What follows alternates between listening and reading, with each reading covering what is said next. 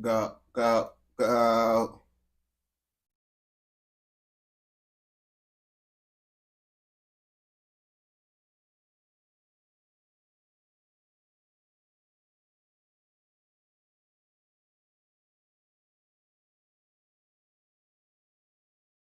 Testing, testing. 323, 323.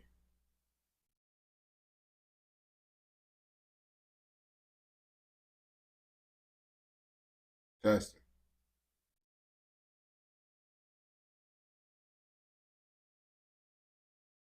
323, 323. All right.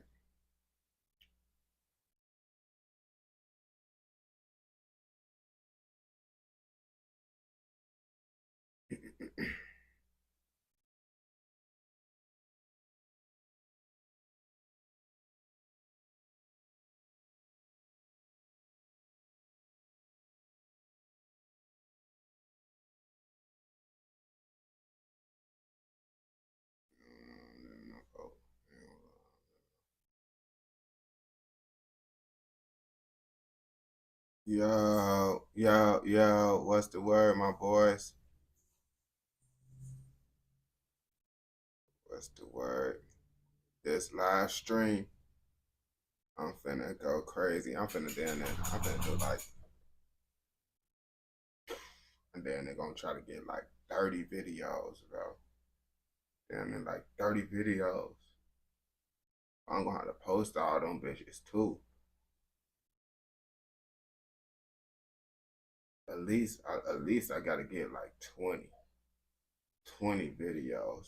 Post all 20 of them bitches.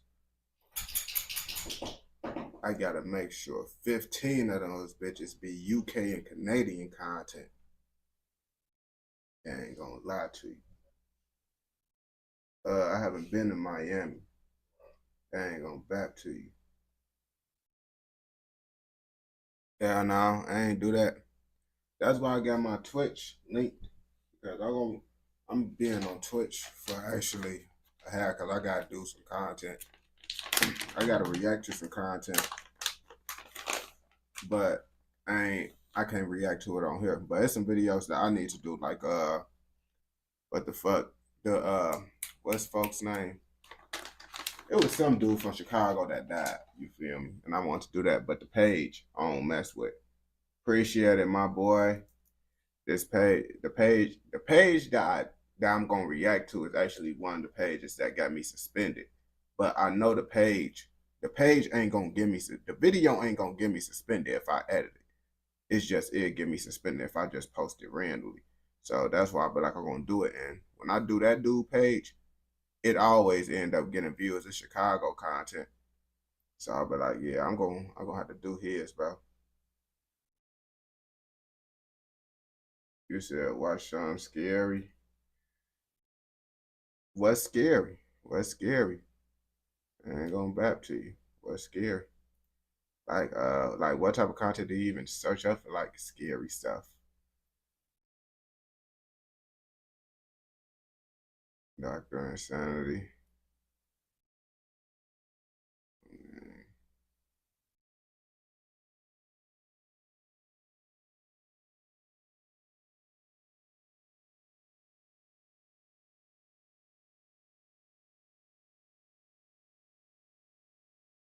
this is Doctor Insanity. Said gas prices.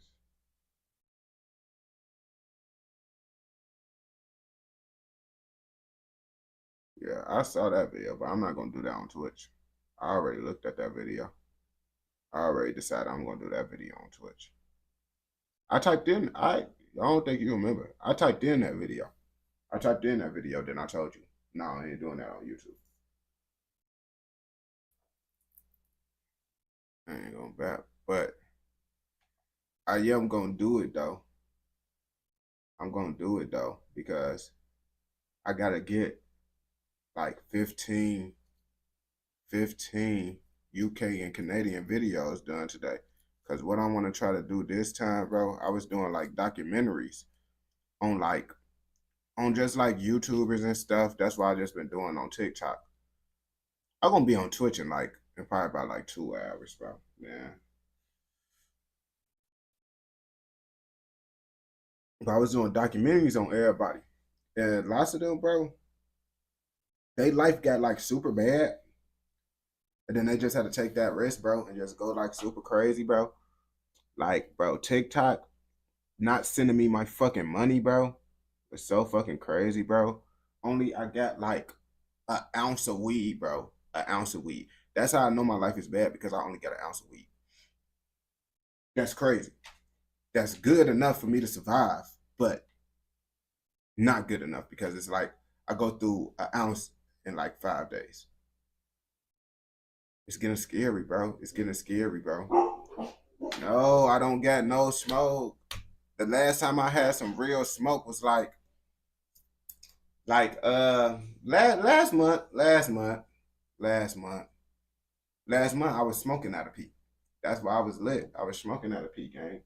I ain't going back to you, bro. But bro, like I said, bro, TikTok ain't send me my money, bro.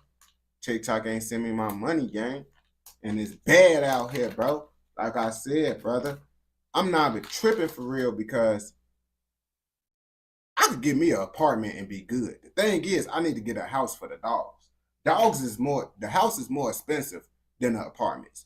Cause people be like, damn, just get a job.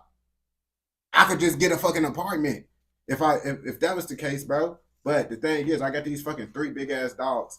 And the only reason I got these dogs, bro, is because it's like my ex said she was going. It's really, bro, really the dogs was at my ex crib. My ex end up kicking out. My ex peoples end up kicking out the dogs because they had all these different animals and shit at the crib. So I had to figure out how to get a crib, all this, so the dogs won't get sent away on game. That's how I ended up in here because the people that was supposed to, you feel me, take the dogs, let them be at their crib, try to kick them out. So I had to step up and be like, man, I got to figure out a way to keep the dogs. So I ended up getting a crib, which I really wasn't trying to do. Like that put me inside a position that I did not want to be in. But just because I care about the dogs so much, I did it. But really, if I didn't get a house for these fucking dogs, I would literally be good. Bro, get the fuck out. Y'all is the reason why I'm here right now. Go. Go. Y'all the reason why I'm in this position now. Get the fuck out, bro. Okay. Skedaddle.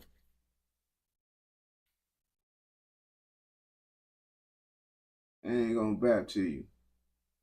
Nah, and the thing is, I stopped trapping. That's another thing too, to focus on streaming. Real deal, bro. Since I'm done trapping, bro, I could tell y'all the truth, bro. The reason why I was missing out on streaming and stuff is because I was trapping and stuff, bro. And then the last month when I was streaming so much, when I started streaming a whole bunch, that's because I stopped trapping, bro. On game, I took a risk and said instead of me trapping out the pound, I'm gonna smoke out the pound and do streaming. And my fucking plan failed.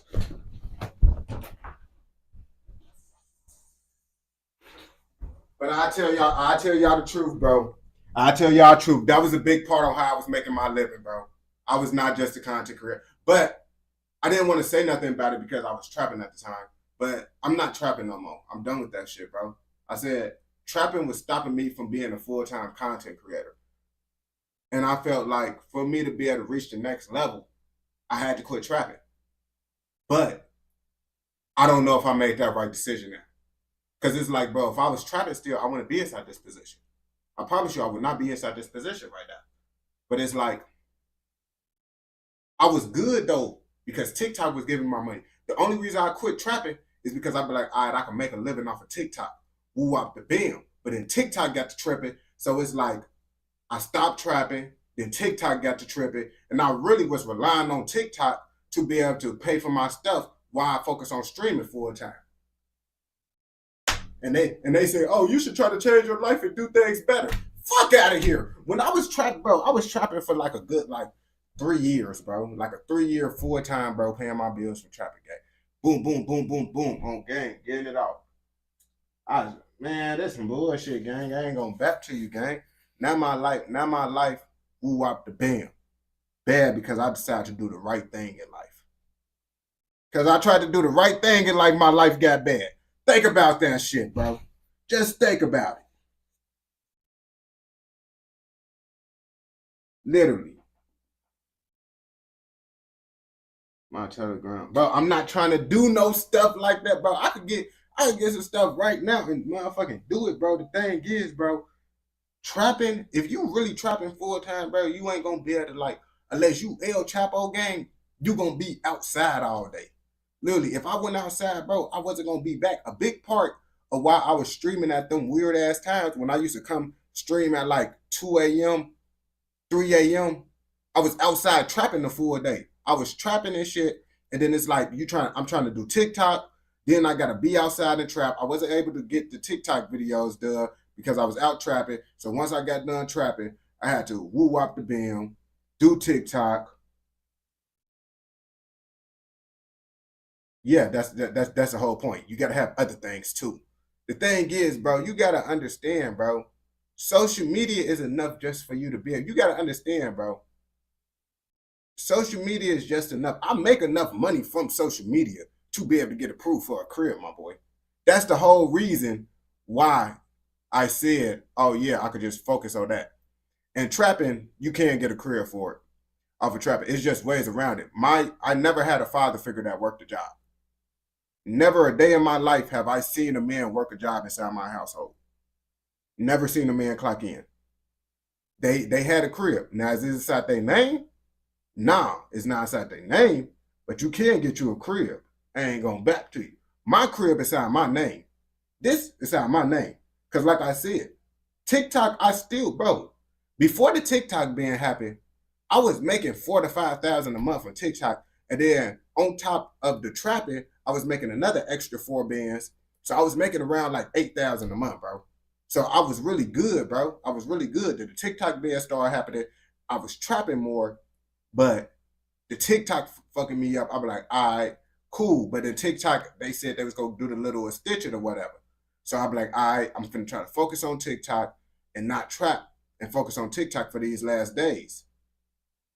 Woo wop the bam. That shit ended up happening how the fuck it did. And all that shit, bro. That's bullshit, bro. On game. But like I said, I'm not doing shit, bro. That's why I've been streaming. I'm streaming early now. I've been focusing on content. All that shit, bro. I ain't trying to do any of that shit no more, bro. Cause it's like shit.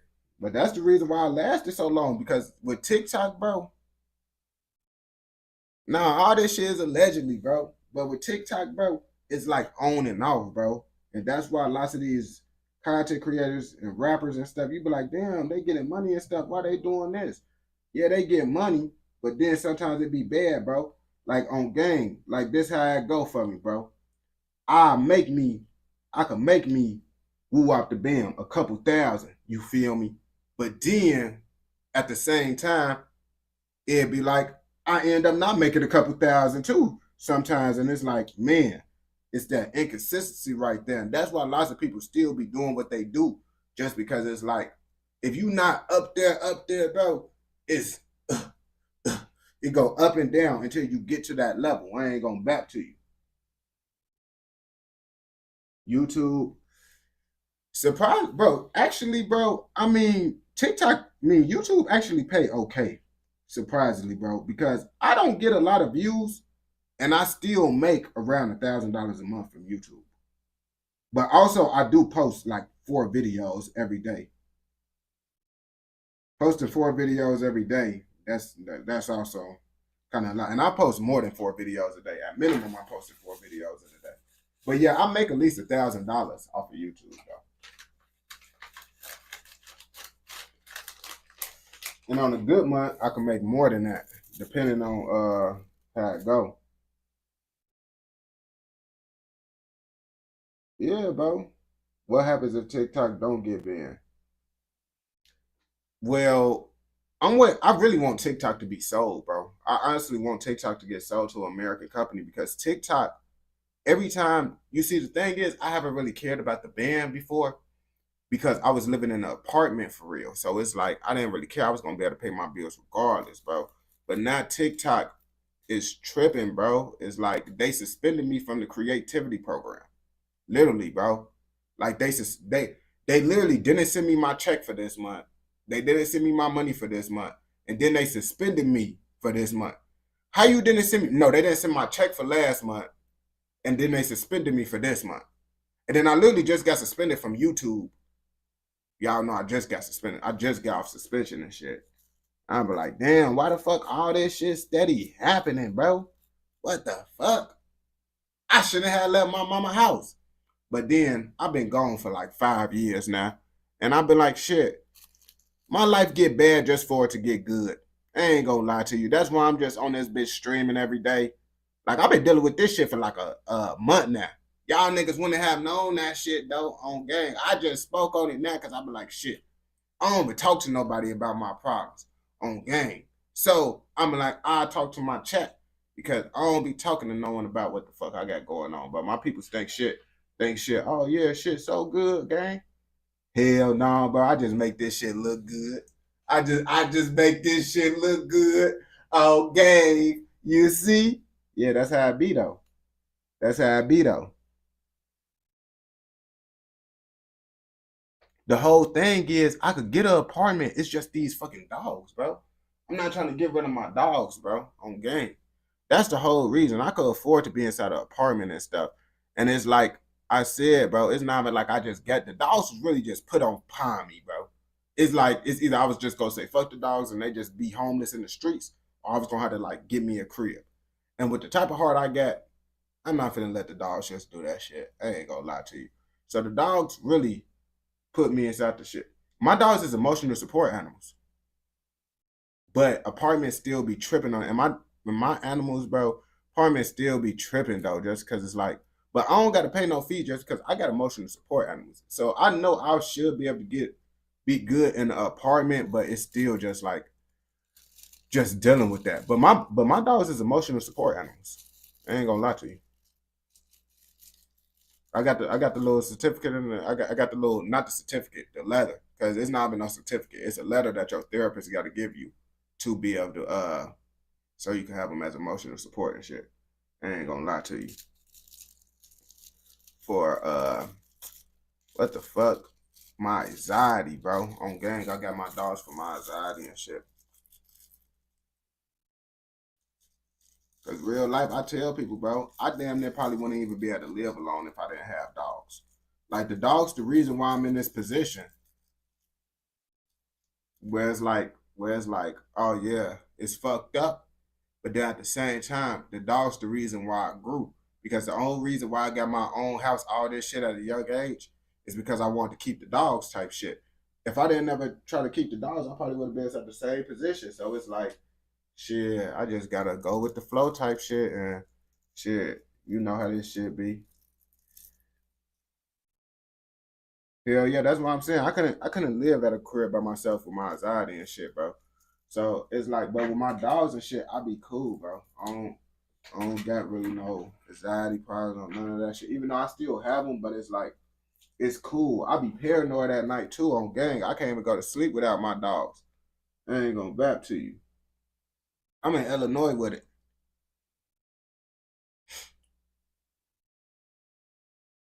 I'm in Illinois with it.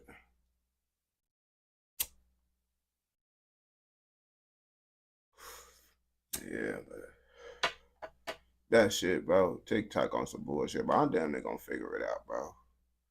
'Cause shit, I figure it out every other time, bro. I ain't go back to you.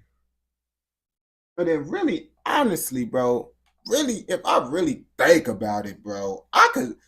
I don't. I'm not really that fucked up, bro, because I still got a whole nother car. I'm like, bro, I real life, bro. I'm trying to think about it, bro, because I got that Cadillac, bro. If I really had to, bro, I could sell that motherfucker, bro. But I'm not gonna sell that Cadillac, bro. I'm just trying to figure out something to do. But I could sell that Cadillac if I really, really had. If I really, really had to, because I own that Cadillac and shit. I got the title and all. But do I want to sell that? Hell no, I ain't gonna sell that bitch. I get thoughts about selling that bitch. But I be like, nah, let me just try to work. Let me just try to work and shit. And then I ain't gonna have to sell that bitch. You talking about trapping the caddy? This guy's. I ain't gonna lie, the caddy is worse on gas than my main car. I ain't gonna lie to you. That caddy got a V8 up in that bitch, and that bitch horrible on gas, bro.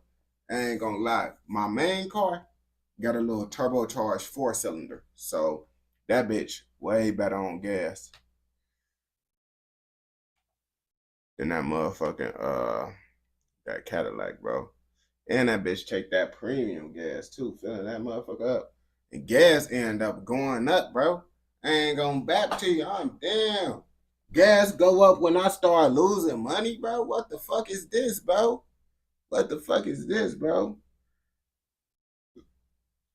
On gang, you see, I don't got no new cat. I got an old school caddy. I got an old school. I got a 92. I got a 92 Cadillac DeVille.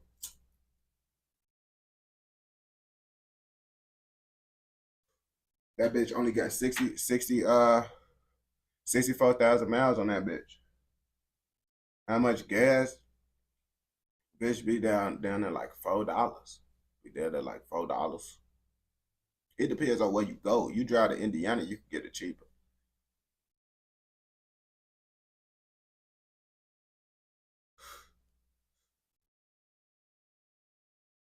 Gotta get that low rider on game. Let's see what the fuck. What up, my boy? Who remember Big Shaq? Big Shaq is that rapper that everybody thought was a real UK drill rapper, but come to find out, he was a comedian. Now, the people from the UK, they probably already knew he was a comedian. But me personally, I thought Big Shaq was a UK drill rapper, and I'm like, man, this what y'all really got going on in the UK? No one can take y'all serious as this shit, how y'all drill rappers really be. But come to find out, he fooled the whole world. I ain't gonna bap to you. It's been getting absolutely dragged on social media over the last 24 hours or so. 2 + 2 is 4, -1, that's 3, quick maths. MJ ting, I told her. Yeah. Someone actually said it's big 2025. Slow down, brother. You fell off. Bro, he's still doing this? Wait, bro, that Shaq West stuff was a long time ago, bro.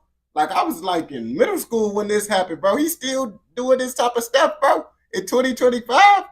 I ain't gonna lie to you. That the UK people must only know about this stuff. I don't think he's making it to America no more with this type of stuff.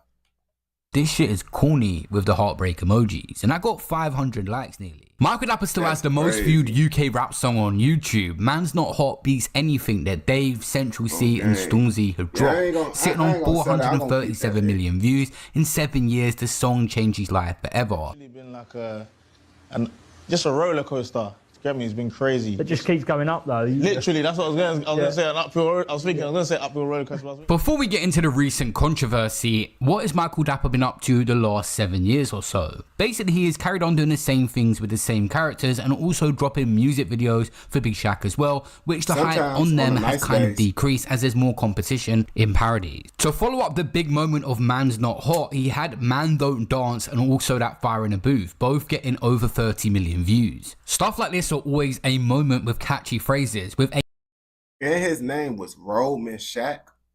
That's how you that's what you feel me. I didn't even know what robe it was. I thought, you feel me. I just found out what a robe it was like a couple months ago. A character, we've never seen anything like that doing such good numbers. It was always going to be hard to keep up the same momentum. I think he hit the absolute peak when he performed at the FIFA Awards in 2018. I see you. Didier Drogba, I see you. Ronaldinho, I see you. My man, Mbappe, I see you. Zidane, I see you. All right, let's go. 2 + 2 is 4, -1, that's 3, quick maths. He performed this at the who hired this guy to perform at the FIFA, bro? I knew the song was big, but I didn't know it got this big with bro performing at the what? That's crazy. I ain't gonna lie to you, off a joke song. That's crazy, bro.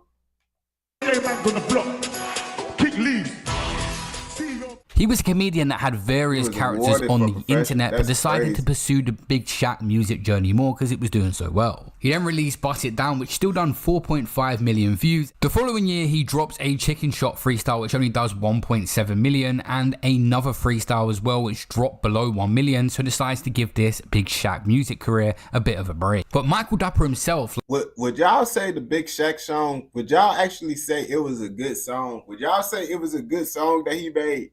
Or y'all just say it went viral because it was funny? Do y'all think it went viral because it was funny? or it was a good song? Or y'all think it's because of both? It was a good song and it was funny. Like I said, had various characters and didn't want to be seen as just Big Shaq. Do you know why, yeah? I can't, like, it's not, I don't go to every single place as Big Shaq because I don't want people to think that's all that I do. Big Shaq can get way more pussy than Michael Dapper. He let it be known, and yeah, he has other characters that have had some success. But over the course of his career, the Big Shaq character was earning him his most viewed content, so it wasn't long until he would bring it back. You see, this just gave me a TikTok video idea. I'm finna add it to my notes. People that got famous off of joke songs. You know, Funny Mike, he ended up going viral off that 22 Savage stuff.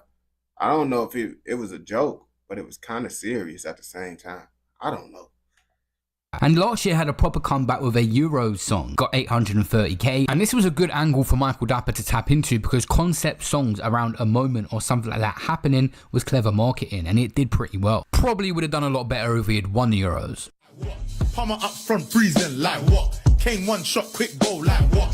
Folding in a hit top things like what? In a up box for shots like what?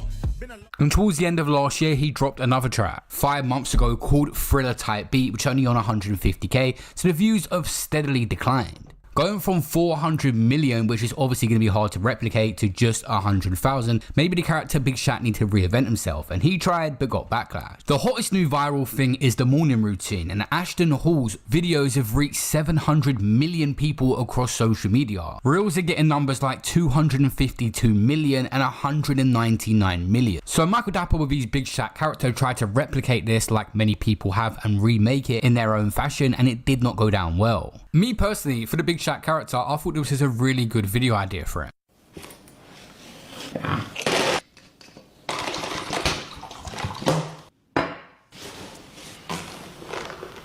It's refreshing storm.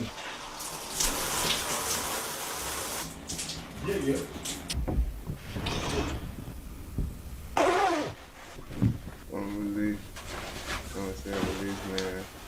Man, cold. Like the square root of 9.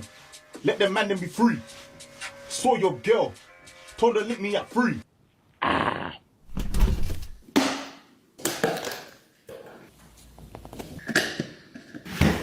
Sweetheart, I'm on. He said, good, yeah? Yeah, I see why Birdie fell off, bro. I see why Birdie fell off. You said this is what Birdie did after the Shaq West?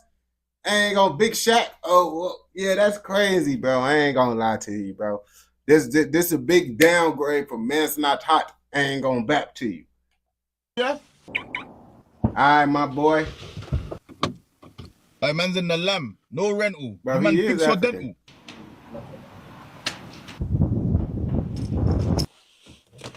Yeah. One sec. Yeah. I'm flooding the entire army. Mud.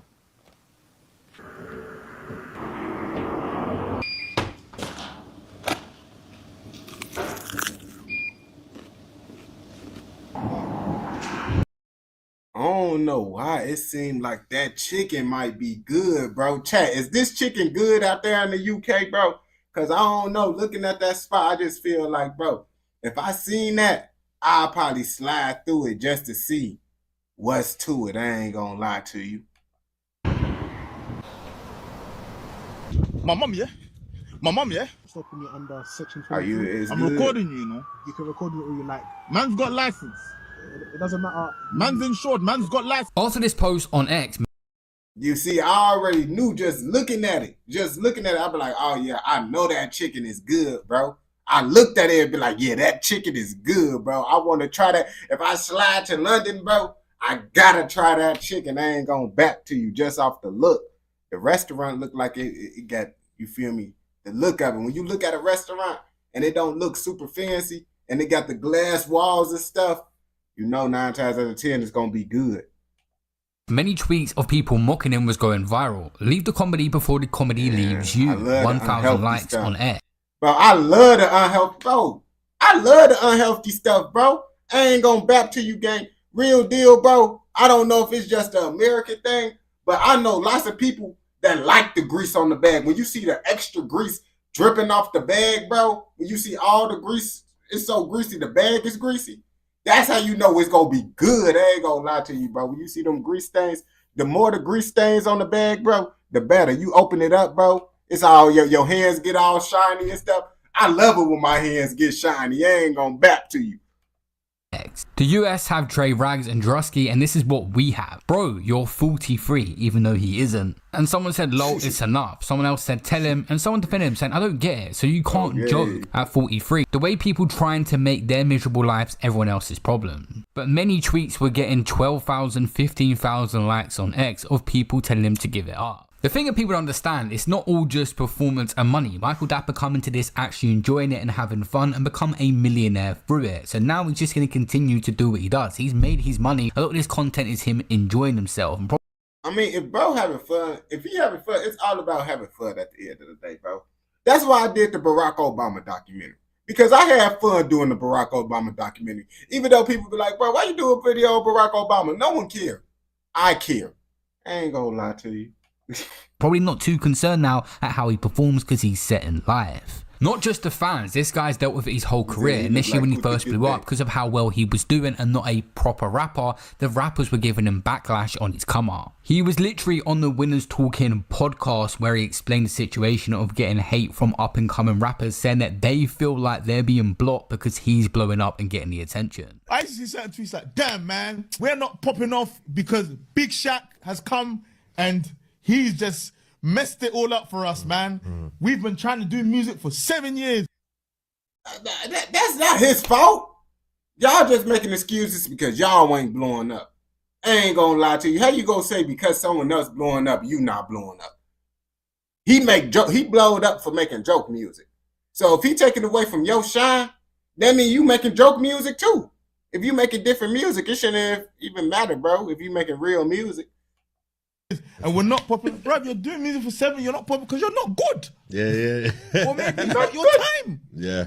Or both. You know them ones, or both. Yeah. Bro, or maybe like rethink and re-strategize. what you're doing. But you can't sit there and blame it on someone else. Like, you know that certain people are just, they're so bitter with how things are going for them and they don't know how to celebrate other people. Facts. Like, you know what I'm saying? They said that they said, one of my pastors said, he said, rah, what you celebrate, you attract. Facts. You understand? Yeah, that's big. If I can't see you, man, and celebrate you lot, and celebrate what you've done, celebrate you and uphold you lot with the utmost respect and pay a man homage, how can I ever attract even a fraction of the success a man has had? I mean, he is spitting, bro. He is spitting, bro. If you think about it, bro, if you out here hating on people 24/7, bro, how can you ever be successful? You think you're gonna be able to attract good energy if you only hating on people your whole life? You feel me? He talking that African literature. I ain't gonna back to you. Sometimes the UK can just be bad vibes. You got to give Michael Dapper his flowers, and most people don't even adapt. He's still making content now, doing reels, the new type of content, and amassed 1.3 million followers on TikTok. A lot of people that was relevant 7-8 years ago cannot adapt. This is a far from falling off type story. This is someone that's maintained being relevant for a very, very long time. I think people have seen how much success he's achieved and are shocked that he's still going and still trying. He could just sit back with the money he's earned from years ago and it makes them feel lazy in themselves. I feel like maintaining being a comedian and being funny is one of the hardest jobs. If this was an American content creator, people would say he's just on his grind and trying something different, whereas the UK love a down. Bro, you not for America. Don't you dare try to tell us what we gonna say. But luckily it's an American person watching this video to tell you no. People talk about comedians all the time, bro. They be like, hang it up, bro. You not funny, bro. You thought this was funny? You thought you was gonna get a laugh? No, you're not getting a laugh at all. You feel me? So I'm just letting y'all know, bro. Don't think, oh yeah, we just be supporting people in America, bro. Nah, bro. We be hating on them comedians too, bro. Drewski, bro. People hate on Drewski. People hate on Kevin Hart. People literally be making videos about how Kevin Hart is not funny at all. I'm like, bro, why y'all getting on that with Kevin Hart, gang? Just because he's successful, bro? Full story. A story I told recently that's definitely crazy is one of the most successful rappers, Dave. His brother Yeah, we actually just did a little video on that. So if y'all want to check out that little Dave video, you feel me? Go ahead and check it out. You feel me? But if you mess with educational, informational documentaries like this, I know you're gonna mess with another educational, informational documentary. So don't forget to like, comment, subscribe, follow the Twitch, and turn on post notifications so you never miss out on any content like this. Bro, you talking about Shimmer Joe? No, we ain't do it, bro. I'm on a mission right now, bro. I gotta do 30 videos and post 30 videos, bro. And then I gotta post 30 shorts. And I'm not just finna clip videos. I'm finna have to make 30 short video ideas, bro. I don't know how I'm finna do this, but if I do this and it actually work, bro, this is gonna be one of the best come up stories of the century.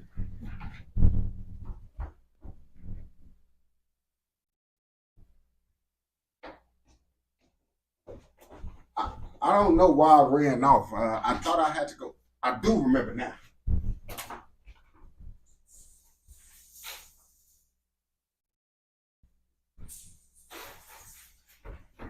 Alright. That's what I ran off for. But I forgot what I ran off for, so I had to run back. Because I remembered. I forgot. That's why I came back. But then I remembered, so I ran off again. I ain't gonna back to you. I said, if I run off and drink water, I'm going to be able to stay up. And you see, you get tired when you just sitting. So you got to move, get your blood flowing. Yeah, I mess with Dave Chappelle. You talking about bald folks? I mess with Cat Williams too, bro. What y'all know about Cat Williams? Cat Williams. You see, y'all ain't speaking on Cat Williams. Bro, I don't know why, bro. This video not gonna get views, bro. But I do want to know how Polo. I don't want to know. That video ain't gonna get views. I damn near know what's gonna get views and what don't get views.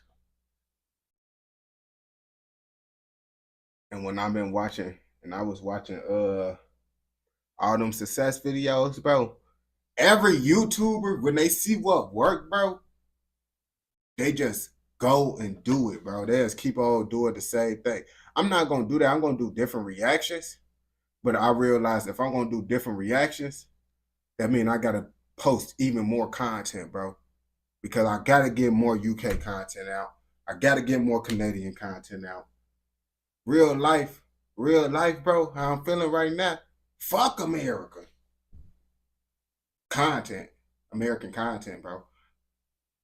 But I'm gonna do it, bro. I'm still gonna do it. But American content, bro, it ain't giving me nothing. It ain't giving me nothing. I ain't gonna lie to you. Except for like what I realized though, I ain't gonna back to you, bro. They like American content on my YouTube shorts though. YouTube shorts, they like American content. But my long form content, bro, they don't be caring about American content. I was like, dang. That's crazy, bro.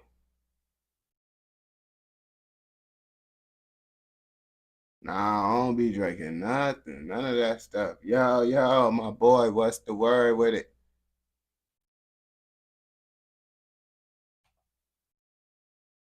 All right, one video down.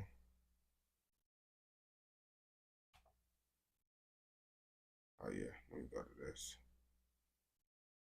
This video, I'll finish this last little clip of this.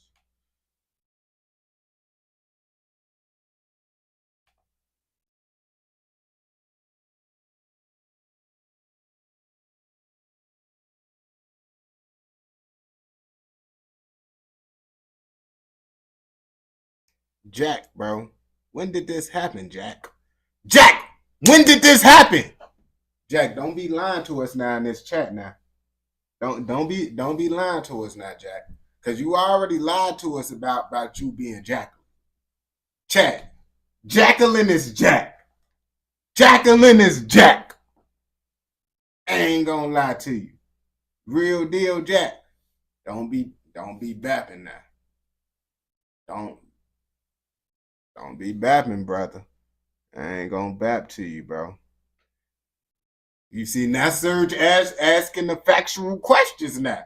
Now I want to know too, what happened to your hand? Yeah, you wasn't thinking Serge was gonna come with that question. Now you thinking, what happened to your hand? Did you lose your hand? He just said back in 2013. Bro, he said, did you lose it? And you just said back in 2013, bro. So you lost it? That's what you, so you said you lost your hand.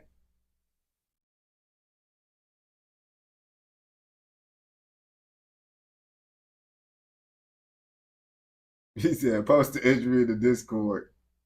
And they want to see it. And they want to see it. Hey, I ain't gonna lie. I low-key want to see too.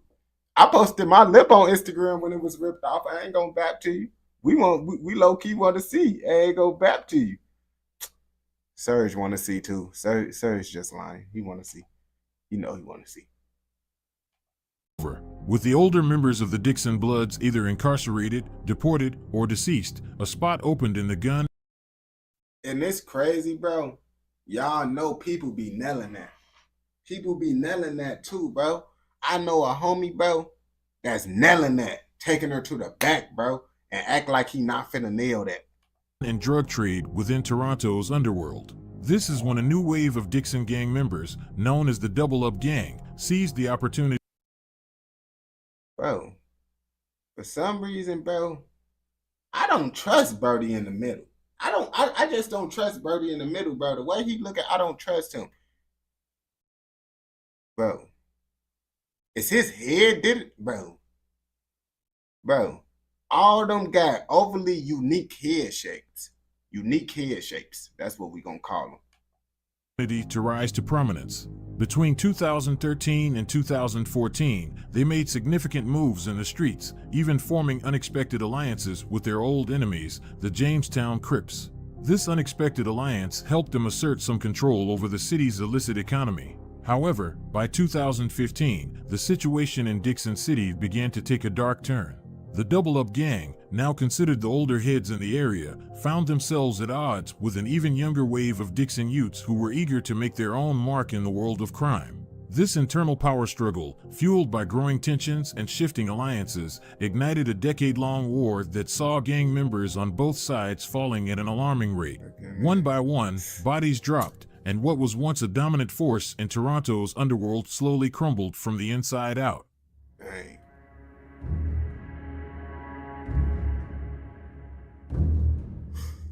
The downfall. The new era of Dixon City violence officially kicked off on March 17, 2015, with the shooting of Ahmed Syed, aka Dicey. He was shot 3 times in the staircase of 2063 Islington Avenue, a high-rise well known for criminal activity. You see, I honestly expected. I see that AC in the window. I peeped that AC. You see, I always peep the AC in the windows. Y'all probably never peep that AC in the window right there. Y'all, I see this area not try to show the AC in the windows like that, but I see the bars on the gate too. Bars on the gate, AC in the window. It's a bad place, no denying it. Despite being part of the younger generation of Dixon Bloods, he was well known due to his older brother, Gully. His shooting was believed to be retaliation for either a robbery he was involved in 2 months earlier or an armed home invasion a month prior. Either way, it seemed 20. Wait, y'all don't got to put AC in the windows inside the UK? In the UK, y'all don't got window ACs? Year-old Dicey had made some serious enemies. Coincidentally, former Mayor Rob Ford was in the building at the time of the shooting and even tried speaking with Dicey. Dang. Well, y'all don't? Oh, I think I'll be mixing y'all up. I guess. I guess I'll be thinking I'll be mixing up Toronto with UK and stuff.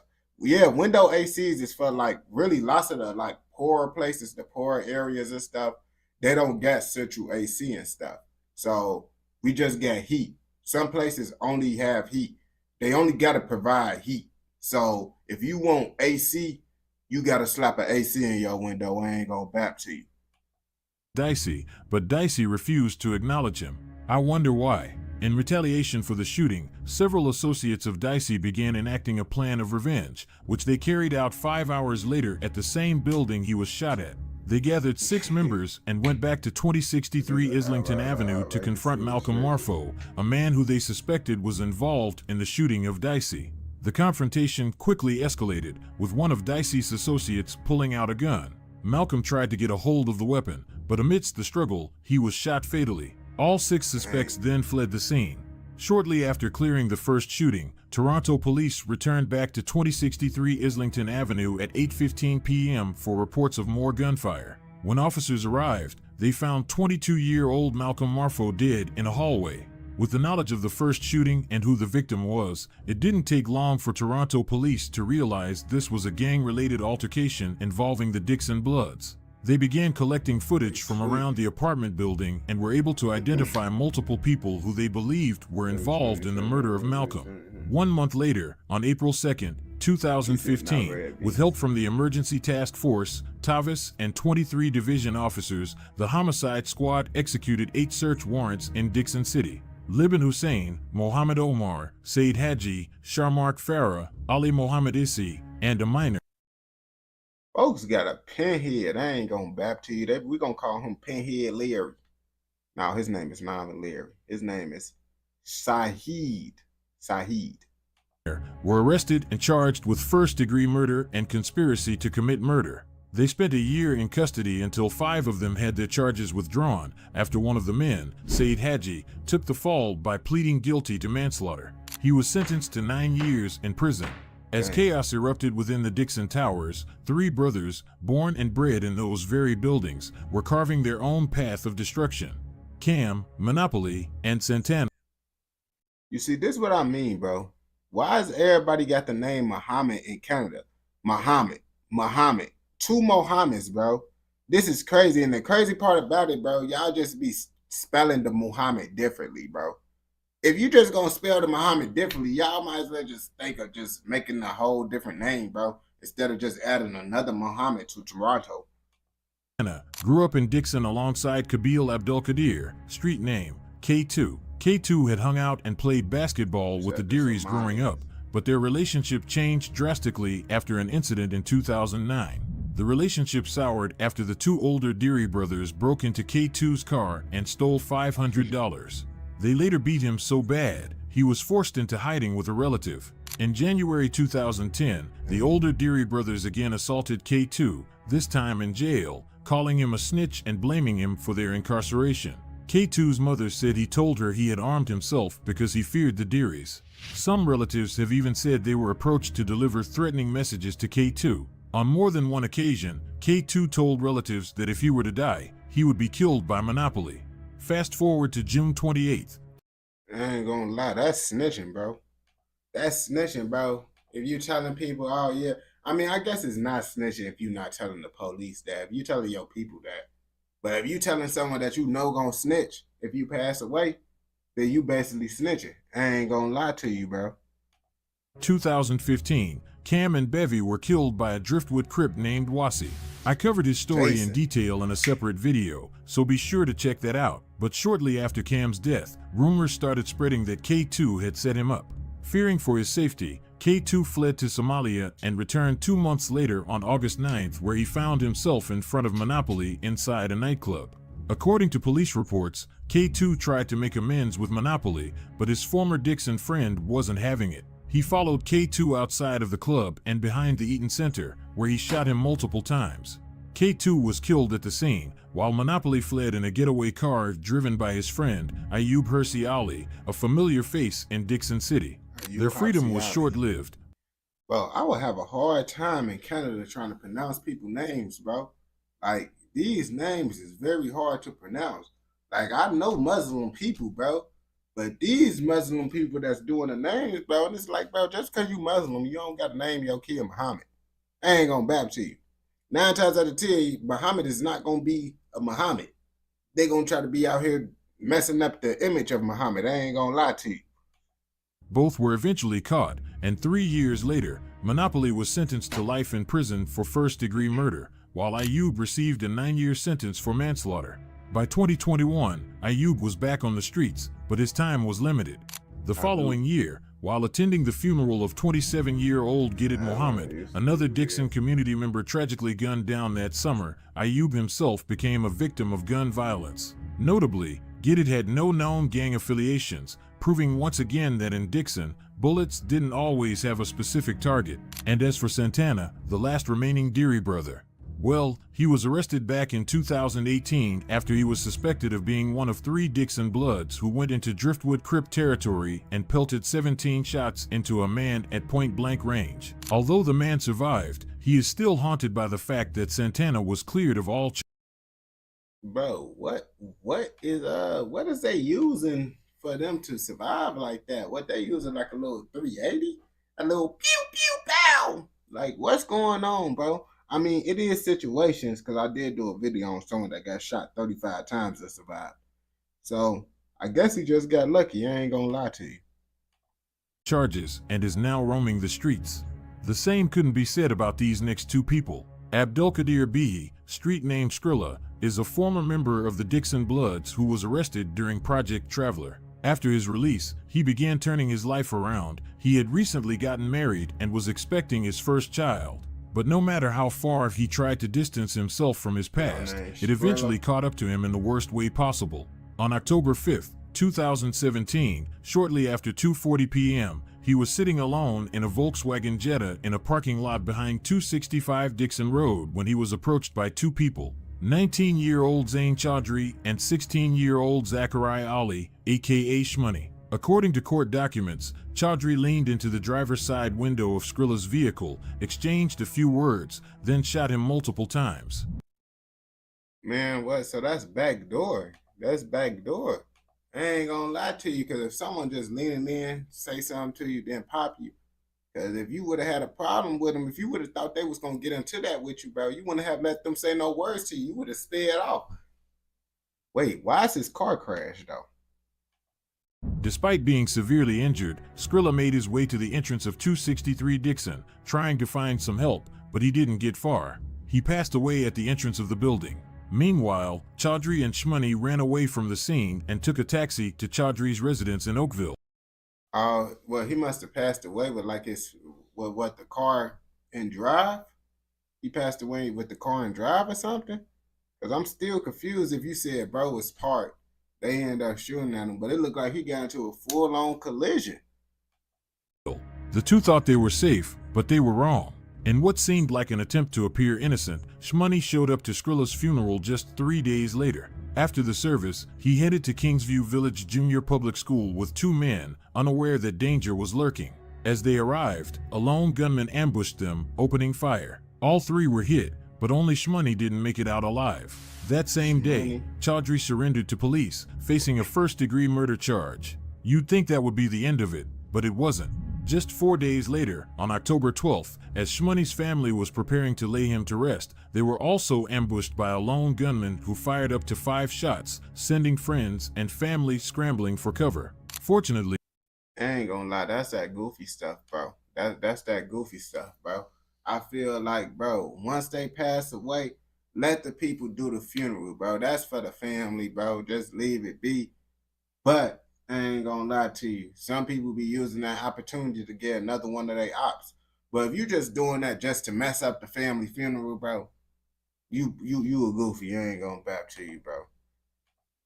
no one was hit. A heavy police presence outside the mosque before the funeral spoke volumes about the number of enemies Shmoney had made in his short 16 years of life. In his honor, the younger generation of Dixon Bloods rebranded themselves as Shugang, carrying his name into the next era of Dixon street wars.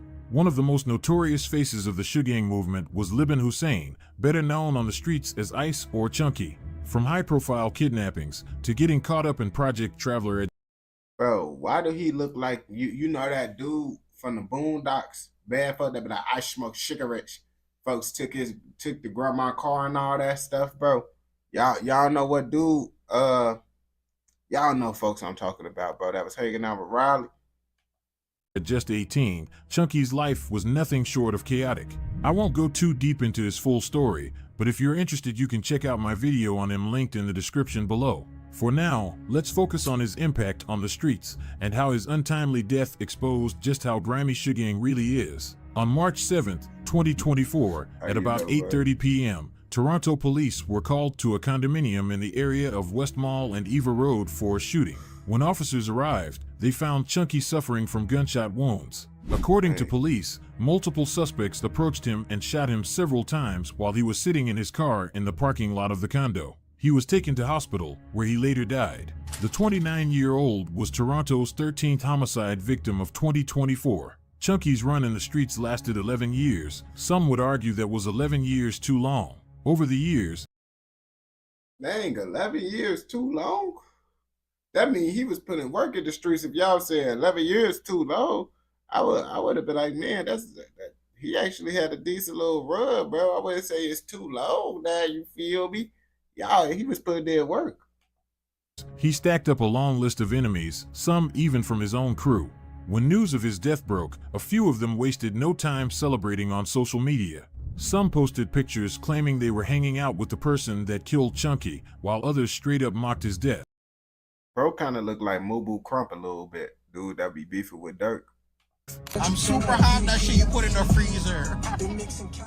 If nothing else, their reactions made one thing clear: Chunky had been putting in serious work in the streets. But his death left more questions than answers. Why were people from his own block happy to see him gone? Was he backdoored? These suspicions only grew stronger when reports surfaced that Regent Park rapper Paperboy was kidnapped just 3 days after Chunky's death. In Toronto's rap scene, Paperboy is widely rumored to be the backdoor king, though none of these claims have ever been proven.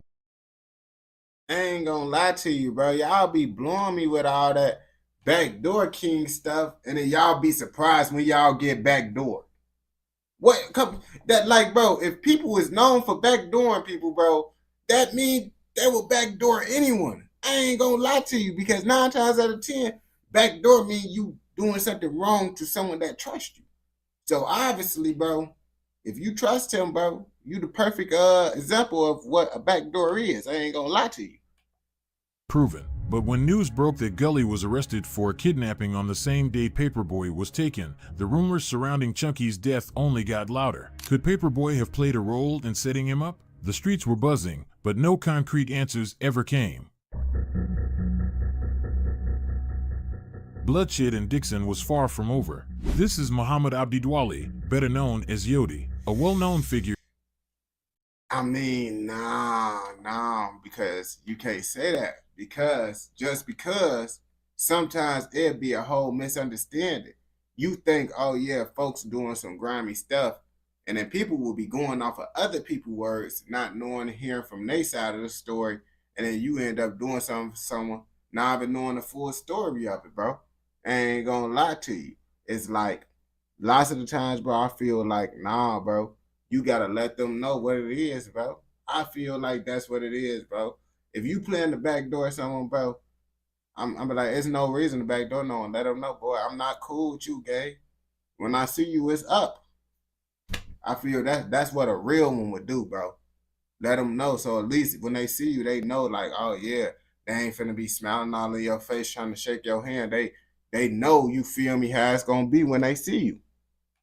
Here in Toronto's streets, especially among the Double Up gang, Yodi had a criminal record that spoke for itself. His run-ins with the law started in 2005 when he was just 14 and continued nonstop until 2011 when he was convicted as an adult for the first time. Yeah, bro, you tell him it's beat, bro. That's what a real man gonna do, bro. A real man gonna tell him, hey, folks, like, it's up there with you, bro. When I see you, bro, it's up there with you, gang. You know what you did, you wacky.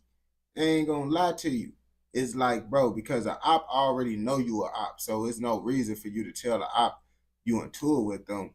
But if someone thinking that you cool with them, bro, let them know. Oh yeah, bro, I'm in tour with you, bro. You all got to tell. If you don't want to tell them you finna smoke, just let them know, boy, I'm not cool with you, gang. But just having someone thinking, oh yeah, we cool, and then you end up doing that, bro. Nah. A year before that conviction, Yodi was shot in the leg while roaming around 75 Tandridge Crescent, home to the ruthless Tandridge Crips, a gang that had no love for anyone associated with Dixon. After that incident, Yodi started carrying a gun, fearing for his safety. That decision may have saved his life on February 9th, 2012, when he returned to 75 Tandridge, this time with 3 friends. They spent the evening drinking and smoking on a front porch with a girl who lived there. After a few hours, Yodi decided it was time to leave. He stepped inside to say his goodbyes. Not even 5 minutes later, gunshots rang out, 5 or 6 in quick succession. When he looked out the window, he saw one of his friends lying on the ground. He had been shot. Following the shooting, Yodi and 2 of his friends ran through a townhouse complex on Tandridge Crescent with firearms drawn looking for whoever may have shot their friend. Unfortunately for them, the cops were hot on their tail. Noticing this, Yodi and his friends threw their firearms into the backyard of one of the townhouses and surrendered. Yodi was sentenced to 5 years in jail for the incident. According to those close to him, when Yodi was released, he took serious steps to turn his life around. He reconnected with his faith, distanced himself from the streets, and embraced as one in there tweaking with it. He said it. Fatherhood, raising 2 children. By all accounts, he was doing well, staying out of trouble and focusing on a better future. But the streets never forget. On April 14, 2024, Toronto police officers had been called to the scene for the sound of gunshots at about 4:50 p.m. When officers arrived, they found 32-year-old Yodi with gunshot wounds and they tried to save his life, but he was pronounced dead at the scene. The former Double Up gang member was the city's 21st homicide victim of the year. 3 months later, on July 26th, 32-year-old Omar Mohammed, also known as 2 Millie, was arrested and charged with second-degree murder in relation to the death of Yodi. He is currently awaiting trial. Now, all that's really left of Dixon are the Sugang youngsters. With rappers like Sheenie and 24 Hours, Sugang has been making noise in Toronto's underground rap scene, but that doesn't mean they've left the streets behind completely. Unlike the older generation, Sugang cut ties with the Jamestown Crips and instead linked up with crews on the south side of Jane and Finch. Their link-up was put on full display when they were caught up in a brazen shootout in downtown Toronto. A full I ain't gonna lie, I seen that video, bro, with that whole little situation, bro. Bro, why is y'all doing this on camera, bro? I understand someone get to blinking at y'all, but the way y'all just did it, bro, y'all know it's cameras up in there. Y'all looking at the camera, bro, doing it, all types of stuff. Bro, y'all was over whooping inside that studio, bro. I was surprised that I can't remember what happened, bro. I'm not feeling lie to say I remember watching it. I can't remember what happened. Video covering the ordeal and everyone involved was made not too long ago. I'll link it in the description if you want to check it out. But for now, here's a quick rundown of what happened. On November 11th, 2024, at around 11:20 p.m., plainclothes officers were in the area of 1196 Queen Street West conducting an investigation. 3 individuals arrived in a stolen vehicle, got out, and started firing numerous rounds at the back of a recording studio where a birthday party was underway. People inside the building returned fire through the back door, forcing the original shooters to take cover behind an unmarked police car. Inside that car were 2 officers, and it was struck multiple times by gun. I ain't gonna lie. With that situation right there, I feel like, bro, y'all should have went out blowing if y'all was gonna do it, bro. Because it's like, y'all over here doing this. You don't know what you hitting. You don't know what you hitting, bro. I ain't gonna lie to you, bro. We don't condone any of that in this educational documentary, bro. Gunfire. The chaotic scene, where over 100 shots were fired, was caught on camera. Miraculously, no one was injured, but the fallout was massive. Police arrested 37 people and... Bro, how did 100 shots get let off and not nobody get hit? This is why I don't want to be outside. This is why I don't like to go outside. Because people would literally be doing all this type of stuff, and if it was an innocent person around, I bet you probably would have ended up hitting that innocent person. But luckily, it wasn't no innocent people around, so it just ended up hitting all types of stuff. It'd be crazy how the world be working, bro. It'd be crazy. We don't condone that. And laid over 100 charges. Among those taken into custody were 00 and 26, both members of the Should Drive Bloods. 2 months after that ordeal, the crew took yet another hit after Sheenie was arrested on firearm charges. He is currently awaiting trial. And just like that, after 3 different generations and 20 years of bloodshed, the Dixon Bloods are borderline extinct. That's crazy, man. They said they borderline extinct, bro. So what? That means someone had to take their place, or that's just like a good area now. Is that a good area? I know someone up in here from Canada. Is this a good area? Or are they just a new gang that took their place? The once feared gang that ruled the streets of Toronto has been torn apart by law enforcement crackdowns, internal betrayals, and generational shifts. The streets that raised them have become quieter, and as of the making of this video, Dixon hasn't seen a single case of gun violence. But the brutality of the Dixon Blood still lingers. Bro, so you telling me that it got better? So y'all telling me that it actually got better. So this one of the situations. Nope. Oh, so it's not better. It's not better. Well, what is going on right now? Because he just said they ain't have nothing, no more shootings, and then someone just said no. Is you from Canada? Because if you're not from Canada, you can't speak on it. We only need Canadian knowledge on this one. I ain't gonna lie to you, man. Who from Canada right now to give us the background facts on this whole little video on if this area a good area or a bad area? Because I ain't gonna lie. General not up in here right now. And you know, General, he be telling us the information about the Canadians. I ain't gonna back to you. But if you watch this video all the way through, I know you messing with another educational, informational documentary like this. So don't forget to like, comment, subscribe, and turn on post notifications so you never miss out on any educational, informational documentaries like this. Oh, it's bad. Alright. So y'all from Canada really. Y'all ain't sending me off, bro. Y'all ain't sending me off, bro, because I just had a vacation ticket in this area, but now I'm finna get rid of that vacation ticket because y'all said it's a bad area. I heard it was a good area now, bro. I ain't gonna lie to you, bro. I'm finna cancel my vacation. That's crazy. I had a little Airbnb over there, gang.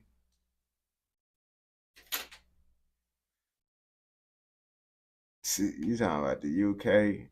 Well, I could drive to Canada, bro. I could get to Canada I could get to Toronto in like 5-6 hours. I ain't gonna back to you.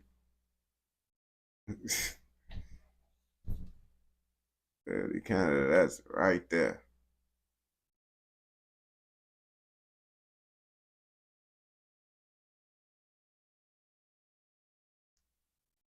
Nah, I'm gonna travel when I get money, bro. When I get that money on, bro. What they mean? What they mean, bro? Paperwork got exposed, bro. This can't be true. Freak baby paperwork got exposed.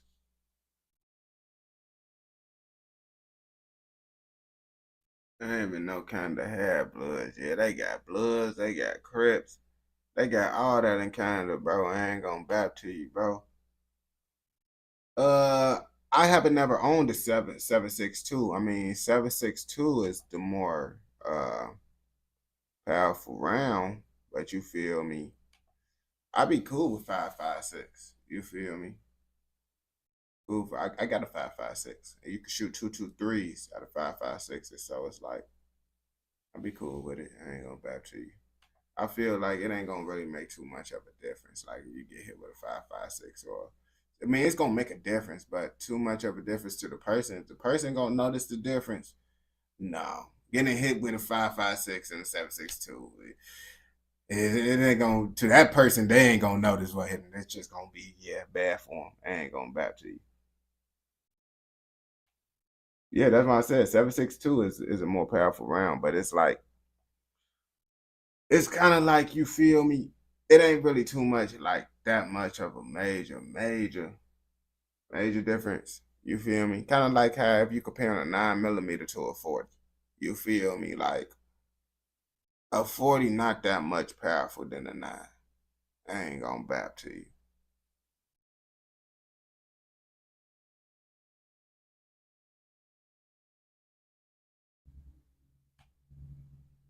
Some guns. See, at the gun range, if you go to the gun range, yeah, but you can't take nothing home with you and none of that, bro.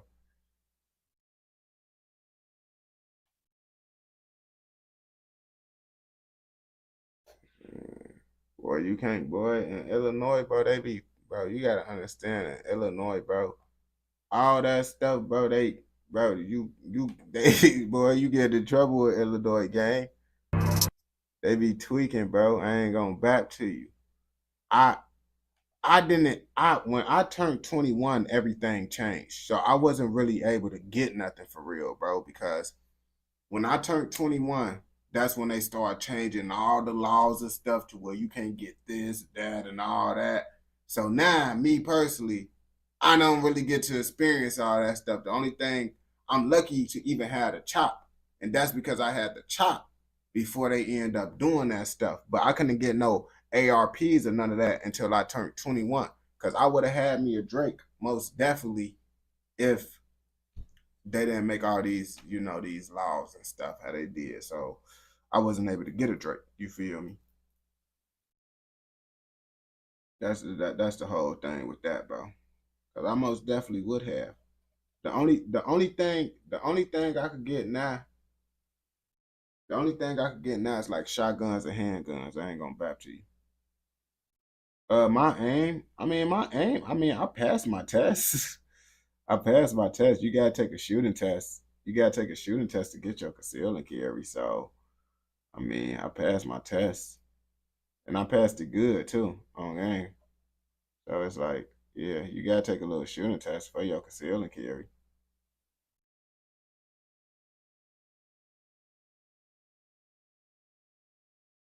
It ain't like certain states like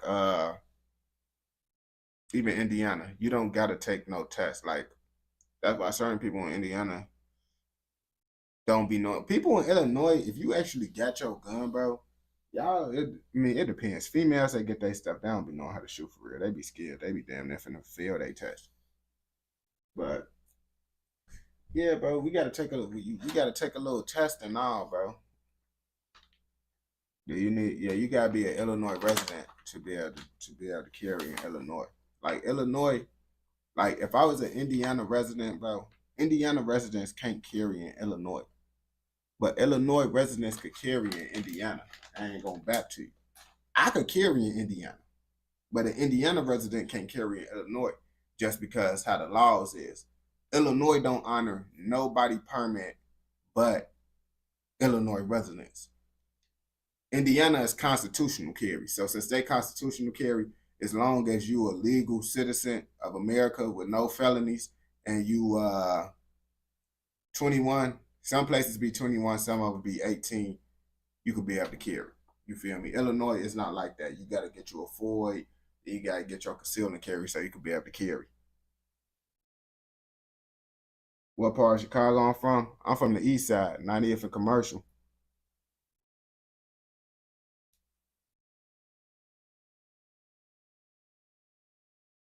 Yeah, oh yeah, nah. I mean, if you become an American citizen, yeah. Yeah. If you become an American citizen, bro, American citizen, and you're a resident of that state, bro, you'll be able to get you one.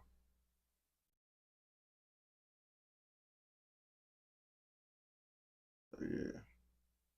Yeah, they ain't really no problem with that, bro. As long as you're a resident out there, I ain't gonna lie to you.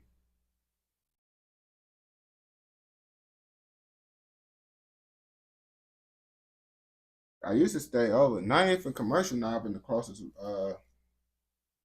closest building that I stayed in by. I used to stay in these duplexes on 89th and Buffalo.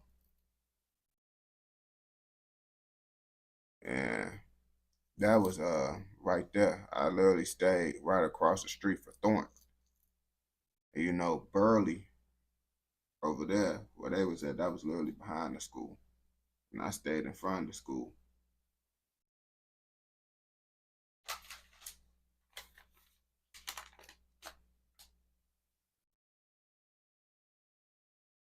S1, what is you talking about?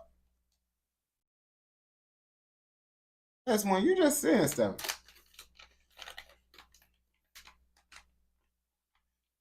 Buffalo sound like New York.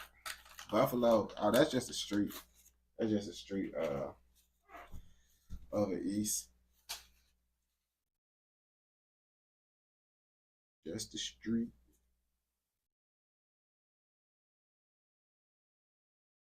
But y'all probably ain't gonna hear about that street because I don't think it's no rapper that's gonna ever come from Buffalo. I mean, around that area, but I don't think it's gonna be no rapper saying they from Buffalo. I ain't gonna back to you. I don't know.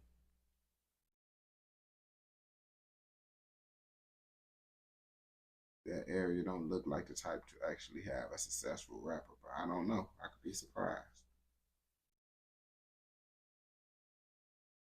I could be surprised.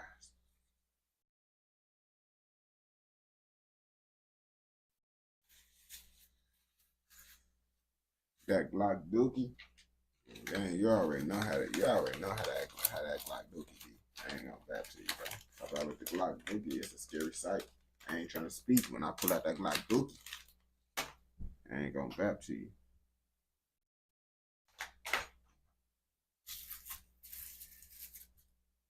Have you ever had to up it?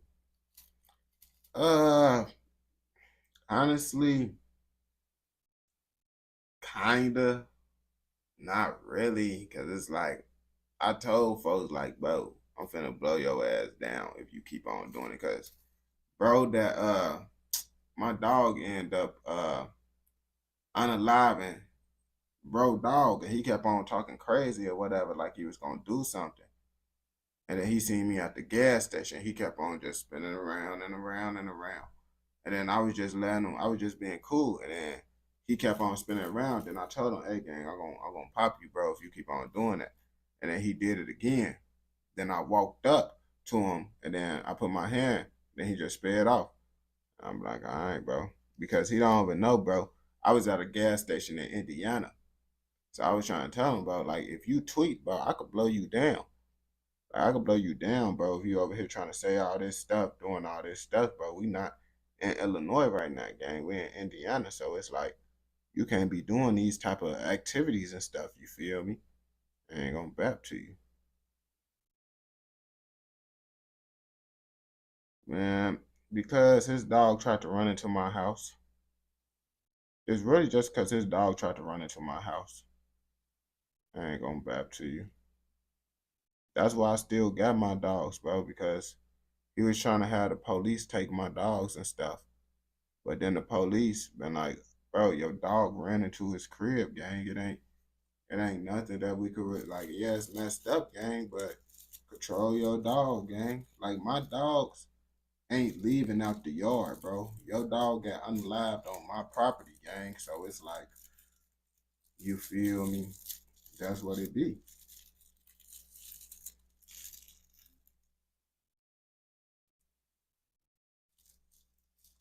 That's what it be. So it's like my dogs end up going to the pound for a week though, for that stuff. Because I ain't gonna bat to you. I ain't get that rabies shot up to date. And since they bit a dog, it was a dog incident, bro. They said they had to go through quarantine at the pound to make sure they ain't have rabies before I got them back. So I gave them up. They only took 2 of the dogs, and I had another dog that I end up keeping.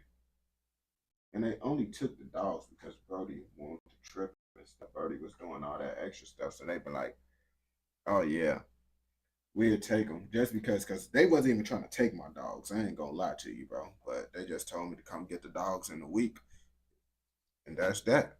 I paid the little fee to get them out, and I took my dogs back. Got they little rabies shot. Actually, I had to show proof that I got their rabies shot already purchased. So like the vet, they give you this little sheet thingy that show you that you already purchased the shots.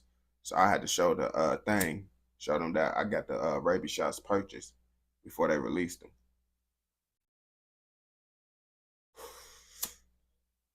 But yeah, that was that though. And then I got them back. I was happy when I got my dogs back. That's why I be like, bro. That's why I be like in these situations, like the situation right now, where I be like, damn, I be feeling like I be having to get rid of my dogs in that situation. I didn't know how I was gonna be able to get my dogs back in that situation, bro. Like I thought it was over with for my dogs, but then I ended up getting my dogs back. I'm like, all right, bro. Cause real deal, bro. When I knew the police was coming, so I ended up leaving with my dogs, and the police ended up putting a letter on my door, talking about call them, woo, this, that, and the third. I'm like, damn, they finna get on my ass. They finna try to take my dogs. I didn't call them for a little minute. Then I finally called them. Yeah, we gotta woo out the band. We need your dogs. Boy, well, I better get my dogs back. They were like, yeah, we'll give you your dogs back. Woo, this, that, and the third. They just gotta be for a week. I. Then they said, when you want to meet back? I'm like, I'll meet y'all back at the crib, bro. Y'all for real? They were like, yeah, we for real, gay. I pulled up, but I put my cars, I hid the dogs inside the car. And they didn't know where the dogs was at. So I'm like, all right, bro. I talked to them and stuff. They telling me all the stuff. All right, bro. I gave the dogs and all that. But that was that. And I ended up getting my dogs back a week later. So I'll be like, we good. Okay.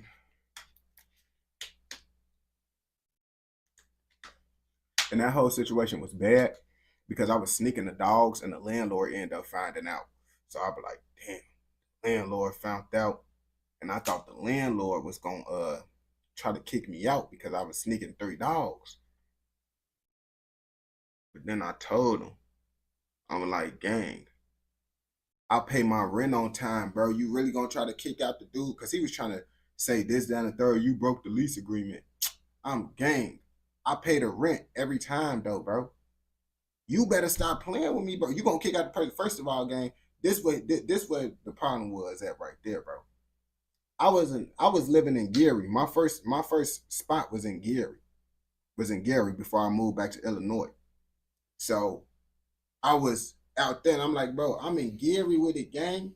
You better stop playing with me with this raggedy crib, gang. I ain't gonna back to you, bro. Like I pay rent on time, and you know people in Gary is not paying their rent on time. So on that note, leave me alone, bro. And he knew it was the truth, bro, because people in Gary is not paying their rent on time, gang. And then I'm young paying my rent on time, bro. Leave me alone about my dogs. And then I told folks, I told the landlord too. I'm like, gang, I'm young. I'm young, bro. I will move back to my mama crib, bro. I will move back. No, he a white guy. I told him, bro, I'm young. I'll move back to my mama crib. Or I can move to my pop's crib, gang. Just like that, bro. So you not hurting me, evicting me, gang. I'm telling you that right now. You not hurting me at all, bro. I'm not some old dude that can't, bro. I would go back to my mama house. All my homies still live with their mama. They my age. So if all my homies still live with their parents, I could go back and do the same thing too, bro. I'm just trying to, try to figure this out on my own, bro. So you can't threaten me with that eviction stuff, bro. Like I'm a person with 5 kids and I need a house. I don't need a house. I just want a house. You feel me? At that age, I'm really, right now, I'm currently, if I was in college, I'd be just now getting out of college. So it's like, bro, come on now. I don't need no house, bro. I'm just trying to figure out life and do this stuff on my own. But he understood that, and then that's why he ain't do nothing to me. I ain't gonna lie to you, cause yeah, bro, you ain't finna threaten me with no eviction. I told him, bro, don't try to threaten me with no eviction, bro. Like I would leave this motherfucker before you try to threaten me with an eviction, bro. And I go right back to my mama house, bro. What the fuck? Did your gun on you when your dog was? Did I have my gun on you when the dog attacked me? Yes, I have my gun everywhere. I have my gun everywhere. But I was at my house when the dog attacked me. Like it was the next door neighbor dog. I had my gun in my car. And it wasn't my house, it was my mama's house. I pulled up to my mama crib. And then, I ended up putting my gun in the car because Now my gun be inside my little bag. I left my bag inside the car because I was doing some things. I was setting up my dogs on a yard leash because I was letting them use it before I took them to the vet. Because how the house set up at my mama crib, it ain't no gate, bro. It ain't no gate, bro. It's weird, bro. It ain't no gate. So the dogs could just run through on both sides. So it's like a dog end up coming out, and my dogs end up unaliving one of the dogs, but a dog ended up biting me. It was like a whole bunch of dogs. It was my dogs versus they dogs. You feel me? So it was like a big old whoop. Damn, bro. I end up getting bit. Dang. I got bit. I didn't even really know what was happening till I looked down and I seen my lip like this. I'm like, oh shit. And then I had blood just leaking down on my head. I'm like, what the fuck? I'm like, my lip. What the fuck? I felt like, bro, I didn't feel it though. I just saw my lip hanging. And I'm like, bro, my lip real life hanging, bro. And then my mama came outside and she saw my lip hanging. She'd be like, oh my gosh, what happened? I'm like, I got bit by a dog. My mama went to go get a broomstick. I'm like, mama, bro, what the fuck you finna do with a broomstick, bro? And then they'd be like, oh my gosh, I gotta call the ambulance. Bro, don't call the ambulance, bro. I'm not getting in the ambulance because they be taxing, bro. Someone called the ambulance anyway, bro. Ambulance was like, yeah, we gotta take you to the hospital, bro. We gotta stitch that up. Ooh, off the bam. I'll take myself to the hospital, gang, bro. Y'all ass be taxing, bro. I ain't with none of that, bro. Y'all ain't finna charge me $1,000 just to ride to the hospital, bro. So I end up going to the hospital. I didn't drive myself.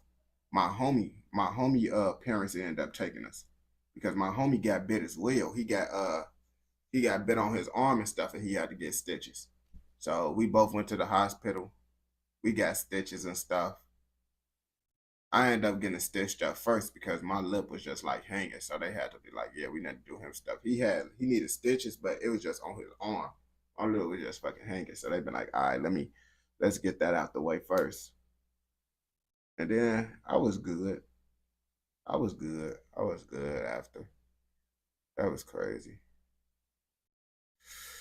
Yeah, I haven't been going to the range, because I've been trying to figure out this stuff with the social media thing.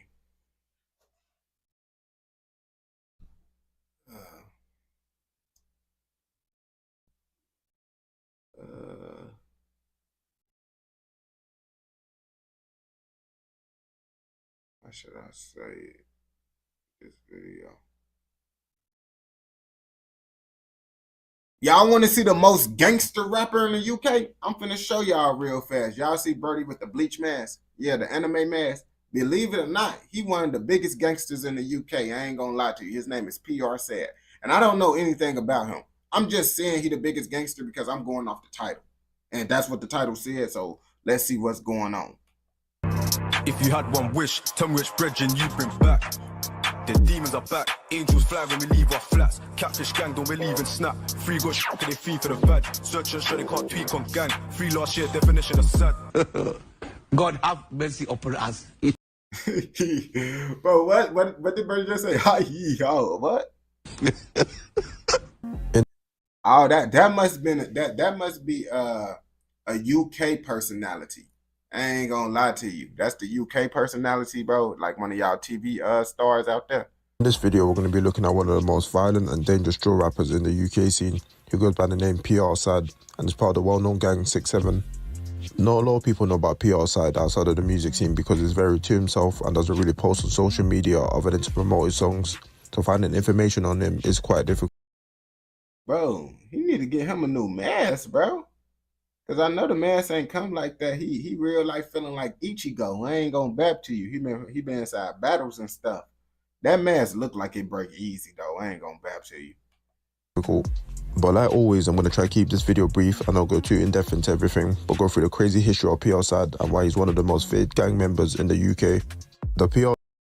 I ain't gonna lie, bro. With this mask, bro, it do make him stand out, bro. Like, I just want to know about Brody just because it's like he got the mask on. The mask do look kind of cool, bro. The mask do look kind of cool. I can't lie to you, bro. I'm like, bro, what the Brody got going on? in his name stands for Puller Reeks, with SAD being an abbreviation of Search and Destroy, which is a set within the 6-7 gang who are located in Brixton Hill, South London. But over the years, there's been a lot of confusion on what PR SAD's name actually stands for, with some people saying that PR stands for Puller Ranks instead of Reeks, and SAD being an abbreviation of Spot and Drop and Shoot and Deny. Despite the confusion, from a young age, PR was involved in the gang life, and you can see pictures of him online with well-known drill rappers like Lowski and BT from the gang 410. You see, PR...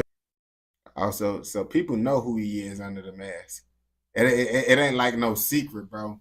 Cause you know with that OT that Joker dude from Philly, people didn't really know who he was for real. The public know who he is, but the public kind of ain't know who he was till he passed away. I ain't gonna back to you. People just know him as the Joker guy.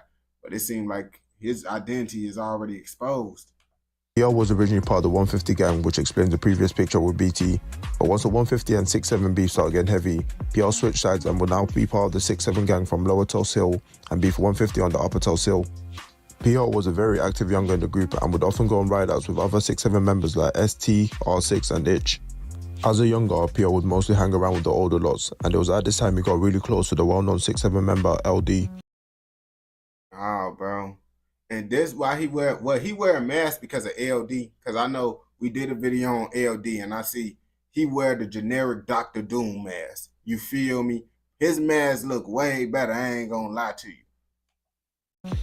Bro, he low-key look like Unaliver from a scary movie. I ain't gonna bap to you. He looked like he'd be inside a scary movie or something with the dreads in his face. Took him on and would send him OT to get money from a young age. Being part of a gang from a young age, especially a violent gang like 6-7, turned PR into an absolute devil. Before PR had even dropped a tune, it said that he poked numerous members from the rival gang 150. However, on the summer of 2015, PR would go on a ride out with ST and R6 and poke a rival member called Days so badly to the point that they opened up his stomach. The gang would go on to rap about what PR did. And yeah, open up your stomach. I ain't gonna bap to you, bro. I don't got the stomach to even do that to nobody. Like, I ain't gonna lie to you. Like, the stuff y'all be doing, bro, I personally don't think I got the guts to do because I don't want to see the inside of nobody's stomach. I'm telling you straight up, bro. Like, yeah, I'll probably watch it on a video if it pop up on my Instagram because it do be a little bit interesting. But me personally to do that to someone, I don't think I could witness that type of stuff, bro. That's why I say, bro, y'all way more diabolical in the UK, bro. Because shooting people, bro, that's looking at that, bro. That's not really like, oh, man, but slicing someone, bro, that's real life crazy. We don't condone any of this inside this educational documentary. I mentioned them multiple times in the tune Take It There, which currently has 12 million views on YouTube. Same way I cut shapes in the rave, I dip a man's face. Niggas know how we got down days, I'm scarred, I'm looking like a slave. Most of the team in jail, still getting paid in there. Niggas know how we got down days, how you gonna make it fair? How? Niggas know how we got down days, how you gonna make it fair? How? Same way we got down Capo, you can never make it fair. Niggas know. I ain't gonna lie, this actually, I was finna say it's trash. I was about to say it's trash. I ain't gonna lie to you. But I'll be like, hold up, let me listen to it. And I'll be like, if I was a UK person, I like it. You feel me? So I'm gonna say it's not trash. PR has serious beef with 150, CT, TOG and UTH and will continue terrorizing Zops for years and eventually got slapped with 2 attempted murder charges and possession of a... Do y'all want me to tell y'all the secret, bro? And this the secret that I didn't want to tell y'all this, but I chose this video for a reason. Central C is under that mask. Central C is under that mask. That's who's under that mask. But you don't gotta believe me. I'm telling y'all what I know on Reddit. A firearm back in 2017. He would beat the attempted murder charges, but would still spend some time in prison for other charges.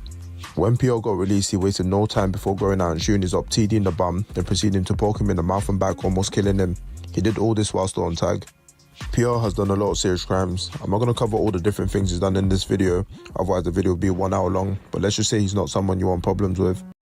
Man, if you want to get money on, bro, if you want to be the next Trap Reezy, bro, you got to start putting out these 1 hour long videos, bro. I ain't going to lie to you, because you got the most, you got videos that no other UK person got. I ain't going to lie to you. I ain't find no videos like this, except for your page. Let's shout out Birdie real fast, bro. All the UK brethren, bro. If you a UK brethren and you like UK content, bro, check out Birdie. Graham Diaries, bro. You know we got to support him, bro. You see I'm subscribed to him, man. Go check him out, bro, if y'all want some new UK content, bro, because he really pushing it out, bro. And for him to keep on pushing out content, he got to get views. So watch his content too. PR would be mentioned in a lot of tunes for his violence, but on the 29th of June 2020, he drops his own tune, and let's just say it gives Yanko some competition in terms of pure violence. Give man's work to a next, but today let's smoke, we got down sticks. I just rolled S1 in a Rizzler, take a picture when I burn his head, no.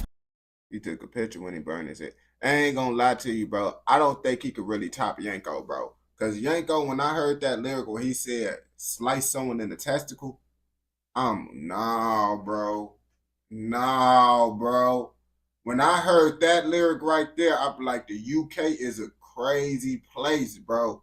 Like, why is you even thinking about doing that to somebody, bro?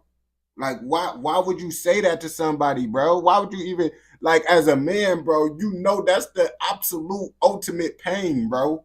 Like, you is diabolical if you thinking about doing that to a man, bro. Like, you the devil himself, bro. I ain't gonna back to you, bro. That was pure evil when I heard that lyric. We don't condone any of that in this educational documentary.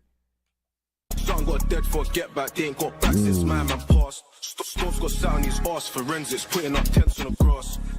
The song does well, and PR will drop a couple more tunes only a few months apart from each other, and these tunes will go viral, gaining nearly 10 million views. So you saying Yanko be bapping? You saying Yanko be with that bap? Don't say Yanko with that bap, bro. Combined in just a year. In these tunes, PR will mention all the different ups that he's pulled and ended, with his lyrics being upheld as some of the most violent bars in the drill scene. We've lost blood and they've lost lives. Can you see the difference? Posters won't help find the missing if me and R6 complete this mission. Got burnt, you got overfried. Got splashed, you got overknife. Got slashed, you got overdiced. Got slapped and turned poltergeist. I ain't gonna lie to you, folks. Low key spit it, bro. I ain't gonna lie to you. I might have to do a little bit of research on what PR said, bro. His name low key kind of throw me off though, because it's like, why is your name PR said? But then he said like the abbreviation stand for this, that, and the third, and it's like I can't even remember the abbreviations meaning, bro. But I guess PR said with a bleach mask will stand out. I ain't gonna lie to you. In the year 2021, PR will go on Fumes the Engineers platform for Plugged In and drops a bar that had the UK scene talk. Hey, phone bro. Did you just change your mic? Did you just change the mic on us mid-video, bro? What is going on right now, bro? This behavior will not be tolerated. Trap Reezy would never. But you a new creator, bro. We gonna give you a pass. The video's still good, bro. I don't know what happened. Talking.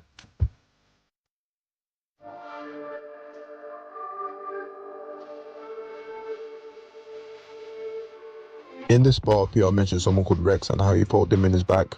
The backstory to this is that Rex, also known as Reckless, was a former older of the UTH gang that PR beats with. Rex was poked in his back by PR, puncturing his lungs, and this is when PR came up with another bar stating that Rex had to be revived. It's kind of peak because just a year later, Rex was shot and killed by another 6'7" member. That's why I say I ain't gonna lie to you, bro. I only need one time to get unalived and brought back to life. Get one time. That's one time, because it's like, you got to understand, most people only pass away one time. And then that one time is over with. They never going to get a second chance at life again. So for you to get a second chance at life, I ain't going to bap to you. You should have left. I would have did everything in my power to get away. I would get away. I ain't going to lie to you, bro, because I got a second chance to be alive, bro. Alive. Most people ain't getting no second. When they pass away, they just pass away, bro. I ain't going to bap to you. In the same bar, PR refers to the situation previously mentioned about TD being poked in the mouth and how his face opened up because the blade pierced his tongue. Again. If you've made it this far, it probably means you're enjoying the video, so drop a like and subscribe to support the channel. PR side has a long history of violence that can be a whole video on its own, but the last thing I'm going to touch on is the story behind the mask that PR wears. So the mask that PR wears is actually from the Bleach anime. Man, anyone that's a real anime fan know that, bro. You don't gotta explain. I guess people don't watch anime for real. But actually, bro, anime is low-key starting to become a trend now because now more people is starting to be outright ready. You know, back in the day, bro, if you wore this type of shirt, bro, man, the females would laugh at you, bro. They would laugh at you. Now, I'm popping out with this with the baddies. The baddies, who is this? This Venom, shorty. You know who this is. I ain't gonna back to you. Stop playing with me. They be like, oh, you like cartoons? Alright. She think it's a game. And it's a mask that the character Ichigo Kurosaki wears called the Hollow Mask. Yo, what's the word? PR has stated in his tunes before that he's an anime fan. But what's interesting is the history of the mask in his tunes. Interesting fact about PR's mask, yeah. If you haven't realised, bits of it has been getting broken. Little pieces you can see bit by bit by bit by bit. He does that on purpose because of the anime character. In the anime character, I literally said that in the beginning. I said, what, he been getting to fights? He been getting to fights? That's why his mask broken? I was finna say he fighting them hollows, but y'all might not know what that mean, fighting them hollows, and y'all might think he fighting them hollow points. You feel me? But in Bleach, they call hollows. I didn't know if y'all really knew about the anime enough for me to go that deep and say, oh, bro must have been fighting them hollows. That's why his mask, you feel me? I mean, I guess it would kind of make sense because he in the streets. They be having hollows and stuff too. So I guess he is fighting them hollows still. I ain't going back to you if you think about it. Well, more so the zombies and stuff, but some people got hollows too. the mask completely breaks over time and he gets a whole new mask. So if you go back to his first ever vids, the mask was completely clean. The plan was to slowly, he will only have half the mask, and then soon it will be a whole complete transformation. It's a proper anime thing. To be honest, it's a pretty smart thing to add to his video as it brings a new audience behind him, and I can't lie, it's really well thought out. I ain't gonna lie to you, bro. That's the main reason I want to know about him, bro, because he had the anime mask. Like, he don't understand. He understand, bro. Like, with the drill rap stuff, bro, some people might not even really mess with drill like that. But then when they find out, they see bro with the bleach mask, he like, oh yeah, even the nerds gonna try to check him out just because it's like, bro, wearing an Ichigo mask, bro. You wearing an Ichigo mask, most anime nerds gonna click it. Even if they don't like it, bro, they still gonna respect you just for wearing the mask, bro. Cause you put in real stuff on the map, bro. The anime is the realest thing you can watch.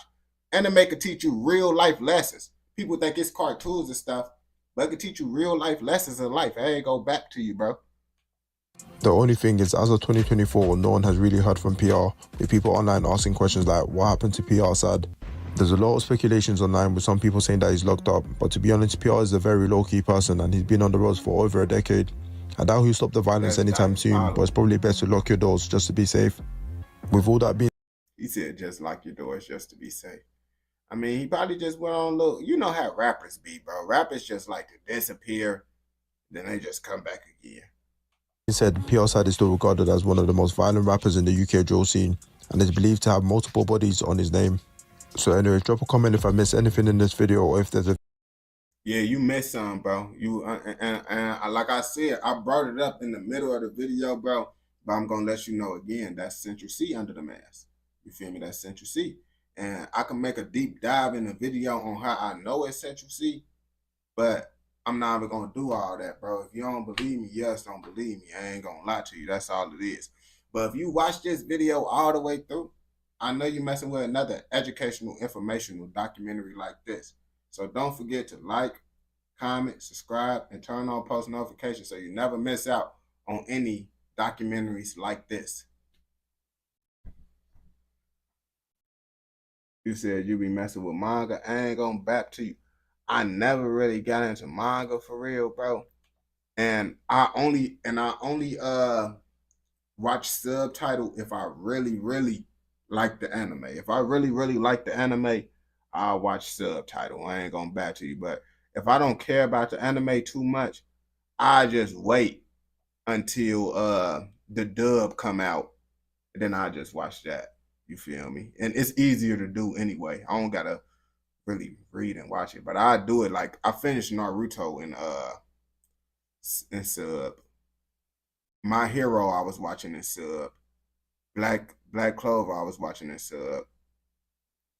I watched Chainsaw Man in sub. I mess with Tokyo Ghoul, but I watched Tokyo Ghoul in dub. I ain't gonna bap to you. I ain't really watched too many in sub, and if I watch it in sub, it's because I got into it with dub. It's hard for me. I ain't gonna lie to you. I can't really get into an anime off a subtitle. That's the one thing that I will say. Like, when I watch sub, it's because I got into it with dub, and then I like the dub, and then I've been like, I gotta know more, so I go watch the sub. You feel me? Baki, that's that Netflix stuff. I ain't gonna lie to you. I really didn't really like how it looked, but I like the anime. I like more so like Demon Slayer, My Hero type of art. Like, y'all know how Baki style a little bit different. The anime style, it's still good though. I watch it. But I put more so like My Hero, Naruto type of anime styles and stuff with the has like styled or whatever.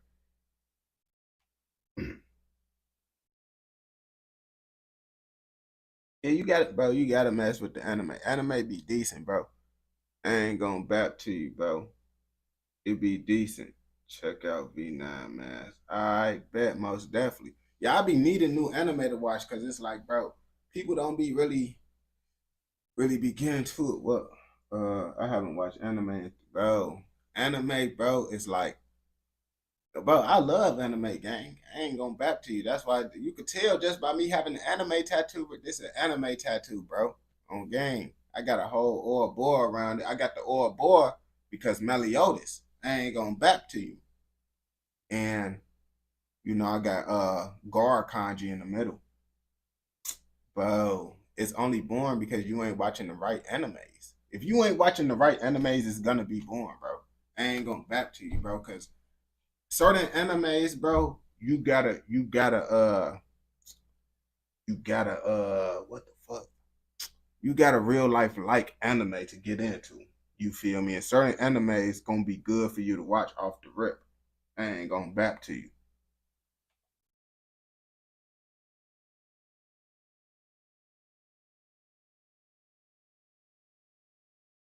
You said the ground thing.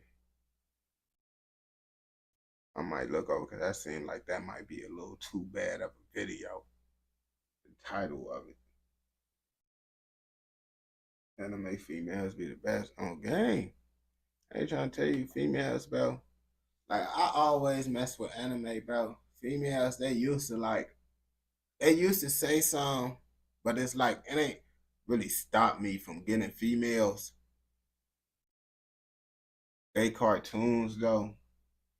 They not cartoon. Anime is not cartoons, bro. Don't say anime is cartoons, bro. Anime is not cartoons, gang. You over whooping right now, saying anime is cartoons. I ain't gonna bap to you, bro. You can't say that to people that watch anime, bro. That's disrespectful, gang. That's called being disrespectful. I ain't gonna bap to you, bro. You can't be out here doing this type of stuff. You can't be doing that. I ain't gonna bap to you, bro. Bro, do it look like SpongeBob to you, gay? Do it look like Amazing World to Gumball, the regular show? You think this Ben 10? You think this Ben 10, bro? Bro, gang, you think it's one of those, bro. You think it's Generator Rex. We ain't watching no Generator Rex. Nah, bro. It's deep. It get deep, bro. I ain't gonna capture you. Actually, bro, I never really got into One Piece just because I watch it, but I haven't watched it in order because I feel like, bro, I'm too late. I'm too late, bro. I'm too late, bro. I ain't gonna bet. It's so many episodes, bro. I don't think I don't know, bro. I don't know if I could do that one, bro. That gonna take a lot of commitment. Like Naruto, I was watching that. I grew up with Naruto. I ain't gonna back to you, bro. One Piece, he was growing up at the same, but it's like I wasn't watching it, so it's like, man, it's a lot I gotta catch up to. I ain't gonna back to you, and they still doing One Piece too. It ain't like, oh yeah, One Piece just, oh yeah, just stop. Boy, they still putting out stuff. I'm like, bro, what was y'all doing, bro? Y'all still going? That's crazy. Not gonna lie, I can't do mainstream anime, bro. Mainstream, and it depends, bro. It depends on certain animes, bro. Cause like I do like Fire Force, My Hero, Black Clover. You know, Jujutsu Kaisen, that's good. But you know, like some under Dragon Ball Z, yeah, that's anime. Dragon Ball Z, that's anime on game. That's one of the originals, bro. That's one of the originals. Ain't boy, that's salute general on game. I ain't going back to you. But you know, it's lots of stuff. I don't know if y'all know about Darker Than Black. You feel me? Darker Than Black. That's an anime that's an older anime, bro. That's a low key ain't go mainstream. I'm trying to think of the mainstream, but I'll be forgetting some of them. The Zodiac Wars. Have y'all watched the Zodiac Wars before? The Zodiac Wars is another good anime. It's like a little 12, it's only 12 episodes for it. Afro Samurai, yeah, I watched that. I watched it, but it's one of those animes that I didn't never be consistently on. Like certain animes I watch, but I wasn't consistent on type stuff. I ain't gonna bap to you.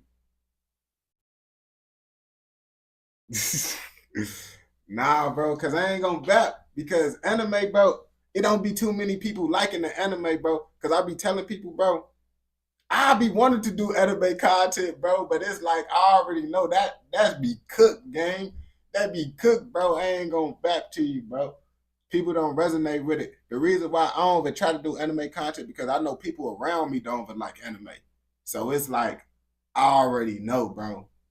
And the anime community, they be a little bit more weirder. I ain't gonna back to you. I ain't trying to be tied into that. Ed and Eddie was one of my favorite shows to ever exist, bro. Ed and Eddie was my favorite stuff, bro. Favorite stuff. I ain't gonna bap to you, bro. Ed and Eddie is something special. I ain't gonna bap to you. The OG original goats.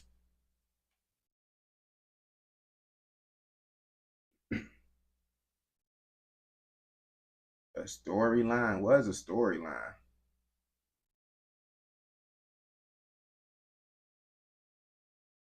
Now that's crazy. So many of y'all rock with anime, bro. I didn't even know, bro. I thought y'all was just messing with the drill stuff, bro. I didn't know y'all was with that. I ain't know y'all was with that. I ain't going back to you, bro.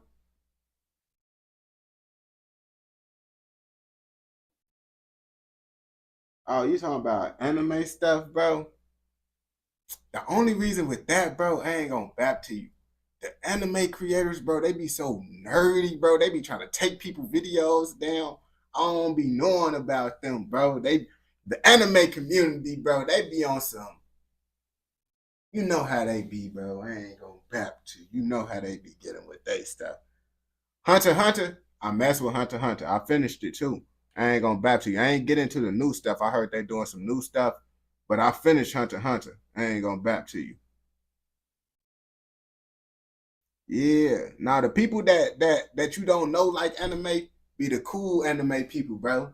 The ones that you know off the back they watch anime, those be the ones that you get like, bro, why is you running around doing this stuff, doing all these like gang cool out with that, bro? Like the people they real life be I don't even know how to explain them, bro. Them the anime people I'll be like, bro, I see why anime be getting a bad rep though, because the people that y'all know watch anime be on that type of time. And so y'all be thinking anime just for those type of people, bro, because the people that do watch it, bro, they just cool.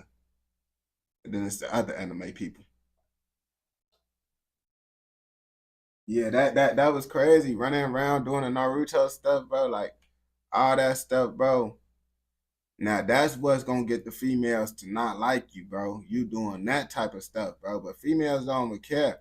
They just say anime nerdy, bro, because what they be seeing people be doing with it. I ain't gonna bap to you.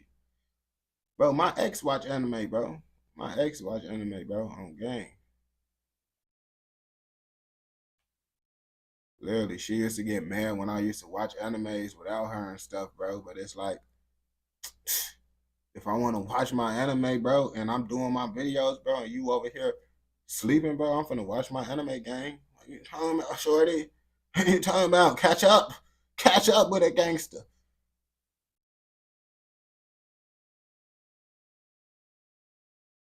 Like, I ain't gonna lie, but I met a couple females, like the one female that be doing my hair. She don't mess with anime. She don't mess with it. She say it's nerdy. I ain't gonna bap to you. She do say it's nerdy. Which is like, that's crazy. I can't believe you think this way about us.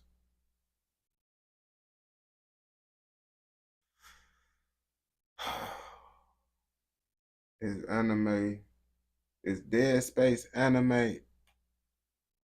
I don't even know. Man, what we finna do?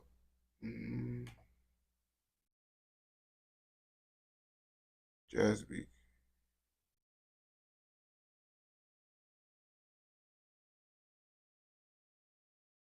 Oh, he slight want to put some cookies in that. Huh. That's crazy. I did a whole New York video and I didn't finish it. I only did 20 minutes of it, bro. But I forget. I'm just gonna start it off right here, bro. On game. We just gonna start. I don't remember anything about this video, bro. It popped up and it said that we watched it, bro. And you know, my YouTube keep me in the place. So guess we just gonna start off where we left off at, bro. I ain't gonna bap to you, bro. Read your comment. You don't got no comment, my boy.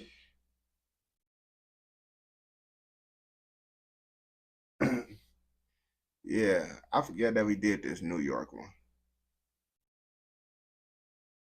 Yeah, all right, bro. Let's just see what's to it, bro. Cause I don't even know what's going on. This by UK Drill Plug too. His name in a positive light. The friendship between both Wu Lottie and D Thang would go back to when they were both young, with the two even going live on Instagram in 2016. They would also be pictured together loads on social media. Upon hearing of Wu Lottie's passing, D Thang would actually get a tattoo in remembrance of him. Rest in peace, Wu Lottie. A few months after the death of Wu Lottie, a new rapper would be making noise in the Bronx, this being K Flock, who would drop his debut track titled FTO on the 26th of May 2020. K Flock is literally the only drill rapper that's really good in my opinion, bro. All the rest of them just sound like knockoff K Flock. You go black, how they sound like knockoff K Flocks and they from New York? Yeah, you're right. That's just how y'all all talking stuff. But I mean, from the outside looking in, that's what we think. B Love from the OGs was also dropping tracks, dropping his debut song, No Hook. It was actually B Love that would supposedly be the one to put K Flock on, telling him, I ain't gonna lie, B Love is low-key slight slept on. I ain't really listen to B Love like that. But when I start checking out B Love, I'll be like, B Love is actually decent. B Love is better than Dougie B. He better than Dougie B. He just not better than K Flock. But I ain't gonna lie to you, I feel like Dougie B is like, he the weakest one out the group in my opinion, bro. Him to drop songs and take music seriously as a way of escaping the streets. Time to go take it serious, for me. Start playing.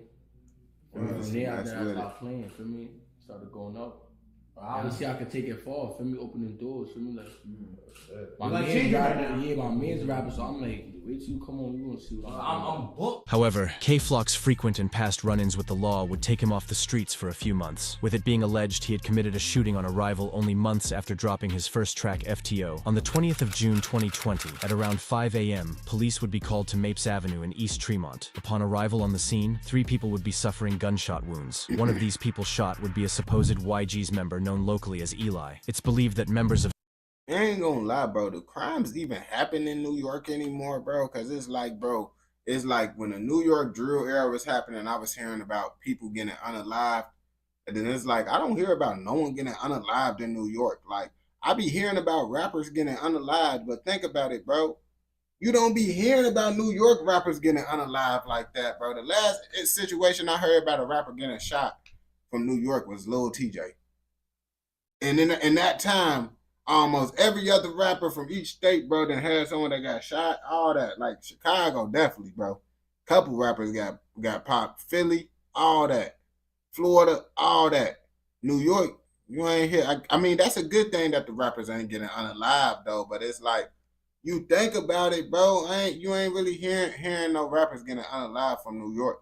You feel me? You said I was about to Google Sean was alive. No, he got unalived, I believe. Of Sev's side and Third side would be the attackers, with it being rumored that K-Flock was even arrested and charged for the shooting. However, he was later released and would continue his music career. Only a week following this almost fatal shooting, an alleged affiliate who knew some members of the YGs would be shot dead just days after graduating from high school, resulting in get-back shootings, leading to 2020 being one of the deadliest summers in New York City.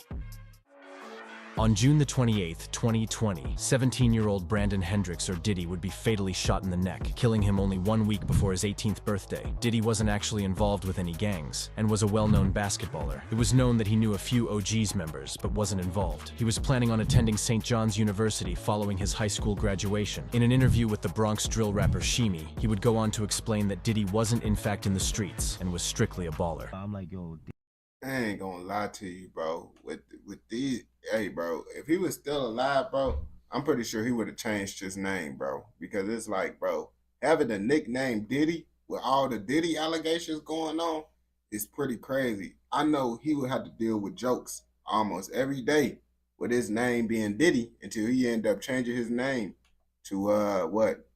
I don't know. I know it ain't gonna be Diddy no more though. Did he just play ball or was he in the streets? You know what I'm saying? Niggas was, when that first happened, niggas told me, hey, niggas, that's what happened when we were in the streets. He was not in the streets, bro. Wow. That's why niggas be mad when they diss him, because shit don't make no sense. Wow. The op didn't do that for me. Yeah. So it's Rest in peace, Diddy. YGs would go on to diss Diddy, which is crazy. As like I said, Diddy had no gang ties and was a civilian. This factor didn't stop members like D Thang from mentioning him within New York. You see, because you see, I feel like they be mentioning people that don't got nothing to do with it for real, bro. Because they ain't really unalive and they ops for real. So when someone do get unalive from that side, they get so happy that just someone got unalive for the side. It don't even gotta be an op. They be like, oh, someone got unalive. Let me put this at the rap song. Even though lots of rappers do that, but it's like, bro, man, I heard about a couple New York people rapping about people that didn't have nothing to do with it. But I think in D Thang's situation, they was dissing his people that didn't have nothing to do with it either. So I don't know what's going on. I can't really speak on the New Yorkians' politics right now. Drill tracks. In his popular song G's Bop, D Thang would name multiple dead people, including Diddy, followed by him doing a basketball shoot. This was highly disrespectful as Diddy was a well-known baller. I'm not gonna go back to you. I can't even back to you. That was clean. That was clean. They hit that. That was clean. I ain't gonna you can't sit here and say that wasn't clean. But we don't condone any of those activities inside this documentary. Rest in peace to Diddy. I ain't gonna back to you. Around a week following the shooting that killed B. Diddy, on the 7th of July 2020, a 15-year-old YG's member, known locally as Raw G's, would be walking down Prospect Avenue. At around 3:30 p.m., rival gang members would notice Raw G's, shooting him in the back. The assailants fled after the shooting, with Raw G's then making his way around the block toward his home. Luckily, Raw G's survived this shooting. Sadly, only a year later, however, he would have been shot in a very similar attack. This time, however, he wouldn't be as lucky and would fall victim to the streets. In July 2020, K-Flock and B-Love would link up and would drop the New York drill anthem titled Op Spotter around a month following the death of B. Diddy. This track really showed off K-Flock's potential as a Bronx drill rapper and has amassed around 12 million views on YouTube. 2020 also saw the rise of young rappers from the OY collective. Example being... But the New York drill era didn't last that long at all. I ain't gonna back to you. Like, that's one of the fastest ending eras I've seen in like rap. I ain't gonna back to you. Like the New York drill came and went so fast, bro. E.Baby, who was making a big noise within the New York drill scene, dropping tracks like Ready for War, which sits on an impressive 5.6 million views. This factor being made crazier when you come to learn that E. was only 15 years old. In August 2020, D-Thang would drop the New York drill anthem titled Caution. In this track, you can hear him diss his rivals from OGs. I ain't gonna lie, that song Caution, bro. I messed with that song. That's actually what made me start listening to D-Thang. He said, all of my upstate bums, go get your guap up. Can't like no way I play capo, saying that regular doctor. I ain't gonna back to you. Folks was spitting on that song for sure. OY and also DOA, rapping that him and other YGs would spin Sugar Hill, home to the OY gang. September 2020 would actually prove to be a very deadly month within the beef, leading to the deaths of around 3 people, all within a 1-month time gap. On the 10th of September 2020, Dubsky, who was from the crew known as Vaterland, allied with the YGs under the Fours Alliance, would get into a confrontation with rival members. Dubsky would attempt to flee the members before sadly tripping over and falling to the ground. The attacker then ran up to him, standing over him and shooting him once in the head, killing him. I ain't gonna bap to you. You see, and when people say New York is not like that compared to other places, we not saying New York don't be having people get unalive. We just saying compared to other states, it's not that bad. You feel me? If y'all understand what people saying. We ain't discrediting y'all bad though. And y'all should be happy y'all place is not as bad as other states. That's a good thing. But you know, people from the hood, they don't want to hear their place is more better than another hood, bro. You know, they want to be the worst of the worst. They want to be known as the baddest of the baddest. This entire attack was caught on CCTV, but is way too shocking to show on YouTube. The news that Dubsky had died would reach his ops first, who would begin to clown him, with K Flock even creating the famous ad-lib mocking him, this being "Don't Run, Don't Trip," which he said on his popular track. Oh, that was a diss to somebody, bro. I be saying that. Don't run, don't trip. Don't run, don't trip. I ain't gonna lie to you, but I be playing the game and stuff, bro, and I be hawking someone down to the game. I be like, don't run, don't trip. I ain't gonna back to you because, you know, I ain't doing that in real life now. I'm not sliding on no ops. Make that clear. But if someone play with me, boy, you know, we playing defense over here, and defense can score too. You feel me? If you play with them. Is You Ready? Followed by him as well as the DOA crew screaming Dubsky's name. The violence wouldn't end there, and on the 12th of September, 2 days later, a 23-year-old member associated with the OGs, known locally as Yellow, would be sitting in a car with a friend outside of the Jackson houses in Morris Heights. Oh, no. You see, y'all don't peep, but you see it's an AC in the window. Y'all see them ACs in the windows? You see, y'all didn't even see them ACs in the windows. I peep it, though. That's how I know it's a bad area off the back. Off the back, why do I always look for ACs in the windows? That's the #1 sign that you inside a bad area. Just ACs in the apartment, bro. ACs in the apartment, gang. You in the trenches, bro. You in the trenches. I'm sorry to tell you, bro. No one cannot, if you got ACs inside your apartment building, bro, in the window, bro, you was in the trenches. This is low-key dangerous, bro. That AC could fall out the window and land on somebody, bro. I ain't gonna back to you. I'm thinking about it, bro. My grandma had me help her put the AC in the window, bro. If the AC fell, it's over with. And if someone was under the AC, they was cooked. I ain't gonna lie to you, bro. But you know you in the hood if you see a whole bunch of ACs in the window. I ain't gonna back to you. The gunman noticed the pair and slowly approached, opening fire on Yellow in the car. Yellow was hit in the head, whilst another 26-year-old was shot in the groin. Yellow... I ain't gonna lie to you, bro. I saw blicks in New York. Normally I see like probably about like 30 people sharing one blick, but it looked like everybody had their own blick. Sadly died on the scene, with the other man being rushed to Lincoln Hospital, in which he made a steady recovery. The attack was thought to have been a get-back for Dubsky in the days earlier, with it being confirmed that an older YG's member known as Day Flocka was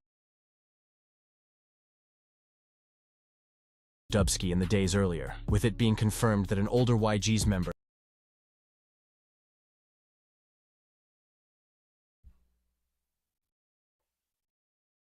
If you don't get your goof at, boy, stop playing with me, boy. It don't even look like you got anything up in it, bro. You don't got nothing up in it, bro. Why are you bapping like this? Why are you bapping like you are lying? This is cap. Why is you capping like this? I ain't gonna lie to you, bro. We don't condone anything inside this educational documentary. I ain't gonna bap to you. He didn't even know I was gonna peep it. But I peeped it. I ain't gonna bap to you. I seen it. Known as Day Flocka, was the alleged killer of Yellow, going on to be charged with his murder. It's also alleged a few other YG's members would be arrested for the murder. Rest in peace, Yellow. During this time of warfare, rappers from each side would be releasing rude drill anthems that racked up millions of streams. D-Thang released one of his... You see, that's a telltale sign that bro is from the UK making this video. Because he said a rude, no one don't say no rude song. That... I know you from the UK because I'm part UK now. So I know a UK person accent talking when I hear it. I ain't gonna bap to you. Even though he using AI, the words that he's saying, you could tell he from the UK. Even though rude is an American word, but the context that he using it, you could tell he from the UK.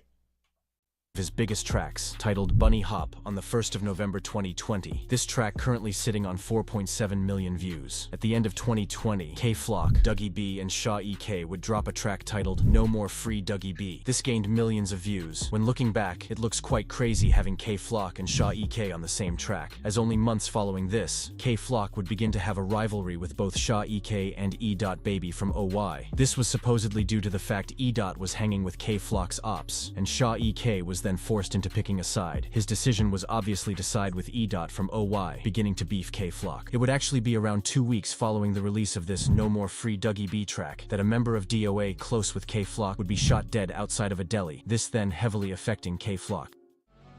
On the 23rd of December 2020, 16-year-old JB from the DOA close with K-Flock would be shot dead outside.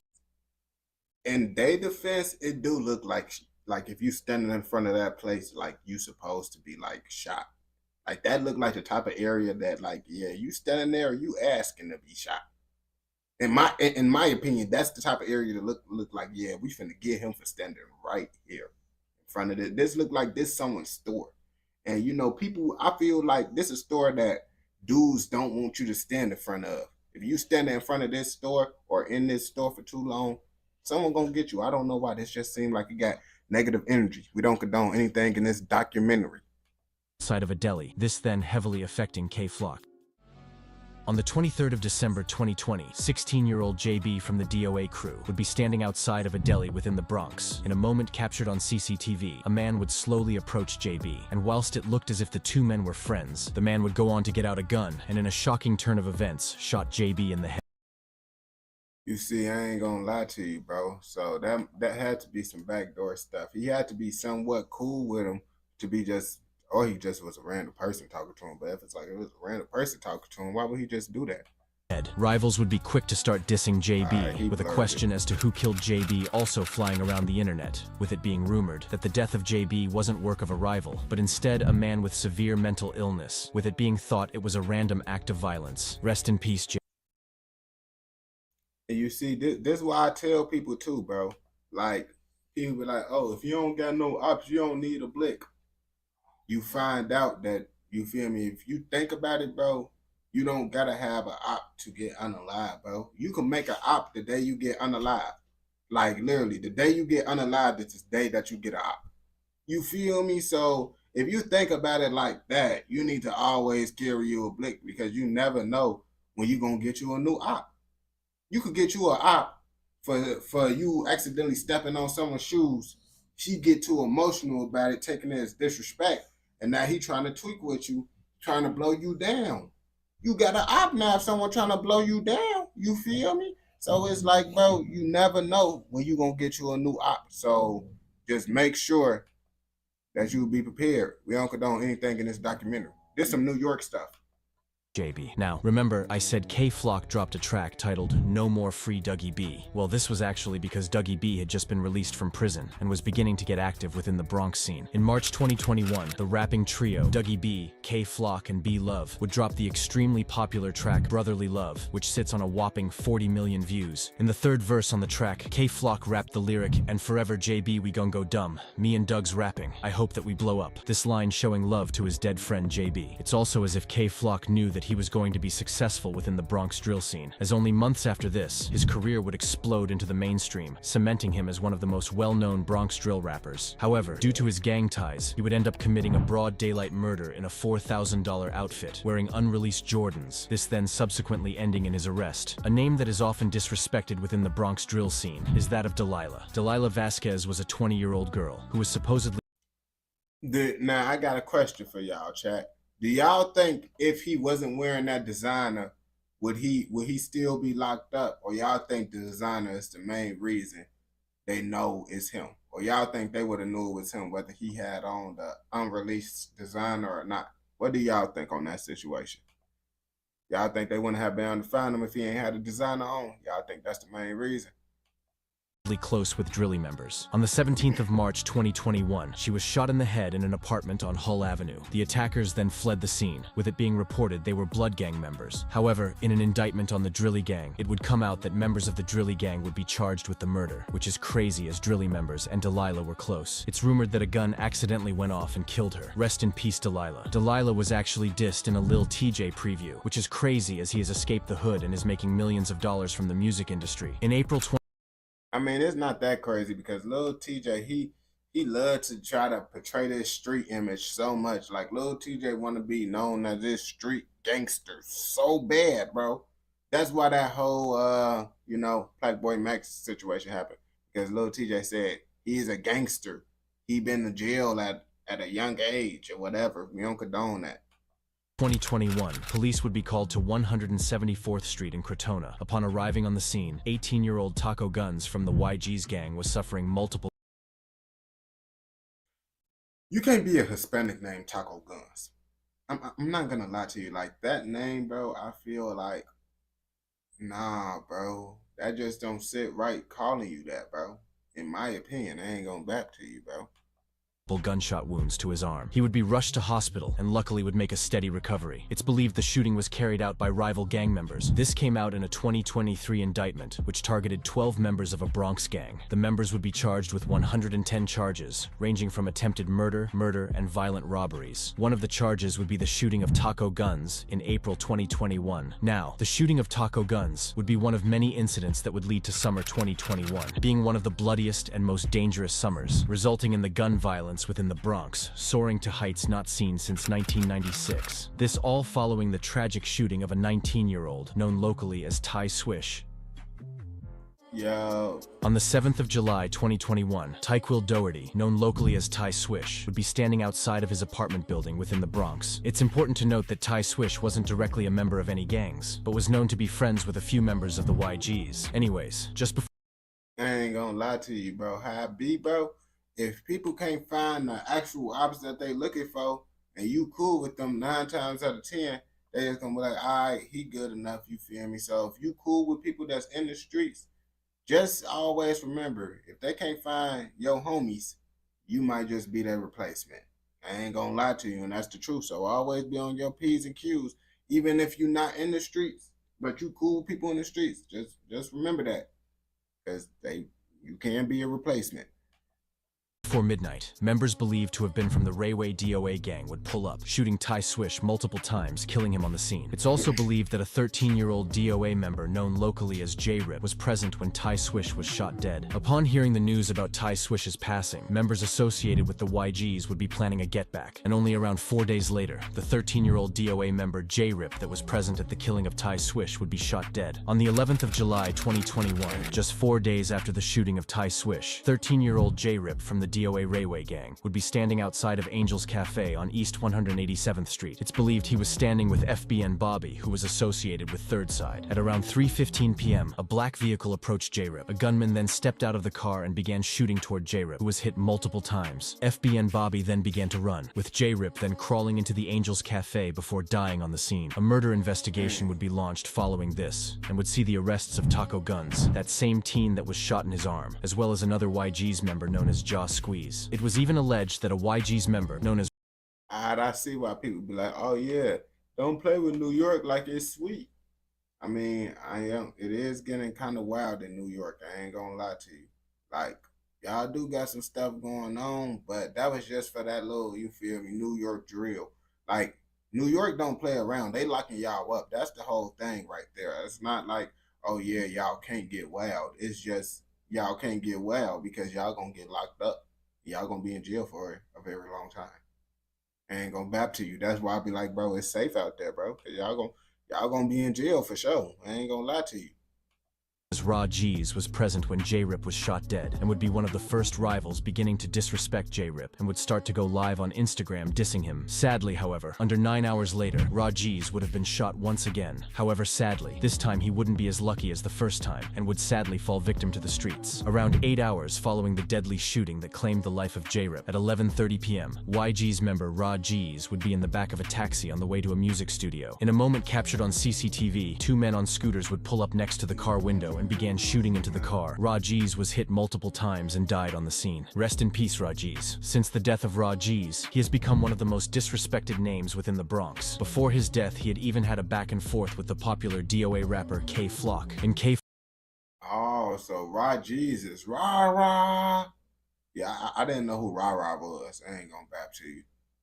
Flock's track with C Blue titled What Y'all Wanna Do, he would rap "Rah rah, saw me, he ain't let it clap, ask him how much I threw back." Raw G's would hear this diss and would respond in his own track in which he rapped, "Yo KK, now let's talk the facts. Anytime that they threw, I threw back. C Blue, you a kid, you ain't smoking on Matt." Hours following the death of Raw G's, police would be called to East 184th Street and Washington Avenue. Upon arrival, Dougie B was discovered with a gunshot wound to the leg. It's believed the shooter was the same YG's member that was shot in the arm. This once again being Taco Guns, who has gone on to be arrested and charged for the shooting. Luckily, Dougie B survived the shooting, although he's often mocked by rivals, who have started to shout "my leg" in disrespect toward him. Yus G's from the My leg! Oh, they doing the little SpongeBob thing. I ain't gonna lie to you. That is kind of funny. That's kind of funny. YG's would actually release an entire diss track toward this incident, this being titled Dougie Bop, and featured multiple lyrics dissing Dougie B, even rapping, like "fuck Dougie, he had to move. I heard he was yelling my leg when they threw." In 2021, new younger members of OY would begin to get active within the streets. Example of this being both Naughty Osama and Didi Osama, who were both brothers. Naughty Osama would release the track titled Aftermath in 2021. This showed off the potential that Naughty had, only being 13 years old at the time. Sugar Hill Keem, Blockwork, and E.Baby would also be exploding and would be putting the OY gang on the map. Sugar Hill Keem and Blockwork released the very popular track titled Move Look, which exploded, and currently sits on 12.6 million views. The New York Police Department would begin to look into the gangs involved with this war, and were slowly gathering information on the members of the YGs. And while Hey, didn't they say Blockwork snitched? I heard that Blockwork snitched or he can't go back to the hood. Is that true, chat? it looked as if the deadly summer had ended, another murder would spark get-back killings in Manhattan and the Bronx. On the 26th of July, 2021, a 2Woo member from Manhattan known as Matt Sav would be walking on Frederick Douglass Boulevard. At around 10 p.m., 2 attackers, Not Frederick Douglass Boulevard. I ain't gonna lie to you, bro. Why all these successful people that's trying to do good for the black community end up be streets that's bad stuff happen on, like Martin Luther King Drive? If you live on Martin Luther King Drive, I already know your neighborhood is bad. I ain't gonna back to you no matter where you at. One from the OY gang and one from the OGs would pull up on a bike. The members then shot Matt Sav multiple times in the torso. Matt Sav was rushed to hospital. Sadly, however, he would be pronounced dead upon reaching the hospital, with yet another murder investigation being launched. It's rumored that the attackers were PJ Glizzy from the OGs and Sugar Hill Mel from OY, with PJ Glizzy currently awaiting trial for the death of Matt Sav. Rest in peace, Matt Sav. Oh, you covered in with the conspiracy theories, bro. You said they put that as the hood on purpose, bro, just to make their name look bad, try to tarnish their reputation. Every time we hear, yeah, it do make sense, bro. It do make sense. I ain't gonna lie to you. That's crazy, bro. I ain't think about it like that, bro. You must be a woke conspiracy theory.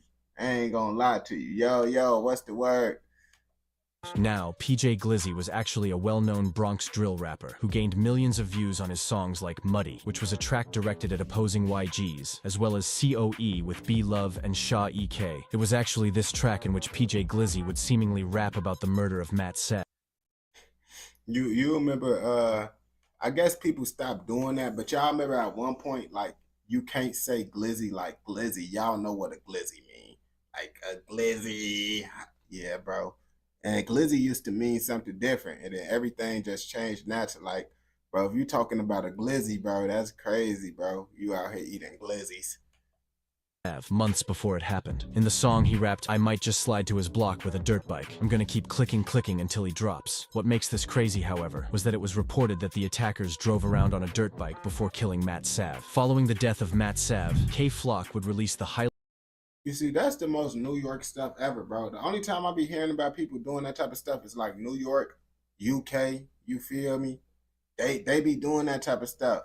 And then UK get mad at me, bro, because I say y'all be sliding on mopeds. They got to saying, oh, it's 125 cc. Okay, what is that supposed to mean, bro?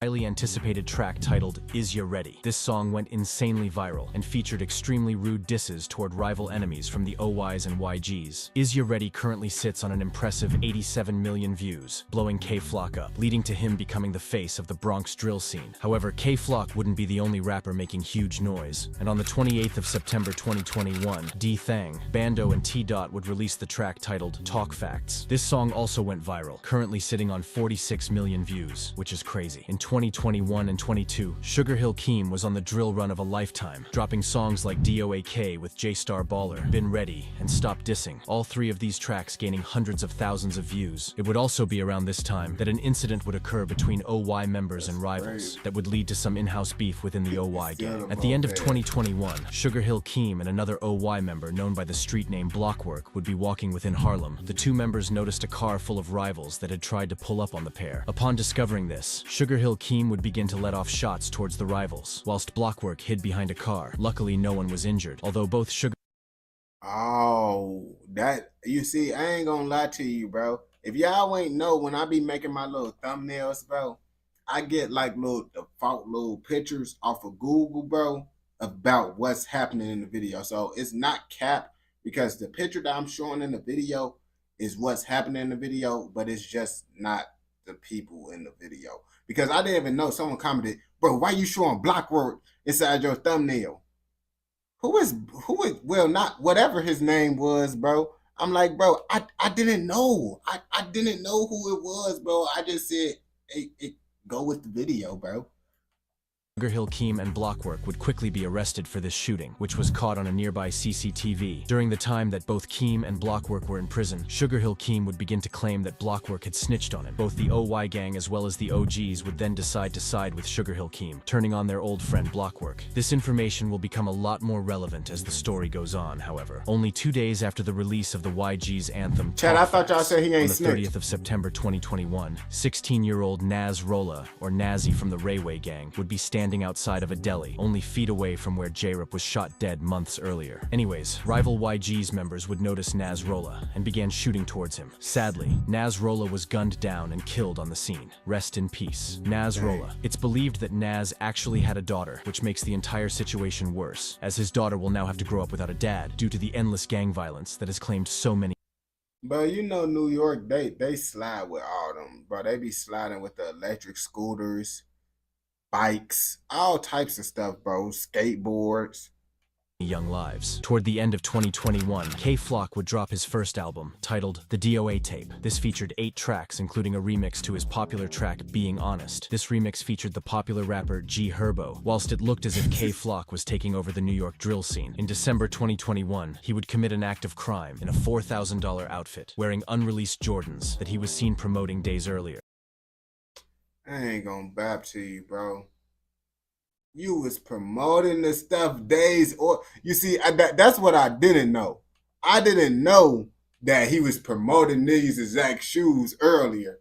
I'm thinking like, hey, y'all know, you feel me, those his stuff, but he promoting the shoe. I ain't gonna lie. And then he said he'd catch a body in designer too. And it's like, bro, that not a court looking at your lyrics like, man, it might be you. You did say you go catch a body in designer. You feel me? So that's how the court probably looking at it, bro. And then you posted. I didn't know all this, bro. That's crazy, bro. This is a crazy documentary. Here. On the 16th of December 2021, K Flock and a girl would be walking down Amsterdam Avenue within Sugar Hill. This being the territory of the OY gang, K Flock was seen on CCTV with designer clothing. They would walk past a barbershop when an OY member known locally as Waska. Waska noticed K Flock outside and would walk out of the barbershop clutching his gun. I ain't gonna bap to you. You see, this why I don't like New York right here, bro. Because in any other state, bro, well, I ain't gonna say any other state, but if K Flock would have been in like Florida, some southern state down south, he would have been out of jail on self-defense. I promise you, he would have been got out of jail. And then they would have locked him back up again for the RICO. But K Flock would have got out of jail if he was inside a different state, because that's an obvious self-defense situation. That's clear as day self-defense. It's like no way around it, bro. It's crazy it took this long for them to just now get rid of that charge. Because I don't think they dropped that charge, I believe. But it took them a long time to drop that charge. I ain't gonna back to you. K Flock noticed this and quickly retrieved his own gun, shooting Waska on the scene. Waska flew backwards and was pronounced dead on the scene. Upon hearing that K Flock was wanted, he would decide to hand himself in, being charged with the murder. K Flock's lawyer stated that the shooting was a clear case of self-defense, as OY Waska did clutch his gun and upped it before K Flock shot him dead. Although NYPD would put dozens of more charges toward K Flock as a part of the indictment on his criminal activities. Rest in peace, Waska. Now, we don't often hear DOA and allied rappers mock Waska. This may be being due to the fact that, in a way, DOA had lost one of their most well-known members, being K Flock. At the end of 2021, a member allied with the DOA gangs, known by the street alias C High, would release a track titled Flocking for Bro with Swervo Flocka. This song currently sitting on around 1.1 million views. C High wouldn't stop there, and in February 2022, he would preview his track Head Pop. Sadly, however, before this song could be released, he was rumored to have been set up by a girl and would sadly fall victim to the streets. On the 7th of February. You see, bro, this why I don't be trying to kick it with them females, but I really be trying to mess with the older females, bro. Because when you mess with the older females, you don't really got to deal with all that backdoor stuff for real, bro. That's really for the females our age type stuff, gang. Like in our age range, bro, they still doing it. Our age range and younger. I feel like once you get to like a certain age, they kind of cool out on all that. But if you like my age 23 or under, yeah, that backdoor stuff still relevant, bro. You better watch out. I ain't gonna lie to you, bro. Because if they don't backdoor you, they might just burn you. February 2022, it was believed that C High would be with a girl before then being ambushed by rivals and being shot multiple times, being killed instantly. Now, not much is known about his death, with the murder going unsolved till this day. Rest in peace, C High. C High had a massive impact on the drill scene, with K Flock even going on to post the music video to his track Head Pop, which he was previewing in the days before his death. The song racked up around 8 million views and was very successful. Sadly, however, C High would never be able to see the success that his music career was able to gain. Now, what no one was expecting was the fact that NYPD would have been gaining information on dozens of RPTYG's members and would be waiting to swoop in and arrest them all at once. And in May 2022, the police would swoop in and arrest 23 members of the RPT gang from the River Park Towers. The prominent members hit with the indictment included D-Thang, Lottie, T-Dot, Bando, and E-Day. I mean, we said New York drill fell off in 2 years, but if I'm looking at it, it took about 2 years for them to start locking them all up. I ain't gonna bap to you. I think the end of but that's why I say New York, bro, is actually a safe place because they gonna lock you up. Even though the New York police, they be looking goofy. Like New York got the most goofiest looking police. And New York got some of the most finest police too. Like New York, bro, they got some goofy looking police and they got some baddies. Like New York got some of the prettiest police. I ain't gonna bap to you, bro. I ain't finna say lock me up though. I ain't with none of that. I don't care how pretty you is.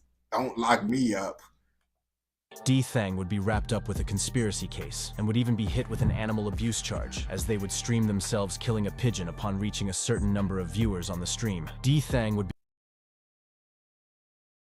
You see, bro, that's some goofy stuff right there, bro. We don't condone that at all, bro. You telling me you unalived the innocent pigeon for views? Like, bro, like you You just doing. It's no reason for you to do that, bro. Like, it's no reason at all for you to do that, bro. Like, was them views really worth it? The views was not worth it at all. We don't condone that.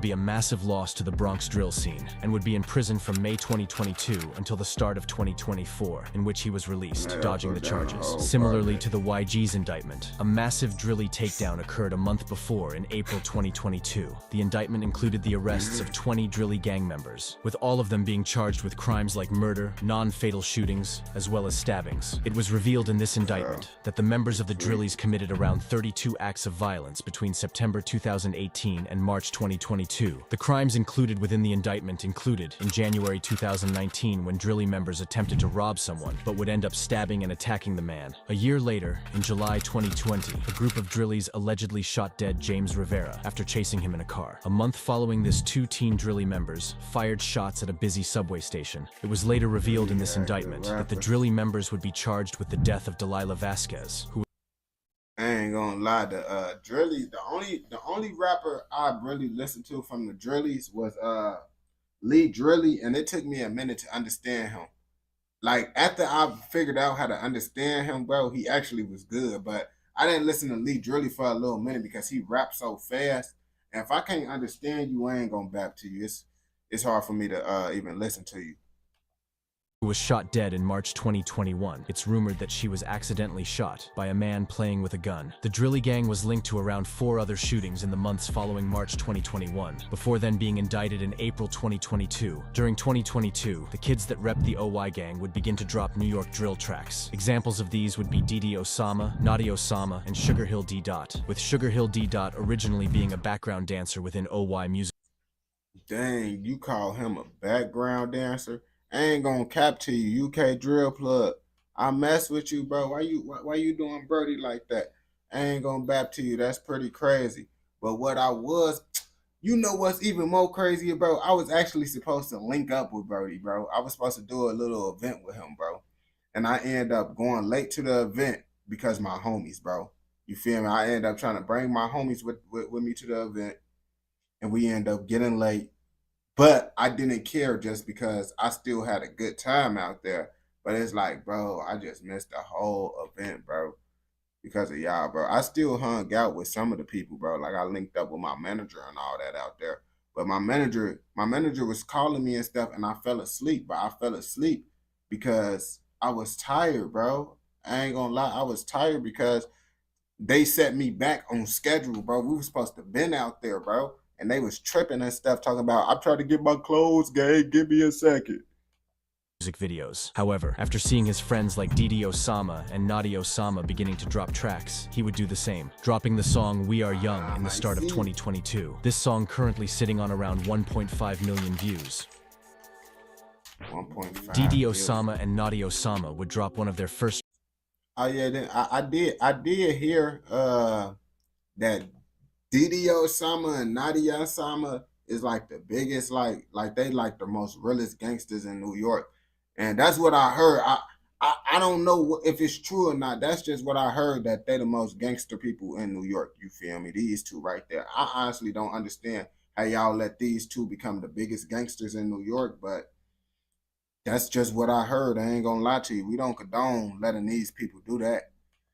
Tracks together around June 2022, this being titled Without You. It would also be in June that Nadi Osama would post a preview to an upcoming song on his Instagram, this song being titled 41K, 41 being a gang from Brooklyn. Now, you may be confused as to how OY from Harlem had beef with a gang in Brooklyn. After Blockwork had allegedly snitched, he would get close with 41 members, even dropping a song together titled OG's K, which was a disrespectful track aimed toward the OGs. A member of 41 would also diss Shah EK's dead father. This then meant that because OY was cool with OGs and beefed their old friend Blockwork, they were now beefing 41. Anyways, in this preview dropped by Nadi Osama, you can actually hear him rap that if you are a 41 member, you can die, as well as a bar which referenced 41 being cool with Blockwork, who was supposedly a snitch, in which he rapped, 41K you jacking the snitches, okay y'all gonna get stitches. For a new drill rapper, Nadi was extremely rude and didn't mind dissing his dead and alive.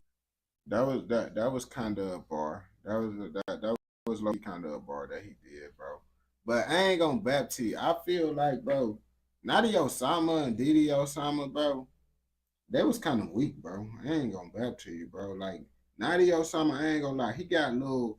He had one little decent song that I messed with, bro.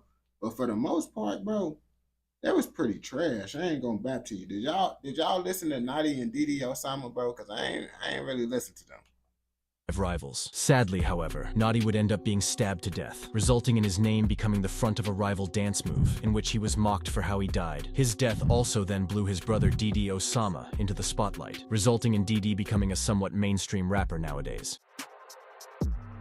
On the 9th of July 2022, old Ethan Reyes, or Nadi Osama, would be walking with his blood brother, Didi Osama. It's believed that their cousin JJ6 was also with them. At around 3 p.m., Nadi would decide to split off with Didi and go a separate way with JJ6. Nadi and JJ6 made their way toward the subway, as they were supposedly traveling to another block. It's believed that upon reaching the subway station, the pair noticed a 15-year-old, who went by the street name K. Both Nadi and JJ6 chased K. into the subway station, before then attacking him with a broomstick. This is when K. retrieved a knife that he had on him and swung for Nadi Osama, striking him in the abdomen.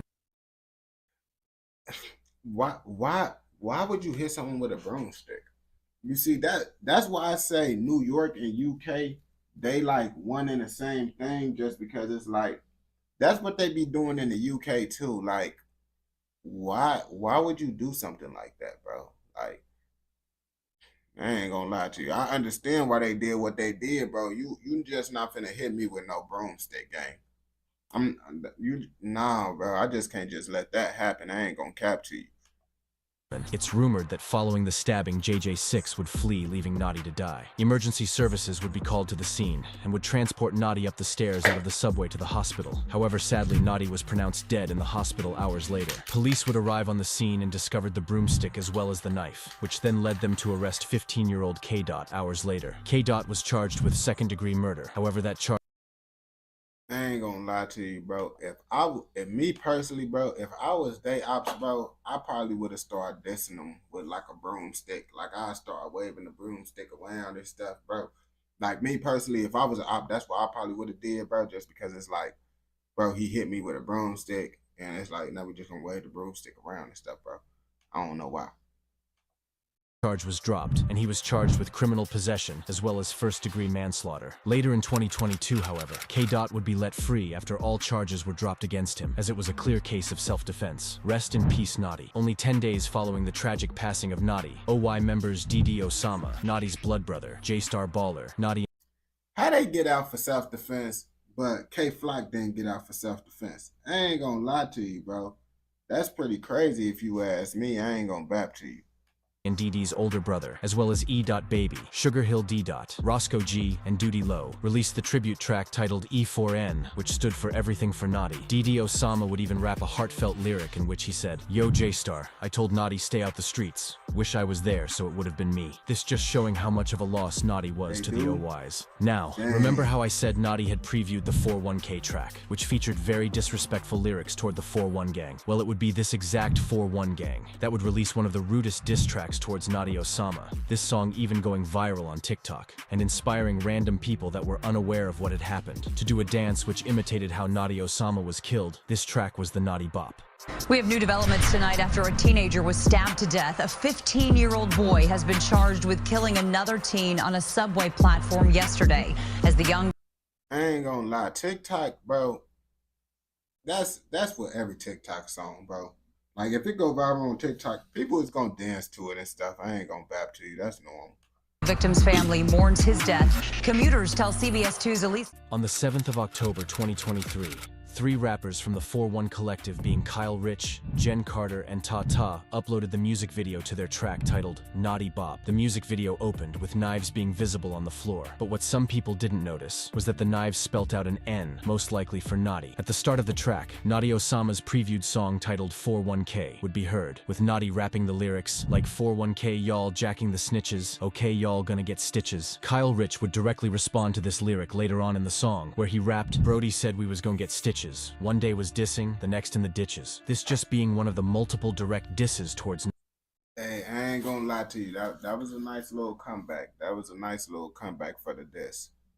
Nadi. Within the music video, the rappers even created a dance move mocking Nadi. They could be heard saying, punching my hips, come here gotta do it like this, whilst visibly making stabbing actions toward their hips. This song gained a massive amount of attention after it was released due to how shocking and rude it was. Currently sitting on over 40 million streams, it gained so much attention that people on TikTok would perform the dance without even knowing that they were mocking a dead 15-year-old. Rest in peace, Naughty. Only one day following the release of the Naughty Bop track, Didi Osama and Duty Low would drop a direct response to the song titled Back to Back, which is crazy timing. Anyways, the song featured multiple disses towards 4-1 and other dead rivals. Both Didi Osama and Sugar Hill D-Dot's music careers exploded, with people from all over the world starting to watch what was going on in New York City. Sadly, however, both D-Dot and Didi Osama would lose another close friend only a month following the release of the Naughty Bop. In November 2022, E-Dot Baby from OY, who was only 17, would sadly take his own. After the news came out, it was believed he had. However, since then, it's believed he as his rivals often mention him and detail the fact that he shot. The loss of E-Dot was massive for OY, as he was really the first rapper to put the group on, and would gain millions of streams in doing so. Rest in peace, E-Dot. It's believed that following the death of E-Dot, OY and OGs would begin to have a rivalry, as E-Dot was supposedly the one keeping OY and OGs allied, even having tracks with the OGs rapper Shaw EK before his death. Around November 2022, a member associated with RPT known as Six would release the underrated track titled Free RPT, which was a response to the indictment that occurred in May 2022 that led to the arrests of multiple RPT YG's members. Within the track, you can hear him say that 65 charges had the RPT members feeling stuck. This included D Thang, who was in the middle of the indictment. Another gang would start to get active within the war around this time, this being Slattery or Slattery Boys, which was a gang that was closely allied with DOA gangs like Sevside, Third Side, and Rayway. This Slattery Boys crew would have a deadly war with YGs, and in November 2022, a female assassin from the Slattery gang allegedly known under the street alias Yaya Top Op. I ain't gonna lie, he did, cause yeah, what other rappers is from Harlem? I can't even think of no other rappers from Harlem. I ain't gonna rap to you. Unless y'all probably can know. I don't really know.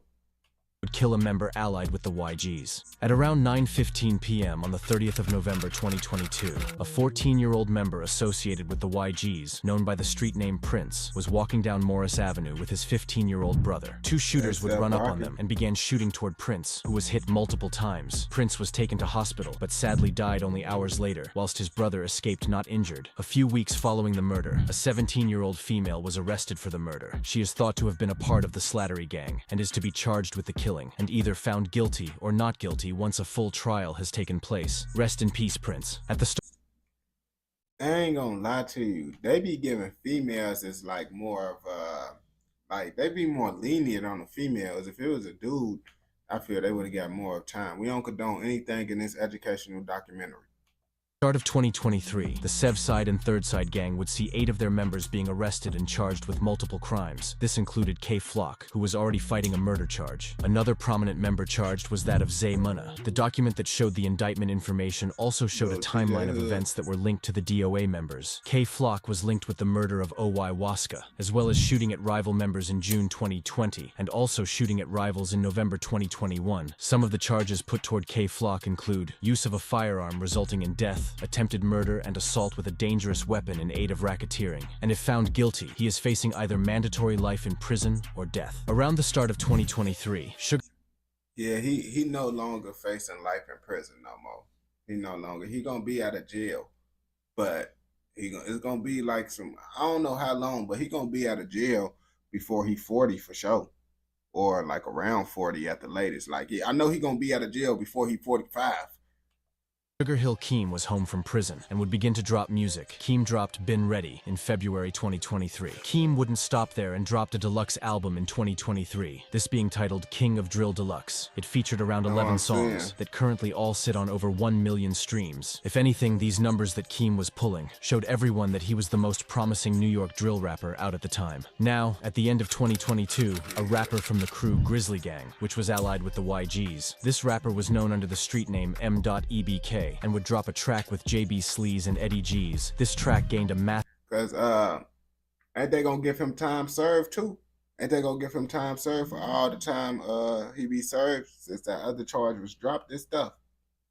massive amount of attention, currently sitting on around 15 million views. It looked as if M. Could really save the Bronx drill scene from this release alone. Sadly, however, only months after this track was released, M. was killed by rivals. During the early hours of the morning on the 5th of July 2023, 18-year-old M. was standing on Morris Avenue near East 182nd Street when rival Slattery members would notice him. In a moment captured on CCTV, the Slattery member that noticed M.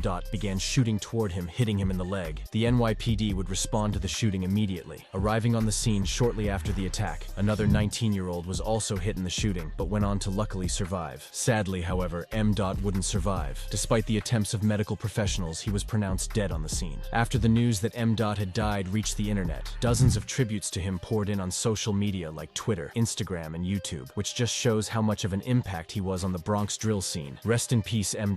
During 2023, the 4-1 Collective was continuing to maintain their relevance after dropping the viral diss song, Naughty Bop. Since then, the trio has dropped multiple songs, which have all gained millions of views. DD Osama and Sugar Hill D. also dropped tracks in 2023 that have both gained millions of views, an example being DD Osama's track Up Now with Coil Ray. Bro, that song is probably trash, bro. Because Coil Ray is not a good artist. DD Osama, I will say that song that he got with I think it's Sugar Hill, it's kind of decent. Sugar Hill, I forgot which one it was, but it's kind of decent. I ain't gonna say he got, but most of his songs, he got more bad songs than good songs. That's what I would say with DD Osama. That sits on around 10 million views. At the end of 2023, D. and BBG Steppa would drop a track titled Spinnin' Part 2, which now has around 6 million views. Naughty Osama's killer K. would also start to that other dude that he did the song with, that Sugar Hill did, that this guy, this BBG Steppa, he actually a decent rapper. I ain't gonna back to you. 2, which now has around 6 million views. Naughty Osama's killer K. would also start to make music, in which he disrespected Naughty. The fact that he was the one that killed Naughty would gain him attention in the drill scene. Rest in peace. The beginning of 2024 would be looking very promising for the Bronx drill scene, with D-Thang being released in January and immediately getting back to music, dropping his first song since being out titled Last Day In at the end of January, before then dropping multiple more songs. He released Smoochy Valentine on February 14th, 2024, and would then drop Drill Cappers only 2 weeks after this song, on the 28th of February. This song actually featured a diss toward DD Osama, in which D-Thang rapped, "How you gonna text me asking for a feature, when you know we smoking his brain," before then showing a private message that DD Osama had sent D-Thang asking for a feature. This was supposedly a sly diss toward either Naughty or E. Baby. Since this song released, D-Thang has been on a consistent run all 2024, seemingly dropping banger after banger. 2024 saw other disrespectful releases, example being 83 Baby, who was I ain't gonna lie, DD Osama is not a bad rapper. You feel me? DD Osama is actually a good rapper. It's just New York. I feel D-Thang is just a rapper that you will get tired of fast. Like, it's like one of those rappers like, oh yeah, you'll listen to a couple songs by him, but he ain't no rapper that you could listen to back to back to back. He gonna start to get annoying real fast. He like one of those rappers like, oh yeah, let me listen to a song by him, and then, you know, that's that. You feel me? If you listen to D-Thang back to back to back, that's pretty diabolical.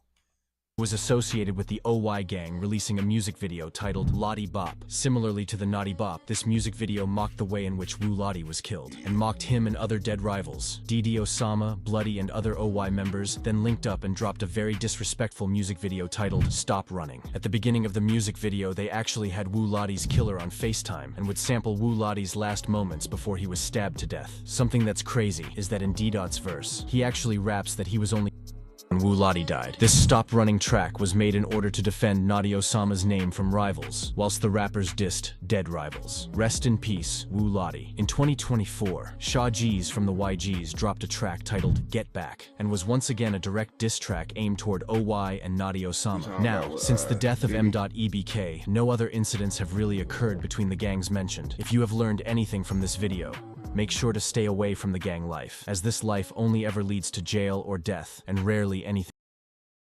Yeah. We do not condone anything inside this educational documentary. Nothing. We do not condone anything in this educational, informational documentary. This is an educational, informational documentary.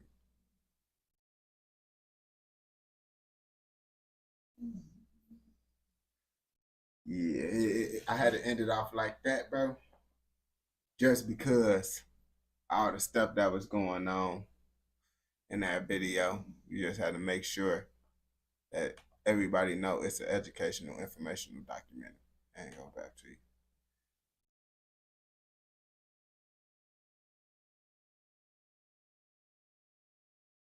Yeah, we condone the last part. Okay. The mayor of Zombieland. Skriller? Alright, let's see. The mayor of Skriller and the mayor of Zombieland.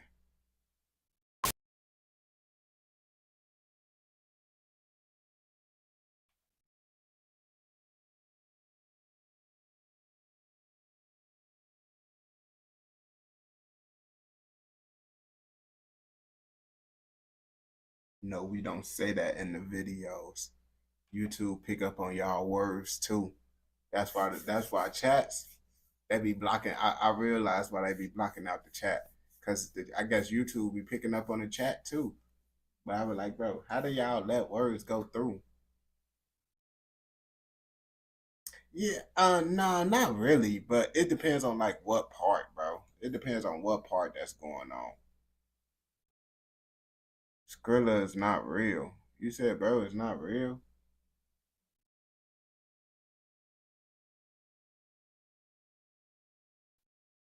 Yeah, it's me, it's Skrilla. I'm from Zombieland. We out here in Zombieland right now.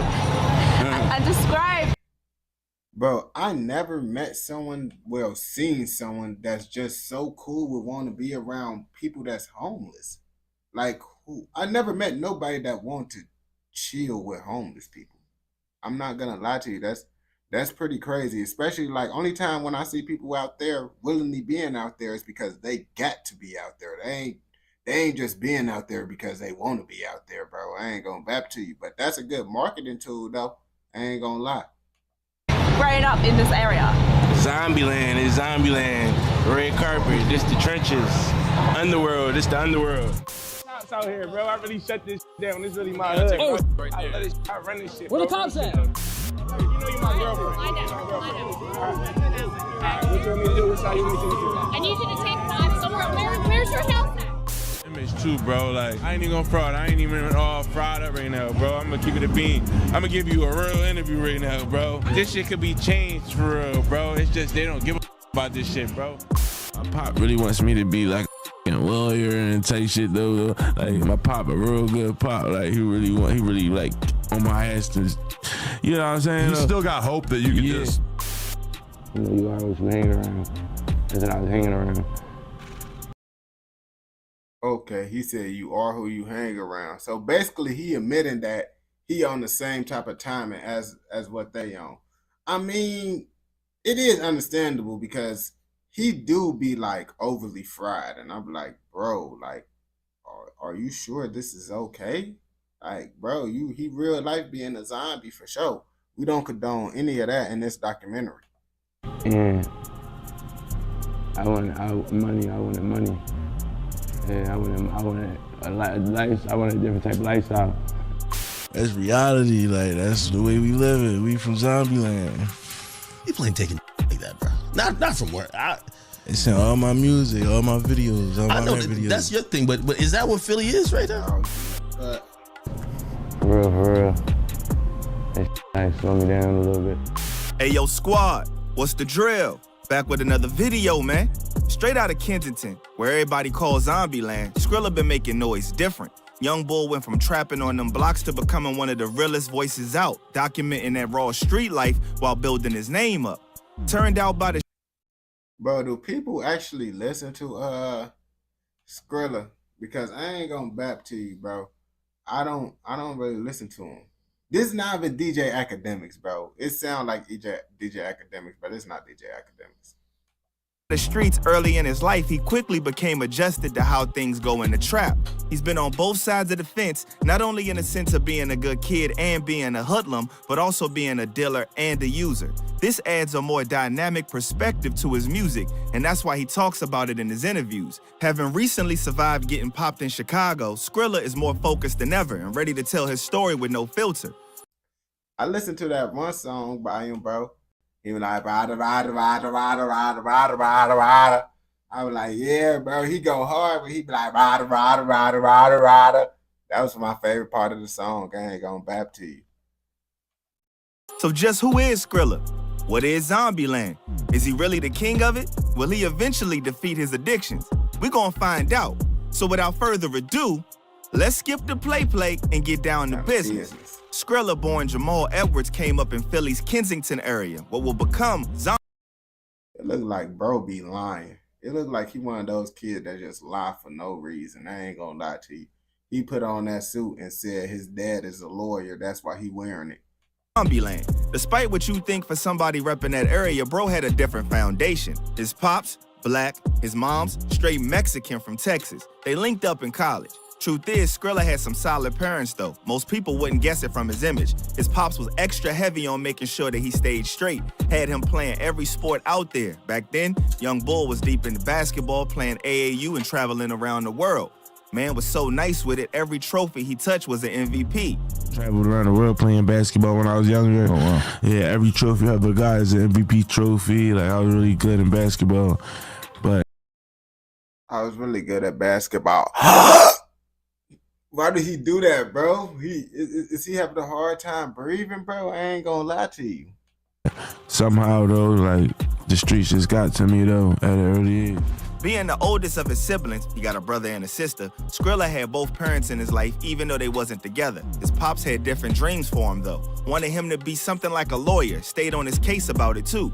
Pops was real good like that, always pushing him to do better. Pop really wants me to be like a fucking lawyer and take shit though. Like my pop a real good pop, like he really like on my ass to. But check this, even with all that good foundation, with parents who went to college and tried to keep him straight, young Bull was still drawn to the streets.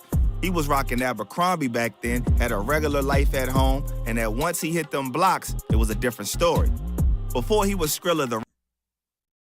Bro, you see, this is why I don't be understanding with people sometimes, bro. Like, if your parents work hard to make sure you don't gotta be in zombie land, bro, why is you going to zombie land, bro? How do you end up in zombie land and your parents literally did everything in their power to make sure you didn't end up in zombie land, bro? And it's like, bro, I wish my parents could do that for me. But honestly, bro, no, I'm happy with my life, everything that it is, bro. I ain't gonna lie to you. I accept everything that come with it, bro. I'm just happy I'm not in zombie land right now. Rapper, young Bull was heavy into his fits. Fashion was his thing back then. He was all about them clothes and moving that dog food on the block. That's what got him going, getting fly and trapping. But living in Kensington, Zombieland as... Okay, I can understand now. I can understand how you end up in the street. Because at first, I didn't really understand why people end up trapping and they got good parents till I talked to one of my cousins. And I asked him, like, bro, you know, you got the best life out of all of us, bro. Like, bro, from the outside looking in, bro, you got both your parents, bro. You got a nice house, all that. He was like, yeah. But he said, bro, do my parents give me all the expensive stuff that I want? Is my parents finna give me this down? No, they ain't. My parents is not giving me no money. They got military benefits. So they get stuff for cheap. That you see, that's why they get stuff for cheap.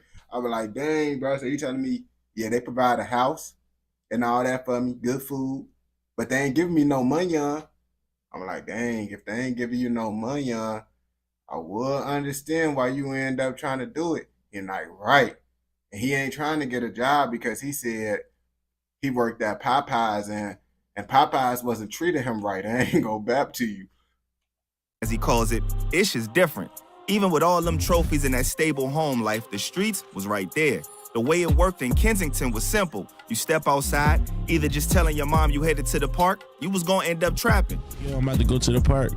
If you're going outside, you're going to trap. Really? Yeah, and by the time you're going in with some money. That's how it was back then. Even with his pops trying to keep him straight with sports and his mom holding him down, once you step outside, that's a whole different world. But Skrilla's different from them other cats from his area. He had options, he had achievements, and something to lose. Still chose the streets though. That's just how powerful that pool was in Kensington. I ain't gonna lie to you, bro. Skrilla, he sound like my cousin, like, but my cousin not doing that, not going to zombie land, acting like my cousin. He's smooth with it, bro. But I was like, bro, you got the option, bro, to do something different, bro. But then I'm telling him to do something different, but then I think about it, bro. I'm over here doing content streaming because I don't want to go to school either. I don't want to go to college either. So it's like, I'm telling him he got the option, but if I had I'm telling him to go because he got the option. But if I had the option, would I really want to go to college? Nah, I ain't gonna lie to you. Alright, let me break down how Skrilla got into them streets. Young Bull jumped off the porch around that time that most cats really want to join JV basketball. I like 14, 15. Okay. Like around that bracket right there, like 14, 15. But like really jumping off the porch though. The reason was simple to him. He wanted money. He wanted a different type of lifestyle. A regular route wasn't cutting it for him in his mind. You know, you always been hanging around. That's what I was hanging around. And I wanted money. Yeah, I wanted a different type of lifestyle. I ain't gonna lie to you. And this is why I say, bro, I personally got more morals than lots of people though. And I ain't gonna lie to you. Why I say I got more morals? Because if you really nowadays, bro, if you want to be a successful trapper, you gotta have something that's gonna have people addicted, bro. And if people ain't gonna be addicted to it, Zaza ain't gonna have people fiending for more. And if people ain't fiending for more, that means you ain't gonna be consistently getting money if people ain't consistently needed it every day.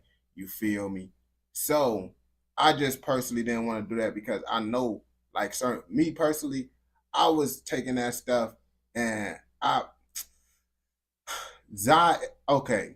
So when I say Zai not addictive, it's more so like, all right, bro.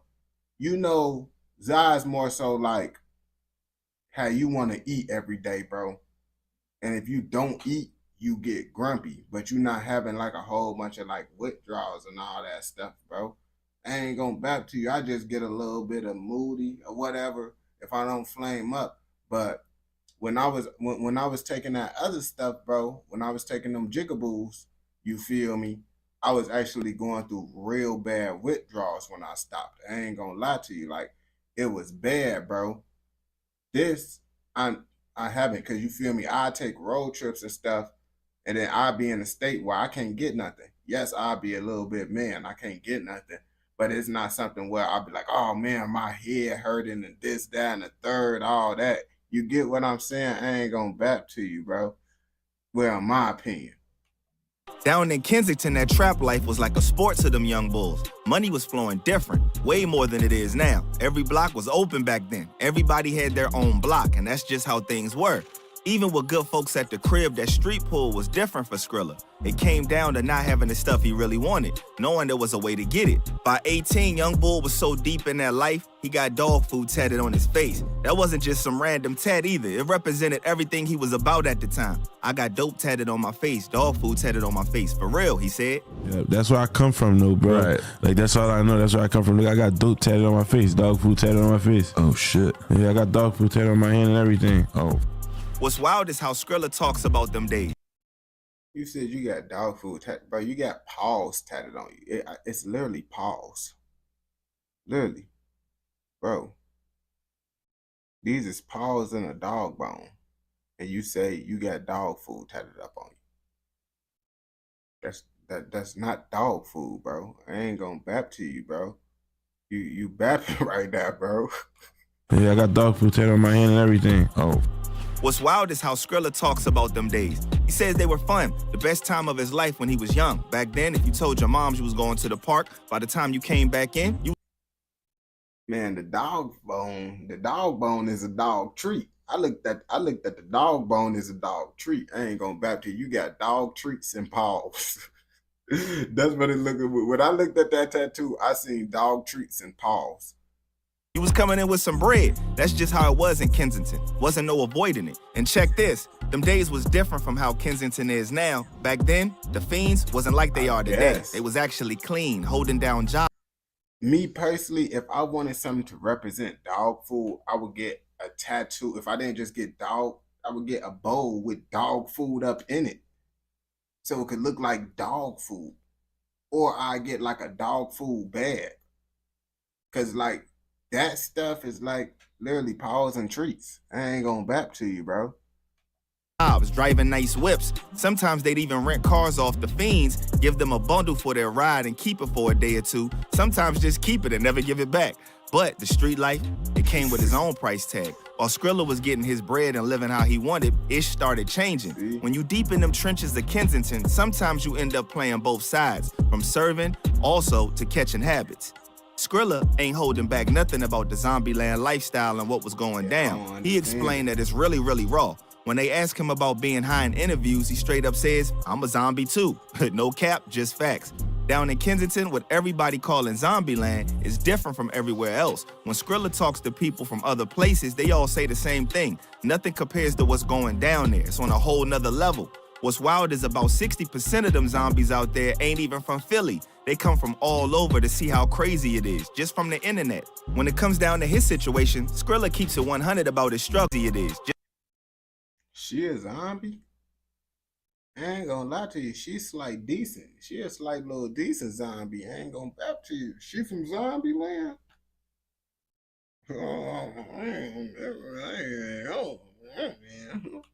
Just from the internet. When it comes down to his situation, Skrilla keeps it 100 about his struggles. He admits that he abuses substances as well and that they've been slowing him down. Real talk. But he sees a way out. He says when he finally gets the recognition he really wants, that's when he gonna make that change. Come out suited up in a tuxedo, a whole new man.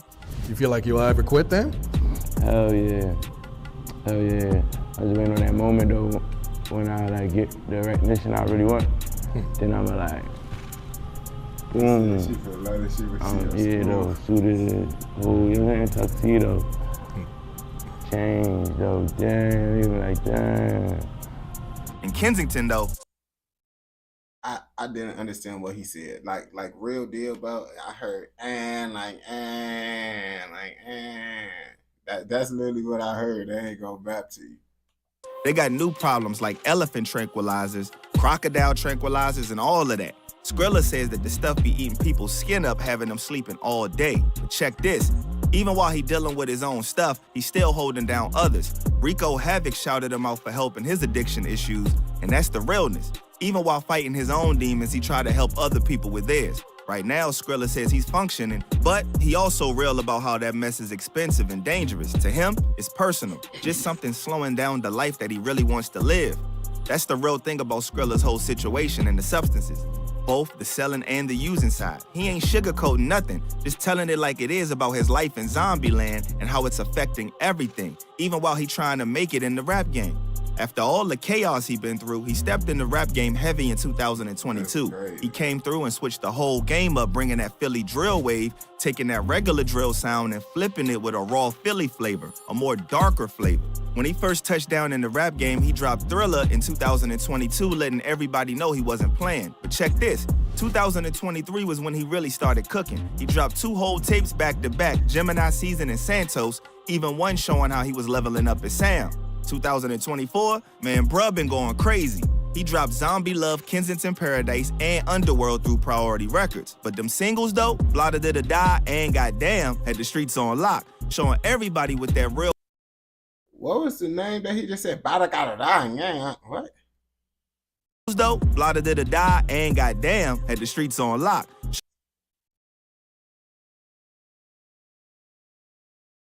Oh, he talking about that. Oh, you talking about that, bro? You did not say it like how you feel me, bro. Showing everybody what that real Philly drill sound was about. What makes Skrilla different is how he moves with the flow. He got a woozy swerving style that nobody really touching. He ain't just rapping about the Zombieland life, he painting the whole picture with his sound. Speaking of sound, you see, this is where things get a little ugly and become a cause for a beef. It all started in an interview where Skrilla was talking about how he started the dark beats being used in Philly. Like that dark shit though, like I started that shit though. Ain't nobody was on that type shit. Them beats that I be doing, ain't nobody do that shit. I just be looking for like some different shit that like ain't nobody using yet. Like ain't no shit like niggas that's not like that's like what the like how you gonna rap on that shit? This is where his homie and Philly rapper OT7 Kwani decided to speak up and shoot down Skrilla's claims, and it sparked a bunch of BS. Skrilla, you ain't start nothing. Stop lying in them interviews. You used to go in the stew and look up Kwani type beats. I'm tired of you lying. Stop bluffing. Your producer stole my producer's whole sound. And you won't drop that video cause I made you look terrible on your own song. After this, of course, Skrilla responded in order to attempt to set the record straight. Why you start hating so early in the morning? It's 9 in the morning. What made you wake up and be mad about the way I pop it? You don't rap nothing like this, young boy. You study me. I know what goes down in them vehicles. It's level to this, baby Pluto.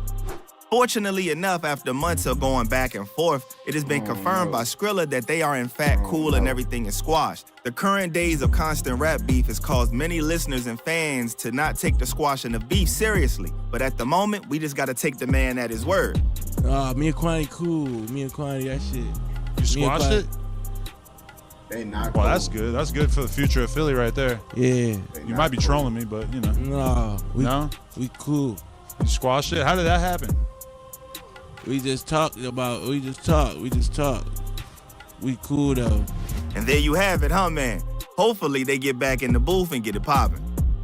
But while everything was looking up for him out of nowhere, bang, literally, September 27th, 2024, stuff got real for Skrilla. That's when the streets reminded him just how dangerous the life can be. Skrilla pulled up to Chicago to link with some friends and hit the studio. What went down after that was crazy. The moment he stepped out the studio, bullets started flying. The way he tells it, it all happened so fast. That's because you was hanging out with them bloodhounds, bro. And all them people, bro, you out there hanging out with them people like they don't got ops, bro. I ain't gonna lie to you. They, real deal, bro. You can't just be a rapper just hanging out inside the hood with another rapper, bro. Because, yeah, a rapper would tell you you good inside the hood, but you is not good, bro. How can they tell you what someone else gonna do? They can't tell you what someone else gonna do. So I'm just letting you know, bro, you is not good even though they say you good. He went in, made some music, stepped out, then bang. Next thing he knew, a bullet went clean through his thigh. And, you know, I think there was a short period of time people were like,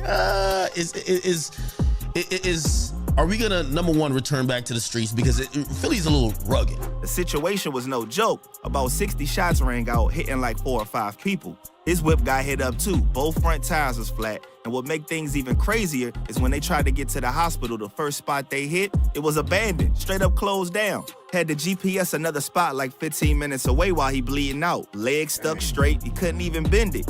When they asked if he was somewhere where he shouldn't have been, Skrilla ain't make no excuses. He said he was exactly where he wanted to be, but he learned from it though. After that, he said he ain't hitting up no more studios nowhere but Zombieland. He called it a wake-up call, something that he needed to tighten up his movement. But check this, Skrilla ain't let that event stop him. Month later, he was back in Chicago staying out with his brother Big Op.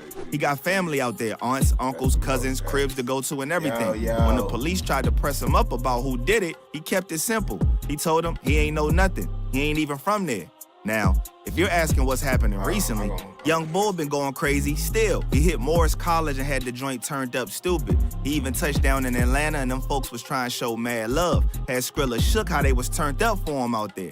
That was the first time that he really been outside of Zombieland heavy. Besides them quick moves to Miami every blue moon. Even though he moving around more, Skrilla ain't never left Kensington behind. He still be out there heavy documenting that zombie life. That's my hood. I'm good over there, he says. Even the cops F with him different out there now. They seen his whole come up. They do their job, but they fuck with me though, like they find me entertaining too. Like, you know, I ain't really find me entertaining too. Doing this bad shit that I was doing before, so. He got them live Johns set up in Kensington now, letting everybody see what's really popping in them streets, no filter.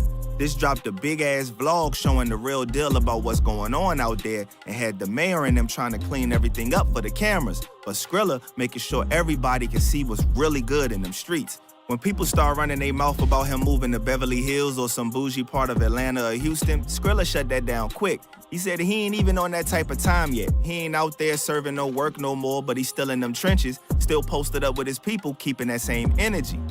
That's what's good with.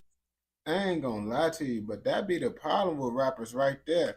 They always talking about, yeah, I'm good inside the hood, this, down the third. And then you end up getting unalive. Like, bro, if you got the money and the opportunity to get out the hood, leave the hood. I ain't gonna bap to you. Just leave it. There ain't nothing out there for real but the zombies.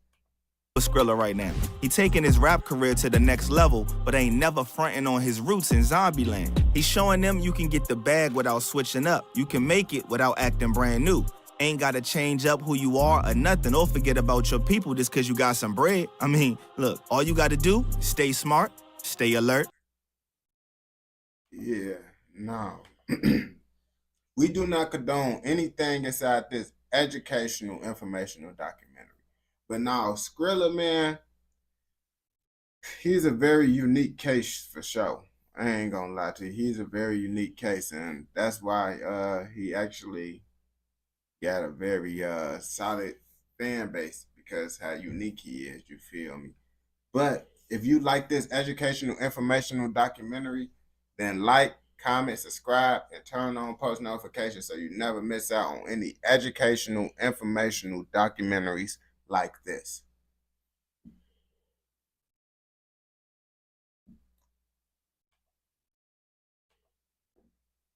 Zombieland, bro.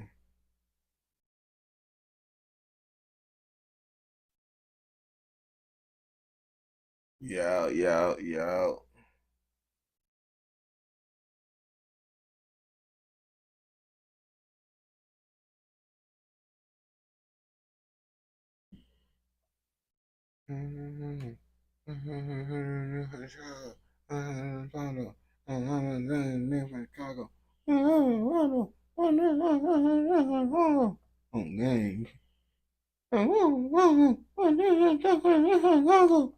What are you talking about?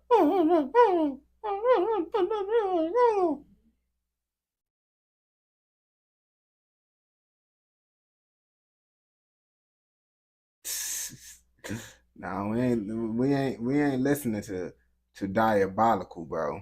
Y'all out there. I ain't gonna back to you. That shit do go crazy, though. I ain't gonna back to you, bro. Nah, bro, that shit crazy, bro. That shit is the funniest troll song ever, bro. I ain't gonna lie to you, bro. The UK people, it do get stuck in my head, though. It did get stuck in my head. I'm not finna sit here and bap to you. That song did get stuck in my head. I ain't gonna lie to you. I'm like, damn, bro. That shit really stuck in my motherfucking head, bro. I'm like, bro, that shit real life crazy, bro. Hey, y'all know about active gang suspect, bro? Y'all know about active gang suspect? Because that's what we finna do.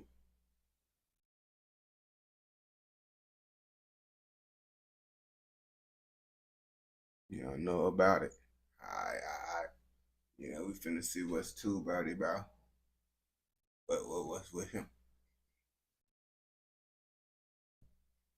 No, not Trap Blue Raw video, bro. It's someone else. I ain't gonna bap to you. It's a whole nother person. It's that Grump Diaries.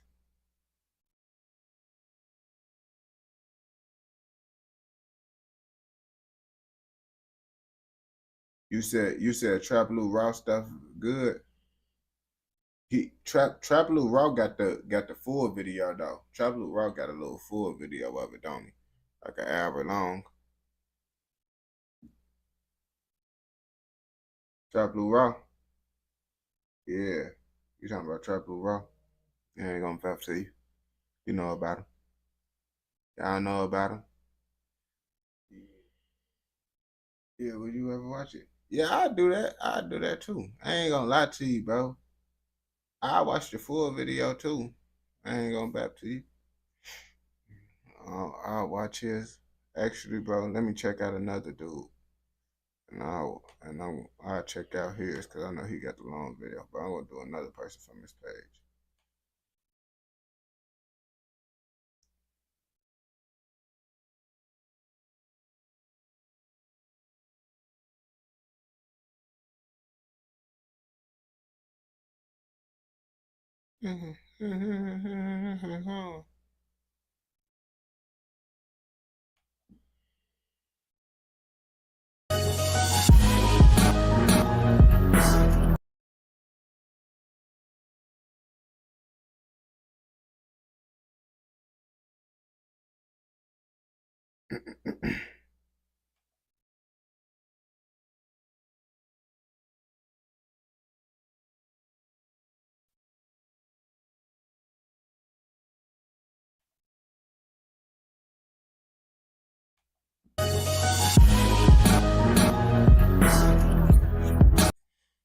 This the most UK stuff I seen. I ain't gonna bap to you.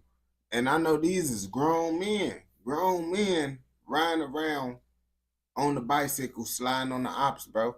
Like I don't know why the UK be sliding with pedal bikes, but I guess this like a common thing with them. They be on that New York type of timing. Actually, New York be on they type of timing because I feel UK is the first ones to start sliding on the ops with the bicycles. I ain't gonna lie to you.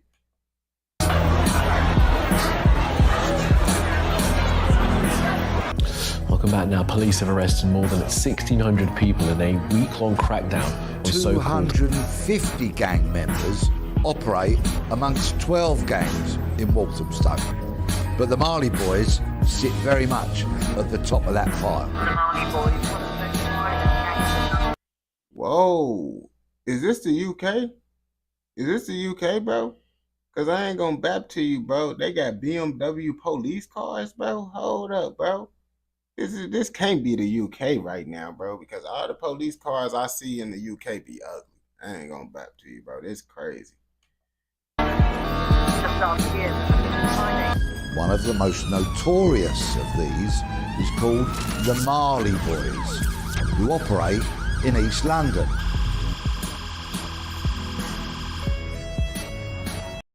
How come this is my first time ever seeing these police cars? I ain't gonna bap to you because every time I see the police cars, bro, it look like y'all got a mall security car as a police car. That's what most of y'all police cars look like. The ones that's like the marked police videos, they literally mall security police cars. I ain't gonna bap to you.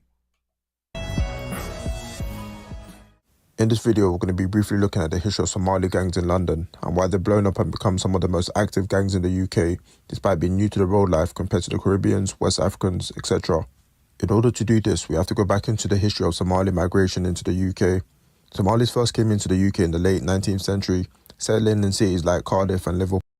Would y'all say that the Somalians, which one you say gangs is more worse? Would you say the worst is more worse in Canada or the UK? Because I don't think we really got Somalian gangs in America. And if we do, they ain't really like known for real like how y'all's is. The 1990s saw a large wave of Somali refugees fleeing civil war. They settled in areas like London, Birmingham, Leicester and Bristol, often facing challenges like unemployment, housing issues and discrimination. By the 2000s, second-generation Somalis began grappling with dual identities and limited opportunities, which led to gang involvement. Back in the 2000s, Somalis used to get bullied quite a lot in school just for being Mali, and this was mostly done by Jamaican students. You see, being Jamaican in these times was considered cool and looked upon, whilst Mali students were called things like pirates, fivehead, or even dirty Somali. All this hatred towards Somalis continued for a long time, which inevitably led to Malis finding comfort in their own people and forming gangs. I grew up in southeast London. Grew up in Woolwich. Cash in my pocket, call me a block star. Couple hundred bags on a rental with a cop cars. See, I'm balling like the Lakers, grind hard every day, shining on his haters. The Woolwich boys was. I don't know how I feel about that. I honestly don't know how I feel about that one, bro. It's like I'm not even gonna say my opinion because I honestly don't know how I feel about that one. I don't know if it's good or bad, trash or not. was one of the first Mali gangs coming from South London in the late 90s. This is a little bit before my time, but from what I've read from the Somali forums, the Woolwich boys were super active in the scene. They started off with robberies and would rob anyone in the area in groups. Younger members of the gang, called the younger Woolwich boys, would do most of the petty crimes, while the older members of the gang are known for operating large drug trafficking rings. Without sort of getting into beef with other areas. We'd rather say, for example, Lewisham or Catford, though, we can't move out the SE18 sort of Greenwich Borough. You can't move out of the borough? Yeah. Why? I mean, what sort of problems will you get into? You say Lewisham? Say we'll get jumped or... By who? By the people in that area. The black people in that area. Gangs? It's crazy, bro, because listen, me a couple months ago, I would not been able to understand that at all, bro. Like, the crazy part about it, bro, I understood what he was saying, bro. Like, that's crazy, bro. I'm real life becoming UK. I ain't gonna lie to you, bro. I'm becoming UK right before y'all eyes, bro. The people who first started watching me, no, I wouldn't have understood that at all like a couple months ago, bro. Somalis from Woolwich boys were also involved in the murder of police officer Sharon Pavensky back in 2005. It's now said that many of the older lots used the money that they made from trapping to run legit businesses and get out of the scene early, with a lot of them now married with kids and living a quiet life. Many of the Woolwich boys weren't so fortunate and got radicalised to becoming terrorists, joining ISIS in a mass recruiting and losing their lives in Syria. After the Woolwich boys, there's been a lot of Mali gangs formed all over London, from Northwest B9 crew to Black Mafia family. But the one gang... Wait, so the Somalians is a part of the that group. We ain't gonna say their group name now, but that group, they from Afghanistan? Somalians from Afghanistan and stuff? That's where they from? that has gained a lot of attention and is considered one of the most dangerous gangs in London is the Marley Boys, also known as Marley Strip. I did it again. That's multiple times, boss case in court. Me, I'm from the active side of Leighton. Something got dropped, but we still want more. Me, I got beef with pagans, got a look. He said he got dropped, but we still want more. No. I don't think these UK rappers are getting better. I think I'm becoming UK, bro. Cause this is getting crazy, bro. Cause it's like, bro, why am I starting to say most of these songs is getting good, bro? I'm not knowing if I like it or don't like it. And it's like, bro, at first it was an easy, I don't like this stuff, bro. I ain't gonna lie to you, bro. I've been listening to UK. I don't know, bro. My chromosome is changing, bro. Left and right every time I walk. Forensic suit on a pagan block. That's tense and chalk. The Marley Strip is based in Leighton and Walthamstow, East London. They run the postcodes E10 and E17. It's said that the Marley Strip was formed in 2015, but from articles I've seen, the Marley Strip was going on before this. Even though they had very few numbers, they're responsible for hundreds of attacks and gang violence in the area. One of the more famous cases was the murder of 14-year-old Jaden Moody, who was part of the rival gang LGR, that stands for Let's Get Rich. Jaden was knocked off his scooter by the Marley Boys and was repeatedly poked 9 times whilst he laid on the ground. The thing is, Marley Strip are not really concerned about postcode wars, but more of the local drug trade, which makes them one of the richest gangs in London. The UK Drill Plug made a really good video about the Marley Strip. Shout out my boy UK Drill Plug. That's real life, my boy. Real life, one of the greatest UK content creators. Shout out my boy Skyboy too. Skyboy, UK Drill Plug. They the real legends. I ain't gonna lie to you, man. If you want to check that out. So the reason for the rising gangs from the Somali community is more of a retaliation because of their years of discrimination. You see, Somalis had different hair texture, skin tone and facial features that set them apart and would often get bullied by their black counterparts. So in order to deal with this, they saw comfort in their own people and has led to a lot of Somalis not considering themselves as black and would describe black people as Jerez. I could understand why they would probably do that because it's like, hey, I'm not even gonna back to you, bro. Real deal, bro. Before y'all start telling me about all this Somali stuff, I probably thought they was Indian. I thought they was Indian. I ain't gonna back to you, bro. Real deal. Then y'all be like, no, they not Indian. I'm like, alright, so they not Indian then. My fault. I thought they was. A term used to describe Somali Bantu people who had hard hair. But there's a term that we have, and it's called Jarer. Jarer just means thick hair. Somalis give a lot of nicknames out. They give a lot. To this day, you can find small Mali gangs all across London, from North London 4th Street to Chatham High Street. Hopefully this video was informative and gave you an insight of the history of Somali gangs. My boy, you Somalian? Nah, I know you not Indian now, bro. I know you not Indian now. I ain't gonna back to you, bro. I learned because I didn't know. In London. I just want to make it clear that I'm not Mali myself, but I did grow up in London with a lot of Somali friends and saw some of this firsthand. Feel free to like and subscribe and stick around the channel. And Yeah, man. Y'all know we don't condone anything inside this educational documentary. Let's start there. You feel me? But now we got that out the way. The Somalians, I didn't know that they was turning up like this, because real deal, bro. Like I said, I'm just not finding out about the Somalians. I ain't gonna back to you, real deal, because I always thought the Somalians was the people that owned the gas stations. I thought the Somalians was the ones that always owned the gas stations. But then I figured out that's not them. That's a whole different ethnicity. You feel me? And then once I figured that out, I'm like, all right, that's different now. You feel me? But if you mess with more educational, informational documentaries like this, don't forget to like, comment, subscribe, and turn on post notifications so you never miss out on any educational, informational documentaries like this. That's crazy, bro. I've been learning lots of history stuff. I ain't gonna lie to you, bro. Anyone can own a gas station, bro. Bro, real deal, bro. Out here, bro, most of the time, bro, the Indians always be having the gas stations, bro. I ain't gonna bet you. They be owning lots of gas stations. I don't know if it's the same out there, bro. I don't know if it's the same out there, though. You feel me? But real deal, bro, they be running it up, bro. They be running it up. I ain't gonna back to you, bro. Oh, yeah. Asians, they be owning, like, liquor stores and stuff. The Asians, they be owning liquor stores and stuff, bro. I ain't gonna back to you. It just be all dependent.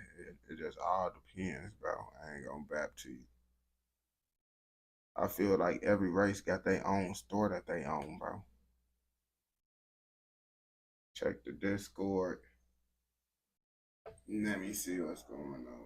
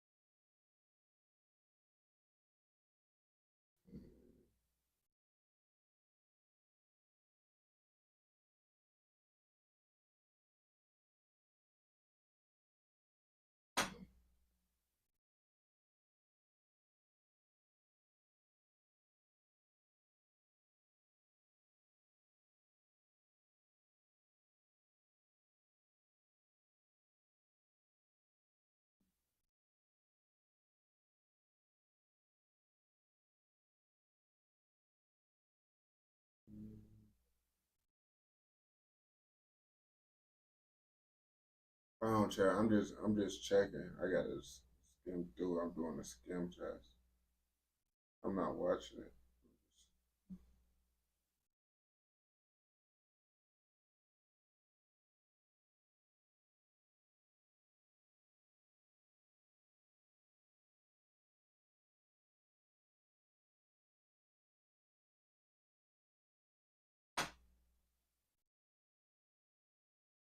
All right. I could check it out. Are you showing me this because it's Somali gangs in Minnesota, bro? Are you showing me like, bro, I know it's Somali gang. Bro, yeah, Bino, how you be knowing about all this stuff, bro? You be knowing about gangs from all over the world, bro. What do you be doing with your life, bro? Do you study gangs all over the world, bro? Is this your specialty, bro? I ain't gonna lie to you. How you be knowing all this, bro?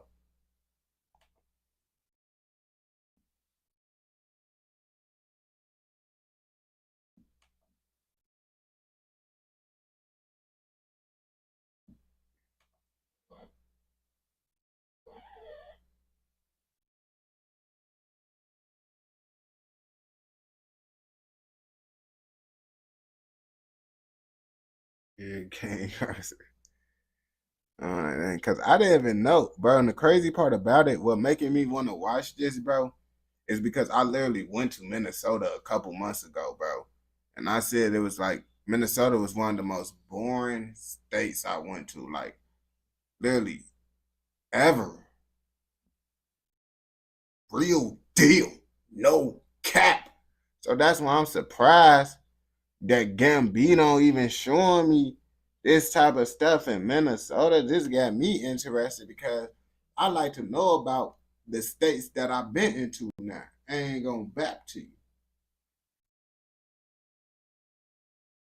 They gangbanging in Minnesota. And I did not know this. I went to Minnesota and it was one of the most boring states I ever went to. And I made a video on it and all the Minnesota animals be like, it's not boring, you just ain't know what to do. If I didn't know what to do, that mean it was boring. You feel me? But I ain't gonna lie. I went to the hood of Minnesota and it did look like the hood. It was lots of people outside and it looked like they would tweak with me if I did the wrong thing. That's why I had to carry my blick close to me. You feel me? But I didn't know they was real life have gangbanging to where they made YouTube videos on it. That's how you know it's serious when people making YouTube videos about the gangs in Minnesota. And it's a Somalian gang. I didn't even know we had Somalian gangs in America, bro. I ain't gonna lie to you. But let's see what's going on out here. This is the Killer Chronicles.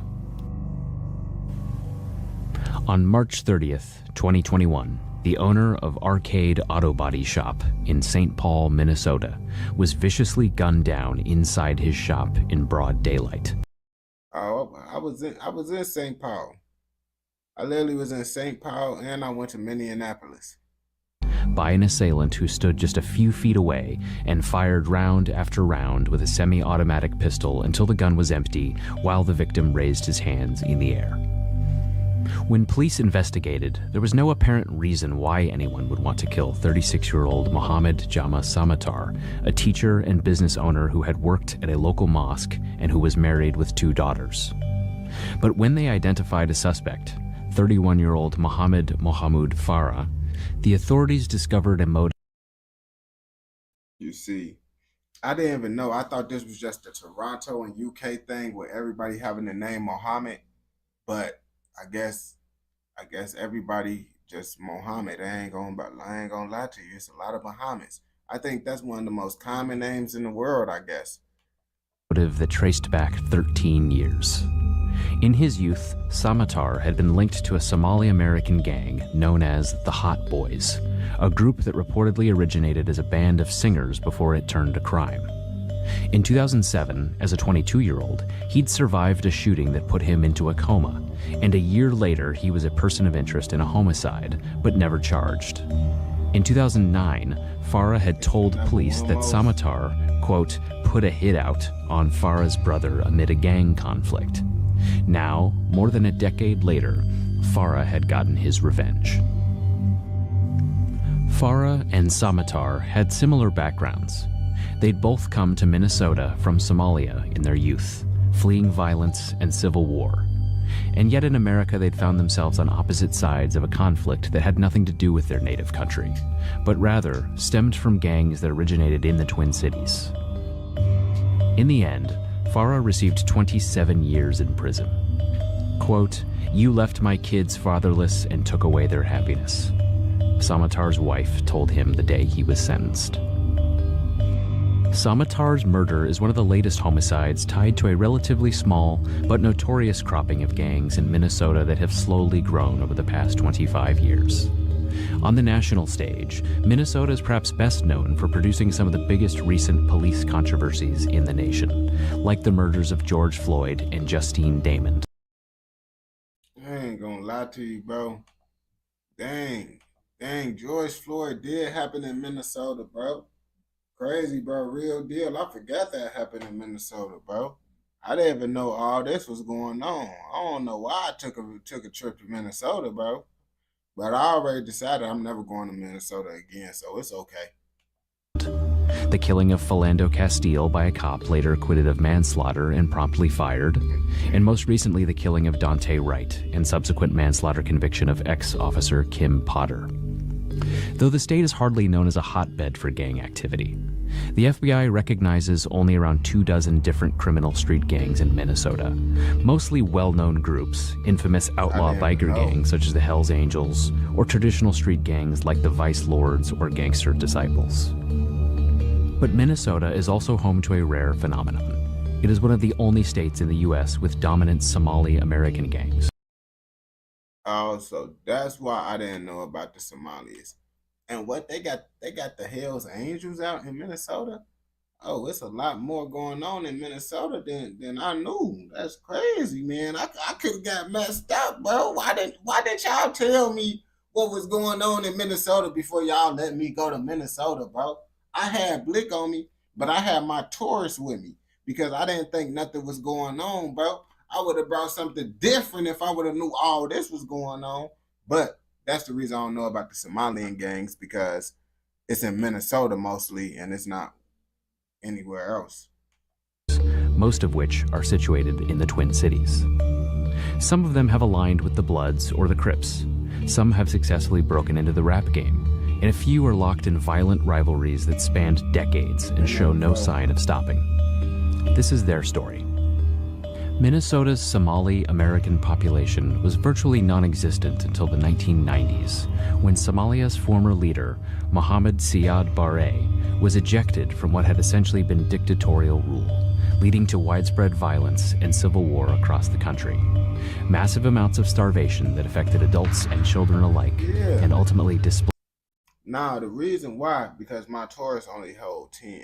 You feel me? When I'm being inside a place that I think is a little bit more, I like to have, hold at least like 15, you feel me? But I'm still cool with the little 10. And then I had an extra magazine as well. Displaced roughly 2 million civilians who became refugees. A few thousand who came to America initially settled in San Diego, California, but the Twin Cities soon became an unlikely destination for Somali refugees. They came here after word spread that good job. They is out there, bro.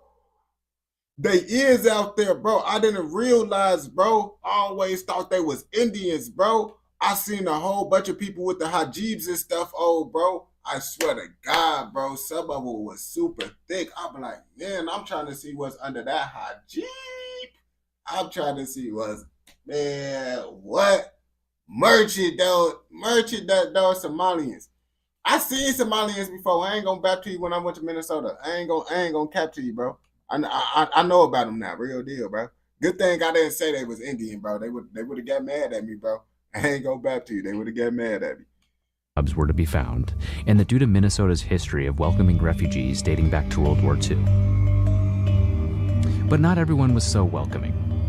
A gang of white youths, known as the All-American Boys, were linked to a number of attacks on Somali immigrants. Of course. Of course. In the mid-1990s, including an assault on a 12-year-old boy who was beaten unconscious. We do not condone any of that inside this educational documentary. With clubs.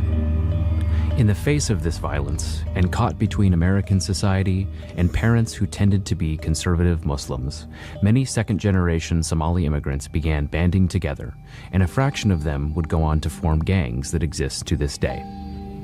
According to numbers put forth by federal authorities, which aren't always accurate, as they're often based on anecdotes from informants or arrest data that...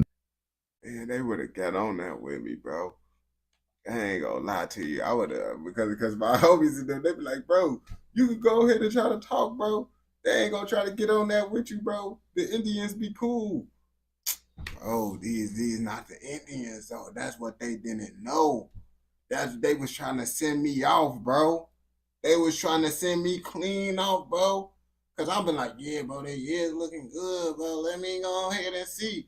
But I've been like, I don't even know how that go, because they got the hijab on, and I don't even know if they even mess with Americans for real, bro. Like, I don't even know how that go, like how I even approach them type stuff. Do I talk to them like a regular person, like an American, or do I be like, I don't know, bro, because they seem very religious, bro. So if I don't come there looking holy and religious, I don't think they gonna mess with me. I ain't gonna back to you. That's what I was thinking. But I don't know. Is that true? Do I gotta come up to them being holy and religious? Or I just gotta, or I could come on some regular type of time? Because I need to know this type of information because I be scared. I be scared to talk to her because I be like, man, they got the hygiene phone. I can't do that, bro. They gonna be like, I rebuke you. No, don't rebuke me. No, that's crazy. May paint an incomplete picture.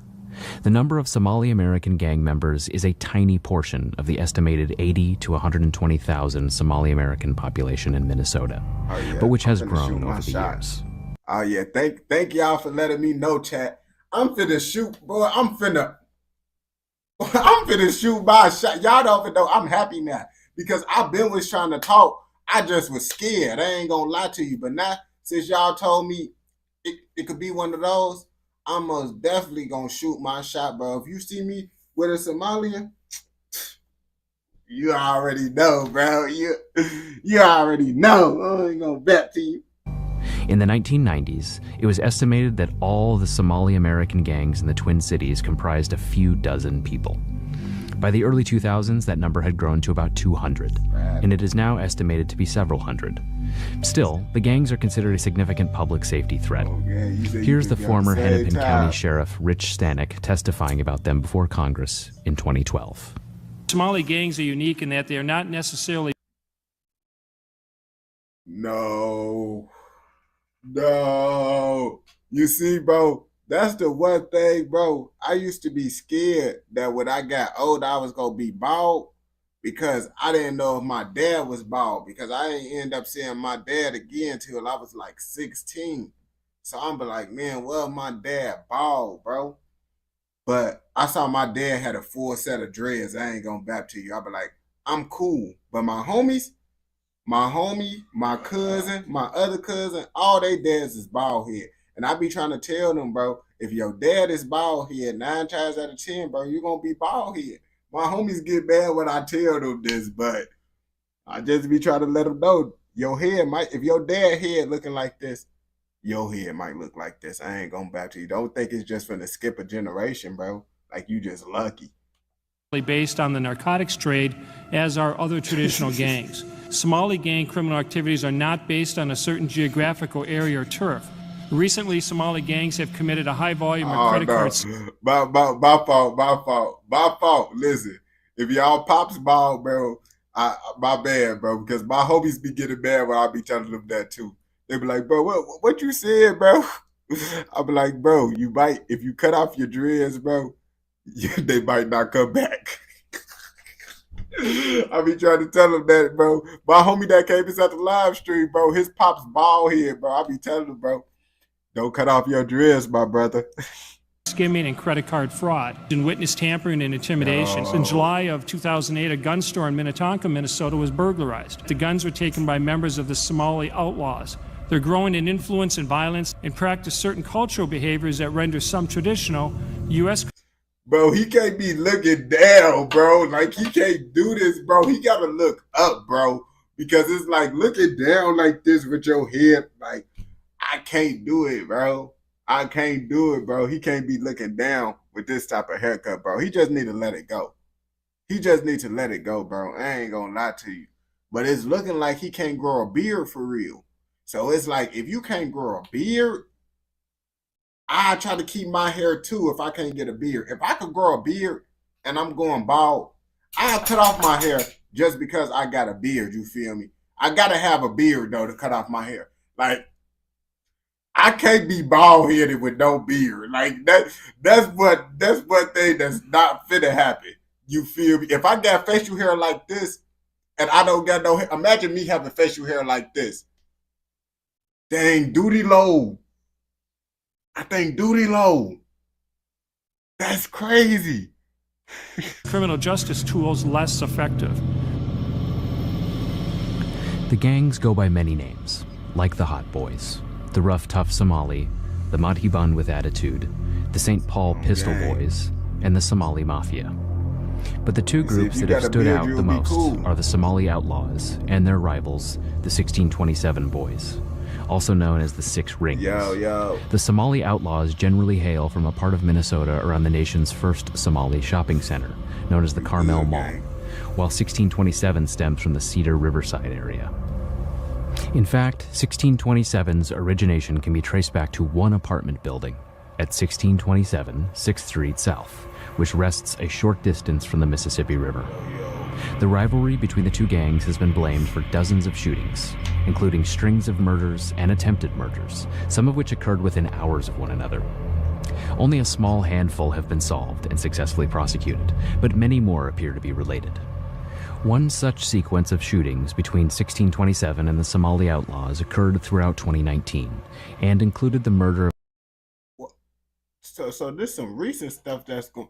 You see, chat, you see, I don't like going to places, bro, and there's recent stuff going on. Now, that's a little bit too recent for me. I thought we was finna get to talking about the 90s and stuff. I'd be like, okay, I'm good. I was good out there, bro, because I swear to God, on everything I love, when I went to Minnesota, right, bro, it was people standing in front of the store with a pit bull. Why is you standing? It's 2024. You standing in front of the store with a pit bull. And then I seen someone with a lawn chair in front of the store. Why would you bring a lawn chair and sit in front of the store? Like, literally. And this where the Airbnb was at. We end up leaving that Airbnb, gang. We got a whole nother Airbnb, bro. This why you don't want to be cheap, bro. We end up spending more money getting a different Airbnb because they had us right in front of the bus stop. The people had the pit bulls in front of the store with a lawn chair just sitting in front of the store. But no. I'm like, bro, I wasn't expecting this from Minnesota, bro. Of a 17-year-old boy who did not appear to be the intended target of his killers. On February 10th, 2019, at around 2:45 a.m., Minneapolis police were called to Franklin Avenue West and Hennepin Avenue South, where a red Chrysler minivan had been riddled with bullets, apparently from a 9mm pistol. There were 3 people inside the Chrysler. I ain't gonna lie, Minneapolis, that looked more hood than St. Paul. I ain't gonna back to you. St. Paul was more nicer to me. Minneapolis, I'm like, nah, bro, I can't be in no vacation in Minneapolis. Maybe I wasn't inside the right area, but that was the hood. That was the hood that I was in for sure. But that was the first time, bro, because I ended up being inside the hood in Atlanta too, in Georgia. Because I be trying to be cheap, bro. And then I always end up in the hood somewhere, bro. I be like, man, I need to stop doing this. One of whom said the shooter pulled up in a maroon sedan and said, "I think it's them," before he opened fire. The victims were targeted by Somali outlaws because of their association with the 1627 boys. Police didn't catch the shooter until he'd shot and paralyzed another man, less than 2 weeks later. On February 19th, 2019, shots rang out in broad daylight on Cedar Avenue South, an area associated with the 1627 boys. The targets appeared to be 2 men who were standing on the sidewalk, talking, but only one of them had been struck. His name was Obsa Boule, and he was lying on the ground, suffering from a gunshot wound to the back. Surprisingly, he didn't greet police with the typical chorus of "I don't know," and actually identified his attacker. He said he'd been shot by, quote, FME's brother, a Somali outlaw he'd known since high school, and told police a possible motive. I was tweaking. I thought they said they was doing this in 1627. I be like, bro, how you know what was going on in 1627, bro? This is BAP. But I had to read it. I read it wrong. He said he was shot because he hung around 1627 members, and because the Somali outlaws were mad about the recent shooting of one of their guys. Police theorized that the shooter was trying to hit the man Boule was talking to, a 1627 boys member named Kamal Mohammed, who was not so willing to cooperate. Before police arrived, he told a crowd of onlookers, quote, "We didn't see shit because we ain't snitches." But detectives didn't have... You see, bro, adding that, bro, now they gonna mess with you even more. You should have just said you ain't see nothing. Because now, okay, he just ain't see nothing. But now you saying you ain't see nothing because y'all ain't snitches. That make it sound like y'all seen something, you know what's going on, but you just ain't trying to tell us. Like, you should have just left that out. I ain't go back to you, bro. People always want to add on some extra stuff, bro, just to try to look tough and cool, bro. Okay, we know you ain't gonna tell. You saying you ain't see nothing already shows that you ain't gonna tell. You feel me? You ain't have to add that. Have to look too far for the shooter. He and his driver had fired from a rented Ford sedan, then sped away and crashed the car at 1813 Riverside Avenue South.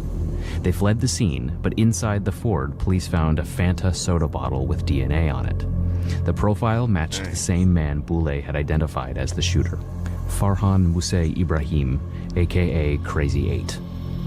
Boulay not only identified him, he'd also shown police a music video featuring Crazy 8's older brother, Abdullahi Mousse. Bro is full life snitching. Like 6ix9ine. Is this why they had 6ix9ine inside the cover art? Because I'm trying to figure out why 6ix9ine was inside the cover art of a Minnesota video. That's why I didn't understand, but I think they're using him as a representation of this guy right here. Ibrahim, who also went by FME and was a rising rapper in the Minneapolis area. A warrant was generated for Crazy 8's arrest, but he wouldn't be brought into custody until after the same gun was used for another murder just 2 weeks after Boulay was paralyzed from the waist down. The night of March 1st, 2019 was a particularly violent one for the Twin Cities. Police recorded 3 shootings within 2.5 hours, all linked to the conflict between the Somali outlaws and 1627. It started around 9:15 p.m. at the Carmel Mall, when a Somali outlaw member named Abdi Fattah Yusuf. Bro, I would not want to go to this, bro. Y'all think just because y'all added palm trees on the side of the wall with camels and stuff, I'm finna go to it? No. No, you see, hood places love to do stuff like this. Places in the hood love to put stuff on the wall to make it look like it's a nice place. Just because you add nice art on the wall don't mean, no, I can still tell this is not a place I want to be. Was shot and injured and subsequently rushed to Hennepin Healthcare. Over the next hour, around 20 of Yusuf's friends began trickling into the hospital, including Yusuf's cousin, Omar Noor Hassan. On surveillance footage, Hassan appeared distraught. He was crying, clearly worried about his cousin. But when FME arrived, the mood began to shift. He and Hassan began to confer, and a little after 10:30 p.m., they left together. Around an hour later, there was a non-fatal shooting in 1627 territory. Little do y'all know he got an aloe vera. Them aloe vera drinks. I don't know if y'all be drinking aloe vera. Aloe vera is a good drink. It's underrated too, bro. If you know about aloe vera, you know about aloe vera. That's all I'm gonna say. Territory. 20 minutes later, all hell broke loose nearby. A little before midnight, a group of 6 people arrived at a restaurant and bar on Cedar Avenue South known as the Red Sea. They pulled up and 2 of the group walked in, apparently to purchase cannabis from someone inside, while the other 4 sat in a black Toyota Camry, waiting for their friends to come out. It is unclear if they saw the light-colored Chevrolet sedan following them to the Red Sea. Without warning, 2 men fired a total of 27 shots into the parked Camry, paralyzing Mohammed Salad and killing 17-year-old Abdiwasa Farah. Man, we don't condone any of that, but I ain't gonna lie to you. I feel like in that situation, I probably want to be the person that got unalived, just because it's like being paralyzed is like, it actually depends on the type of paralyzed. I feel like I could live the paralyzed life if, you feel me, I could do all this. Cause it's like I still got a pretty okay life. I could do a lot of things, but it still be like you still gonna need people. You ain't gonna be able to be alone for the rest of your life. You're gonna need someone forever. But it's like, if it's like the Robin Banks situation where you paralyzed from the neck down, yeah, I ain't gonna lie. I can't deal with that type of life. I ain't gonna lie to you. A third man, Joshua Poplawski, suffered a relatively minor gunshot wound and walked himself to the hospital. Incredibly, it turned out that Kamal Mohammed, the same man believed to be the intended target in the Obsa Boulay shooting, was driving the Camry and had gone into Red Sea once. Yeah, nah, from the waist down, you gotta have a blick. Like if you paralyzed from the waist down, you gotta have a blick because let's be real, bro. You can't do nothing. You can't do nothing at all. I ain't gonna lie to you, bro. And if someone come up behind you, bro, you might not be able to use that blick unless you hop out the wheelchair, bro, real fast and hit them with that because it's like you're gonna try to hit that turn. Someone walk up directly behind you, bro. You probably ain't gonna be able to. You gonna have to hit them with this, hit them like that. I ain't gonna lie to you. Once again, escaping injury. When he was taken to the police precinct, he asked an officer if he could call his grandma, but instead he called Obsabule, and the two had a brief conversation police couldn't understand because they spoke in Somali. Once again, Kamal wasn't cooperative. You see, that's why I want people with different languages, bro, because I always thought that was cool, bro. I've been like, bro, they real life got a superpower, bro. Like when I used to be at the little Chinese restaurants and stuff, and they used to be like, me choo choo choo choo choo. And I used to be like, what is they talking about? Like, soon as you come up in there, they're, hi, how you doing? Man, y'all was just sneak dissing, wasn't y'all? Y'all was just sneak dissing when I came up in here, wasn't y'all? I ain't gonna bap to you, bro, but that's low-key cool. That's low-key cool how they able to, like, sneak this, and we don't even know what they talking about for real. I ain't gonna lie to you. But while police were trying to get information from him, the lead investigator, Sergeant Molly Fisher, discovered the shooting was caught on camera. The Red Sea and other nearby businesses produced security footage that showed the two shooters were wearing clothing nearly identical to what FME and Hassan had on at the hospital about an hour before the victims were shot. And when police conducted ballistics analysis, one of the guns was linked to the February 19th shooting, which Crazy 8 had already been identified as a suspect in. Now, FME and Hassan were wanted for murder. Hassan fled to Kenya within days of the shooting, but was arrested by U.S. Marshals and extradited back to the U.S. FME turned up in Texas, and when he was arrested, another rapper with ties to the Somali outlaws, Kamaldeen Mohammed Muse, aka K Pizzle, was with him. Crazy 8 was also arrested out of state in Massachusetts. K Pizzle? Nah, nah, you gotta change that, brother. FME would eventually plead to a second-degree murder charge and receive 27 years and 6 months in prison. Crazy 8 also pled out for a combined total of 10 years in both shooting cases. Here is Minneapolis officer Christopher Daubel fist-bumping a fellow officer who had just fired rubber bullets at protesters after the George Floyd murder. Daubel is considered by Minneapolis police to be one of the city's best experts on the Somali outlaws and the 1627 boys. And he's the one who identified K Pizzle as the, quote, main rapper of the Somali outlaws. At Hassan's murder trial, he also showed jurors pictures of FME standing next to Tekashi 6ix9ine, before 6ix9ine became a snitch. Oh, so you just used that to just get me, bro. It's just, he just took a picture with 6ix9ine. You got me. I ain't gonna bap to you, but this video decent, so I'll still give you a pass that you clickbaited me. But that mean I gotta clickbait people now, bro, because of you. And explained that the Somali outlaws view themselves as Bloods, and the 1627 boys tend to see themselves as Crips.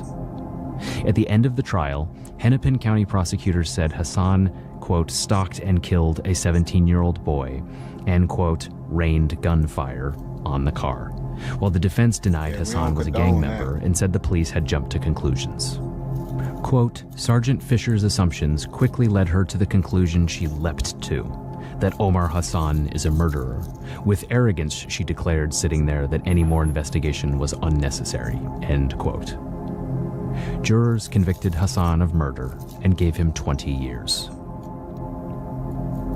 7 months after the Red Sea shooting, an influential member of the Somali outlaws named Mustafa Chucky Ali was murdered near 23rd Avenue North and Aldrich Avenue North as he approached a Jeep containing a 1627 boys member named Mahad Jama Ali, a Percocet dealer known as Blue, and the Jeep's owner whose pill habit got him into the situation. Chucky must have spotted Ali in the Jeep because the Impala he was in slowed down before he decided to get out and walk up. After a brief exchange, Ali began to shoot, and Chucky started to return fire with his own pistol as he fell. One of the bullets struck Ali, who turned up at a hospital for treatment later that day. Chucky's two companions tried to rush him to a hospital, but were intercepted by police, who stopped the Impala and discovered that Chucky was dead from a gunshot wound inside. Though Ali eventually took a plea deal, he refused to admit any connection to 1627 and wrote on his plea form, quote, "This is not for the benefit of a gang." Before he died, Chucky allegedly told those around him, quote, "The ops got me," referring to rivals. But the most well-known Man, at least he ain't snitch, bro. At least he ain't snitch. He just said the ops got him. incident involving the Somali outlaws is an infamous human trafficking case filed in federal court in Tennessee in 2010. Prosecutors claimed that a group of Somali outlaws and Somali mafia members, along with numerous co-defendants who weren't gang members, had teamed up to traffic children, including a 12-year-old girl who federal judges actually described in a public court record as, quote, "beautiful and buxom," and known by the nickname Double D. The feds claimed that Whoa. I don't understand why people would even want to do something with someone that young, bro. Like, that they gotta be locked up for sure. Keep them locked up. We don't condone anything in this educational documentary. the girl had been forced into prostitution and had been sexually abused by the defendants whenever they felt like it. After serious credibility issues involving a second alleged victim came up during trial, just 3 out of the 9 defendants received partial convictions while the other 6 were acquitted. But the case fell apart even more after that, when federal judges and an appeals court ripped through the lead investigator, Minneapolis officer Heather Waker, stating that she, quote, exaggerated or fabricated, end quote, important elements of the story and had flat out lied to a grand jury. The 6th District Appeals Court concluded, You see that right there, bro. Now they throw out the whole thing. Even if it is true and they actually did it, they'll throw it out just because the police admitted to lying. And now it's like, yeah, they got to throw it out because you actually lied on certain things, man, which is crazy. quote, in short, this looks less like an organized venture than a crime of opportunity, involving these criminally ambitious young men and this gullible, or more likely reckless and rebellious young woman. And local media in the aftermath questioned whether Waker should remain employed as a law enforcement officer. Ironically, while this case basically turned out to be a complete distortion, it stunned the nation and generated coast-to-coast media coverage, while the very real problem of violent rivalries between these gangs receives very little attention outside of the Minneapolis-St. Paul area. In fact, the biggest efforts to curb these gangs are coming from within the Somali community in the Twin Cities itself, which frequently holds summits and other organized efforts to mediate conflicts and turn youngsters away from joining gangs. Yeah, no. We don't condone anything inside this educational documentary. I didn't know this stuff was going on in Minnesota at all. Like, it's crazy. Because Minnesota, to me, it was like a hood place, but I didn't see. But now I'm realizing it probably is that going on because it was lots of Somalians out there when I ended up going out there. I just didn't really know that they were Somalians for real. But on that note, we don't condone anything inside this educational documentary. Once again, this video was all for educational, informational purposes. We don't condone anything in this documentary.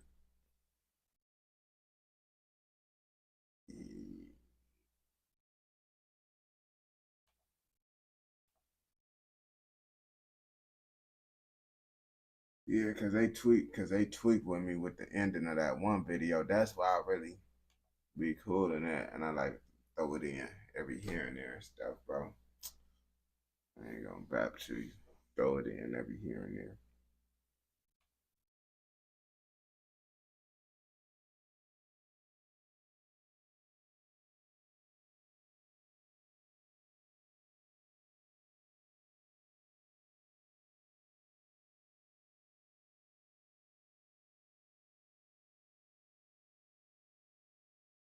Nah, I could say like this. I just forgot to say it.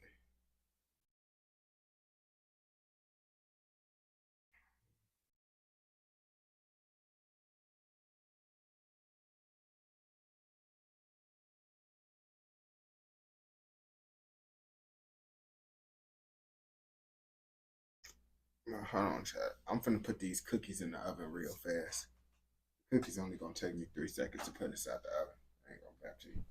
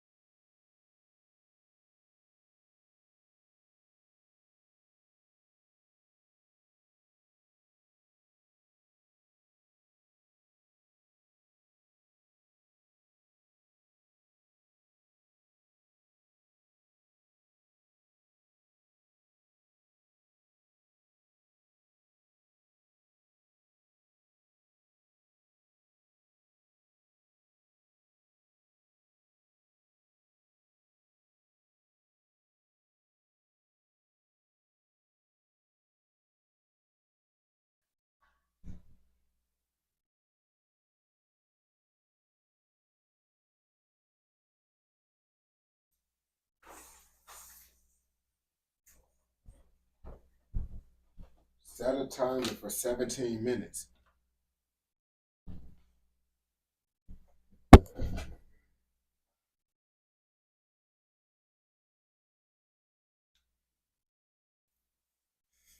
Hell yeah, that's why I've been like, bro, I had to cook me some cookies, bro. I've been like, bro, let me just throw them in the oven real fast.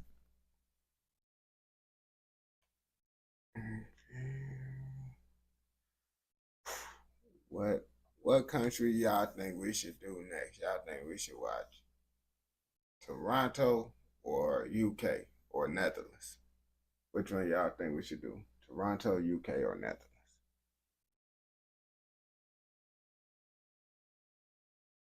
Nah, I ain't making them from scratch, bro. They just like some dough. There was like some cookie dough things. Bro, you want not nothing that's gonna give our page cook crazy. Just some that I know ain't gonna get me cooked, bro.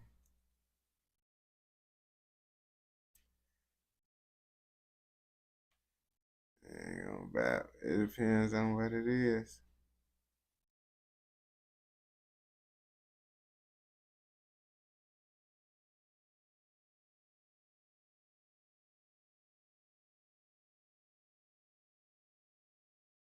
I did a video on Australia before, but the Australian community, man, they don't be messing with this stuff for real. I made like 2 Australian videos. I ain't gonna bap to you. I made like two Australian videos, but they ain't go up though. They ain't go up at all though. And now I'm been like, man, after I did a documentary on I did like documentaries on like 3 famous people, and all of them just been like, they were just sticking to what went up. So I be like, man, maybe if I just focus on what's doing good, maybe I not have to worry about TikTok.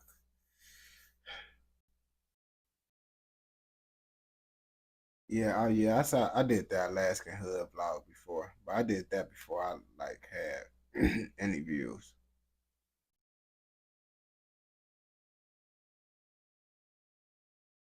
Oh yeah, that's what I was gonna do. That video.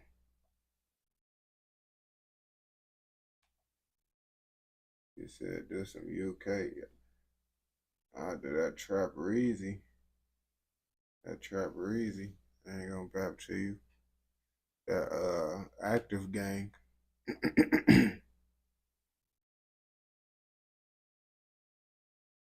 Y'all wanna do that one? That trap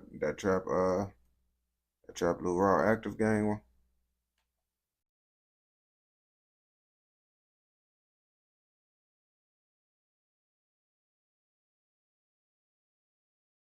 Alright. But now this G Herbo song popped up. He dropped 9 hours ago. You know, when we see a new rapper that we mess with, you know we gotta check it out and see what's going on with him first real fast. So before we get into that, let's see what he dropped 6 hours ago. G Herbo, man. You know G Herbo. He one of the real life Chicago legends, bro. So we gotta check him out. See what he doing. I'm pretty sure G Herbo music is gonna be good. I ain't gonna lie to you. Every time when G Herbo drops some new stuff, it's a banger. I ain't gonna bap to you, bro. So I'm assuming it's gonna be good. But when you see us, painkillers, you know we mean business. What you know about pain? What you know about rain? What you know about staying sane? What you know about? What you know about bullets close range? What you know about pain? What you know about gang gang? Yeah. Hey, I was the one that made them believe us bleed and we was heathens. I was out killing, robbing, hustling, scheming with the demons. I was out hugging the block, it's hot, I'ma post on that bitch regardless. Wartime, shoot up and hop in the car, I was in the one, popped his noggin. On cap, working the switch, let me show you how to empty the clip, just give it 4 taps. Reminisce, never did this shit for an image, I'm really like that, boy. I seen friends become your enemies, I never liked that, boy. 10 degrees, we ran with a stick of peace like we got a license for 'em. 2014, they snatched me and bro, I was ready to fight that for 'em. Before rap been went up hats with Max, that's why I bought that charm. Check the facts, every time they tried to attack, I was standing right there armed. Tracks and cats jump out in all black and set off car alarms. I was getting active back to back, you never meant no harm. Big 4/5, gotta hold your palm under your forearm. Baby AR inside the fur, it keep me warm. Sleep on the crib with a bell out first, leave him at the doorknob. Made it out that shit, now my backyard as big as a farm. I was stuck in the rain, snow, sleet, I weathered the storm. Bro, I ain't gonna cap G Herbo, baby mama Taina. Shorty is so fine, I ain't gonna bap to you. Having lunch with my kids at Olive Garden, eating chicken and parm. Gang banging hard, couldn't get no sleep, we was going retarded. My gang was smart, would've stayed in school, could've went to Harvard. Do just like Marvel, take this shit right where it started. Now this shit marvelous, take this shit back where it started. We come from pissy hallways and dirty garbage. I bailed my nigga out the cage, spent 30 large. I lost my dog, ain't been the same since we departed. And in your name, we drink shit, hit every target. Hey, what you know about pain, what you know about rain? Bro is always in New York. I ain't gonna lie to you, bro. Trap Blue Raw.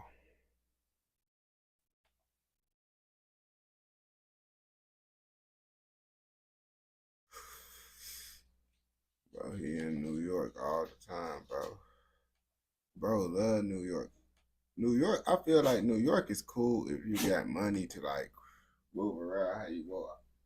Me personally, I feel like with the money I had, bro, New York more so just like if you want to shop and all that, you feel me? New York did have some good food, but I just didn't like that I couldn't drive around. And that's why I say I ain't had the money for that, because I could afford to do that, even though now Uber's damn near end up being more than bro. I said that Cali is better, bro. Just because Cali, you got more freedom to drive around, do what you want. Better weather too. Cali just got better weather, and who don't like palm trees, bro? Let me see. Oh, this must be one of his older videos, the Active Gang.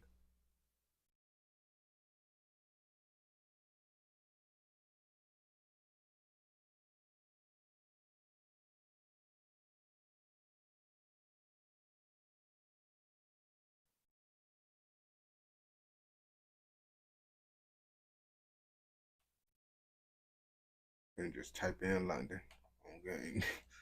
I can't find it.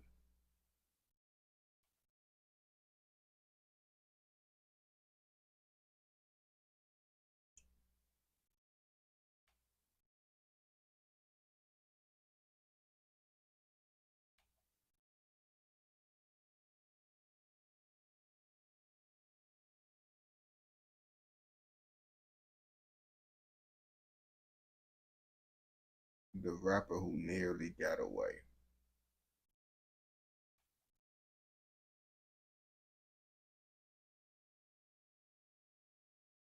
What he nearly get away from? Folks must have got locked up. Folks got locked up.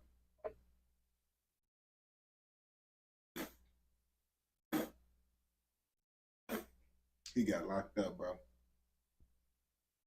Yo, my boy Ghost.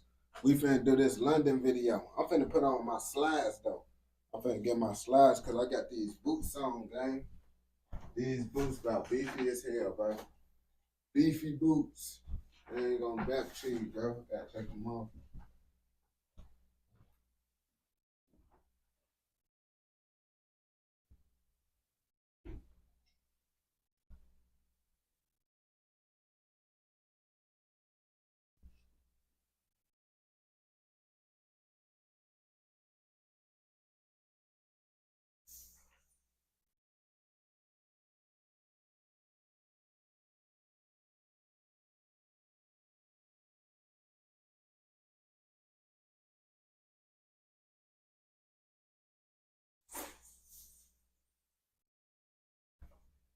Bang and bang, bang and bang, bang and bang. Bang and bang. Bang and bang.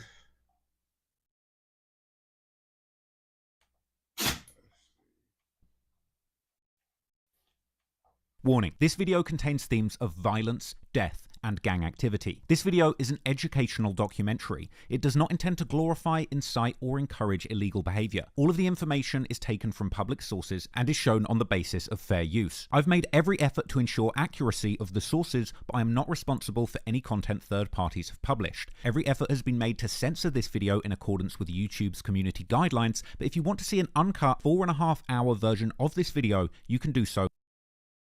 4.5 hours.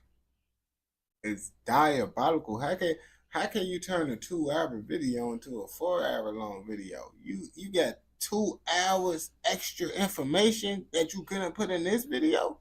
That's pretty crazy, I ain't gonna lie.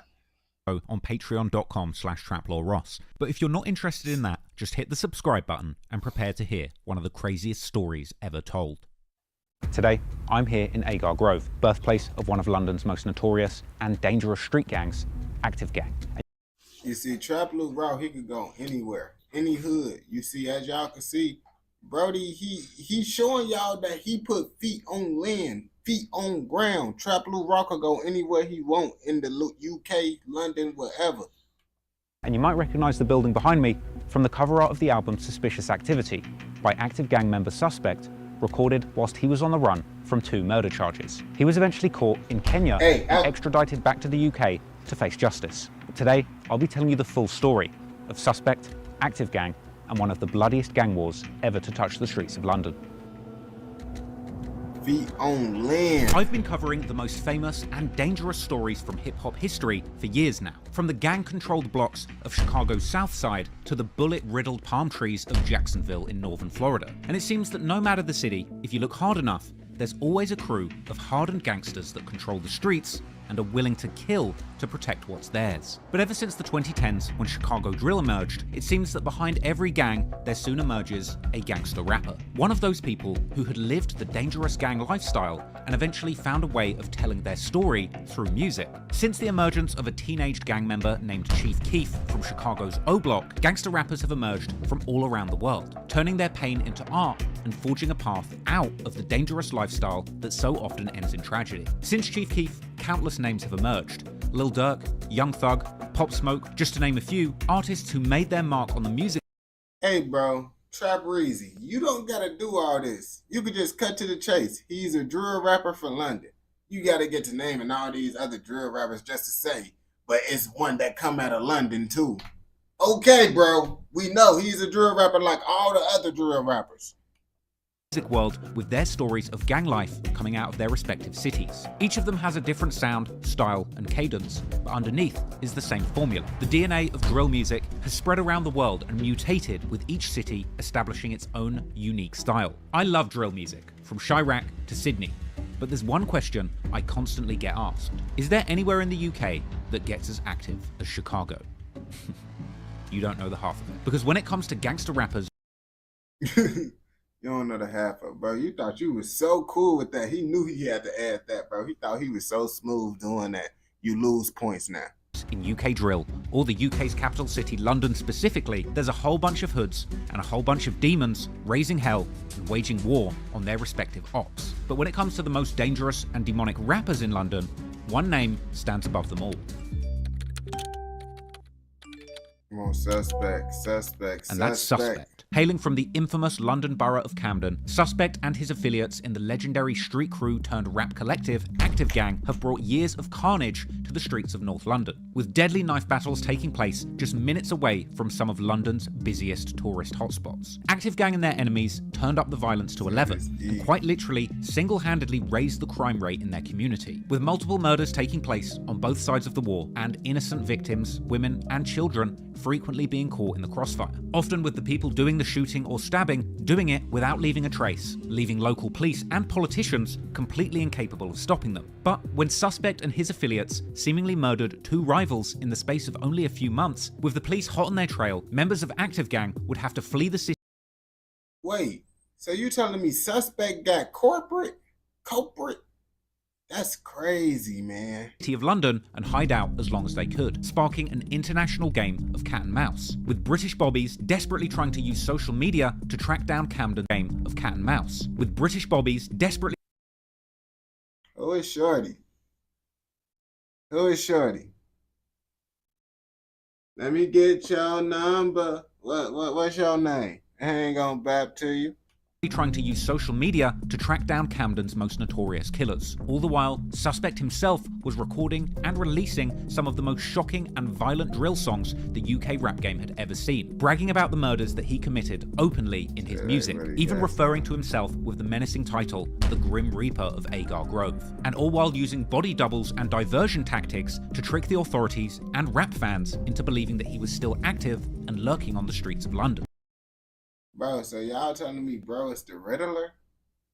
Y'all basically telling me we got the real life UK Riddler. Talking about he leaving secret techniques and all that stuff.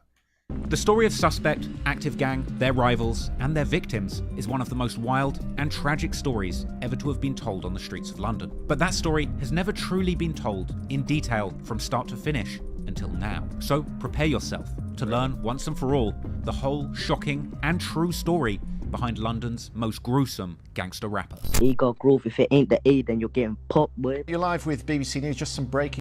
Hey, you getting popped, boy.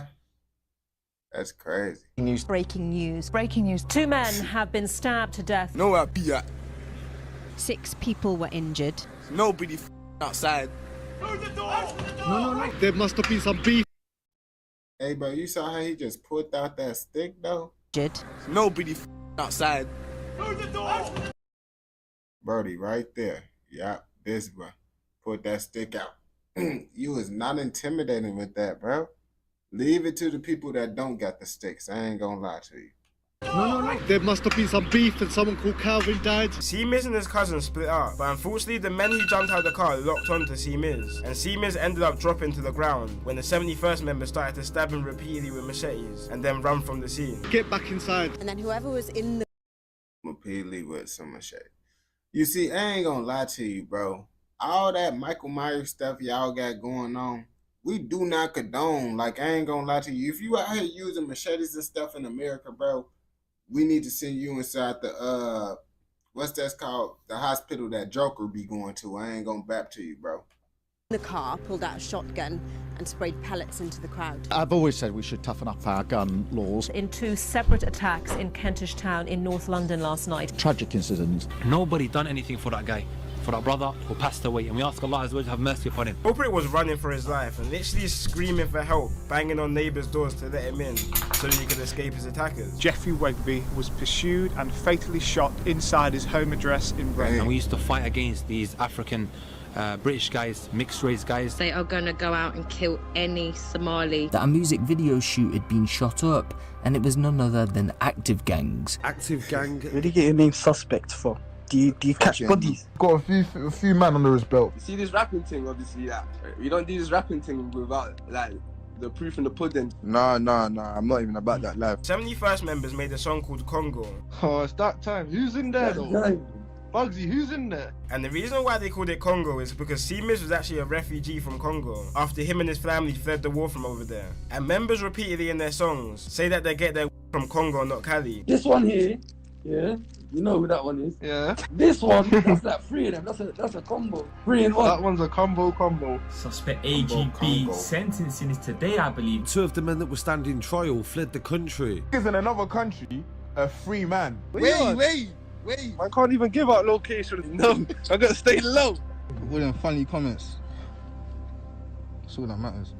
Whoa. Don't pull out the knife, Jamal. What is going on right now, bro? I ain't gonna back to you. This what be going on in the UK, bro. That'd be crazy. I ain't gonna back to you.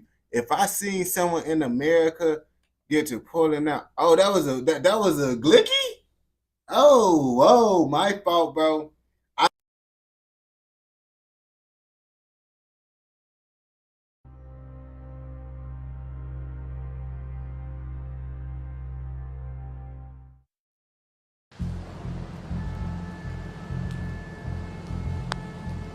The London... My fault. I just assumed that it was a knife because, y'all UK people, that's y'all specialty, bro. And, I just assumed. That's my bad for assuming. My fault. I'm not going to assume no more. You feel me? The borough of Camden is one of the most famous tourist spots our city has to offer. To the casual visitor, it would be difficult to see how this thriving area with its bustling markets and high property prices could be so dangerous beneath the surface. But that's the thing about London. Unlike the sprawling cities of the United States, being such a densely populated area, you might go from standing next to a multi-million-pound property and turn one corner and find yourself in the middle of one of the city's most deprived council estates, or projects as you Americans would probably call it. Camden itself is located in northwest London and is one of the 32 boroughs, meaning administrative areas, that make up Greater London. The current borough of Camden was created in 1965 when London's administrative area was expanded to I ain't gonna lie, bro. London look like y'all still stuck a little bit, like y'all a little bit underdeveloped. I ain't gonna back to you. It looked like y'all didn't develop like America did, bro. Y'all look like y'all still stuck in the castle days. I ain't gonna back to you. Incorporate the Greater London, and it includes districts or neighbourhoods, many of which are famous for their ostentatious wealth, such as Hampstead, Kentish Town, Camden Town, Kilburn, Somers Town, King's Cross, St Pancras. I'm not going to no city named Kilburn. I'm sorry. Like, if off the bat with the name being Kilburn, Even if it's a nice place, I just don't feel right going to no place like that, bro. Chalk Farm, Haverstock, and Gospel Oak. One of these neighbourhoods you are most likely to be aware of is Camden Town, also often just called Camden, that the borough is named after, and that's where much of the events of this video will take place. Camden Town has been known around the world since the 1960s as the heart. You see it because London older than America? Bro, it's not older than Chicago. Of London's art and cultural scene, with it being home to famous music venue The Roundhouse, where acts like Pink Floyd performed in their early years. Moreover, over the years, Camden has been a breeding ground for many different urban youth countercultures like. So is Kilburn a bad area or no? The punks, ravers, and hippies. Ultimately, Camden is one of those places where outsiders and nonconformists can fit in, call home, and flourish. And perhaps as a result of the openness and tolerance fostered in the area, over the years, Camden, or more specifically Camden Town, has become a tourist attraction in its own right. Best known for its popular street markets specializing in arts, counterculture, and alternative clothing. Delicious and trendy street food. I'm not finna play with y'all. Markets specializing in arts. This is fake. This is fake. This is fake. I'm not finna lie to you. It ain't no way they finna have real Prada and Chanel and all that just hanging up on the gate. It ain't no way possible that you finna tell me they have a real designer hanging up on the gate. If someone get their designer off the gate, bro, it's fake. Don't let them people tell y'all this is real designer. I ain't gonna lie to you. Counterculture and alternative clothing, delicious and trendy street food, and maybe the odd bit of counterfeit designer clothing and smoking accessories. Yeah, at least he said that's fake. Ooh, they got oh my gosh, bro. They got everything fake, bro. Boy, this what y'all be doing in the UK, bro. Keep it real now. Do y'all be having all that designer stuff because it's fake, bro? Be real now, because I see y'all be wearing all that designer. Y'all be dripped out and stuff. But do that drip be fake? Now I'm finna start looking a little bit more harder when I see y'all flexing and stuff since I found out about this area right here. That I'm sure fans of this channel will probably enjoy. In fact, speaking of smoke shops, Camden has for a long time been known to be a hotspot for illegal drug markets, sometimes even being referred to as the Amsterdam of the UK. Despite Camden's countercultural ethos still being somewhat intact, the area has also gained attention. Dang, they got the flag on the sidewalk. I see. Lots of art. In recent years, for arguably going through a significant gentrification. Similar to many other boroughs of London, which despite the natives struggling with rising costs of living, the push still continues to demolish affordable housing and replace it with multi-million-pound new build developments. This gentrification process only tells part of the story, because Camden really is an area with some of the biggest wealth gaps and income equality in the United Kingdom. As I mentioned at the start, many of the poorest estates in London exist literally a block away from multi-million-pound mansions. These are the kind of multi-million-pound mansions you might expect to see. Bro, even the houses look kind of old. Like this looked like a nice house, but at the same time, it looked like Abraham Lincoln living up in this house. Like all these houses look like this house meant for a president or something. I ain't gonna bap to you. In prime spots right next to Camden Square, which is only 6 minutes walk away from the formerly neglected Agar Grove estate. This estate is home to the depressing council block Lulworth House, which was featured prominently. My boy, I don't know what Victorian is. Victorian, I honestly ain't gonna know. I'm not very agriculturally man. I don't know. On the cover of Suspect's album Suspicious Activity, and is the birthplace of the menacing street crew Active Gang, who we will be discussing extensively in this video. Now, when I went to visit the area, I was struck by just how much this depressing and brutalist old council block stood out amongst the newly built private luxury developments surrounding it in the neighbourhood. Anyway, despite their close proximity to the multi-million-pound properties, the British equivalent of public housing or the projects, known here as council housing or council estates, tend to be the areas where gang violence is most common. Council estates are typically large publicly owned projects that offer affordable social housing. Oh, so they'd be like this. I'm from the council. That sounds crazy if y'all out there be telling people I'm from the council, because it's like real deal. I would think you a part of, some government official, bro, if you're talking about you from the council. What do you mean you from the council? I ain't gonna lie to you. Is that what y'all be saying? Y'all be saying y'all from the council?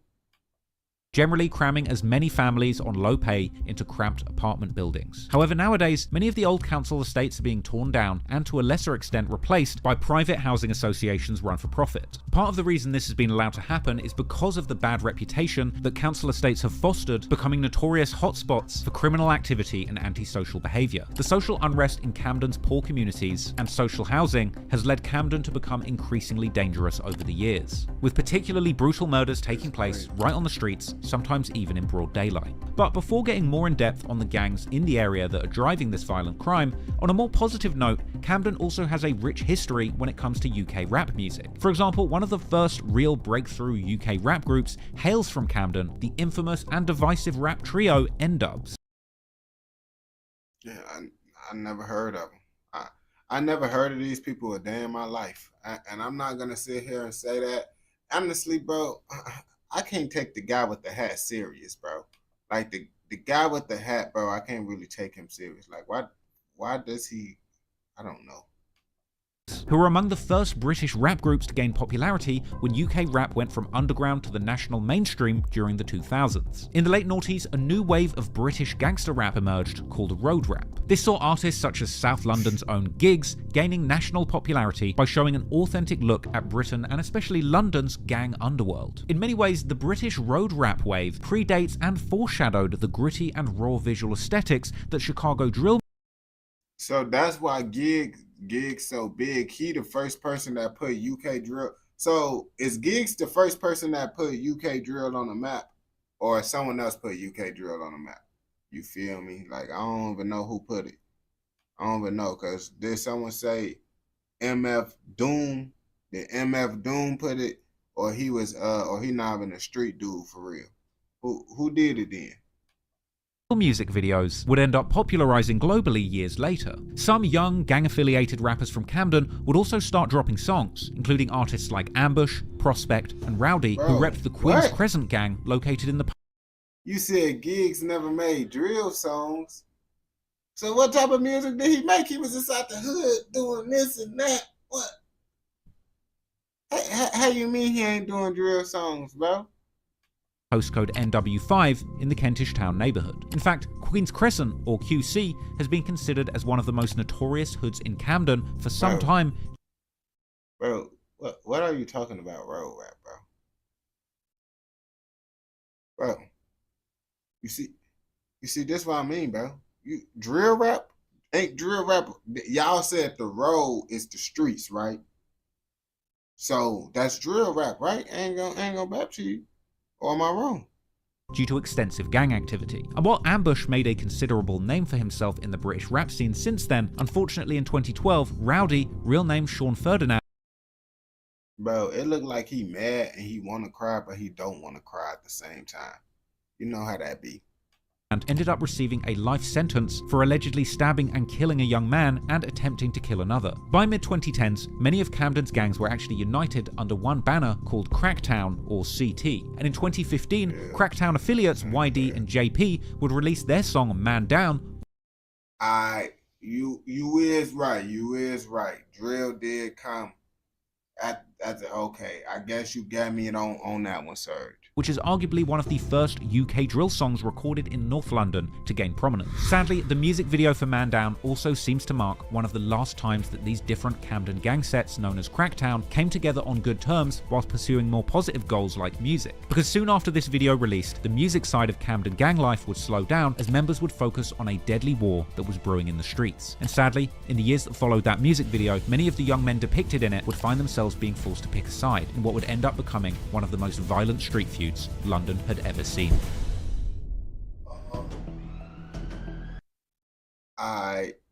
Y'all see what's going on in that Camden video right there. Y'all already know. I just gotta go get my cookies real fast. We're gonna start the video right back up. But Y'all already know, man. If you mess with educational, informational documentaries like this, don't forget to like, comment, subscribe, and turn on post notifications so you never miss out on any educational, informational documentaries like this. Yeah, I'm finna start the video right back up. I ain't gonna bap to you. I just didn't want to miss nothing in the video going to go get some cookies. So I just did that.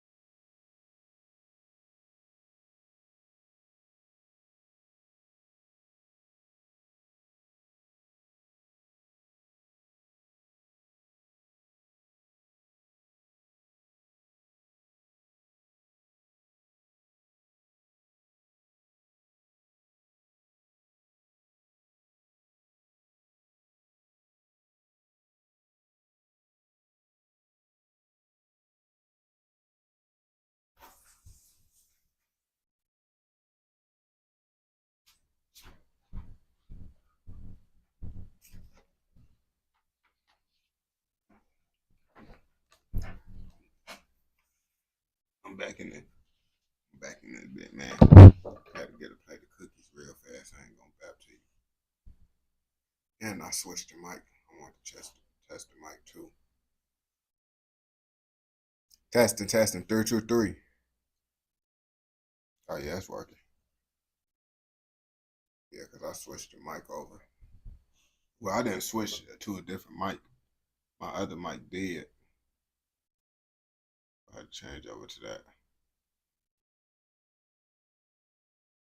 Hell yeah. Let's go.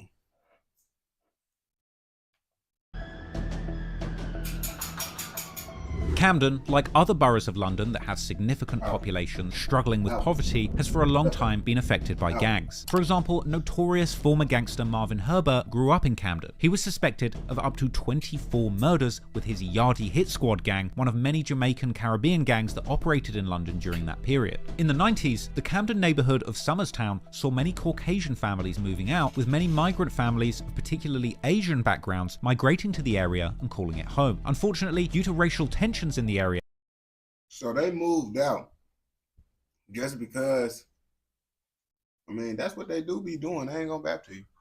This would eventually lead to a race war between the poorest white youths still living there and the Asian youths who had moved in recently. The animosity in the area between these two groups exploded after a 15-year-old white boy, Richard Everett, was stabbed to death by a gang of British Bangladeshi youths who were apparently seeking revenge against another white youth in the area. After this, white youth gangs began patrolling the streets of Somerstown, attacking anyone of Asian background that they came across, even firebombing a halal butcher shop. This was an incredibly violent and No, we don't condone that. No, bro. Because if you just going at the Indian everybody just because how they look, that means you probably gonna end up getting an innocent person. And you deserve to be in jail for the rest of your life. If you hit an innocent person, I ain't gonna bap to you, especially a kid.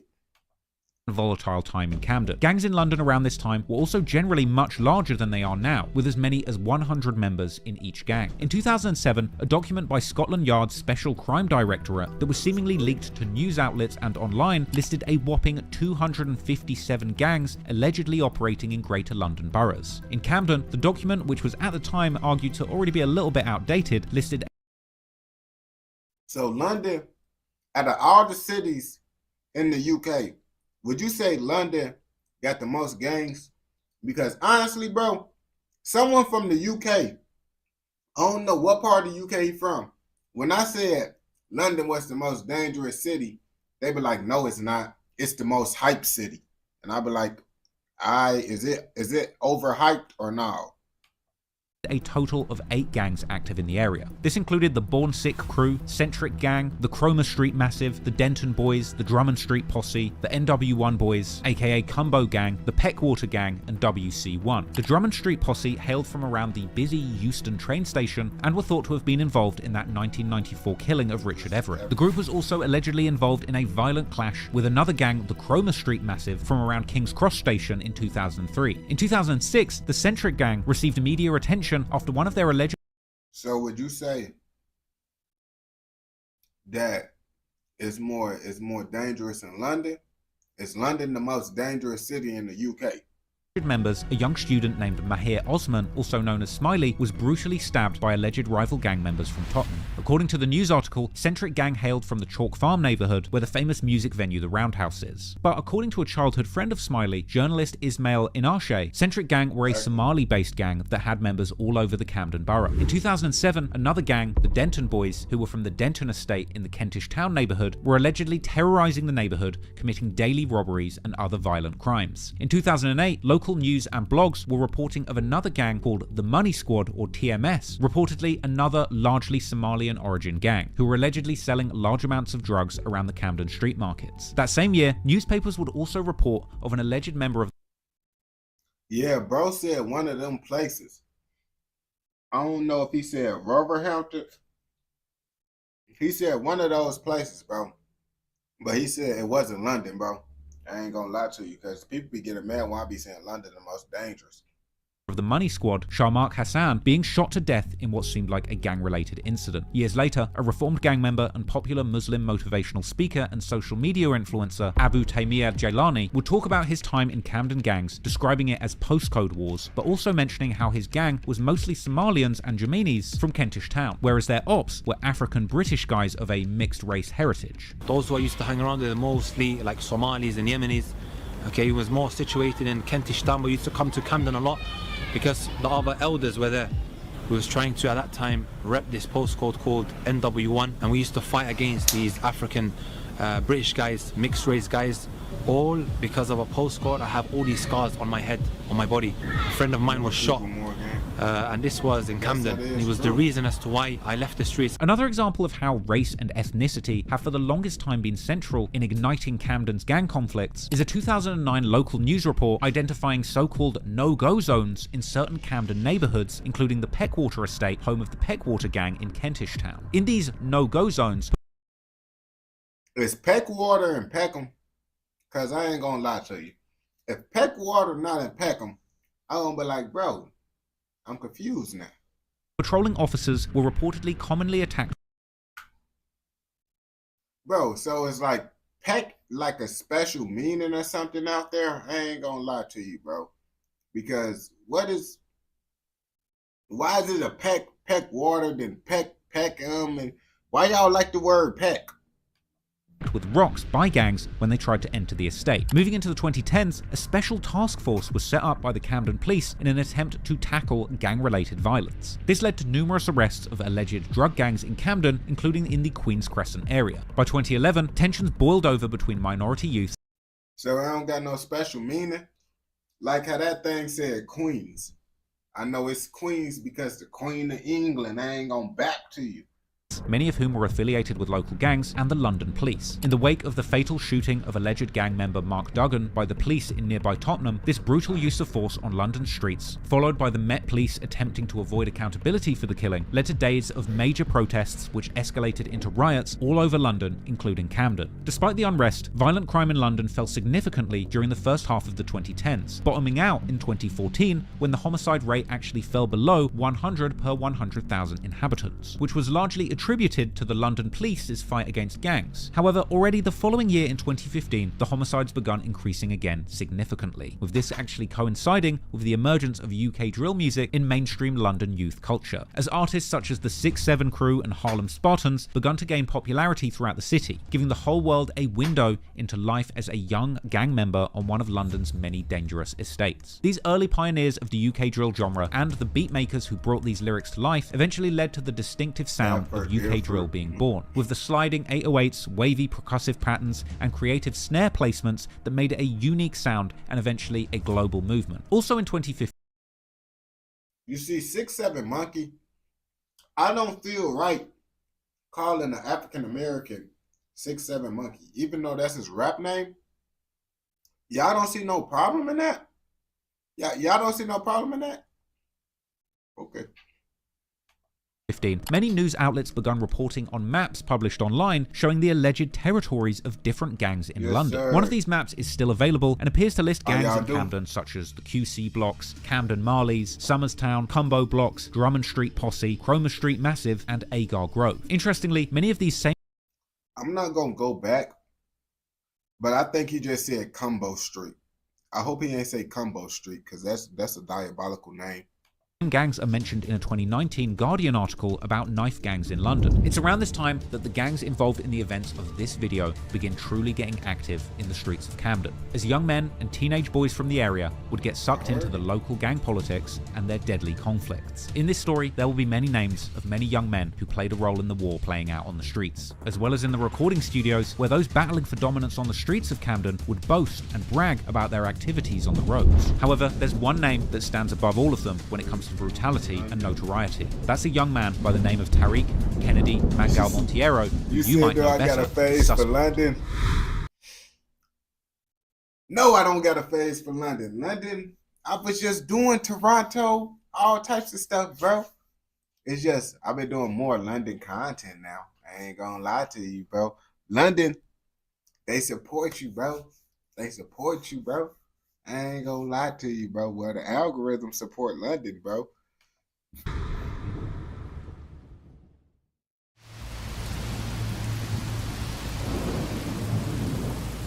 Suspect, real name Tariq Monteiro, was born on February the 27th, 2000. Suspect is often thought to be of Somali descent due to his many close friends being Somalian, and he's even known to use the language. However, his parents are often claimed to be of a Moroccan and Cape Verdean or Guinea-Bissauan descent. Thus, his last name Monteiro, which has Portuguese origins, as Cape Verde and Guinea-Bissau were once both Portuguese colonies. Yet others seem to think that his last name is actually due to the fact that Suspect grew up much of his childhood in foster families, with the foster family he would eventually settle with perhaps being of Cape Verdean or Guinea-Bissauan origin. However, when it would later come to his affiliations... Jay, what request do you get after the London video? I got you. What video you get after the London video? In the racially motivated gang wars on the streets of Camden, he would identify very much as Somalian. The reason why Suspect was placed in foster care is not entirely clear. However, what we do know, based on his social media, is that Suspect seemed to first settle in the Somerstown neighborhood in Camden. This is where he would allegedly first meet guys like S Wavy and SY, who would later move to Agar Grove. Later, his foster parents, who now resided in Tottenham, seemingly couldn't control Suspect either, and at one point, he went missing, leading to the local news appealing to the public to help find a young suspect who had gone on the run as a 14-year-old. It seems that a week later, the police were able to locate Suspect, most likely hanging around his old stomping grounds in Camden. So Suspect was a suspect. Alright, so that's how he got the name Suspect? Suspect had been going on the run since he was a small boy, and this perhaps foreshadowed his later infamous actions as a wanted man. Due to Suspect's young age at the time, there isn't too much public information about the specifics of his dealings with the law, but later reporting about Suspect's court appearances seemed to have revealed that he had an extremely lengthy criminal record even as a child, apparently having received a total of 18 convictions on a total of 41 offenses. You said they called Brody sus? I ain't gonna lie, bro. That's kind of sus, bro. I ain't gonna lie to you calling him sus, bro. You want people to call you sus, bro? That's questionable, bro. This includes charges for drug dealing and battery in 2013, an apparent 4 robberies in 2014, and other lesser charges, including assaulting a police officer in 2017. How many times Suspect has been locked up is also unclear, but what we do know is that during some of those incarcerations, he met other youngsters who would turn up and later become highly influential figures in the UK drill scene. This includes Kennington rapper Lowski from the Harlem Spartans, who actually discussed doing time with Suspect in 2016, just as he had released his breakout drill anthem Hazards. Suspect apparently also spent time with members of the 6'7 gang, whose rappers such as LD and Dimsy were some of the first UK drill artists to blow up. I ain't gonna lie to you, bro. I remember someone used to call someone LD, and they stand for I think they said like local dummy. I'm like, bro, why do you say LD mean local? That's crazy. back in 2014. Once again, here we see a teenage suspect going to jail and meeting people who are also locked up, but enjoying infamy on the streets, all resulting from UK drill songs they had released while they were free. And I would expect that there was a certain level of admiration that Suspect might have had seeing his incarcerated peers making a name for themselves with drill music. And much like the UK rappers that he looked up to, it seemed that Suspect was also infatuated with Chicago drill music, being seen on Twitter declaring his appreciation for Lil Durk as early as 2013. However, it was clear during this time that Suspect wasn't happy with his circumstances in life. Already as a young kid, Suspect would tweet about his life being depressing and insinuating that his actions in the streets had already brought him dangerous enemies. Indeed, gangs do appear to have been part of Suspect's life for a long time. In his old Facebook posts, a young Suspect can be seen throwing up a C hand. I ain't gonna lie to you, bro. I personally feel like we don't condone none of this, but if you have a picture of you throwing up signs at a young age, bro, I already know you was probably deep in the streets once you got older. Anyone who got signs and stuff, you see, I don't got no pictures like that as a kid. I ain't gonna lie to you. I got pictures like this up as a kid, bro. I ain't had my fingers twisted up as a kid, bro. Actually, now I will say I do got some pictures, but that's just because my dad. I ain't gonna bap to you, bro. That was not me throwing that up on my own free will, bro. I did this on my own free will. My pops told me to do all that stuff that folks be, all that other stuff, bro. I ain't gonna bap to you. Sign, but the meaning of this exact hand sign has been contentious and subject to debate amongst fans. It does seem that in 2012 to 2014, the C was referring at least partly to Cumbo, an estate which Suspect also appears to mention.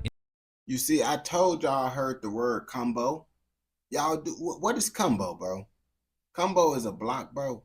That's crazy if y'all out here got blocks named Cumbo. In early lyrics that he had posted to his Facebook. Ironically, at the time, gangs throwing up the C was incredibly similar to what the Los Angeles-based Crip gangs would do, and these London-based crews were seemingly taking a lot of inspiration from the Cumbo Boys. When I thought it couldn't get worse, it got worse. Y'all named yourself the Cumbo Boys. That's diabolical. From the Crips, opting to wear blue and using the blue paisley bandana to identify themselves in clothing, as seen on one of Suspect's 2012 Facebook posts where he called himself a CYG. Elsewhere on his Facebook, he would post numerous pictures throwing up the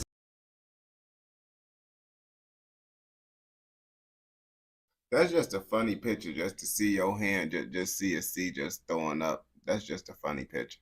C-Town, Cumbo, Camsterdam. Okay. I understand what the C stand for now. C, as seen here with the caption, C-Town, Cumbo, Camsterdam. Suspect would also answer questions on his Facebook via a Q&A app called Ask FM, where he would reveal that he and his friends spent the majority of their time in 2014 in Somerstown or Cumbo, even explaining to people where Cumbo is. Although a young Suspect would also claim in these Q&As that he didn't particularly respect the older guys from his neighborhood. Cumbo's wet. Oh my gosh, bro. What is type of language is going on right now? He talking about Cumbo's wet, the oldest gassed you up, G. Whoa, bro. Whoa, bro. What is going on right now? Would also claim in these Q&As that he didn't particularly respect the older guys from his neighborhood. In addition to the Cumbo C, all the way back in 2012, Suspect was seemingly also throwing up a CT for Cracktown. Later, around 2015, Suspect and his friends begun repping the letters CG. But once again, what those letters represent exactly is somewhat unclear, with some fans suggesting that they refer to either Camden Gang or Cumbo Gang, whilst others have suggested that CG was actually referring to Centric Gang, or the Centric Boys or Centric Crew, who had been active in Camden since at least the 2000s. This theory appears to hold some. Oh, so wet means soft. Alright. So basically, I learned the new UK lingo. So wet means soft. So you'd be like, oh yeah, folks is wet. So that's what you say. That's what you would say to someone, bro. You would say, someone soft is wet. So hey, folks, wet. That's crazy. I ain't gonna lie to you. That's what y'all be saying. Some water due to the fact that journalist Ismail Anashe explained in his blog that Centric Gang were a group of young Somali-based gangsters that had members all over the Camden borough. Because what we know for sure is that eventually Suspect began hanging out with many Somalian teenagers who hailed predominantly from Camden's Agar Grove estate, using the initials AG. This gang would eventually become known as Active Gang, and through 2013 and 2014, Suspect was extremely active on Facebook, working his way through numerous different accounts. He would post pictures of himself on the block with his gang, and continuing to answer Q&As, openly responding to questions from friends and probably anonymous ops, all about the gang life that he was living as a teenager during these years. He would use these Q&As to diss rival gangs from nearby Rowley Way, with people asking him who's more certified in the streets, him or his friend S-Wavy. Suspect would explain how he was banned from Regent's High School in year 8, refusing to say why he got arrested, and explaining that while doing these Q&As that he's 14 and in year 9 at school, even naming and shaming his biggest ops in Camden and saying that he's going to beat up an op named Luke. At one point, he even gets pressed by an older G in his area who says, "Listen carefully, I don't want to hurt you, you're a young buck, but you can't come to my block," with a defiant Suspect telling this older gang member to catch them and taunting them, saying that their estate is scared of him. Clearly as a teenager, Suspect had gotten himself deeply invested in the gang lifestyle, not just physically as a member, but mentally, and ultimately he would end up surrounded by fellow gang members with the same mindset and background as him. So let's take a closer look at the gang and some of the members who would run the streets with a young Suspect. Before we go any further, So sus is combo. Combo sus. Just got a quick favor to ask you. If you're enjoying this video and my channel in general, please consider subscribing to my Patreon to watch the fully uncut. Be able to get your name in the credit. You'd be completely independent as myself. With you is real all the time. I'd be able to make this so I can document the history of rap music there. And bro, you just lied. You said it was gonna be quick, bro. This is not. You just lied to us, bro. Also, I know a lot of you. I'm trying, but liably ill. So to help me make.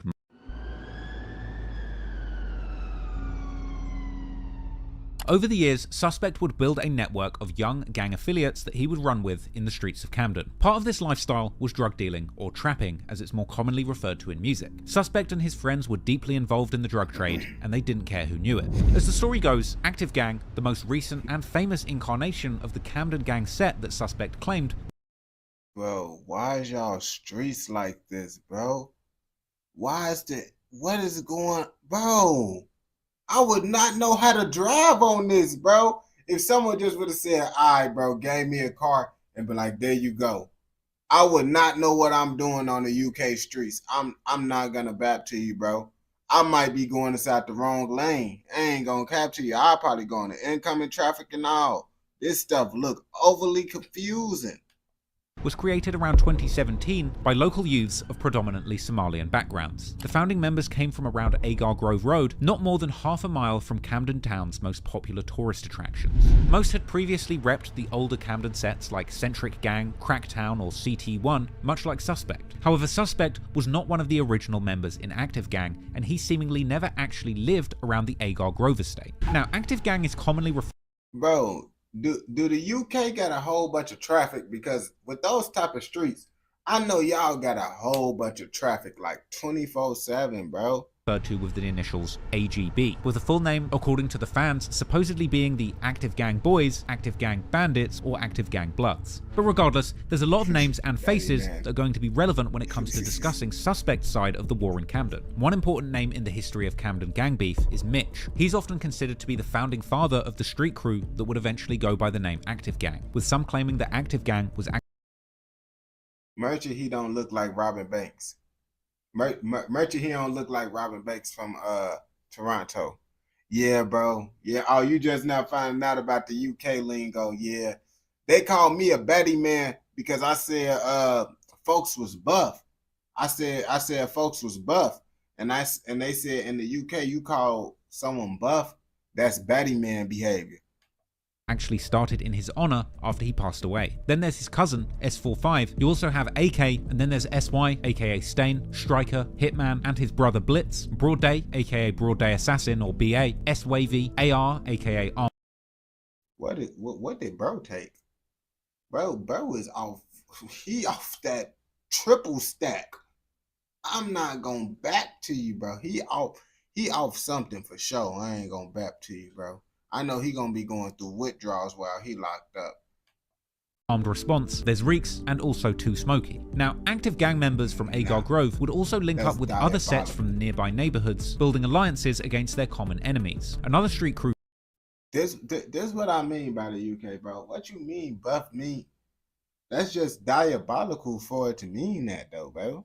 From the area that they're allied with is FSG, or Finesse, Stack and Grind, from the Denton and Ferdinand estates in the Chalk Farm neighbourhood, with prominent members like T-Scam, who has made a name for himself as a rapper in recent years, as well as having an extensive connection to street activity. Another area that's connected with the active gang crew is NRB, or the North Road Bandits, from the York Way estate and Corporation Street, including members like Yevs and ML, and of course the historic crew with origins from the Cracktown set CT1, hailing from the Kernook, Three Fields and Bayham Place estates, with members like Traps and Alert. The alliance between these gangs will be known as 71st, based on the N7 and NW1 postcodes that these areas are located in. But of course, there's no such thing as a gang without ops. So now, let's take a closer look at the other side of the coin. What is a Q-man? You see, bro, I don't even know what a Q-man is, bro. Buff mean you got muscles. Like WWE people, they be buff because they got a whole bunch of muscle up on them. That's what buff mean to me. You just got a whole bunch of muscle up on you, bro. You got muscle, bro. You like swole. Another word, buff, swole, it's the same thing. Point and understand the group of rivals that these young men have been in a years-long war with. Now, before I go any further, I just want to speak on the topic of postcode wars. A postcode, or as Americans might call it, a zip code, is the postage number corresponding to a specific area. In London, the idea of gangs warring over turf, specifically which postcode they're from, is very misunderstood. To many uneducated on gang conflicts, they seem to believe that these groups are quite literally warring over territory based on arbitrary numbers at the end of their mail. But it's important to me to explain that these gang wars in London are much deeper than the number at the end of a gang member's mail. While postcodes have become a prominent identifier in London gang wars, these beasts are historical feuds where blood has been spilled between friends, family, or in some cases races over years and decades. As it often happens, gang alliances are often based on common enemies, and in the case of 71st, their enemy is called 51st, which is also an alliance between multiple gangs that they're at war with. This includes QC from Queen's Crescent and the West Kentish Town estates, as well as Peckwater from the Peckwater estates and the surrounding area in Kentish Town, which are both in the end. Peckwater is blue. That's crazy. They blue because they water. I'm assuming that's why they chose the color blue, because water is blue.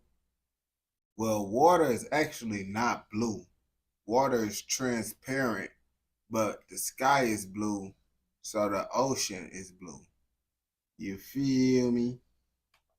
NW5 postcode. And then there's Cumbo from around Cumberland Market and the Regent's Park estate in the NW1 postcode. Now, prominent members associated with the 51st postcode include C. Miz from the original Queen's Crescent set, or OQC. Then you have Culprit, also hailing from Cumbo, and another member allied to Peckwater, or the Waters, and a prominent rapper in his own right is Gutter, who has apparently gone by other names over the years. Other people involved go by the name of Action, aka Rex, Selly, aka Cell, or C2, affiliated with the Peckwater estate, but he would actually seemingly distance himself from the streets for a period, having ended up having a successful career as a model. There's also Lanks from Peckwater, Diggs from QC.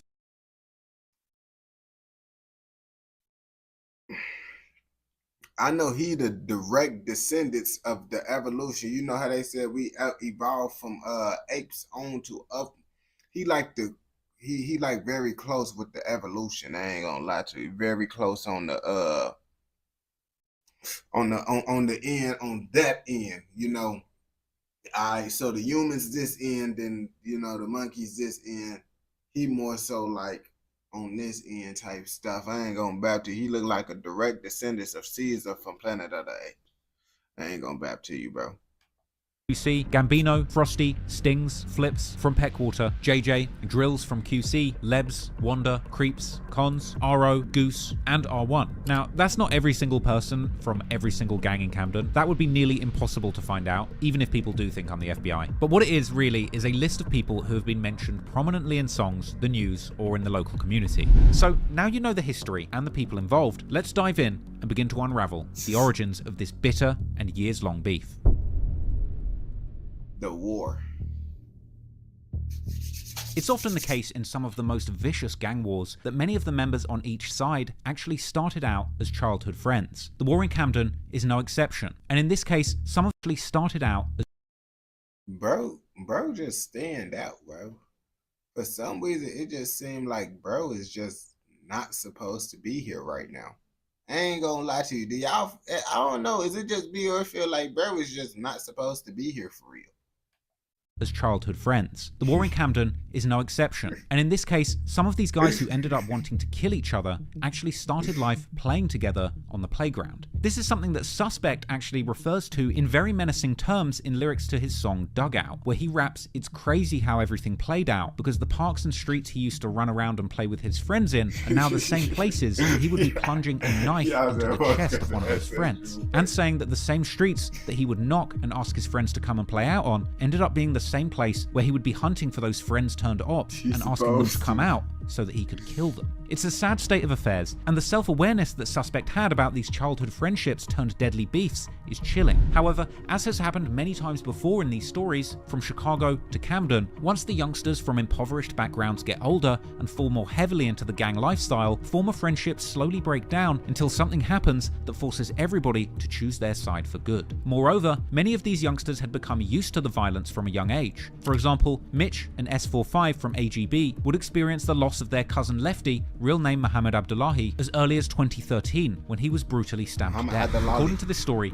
Lefty's murder stemmed from a beef between young and old members from around the Peckwater estate, and Lefty was also allegedly not only a cousin of Mitch and S45, but also a Peckwater OG called Wage, who was supposedly a big brother of Mitch and a former member of a gang called TMS. TMS consisted of mostly Somali youths from Camden in the late 2000s and early 2010s, with one of the latest mentions of TMS being from a blog post in 2011. As suggested by some experts on the topic on Reddit, it's possible that eventually Mitch and other members of AGB, who are predominantly of Somalian background, ended up inheriting some of the existing beefs from older gang members that they were close to, and similar stories continue to circulate on Reddit in the past few years. However, it also seems that during the mid-2010s, gangs in Camden stayed relatively united. Many of the youngsters who would later start beefing were allegedly together in this music video. However, around 2016, a number of unfortunate events would transpire in the streets, causing friction between these young men. According to one rumor on Reddit, things started after a member from Active Gang stole a watch from another man called Merce DeCar. It's always because someone want to be stealing. I ain't gonna bap to you. And you know, in the streets, they don't be tolerate that stealing stuff. When you end up stealing something inside the streets, now people end up, you know, they feel like you played with them. And when they feel like you played with them, that's when they end up catching bodies and stuff. From Peckwater. However, as always with Reddit rumors, many people firmly deny that the watch incident even happened or that it had any significant effect on the beef. But whatever may have transpired around this time, as far as I could tell, it seems that Suspect largely stayed on the fence in the brewing beef, and he would end up missing much of the events that transpired in the streets due to being in prison during these years. The exact timings of his incarceration seem shaky, but in May 2016, people were commenting on Suspect's Facebook saying, "Free him." And based on the information from his later legal proceedings, he also has convictions from 2017 for assaulting a constable and violent disorder. And at some point in 2017, Suspect would find himself behind bars again, this time not getting out until the following year. But while he would remain locked up, the beef was about to go to the next level, as over the course of 2017, a number of connected incidents would play out, escalating the violence in the streets and separating this group of former friends into opposing gangs that ended up in a full-blown war. Dark and stormy night. Going into 2017, the war in Camden would intensify, and violent acts would play out all over the city, leaving the authorities one step behind, constantly trying to get a grasp of the spiraling violence in their community. On May 5th, 2017, one of the first more well-documented major escalations in the war would take place. At around midnight, Camden police would receive numerous calls about a shooting taking place near Camden Road train station, right at the heart of Camden's tourist district. After arriving at the scene, they failed to locate any suspects, but would soon receive a call from the University College Hospital in South Camden about two shooting victims who were behaving aggressively. One was a 16-year-old boy who initially refused treatment for his bullet wounds and was arrested for assaulting a police officer during the commotion at the hospital. Initially removed treatment. Bro, I ain't gonna lie to you. I get shot, I'm gonna be like, bro, help me sooner. Help me faster. What is you talking about? Talking about refusing treatment. That's crazy. I ain't gonna back to you, bro. That wouldn't be me. I'm gonna be like, hurry up before I lose my life. I ain't gonna lie to you. Help me. The other, a 21-year-old man who had also sustained bullet wounds, would refuse treatment and attempt to leave the hospital upon finding out the police had been called. Both of them would be arrested on the spot, while a third teen, aged 17, would also be arrested in Camden Town after a short foot. I see why they leaving. I see why they left, but at the end of the day, me personally, bro, I'm trying to be alive still. So, yeah, I'm just going to take that L on that one. They're going to have to help me out. Chased by officers. All three of the individuals were arrested on suspicion of GBH, or grievous bodily harm with intent. But as two of the suspects were juveniles, not much information was available about the incident other than what was on the news. The next major incident would occur a few months later, this time on the home territory of Active Gang at the Lulworth House Tower at the heart of the Agar Grove estate. According to newspapers, on the 22nd of August, armed officers locked down the car park next to Lulworth Tower after reports of a shooting around 7 p.m. Someone from the building would even catch a video of officers patrolling the car park after the attack. However, when they arrived there were reportedly no victims at the scene. But after an investigation, the police were able to locate the victim, who had in fact gotten shot but was still able to drive themselves to a hospital, despite bleeding profusely. Only a few weeks later, on September the 4th, around noon, 20-year-old Mitch, real name Mohammed Adar Mohammed, from Agar Grove, was walking down Hampstead Road near the Mornington Crescent train station in Camden when he would be confronted by Flips, real name Erica Calm, from the Peckwater estate. Flips apparently pulled an 8-inch kitchen knife from his waistband, and according to police, at this point Mitch backed away from Flips with his arms outstretched, and at this point Mitch was stabbed suddenly several times in the arm, neck,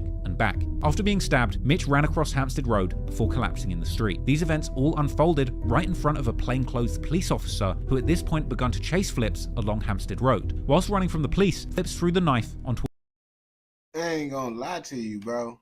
If that police didn't have no blick, I would not be chasing him at all. I promise you that, bro. I'm gonna be like, I ain't see that happen. You feel me? If he had blick up on him, I probably would have tried to do my job as an outstanding police officer. But if I didn't have nothing up on me and the only thing I had was a little nightstick or whatever, boy, I would have been like, I'm off the clock. This is not my job. a nearby railway track, where the knife was later recovered, still covered in blood. After a short chase, Flips was finally detained and arrested for the homicide in nearby Harrington Street. And when asked why he ran, Flips bluntly said, "Because I had a knife and I was scared." Meanwhile, members of the public would desperately attempt to save Mitch's life, with one passerby holding a scarf to his neck before emergency services arrived. And a doctor from London's air ambulance would perform emergency surgery at the scene in an attempt to stop the bleeding. But unfortunately, Mitch would succumb to his injuries and pass away. This was now the second young man lost to knife crime within his family, with his cousin Mohammed Abdullahi, aka Lefty, having been fatally stabbed in the heart in 2013. These two murders had taken place just a mile away from each other. During the trial, Flips would claim self-defense, arguing that Mitch was rumored to have previously shot and injured two of Flips's friends. Another 51st affiliate would take the stand, giving testimony that Mitch had shot him just days before the murder, but the judge didn't believe this, stating that it was clear that the witness came to court to lie for Flips. And so, on December the 21st, 2018, Flips was found guilty of murder. I ain't gonna lie, I mean, it depends. I'd probably be scared with a knife too, depending on the situation, bro. Because you gotta think about it, bro. With knives, bro, you gotta be more of a more bold individual, bro. I ain't gonna lie to you. You real life gotta get up close and personal, bro. Y'all be up in here, and it's like, bro, someone could do the same thing back to you, bro. With the blicky, you could, yeah, and they all the way back there, so they ain't getting up close to me, bro. Now, if it's someone coming up on me and I know he a max prestige dueler, I'm running. I ain't gonna back. I'm running if I find out they a max prestige dueler. I find out they really be on the block doing this down the third. Yeah, nah, I'm gone. And 2 charges of carrying a knife in a public place, with one of those being an incident that took place 3 months earlier, and he was sentenced to a minimum of 17 years in jail. Ultimately, more blood had been shed in this ongoing gang war, and members were now picking their sides and planning retaliation. Soon after the murder of Mitch in October 2017, police in Camden were on high alert due to the increasing violence in the borough between what they described as drug gangs. However, despite the police attempts to show the community that they were taking gang activity seriously, unfortunately, as we'll see throughout this story, the authorities are always one step behind these warring gangs. And moving into always one step behind is pretty crazy. Like, I thought you was finna say they always one step ahead, but one step behind, bro? So you telling me the UK military is not good, the police is not good, the only thing that be doing stuff is the gangs? That's crazy, bro. That's crazy. Do y'all got the SWAT team inside the military? I said the SWAT team in the military. My goof. Y'all got the SWAT team inside the UK? Or that's just the armed police. I ain't gonna lie to you. What's going on? 2018, the clashes between these groups would get even more deadly, with the police unable to protect the public from the wanton violence that had been unleashed onto the streets of Camden.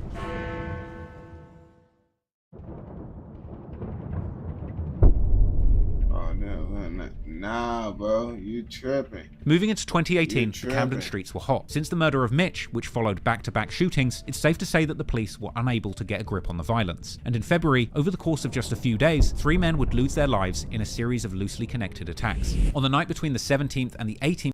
Yeah, you see, y'all UK people, bro, y'all real life, I ain't gonna lie to you, y'all built different. I could give y'all that. Y'all is built different because I ain't gonna lie to you.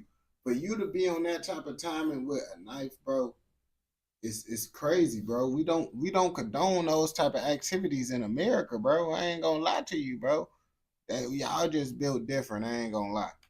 of February 2018, a girl was holding her 16th birthday party at an Airbnb in Kensington, SW5 West London on Earls Court Road. The girl apparently wanted to invite around 50 people, including girls she went to school with and boys that she knew from social media. There were also allegedly boys from a gang called ZT, or Zero Tolerance, which hails from Hackney Fields, Blackstone and the Moorland estate. Later on, the Old Bailey court were told that the girl throwing the party had been particularly careful not to invite any boys from Camden, because apparently she was aware of the history between the boys from Hackney and the boys from Camden. But despite this, the address of the rented flat that was used for the party circulated online, and eventually Lewis Blackman, aka Dots or Dotty, from the Peckwater estate would receive details of the event, making plans to gatecrash the party with a group of around 10 other people from Camden at about 3 AM. Dotty and his group would reportedly arrive to the event and cause havoc, entering the flat brandishing knives and bats, causing damage to the flat, with some partygoers fleeing over a back wall. One defendant, believed to be the rapper Boogie B from OFB, would claim in court that whilst at the party, Dots had grabbed him, snatched his phone and necklace, with the phone apparently being a joint birthday and Christmas present that his mother was still paying for him, and the chain being a crucifix handed to him by his father on the only occasion they had ever met. After robbing him, Dotty allegedly pinned Boogie against a wall by the scruff of his neck and slashed him in the arm. Boogie would claim that he intended to leave the area before hearing Dotty shout, "Come and get it and I'll shiv you up," prompting him to turn around, with Boogie... Dang. He like, my peoples gave me that. He don't care. I ain't gonna lie, bro, look overly grown though. I ain't gonna back to you. Saying that at this point, he lost control. Boogie began to run after Dotty, with 19 others following him. 12 of them were armed with knives, and 1 was armed with a stick. Dotty would quickly fall behind his friends, ducking behind a car and jumping out, facing the group of attackers. This moment would actually be captured by a nearby CCTV camera, showing the frightening moment when Dots realized he was far outnumbered. He would then turn off and begin to run after a very short standoff. But unfortunately, in a moment that was caught by yet another CCTV camera, the group would soon catch up to Dotty, with Boogie B delivering the first blow. Boogie moved in and delivered the final wound to Dotty, claiming this is when he recovered his stolen goods. Police would discover Dotty at around 3:20 AM after they were called to Logan Place over reports of a large number of vehicles in the area. Boogie B was sentenced to 20 years for his part in the murder. A shrine would later be erected on the Peckwater estate in honor of Lewis Blackman. As you're probably wondering now, what does this unfortunate event have to do with the beef between 51st and 71st? Well, on its own, nothing. However, as we'll discuss next, this night put events in motion that would result in another night of horrific revenge attacks that would leave 2 71st affiliated young men dead. With all this happening, despite the fact that Dotty lost his life at the hands of another crew completely unrelated to this beef. Since he was a prominent member of the gangs affiliated with the 51st postcode estates, Dotty's friends would be left grieving, and his enemies would be celebrating, despite not being involved in the murder. But then, days later, on February the 20th, 2018, at around 7 PM, a large group of 51st affiliates, including Gambino, Frosty, and Stings, would be seen at a vigil for Dotty on the Peckwater estate. Then, at about 7:30, they would be seen leaving in a stolen Mercedes van, spray-painted black, and a stolen silver 3 Series BMW. At around 8:30, I ain't gonna lie, they had some of those expensive cars. They had a little bit of money on. CCTV would capture the BMW in the NW5 postcode. The car was following 16-year-old Abdi Karim Hassan, a youth better known on the street as AK, walking on Bartholomew Road. Moments later, he was attacked and stabbed too. He was stabbed in his chest and back and unfortunately he would die at the scene. It's believed that these two vehicles drove to Hackney and Tottenham in the hopes that they would find the people or gangs directly responsible for the death of Dottie, as they knew Dottie's killers identified as members from OFB or the original Farm Boys from Tottenham and ZT or Zero Tolerance from Hackney. Next, the van filled with gang members would travel back towards the Camden area. Four masked men would jump out of the Mercedes van and run after two young men. One of them being 20-year-old Sadiq Mohammed, also known as S45. He would seek refuge in the backseat of a passing car. S45. That sounds like the a confirmation to your online order. On Malden Road and reportedly pleaded for the driver to take him to safety, shouting, "Go, go, go, drive, drive." But the female driver, assuming that she was being robbed, would get out of the car and flee. The four men would converge on the car, and despite S45's best efforts to keep the doors closed, he would be dragged out of the vehicle. He was thrown to the ground and repeatedly stabbed, and unfortunately, he would later die from his injuries at the scene, with the news describing the tragic outcome of two men being left dead within just hours of each other. After the Camden community had been rocked by this horrific wave of violence, the area was described by the local news as being in a state of shock. Police will be seen combing through multiple crime scenes for evidence following the murders, with a forensic tent and cordon seen near the murder location of AK near Bartholomew Road that night, with officers continuing to investigate into the morning. Mitch and S45's mother would be interviewed by the BBC following the incident. In an emotional segment, grieving... That's still a crazy name. BBC News. That's a pretty wild name. Yeah. I got an interview with the BBC. Pretty wild. The loss of two sons in a matter of months and begging the youth in Camden to put down their knives. 5 months and lost two sons.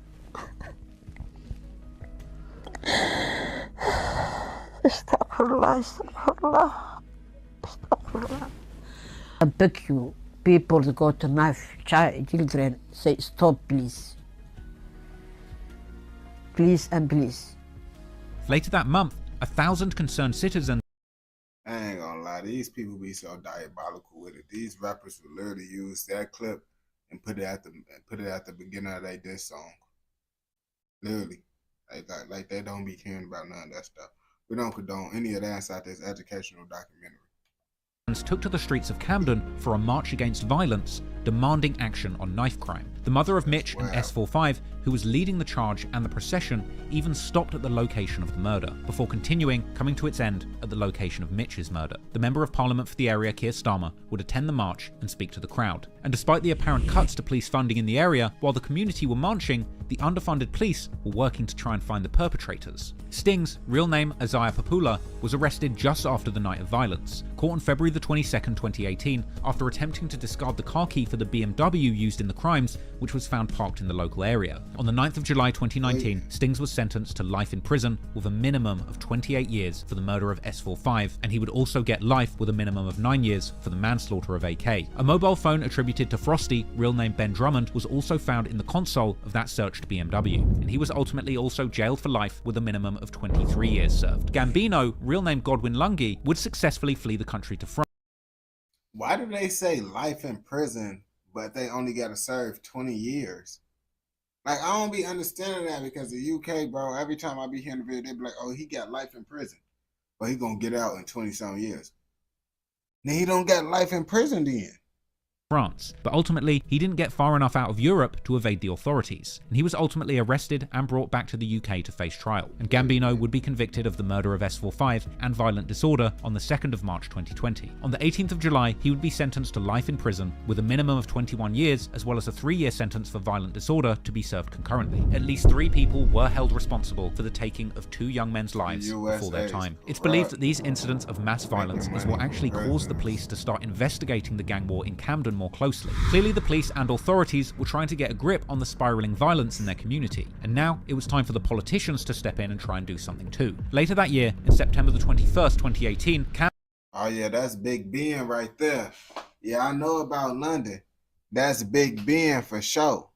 Camden Youth Safety Task Force, chaired by local MP Keir Starmer, would release a report recommending how to keep young people safe in Camden. The release event even included the announcement of £500,000 in funding to try and help the council, partners, and the community to act upon the report's recommendations. And so, as Keir Starmer stood there at his podium, brandishing his glossy brochure that offered promises on how to fix the problems on Camden's streets, pointing out the problems caused by Camden's lost and neglected youth who fell through the cracks, emerging from the shadows, fresh out of prison, was one of those young men who had been forgotten by the system, left behind by society, and failed by the state who should have protected him. And that young man was Suspect. When he did return to the streets of Camden... Hey, bro, we already knew who it was, so I don't know why you just had to do all that extra stuff, removing it bit by bit. But we knew who it was, bro.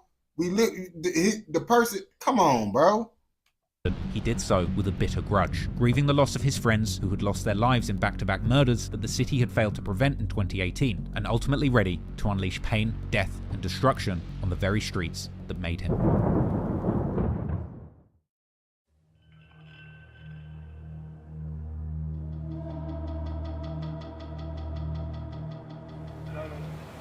I'm here at the Queen's Crescent Community Centre.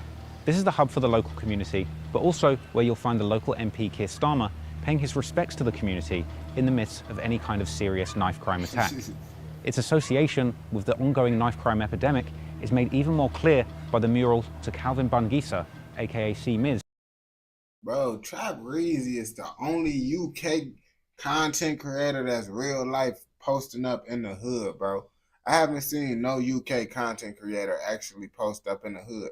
At this point, bro, I feel like Trap Reezy is more in the hood than some of these rappers. I ain't gonna bap to you. You can find Trap Reezy inside a hood near you. Who lost his life in April 2019. The Metropolitan Police released dashcam footage showing several men armed with large blades chasing him down and ultimately taking his life. Today, a large mural remains here reading Ms. World, which keeps Calvin's memory alive, but also reminds everybody of this shocking murder that took place on a busy London street. Yeah, you already know how you coming. Okay.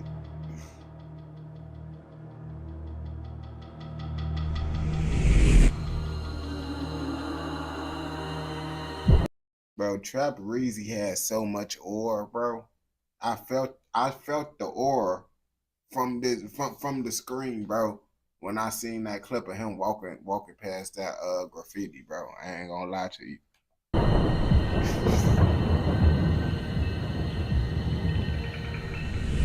By the end of 2018, the streets of Camden had gotten as deadly as they had ever been, and the situation there had become a crisis. But little did the community or authorities know that the worst was yet to come. In fact, on November the 7th, 2018, one of the first actual songs in this particular Camden gang war is released. Pegwater members Lanx, C2, and Action released their track What Happened. Filmed in front of the convenience store near the Pegwater estate where AK lost his life, it featured lyrics where they appear to claim to have killed 2 of their ops, seemingly a direct reference to the murders of AK and S45. And now they were beginning to use music to boast and brag about the murders of AK and S45. And now they were beginning. Why do Birdie got a cowboy hat in the hood? What is going on inside the UK, bro? Is this not a cowboy hat? What is even if it's not a cowboy hat, it don't look like you should be wearing this hat. I ain't gonna lie to you. Especially in front of this type of store, bro. To use music to boast and brag about the murders of Mitch, AK, and S45. This clearly had a huge impact on the members of the estates in the 71st postcode. T-Scam would later rap in his Cold Room freestyle about how hurt he was to lose AK and his intentions to kill anyone who spoke ill on his friend's name. And more so, Suspect himself, who would rap on the later song Turn Up about how much he missed AK and S45 and his intention to kill anyone involved in their deaths. However, Suspect himself was still incarcerated when his 2 friends lost his lives. Then, some point later after this incident, he was released from prison back onto the streets of Camden. Suspect later claimed in his song Test My Temper that he had devilish thoughts when he was in jail and that when he was released, he came out to raise hell in the streets. Around these times, Suspect would also be seen. So you did all that time to just not learn your lesson. Okay. On social media looking for his ops on the Pegwater estate. Yeah? No, I be at. No, I be at. Oh. Nobody outside. Nobody outside. However, one of the most brutal instances of violence that Suspect was allegedly involved in would take place in early 2019, marking the start of an extremely violent year. In 2019, many members who had been locked up were released, and Fresh Home 71st members from their various estates wanted revenge for the 3 murders of their friends that took place before people went to prison. At around 1 AM on the 15th of February 2019, a 51st affiliate who went by the name G Squeeze was walking past a Sainsbury's supermarket chain in Cumbo's territory near the Regent's Park. According to a report by by London's Evening Standard, he was rammed by an SUV. Then, several 71st members exited the vehicle, attacking him with knives and stabbing him repeatedly in his body and head, leaving him with what the newspaper described as life-changing injuries. Apparently, Suspect was one of these people instigating the attack, and he and other active gang members would taunt G-Squeeze relentlessly in his music and social media going forward, and even boastfully rapping about how many of their ops they've put on the bonnet of their cars and rammed with vehicles. On the 28th of March 2019, you see, that's that UK stuff that I be talking about, bro. Like, y'all real life be liking to just do all types of diabolical stuff, because why are you crashing your car into things? Like, I ain't gonna lie to you. If someone doing that in America, bro, I'm gonna think, like, something is going on with them. I ain't gonna back to you. That's pretty wild, bro, what y'all just out here doing. Active Gang would release their first music video, a track called Money and Violence, featuring verses from members Suspect, Broad Day, and Hitman. The track features a menacing intro where Suspect reps his allegiance to the original crew Cracktown and Active Gang, as well as dissing the 51st postcode, and references to using zombie knives and firearms. In the verse, Suspect raps about how he lies to his mother when she asks if he's going to change his violent ways, as well as saying RIP to S45 and rapping about how the beef is still active in the streets and he continues to stab his enemies. Then, on the third verse, Hitman would hit the mic, claiming to be hood famous and the Active Gang are the kings of Camden, claiming that the ops are on ropes since Suspect got out of jail, and claiming to be in the Cumbo and Peckwater estates looking to kill. Despite showing some promise as rappers, clearly the members of Active Gang were primarily focused. Bro, even if it is stolen, bro, you know you could get hurt doing that, right? You could hurt yourself doing that still. Even if it's, you feel me, I'm not trying to do that, bro. An airbag end up popping out while you doing that. Your nose end up breaking, all types of stuff. On their activities in the streets. As only days after this song released, yet another murder would play out on the streets of Camden, with Active Gang members openly claiming responsibility. C-Miz, real name Calvin Bangisa, was a British Congolese young man whose family came to the UK to escape the civil war in Congo and search for a better life. C-Miz was allegedly an older member of the original Queen's Crescent Gang, or OQC, a set that was apparently beefing with several other gangs around Camden, including gangs that would later unite under the 71st Alliance. And he had allegedly even been in physical altercations with many members of the Alliance in the months leading up to his death. C-Miz was allegedly known by another name in the streets, C-Murder. But despite an alleged reputation as a killer in the streets in an unrelated incident, it was ultimately an altercation with members from Active Gang that would end up taking the life of C-Miz. According to these rumors, C-Miz was regularly dissing dead members from rival gangs on social media, such as Mitch and S45. And not long before his death, he even allegedly had attacked Suspect unsuccessfully, ultimately leading to Active Gang to actively hunt him down in the days that followed. On the 1st of April 2019, around 8:30 p.m, as C-Miz and his cousin were getting out of a taxi in the Gospel Oak neighborhood, he would unfortunately be unaware that at that moment he was indeed being followed by members of Active Gang. And upon getting out of the cab, 4 masked men driving behind got out of a dark Volkswagen Bora that had been stolen 4 days before. The 4 masked men began running towards the pair. One of these men was allegedly Suspect, and another was SY, accompanied by other affiliates from Active Gang. Unfortunately, C-Miz, the main target, was being chased, and during this foot chase he tripped. C-Miz would fall to the ground, where he was kicked and stabbed relentlessly at night. That K-Flock lyric, don't run, don't trip. I didn't say that to be funny. I was just saying it because that's what happened. 9:01 p.m, about half an hour after police had been called, C-Miz was unfortunately pronounced dead at the scene. Months later in June, C-Miz would finally be laid to rest in a large funeral attended by his family, friends, and the larger community. After his death, at least 2 graffiti murals were made in his memory, one around his death scene on the Grafton Road Bridge, and another at the Queen's Crescent Community Centre. His death clearly touched many in the community. Bro. Suspect. No, I didn't really mean to be funny, bro. That's just what happened, bro. Don't run, don't trip. And that's what I said. If I would have said a joke, it would have been a joke. But I couldn't think of no joke. And the others were seemingly celebrating following the brutal murder of C-Miz, with Active Gang members believed to have been involved in the murder posting victoriously on social media, with Suspect later posting a Snapchat story of someone holding an Active Gang cap in front of one of the murals, combined with laughing emojis. And once again, they would later end up dissing C-Miz relentlessly in their music. Suspect would also often refer to C-Miz's Congolese background, rapping how they're not smoking stuff from California, but from Congo, using the common trope in drill music to figuratively smoke one's ops, even referring to C-Miz by his family name name, claiming to be Smoking Bungisa. In fact, one particularly disrespectful song featuring Too Smoky and Arms would circulate, titled Congo, where Arms rapped that there's smoking Congo and that his friend killed C. Miz. Meanwhile, due to the high number of Somalians in the 71st postcode gangs, rumours circulated in the community that gang members from Queen's Crescent of West African heritage were planning to kill any Somalians that they see as vengeance for the attack on C. Miz, raising once again fears about a race war erupting between gangs of different ethnicities in Camden. Revenge for Calvin's killing, and his friends have literally said they are going to go out and kill any Somali in retaliation. Basically, yeah, we don't condone any of that inside this documentary. I ain't gonna lie to you, but you already know I feel this is a good little part to end it off at, so we can figure out what's going on in some other parts of the world. You feel me? But we don't condone anything inside this educational, informational documentary. Don't forget to like, comment, subscribe, and turn on post notifications so you never miss out on any educational, informational documentaries like this. Alright, what y'all think we should watch next? What country y'all think we should watch next?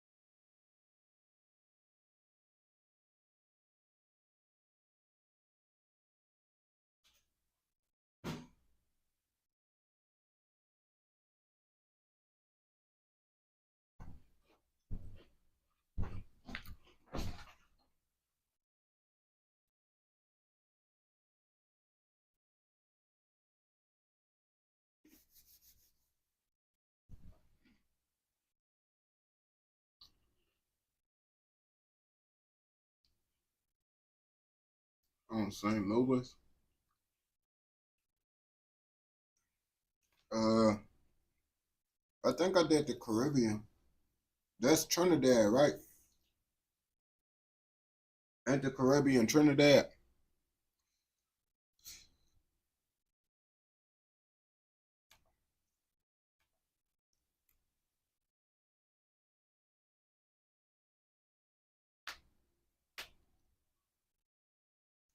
I can't really watch nothing too crazy. I had to go over to Twitch because my last suspension was dangerous activities.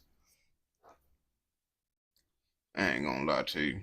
That's why I be messing with documentary style content, because I don't really tweak with documentary style content as much as just outright just people just doing like crash out stuff. And if I get in trouble again, they gonna suspend me for 2 weeks. And I can't do that 2 weeks, bro. That shit crazy.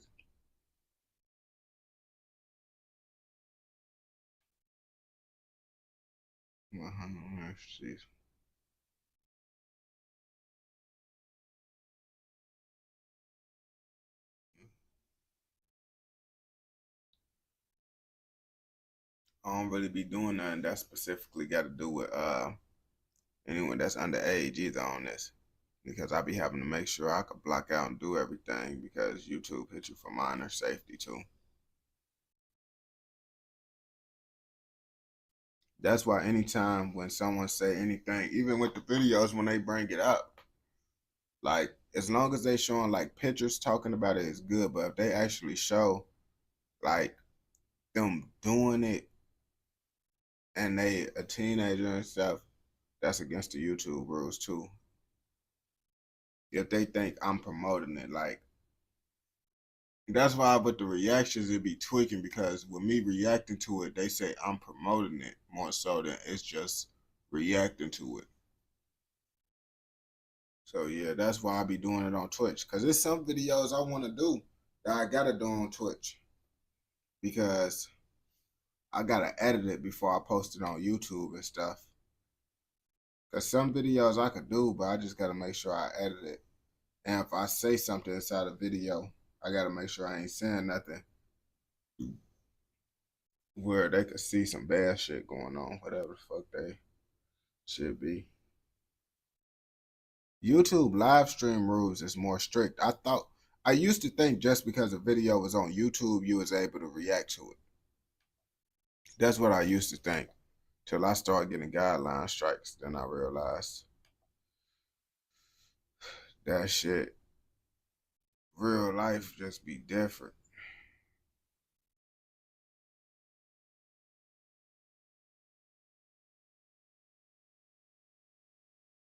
Yeah, I ain't gonna back. Bro, I used to think, you could I got a strike for showing my blick before. Because I didn't even know that because I thought just because I could make gun content that I could actually like do it on live. But no, you can't do it on live. I ain't gonna bap to you, even though you can make gun content. But if you try to do that on live, they is most definitely gonna give you a strike for that. But it's all just a learning thing. I ain't gonna bap to you. Once you learn, you be like, all right, this is what YouTube be on.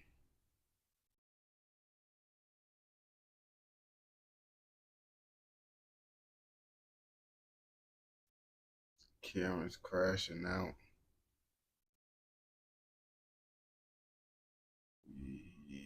It depends on what page. But let me see. I think I got a page of a guy. I don't really be doing stuff like that though. I ain't gonna back to you just because that don't never get views for real, bro. That's why I really started doing like this live stream. I'm trying to get 30 UK, well at least 20, 10 UK videos and 10 Canadian videos. And that's the first step for me being able to actually make a living from TikTok. Not TikTok, from YouTube.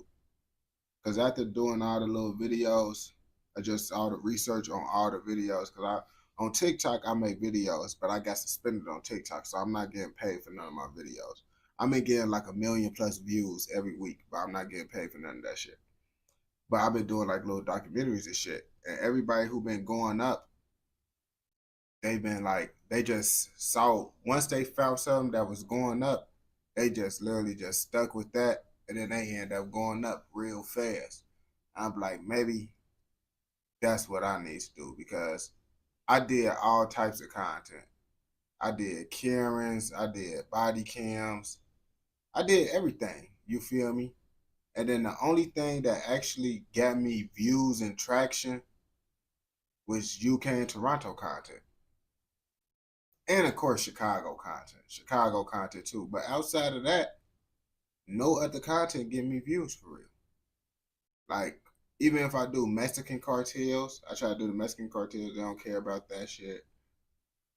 Like, I don't know why, but I'm like, shit, maybe it's just telling me that I just need to focus on what the fuck YouTube promoting so I can actually get into a position to where I'll be able to do what I want.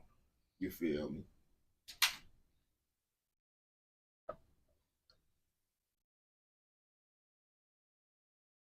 Yeah, it's not about really putting myself in a box at this point, because I still make short form content.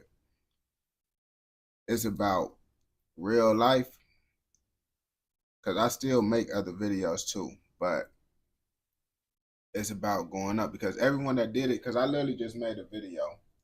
Even DDG just reposted my video. The documentary thing that I did on DDG, he ended up reposting it. But everyone that end up going up, they end up sticking to one thing. And my page, I realized the more I focus on UK and Toronto content, I was getting views. You got to understand, for months on end, I was at like 0 views live streaming for hours. Then I finally started getting 5 to 10 viewers doing strictly Chicago content, but it wasn't nothing too made. Then it started dropping when I started doing different content. And then I did a UK video. And that's when I end up getting like, people start coming into my lives and stuff. And then the more UK, Canada, and like my diversity stuff, people don't even understand. My diversity is different from what other people think.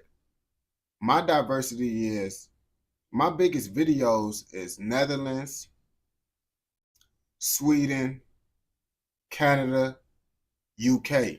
So people might think, oh, it's not diverse, but my diversity is different. I got people from all different parts of the world inside my live stream right now, from Sweden, UK, Canada.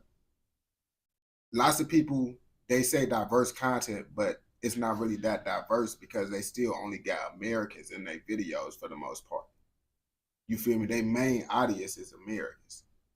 When I got actual diversity, you feel me? Like real life people from different countries inside my live stream, not just, oh, people like me for this. Cause I've been doing diversity stuff. Like if I want, I make gun content, car content, I do all that stuff, but it's like, I can't focus on that right now because that ain't giving me enough. Most people that focus on what they want, like I show speed and all that, they making money now doing everything they want to do. But at one point, I show speed had to, I'm not doing all that rage and shit and all that, but I show speed had to real life overgas his character. Folks had to twerk on stream, light up fireworks. And he kind of had the same concept of just doing the same stuff over and over again, bro. And then he just stopped doing it once he ended up getting up. And now he actually more of a normal person. But at one point, bro, he was just doing it. Oh, yeah. And he started off with doing like 2K content, like a post build. And that's what really kind of helped him get up to. He just found a UK, what the fuck? A 2K build that was like getting views. He just stuck with it. He just kept on posting that, got views off of that, and then he started expanding his content as he got bigger and bigger. And that's why I've been like, I think that's what I gotta do. But I still be doing like all types of content, like with the reactions and stuff. But I just know I want to put my output more of different countries, just because I feel like that's going to be like my way out, because reactions more so, reactions kind of like is oversaturated in a way already. So it's like, I'm like, I want to be a reaction person that's actually like, I always been like, I want to do something that was different if I did do like reactions. I just didn't know what to do. But then I found out about this and I'm like, ain't nobody really doing like different countries for real. Yo, my boy Serge. And I'm like, I think that's what I might be able to go up for, because you want to find something that's unique for you. You feel me? And that's the key to going up. Like, because people be like, oh, do the viral videos, do the viral videos. I could react to a viral video right now and it won't go up. But if I do something about UK or Canada, it'll go up just because that's more unique. American reacted to that instead of American reacted to American content.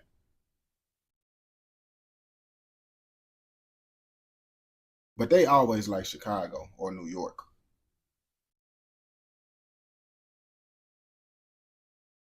You talking about be myself, this is myself. That's what you don't understand, bro. It's not about not being I could be myself while reacting to this. That's the whole point. I'm gonna be myself whether I react to Chicago content, UK content. The reaction don't do it. The whole point is my opinion get more views on these topics more so than this, because it's not about being yourself. It's about what's getting views on certain topics. You feel me? My opinion don't change whether it's this, that, and the third. It's just my opinions end up doing better on these topics in a way. It's not about like, yeah, me being something different will me be like going out doing content like DDG, knowing I don't want to do that. Like, I'm out here just doing female content, or I'm going out here going to go do cooking content. That's me doing something that I don't want to do for views. But reactions more so, it's just me just kind of like, you feel me, just with this type of thing. Just building the audience with this type stuff. And I feel like also the thing is, I feel like I could go up with this too, because look, at the same time, the people from the different countries is gonna mess with it because I'm from a different country reacting to their stuff. And then the people from America, they don't know this stuff going on in these countries, so they gonna react to my video anyway, because they gonna be like, oh, I didn't even know this stuff was going on in that country for real. You feel me? So I feel like I get more gain off of doing different countries anyway, because Americans already got so many. Like y'all said, someone commented on my live talking about I'm trying to be Mac Moolah because I smoke doing live streams. That was a goofy, but the point of the matter is, it's people like Mac Moolah out here doing Chicago content. It's people out here doing, you feel me, music reviews, and they already successful doing it. From my doing research, I haven't seen nobody doing no success off of just doing different country reactions. I ain't gonna lie to you. I seen people doing it, but they ain't getting no views for real off of it. I ain't gonna lie to you. They ain't consistent with it like me. Like, I'm trying to be that guy for that, bro. Like how everybody known for a certain thing, bro. I want to be the guy that's talking about different countries, but the gang lit stuff, like, because at the end of the day, they doing the same stuff. It's just a different country. You feel me? It's just a different country. And I'll be like, they doing the same stuff, but this side gonna get more views.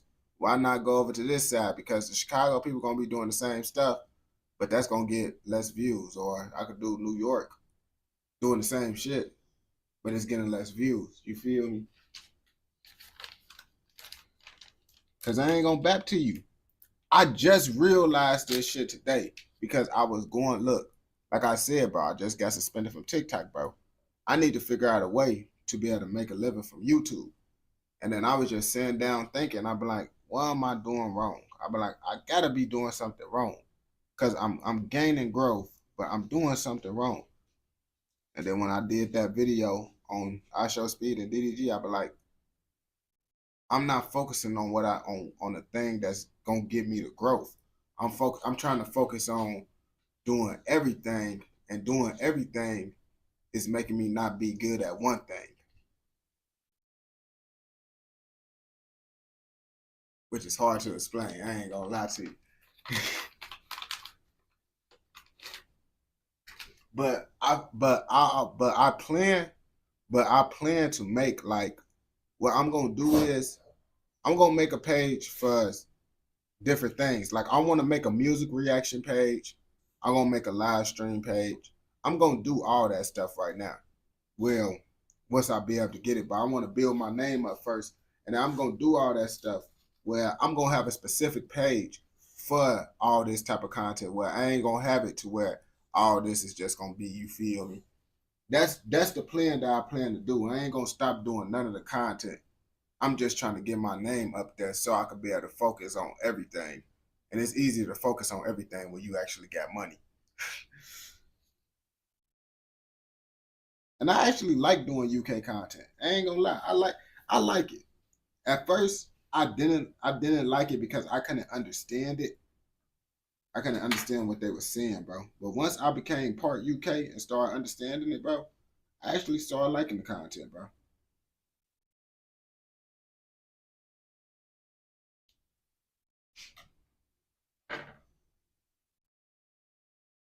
Gotta learn how to master myself.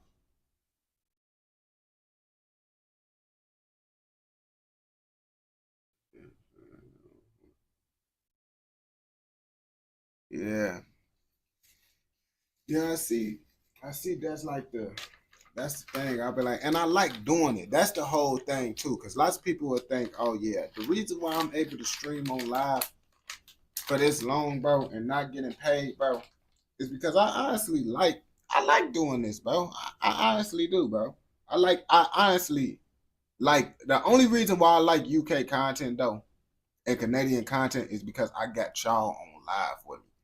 Like if I didn't have y'all on live with me, I wouldn't understand certain things, so it wouldn't be like kind of like fun for real. But y'all really make the UK content, Canadian content fun because y'all actually up in there helping me understand the video as I watch it type stuff.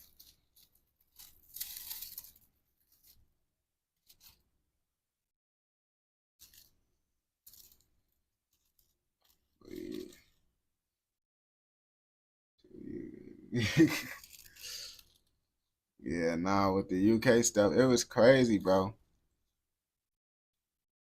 Cause at first, I couldn't even watch people that talked in the UK accent, bro. Real deal, bro. My boy Skyboy, shout out Skyboy. I couldn't even understand them though. I couldn't even understand them, and I'd be like, man, that was crazy. Nah, YouTube is lame now. That's why I've been like, bro. But I'm trying to get up because it's like the people that end up getting up on YouTube be more lenient with them. Like they end up doing stuff and then they end up getting their page and stuff back and all that stuff. And I'm not at that level yet to where, oh yeah, YouTube would just, oh yeah, we're gonna give your page back and all that. So I'm like, I need to get into a position to where I could build my name up. And then I saw the stories.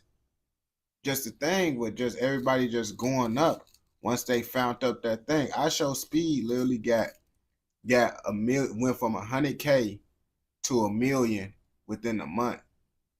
Actually, he really gained 1 million in a week. I ain't gonna bap to you.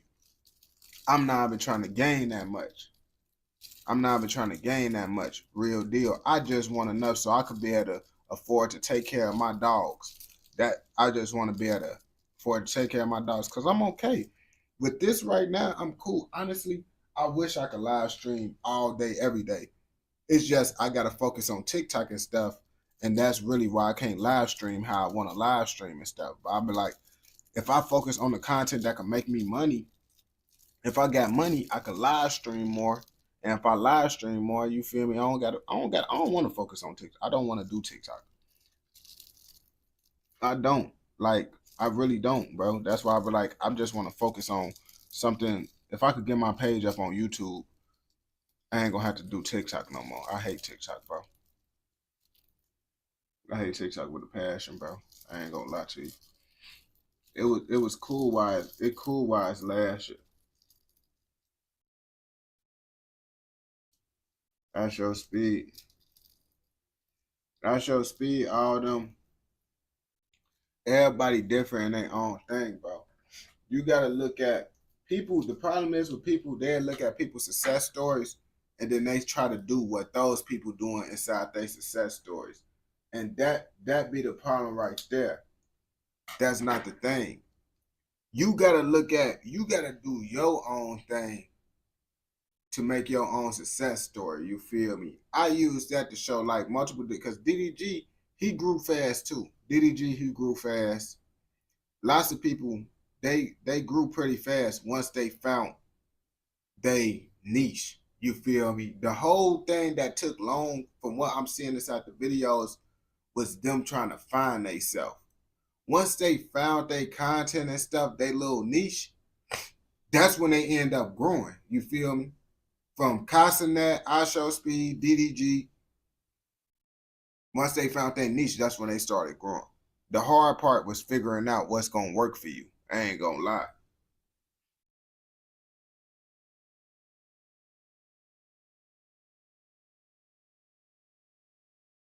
So that's why I've been like, shit, I just need to find my own niche. And I feel my niche stuff is just doing different content in countries, because that's what I like to do. You got to find something that you like to do, and then you got to stick with it. But it's something that you like to do actually got to be growing. And the only time I could get, bro, my biggest video that I ever got on my YouTube page is from Netherlands. I didn't get paid for it because it wasn't monetized. But when all my biggest videos is from different countries, that means I'm doing something wrong for focusing on all the other stuff.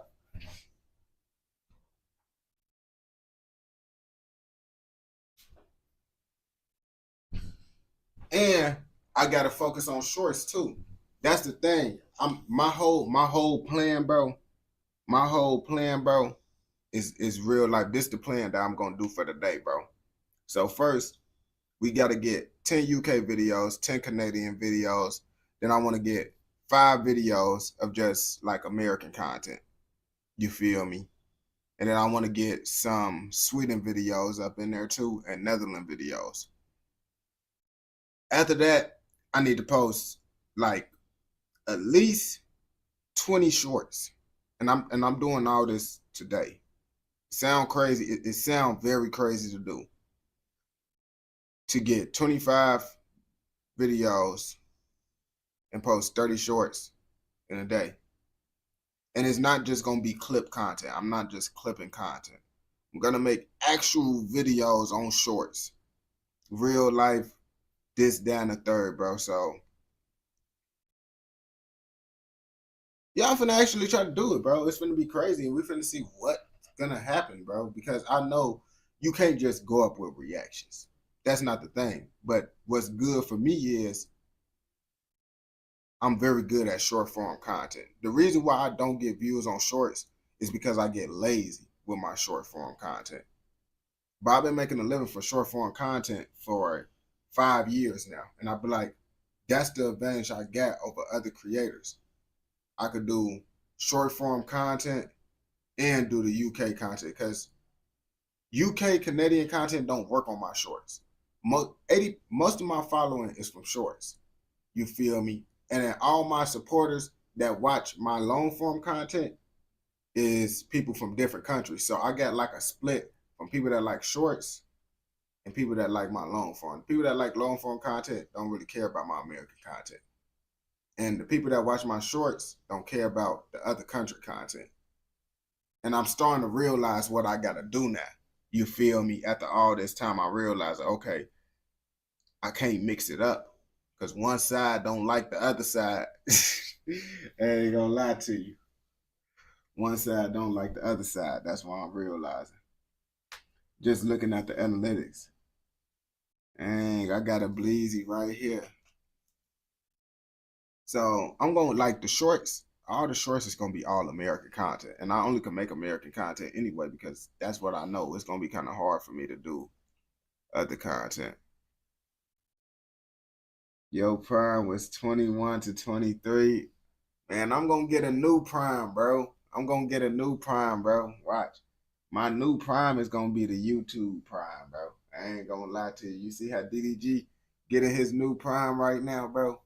I ain't going to lie. That was my Prime, though. 21 to 23, bro. I was making so much money, bro.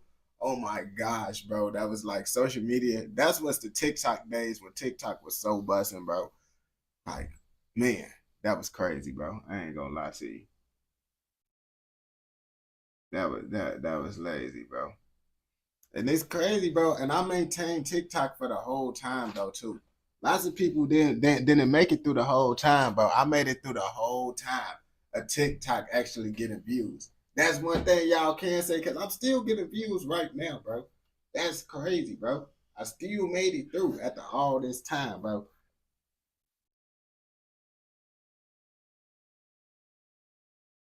Gonna get rid of Prime. That's what I'm saying, bro. TikTok was just a little thing, bro. I feel all this was just learning, bro. That's why I've been like, I feel like my time gonna come because I've been like, bro, I've been doing social media for a long, I've been learning everything, bro. So I've been like, I feel like I know what I gotta do to be able to go up now, bro. And then my boy Dooley, shout out Abdul up next. He actually helped me like a big part of just like seeing like, all right, what I need to do as well.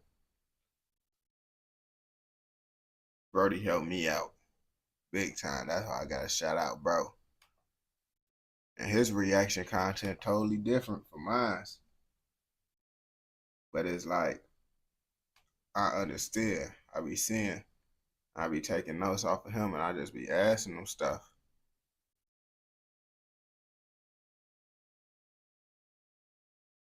On game, Dooley be busting. He don't be liking YouTube. YouTube Live be tripping. You ain't rolling. Roll the 60s versus 60s. Alright. I don't know what they talking about. Rolling 60s versus 60s. Alright. Alright, this a Cali video. Yeah, he be on Twitch Live. That's the main thing that he really be on for real. He really be on Twitch Live for real. I ain't gonna bap to you. But lots of creators be on Twitch Live. YouTube be on bullshit. Bro, my boy Dooley ended up getting a strike not too long ago. I ain't gonna bap to you. YouTube be on bullshit, bro. That's why I don't be doing certain things. Cause they got on my boy Dooley for a reaction video. I'm like, YouTube be on that tweak stuff. I ain't gonna bap. That's why I don't do it. And that's the main reason why I don't be doing that catching those type of people. The catching the I won't even say the words, but catching the those type of people, the people that mess with young people. Dooley ended up getting a strike on that, on the video that he was reacting to. So I just stay clear of that just because he ended up getting a strike. I was like, yeah, I'm not even finna stay clear of that. Like, if people that I know tell me they got a strike on the video, I end up just staying away from the videos. I ain't gonna lie to you. Just cause I be like, man, if they got them, they might get me too. I ain't gonna bap to you. Yeah, YouTube be tripping. Welcome to Hood War Stories. In this episode, I'll be discussing the Rolling 60s infighting. Numerically, the Rolling 60s are the largest black gang in LA County. Their territory is massive, and it's carved up and divided into sections, composed of various cliques. The 6 O's are comprised of Front Hood, Back Hood, and the Avenues. Anything else you hear is a sub-clique under those sections. I ain't gonna lie, so when you just a different Crip, you have to choose a different color blue? Or do some Crips got the same color blue? Like, cause it seems like these is all Crips, but they just got different color blues. The Overhill's Back Hood section is considered the middle-class suburban area of the 60s hood. Originally referred to as the rich kids on the hill, the Overhills would give the Rolling 60s the image of being flashy and having money, while they do have hitters from that section. No, you see, this the thing with LA, bro, that just be blowing. California in general, bro. Like, they be having the most goofiest tattoos ever, bro. Like, why would you allow someone to put this on your face? What does this say? What does this even say? No. The Overhills are more known for scams, bank robberies, and other white-collar type crimes. They're looked at as pretty boys. Dime Block, which is a clique within the Avenue section, is situated along 10th Avenue, with the Dorset Village Apartments being their headquarters. This particular clique is considered one of the grimiest within the 6 O's, and is greatly responsible for giving the Rolling 60s its violent reputation. A substantial amount of the 60s gunners come from the Dime Block clique, with many members of this clique living below the poverty line. They don't like the BGs from Back Hood, and they view the Overhills as soft, because Overhills members have more resources and privilege. BGs, also known as Brian Hurst Gang, they are in charge of putting in work on the Gut Ave clique. They run their program military style, and you can't be a part of the clique unless you put in serious work. They don't accept any busters. Oh, yeah, I'm not even finna play with y'all. YouTube too crazy. I'ma show you, cuz. I'ma show you, nigga. 6 O's, You ain't do it to him. Fuck around, break your team, boy.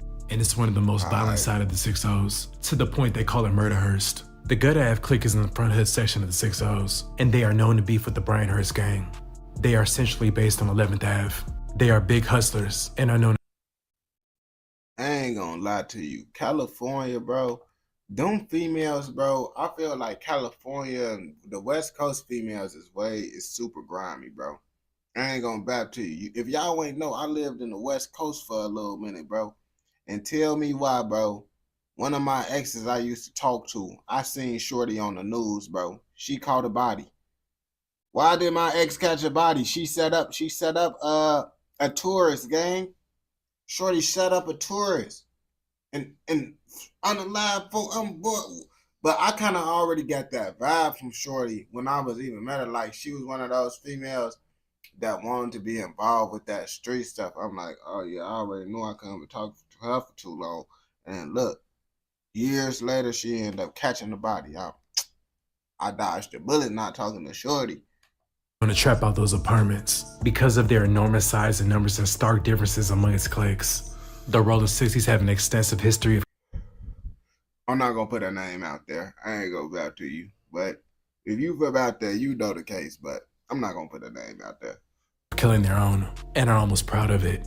This can be traced back to the late 80s. After the crack era divided many hoods in LA, there was a wealth gap between those who were making money and those who weren't. Jealousy and envy began to fester within this powerhouse gang. At the start of the 90s, the Rolling 60s began knocking down its own members. In 1990, Big Fee and Lil Looney were the first to be killed at the hands of the 60s. Earl Wilson, also known as Lil Looney, was a 6'0" general from Backhood. In his heyday, he was so bold he'd walk through Crenshaw Mafia's Ground Zero, the bottoms yelling out 60 Crip. I mean, saying my ex is basically like saying it was my ex from sophomore year. I ain't gonna back to you. It was my ex from sophomore year. But she ended up catching a body later down the line because I ended up moving back to Chicago. I was only out there for like 3 months, and then I moved back to Chicago with my mama. And then I ended up seeing the stuff on the news about the situation because I seen it on Instagram about Shorty end up doing what she did. Bro, that's my ex.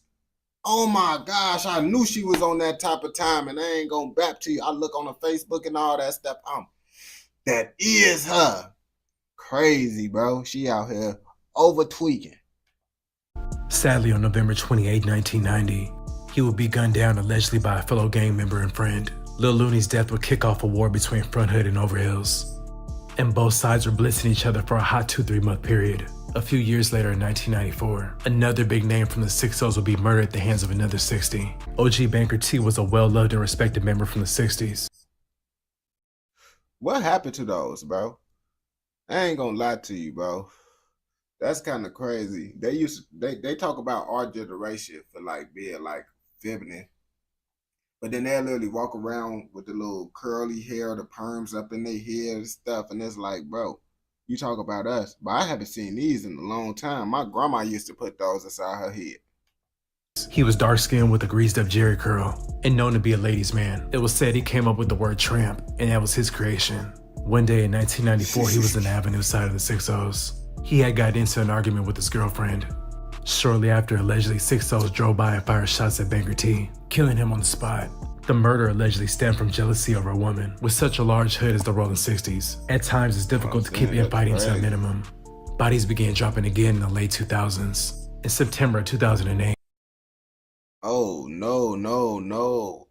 It looked like Brody can't squabble for real, bro. Let's get him Wayne out, got bro. into a physical altercation with Columbus, allegedly in front of a famous rapper.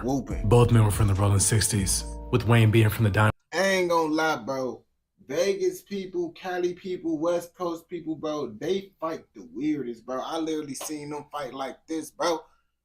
They was doing this, gang. Real deal, bro. I saw them doing this. What up? What up? Bro, what y'all doing? Other dude like this. This what they doing out there in the West Coast, bro. I ain't gonna back to you, bro. They be doing all types of diabolical things when they be fighting. Black clique, and Columbus was from the Overhills. During the fight, Columbus struck Wayne with a blindsided right hood and cut his eye. Wayne suffered a black eye, and Columbus would come out victorious. Afterwards, Wayne was bitter, claiming Columbus hit him with a cheap shot. He was also embarrassed this happened in front of the famous rapper. On October 6, 2008, Wayne asked Javier, Nah, bro. I'm like, it can't be no one that live here. But then I see a car right here. But maybe it's someone using this driveway, because I would hope no one is not living here. who was a fellow Rolling 60, to help him kill Columbus. Javier agreed. They then found Columbus sleeping in a parked car with Cavett on 63rd Street near Crenshaw Boulevard. Javier pulled his car alongside Columbus's. Bro, you sleeping in the car, in the hood. Oh yeah, you just asking for trouble. I ain't gonna bap to you. Car. Wayne then bounced out and began firing into the car, striking Columbus and Cavett. When officers arrived, they saw a white Benz with the windows shot out and saw that Columbus and Cavett had died from headshots. The police recovered 11 .40 caliber casings and an expanded. Dang, he passed away while sleeping. Do y'all think he know that? Okay, so if someone shoots you while you sleeping, do you think they end up knowing that they passed away, bro? If they were sleeping, or you think they just think it's their dream? You feel me? And they just keep dreaming or whatever, or you think the dream just stopped? Like, I ain't gonna lie to you. When you get hit while dreaming, do you think your dream just stop, bro, or your dream gonna keep going? Bullet. The double homicide would go unsolved until Wayne struck again on June 2nd, 2013. On that fatal day, Wayne shot and killed Charles Webster in the middle of the Dorset Village apartments in front of numerous witnesses. Charles was not a full-fledged member, but he was an affiliate of the Dime Block clique and resided in the Dorset Village apartments. Wayne devised a plan to kill Charles after he and Charles had got into an argument, which resulted in Charles pulling out a gun on Wayne. Multiple eyewitnesses identified Wayne as the shooter, and a fellow gang member testified that Wayne confessed to him regarding the double homicide years prior. Wayne Gray was ultimately found guilty on 3 counts of murder. He was sentenced to 2 consecutive life terms without the possibility of parole, plus 100 years to life in the state prison, including 3 25-year enhancements. He got 2 consecutive life sentences in 100 years. Bro, you could have just gave him a life sentence, bro. Just that you got a life sentence, you ain't getting out of jail. 2 consecutive life sentences with 100 years, minimum of 100 years or whatever you said, bro. You didn't even have to do all that. I ain't gonna bap to you. You see, Canada, they would never do nothing like that. They be like, oh yeah, you gonna end up getting UK, they be like, you got a life sentence, but you get 20 years for your life sentence. You see, in America, they say, boy, you got to do at least 100 years, bro. By the early 2010s, the Rolling 60s seemingly had to resort to clique banging, meaning a lot of members moved in their own packs, mainly because members don't know who to trust. In the early 2010s, the Overhills and the Dime Block clique were not getting along, and they reignited their war, resulting in many backdooring, and people were getting stabbed in the back left and right. Lil Scooby was a longtime member of the Rolling 60s. By 2014, he was considered an OG. His first arrest was for vandalism in 1990 at the age of 14. In 2004, he was shot by members of the Rolling 60s, resulting in him being wheelchair bound. But that wheelchair didn't stop his thug life. His wheelchair was equipped with an AK-47. He was one of the few in the streets that was pushing that line, demanding the game be ran the right way. On March 27, 2014, shortly after 2 p.m., Lil Scooby was sitting in his wheelchair when a 6'0" member walked up and began talking to Scooby. The two spoke for about 5 minutes, before the man produced a gun and shot Scooby multiple times. The shooting occurred on 11th Ave. I ain't gonna lie, bro. They got blue cars in the crib hood. Do you think they got the car blue because they Crips, or they just randomly got the car? And produced a gun and shot Scooby multiple times. The shooting occurred on 11th. You see, it's 2 blue cars. There's 1 blue car, 2 blue cars. Y'all think they got them because they Crips or not? Ave, smack dab in the heart of the Gutter Ave clique. Lil Scooby was transported to the hospital where he was pronounced dead. He was 37 years old. In the meanwhile, individuals from the Brian Hurst and Gutter Ave clique continued to go at it. Before the two went down for murder charges, RS and Tiny GK were having an internal beef. RS would even taunt GK after GK got shot in the foot by the H-Ray Hoovers, resulting in him walking around with a boot from the bullet wound. In 2017, Fats would be murdered by a 6'0" over an internal dispute involving money. The crabs in the bucket mentality runs rampant within the 6'0s. Eric Holder, whose hood name was Shitty Cuz, was a bona fide hitter from the... Ain't this the guy that ended up unaliving Nipsey? And then his name, you said his name, Shitty Cuz? Nah, that's a diabolical name, bro. Dime Block clique, who's alleged to have numerous bodies, and frontlined the war against the Overhills in the early 2010s. It's said that deep down he wanted to have Nipsey spot. His PTSD, mental illness, and poverty was a compounded interest when he murdered Nipsey Hussle. That further destroyed the social fabric of the 6'0s to the point it could take them generations to recover. Yeah, that's crazy, bro. That's crazy what happened to Nip. I ain't gonna lie. California, bro, y'all could have such a beautiful, nice place, but y'all decide to just make it such a bad place. You feel me? It's crazy, bro. Y'all, why can't y'all like do that to a state that's like cold, bro? Like honestly, bro, California is such a beautiful place, bro. I want to go to vacation out there, but y'all messed it up so much. I ain't trying to go to vacation out there. Congratulations. I'm not trying to go no more. And we don't condone anything except this educational documentary, man. And don't forget to like, comment, subscribe, and turn on post notifications so you never miss out on any educational, informational documentaries like this. That's crazy. California, bro. California is such a nice place that they messed up, bro. I ain't gonna lie to you. They messed it up, bro.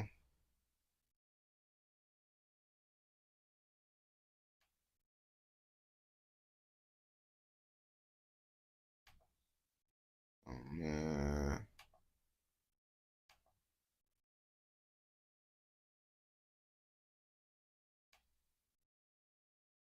Everywhere messed up. Man. Everywhere messed up except for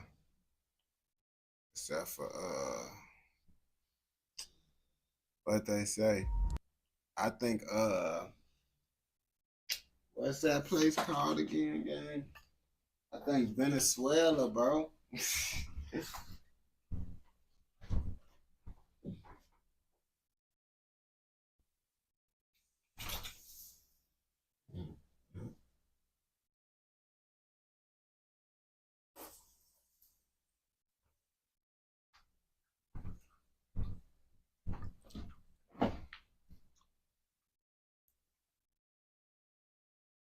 Yeah, bro. I ain't gonna rap to you.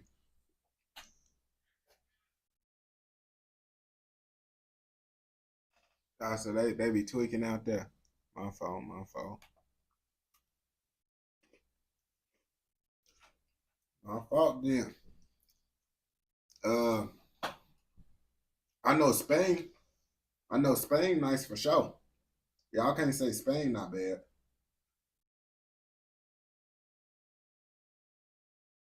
Man. What else? What else not bad?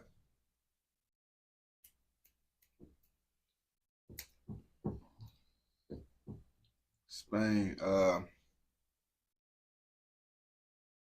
what I say?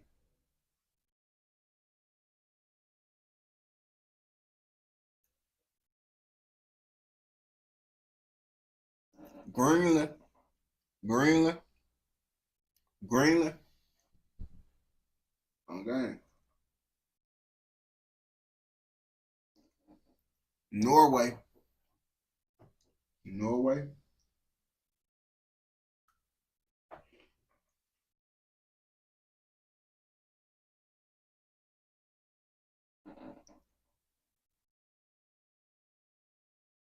Switzerland.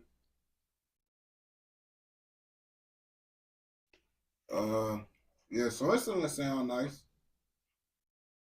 Damn, bro. There ain't really too many places that's nice for real, bro. I ain't gonna bet.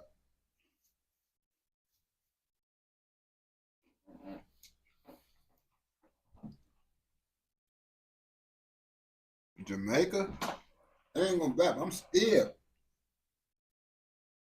I'm scared of Jamaica, bro. Cause I heard what be happening out there.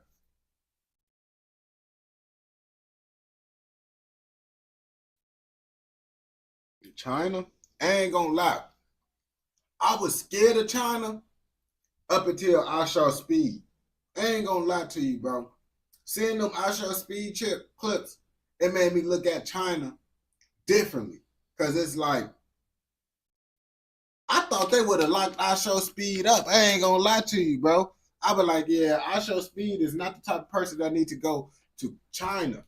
And he had China, bro. They even China put up a billboard for I Show Speed, bro. Dang. Trying to put a billboard up for I Show Speed, bro. That blew my mind.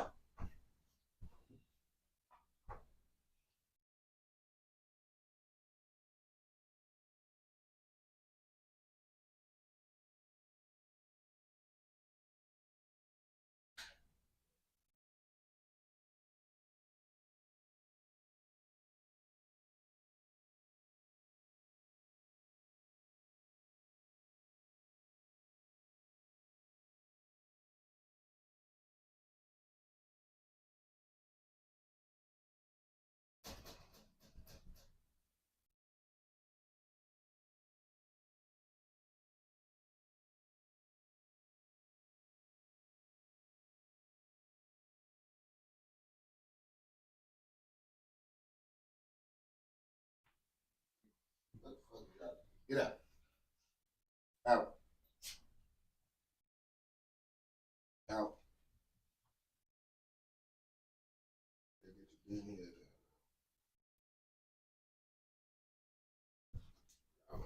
tweaking. Tweaking.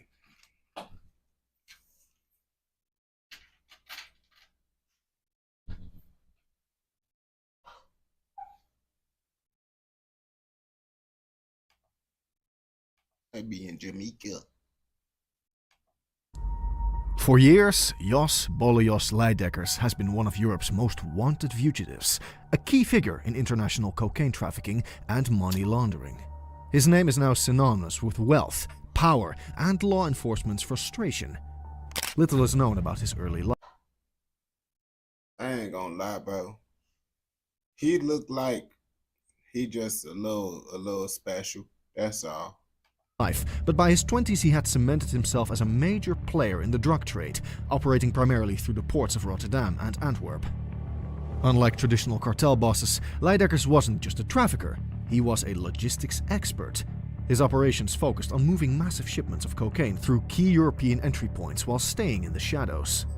The money was astronomical. Authorities believe he used gold trading and offshore transactions to launder. You said, bro, eat Nutella by yourself. Nah, that's a good one. Tens of millions of euros in drug profits, making it nearly impossible to trace. By 2020, law enforcement agencies had gathered significant intelligence linking Leidekkers to major drug shipments and suspected financial crimes. But they needed hard evidence. In 2021, law enforcement achieved a breakthrough. Authorities from France, Belgium, and the Netherlands successfully hacked SkyEasy. I ain't gonna lie. He need to go back to the other voice.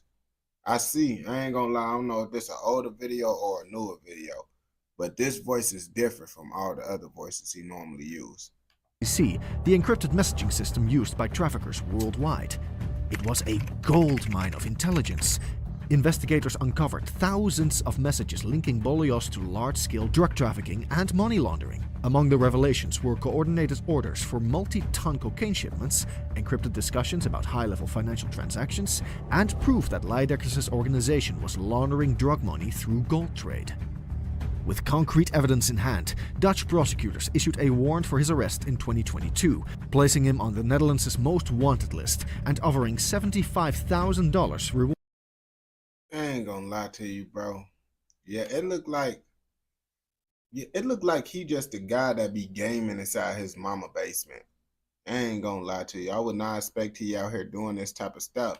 But I'm not snitching on nobody. I don't care like if it's like a reward, because if it's like a big reward for the person, that means the person is very, very dangerous. The more bigger the reward is, the more dangerous the person is. So therefore, I'm not snitching on nobody. You just need to mind your business because you might end up getting that money, but then you get unalived for end up telling. So you don't even get to enjoy the money for real. I ain't gonna bap to you. Reward for any information leading to his capture. But before law enforcement could seize him, he disappeared. Leidekkers vanished without a trace. Some believed he escaped to Turkey, where extradition laws made arrests more difficult. Others suspected Dubai or South America. But the reality was much more shocking. Authorities had no idea where he was until 2025, when they finally uncovered his true hiding place. Where do you think Bolijos had been hiding all these years? He probably was hiding inside his hometown, and y'all just wasn't able to find him because he really know his hood. And do you think law enforcement will ever catch him? Let us know in the comments below. Don't forget to subscribe, we have more high-profile fugitive stories coming soon. After evading capture in 2022, Jos Bolijos Leidekkers became one of Europe's most elusive fugitives.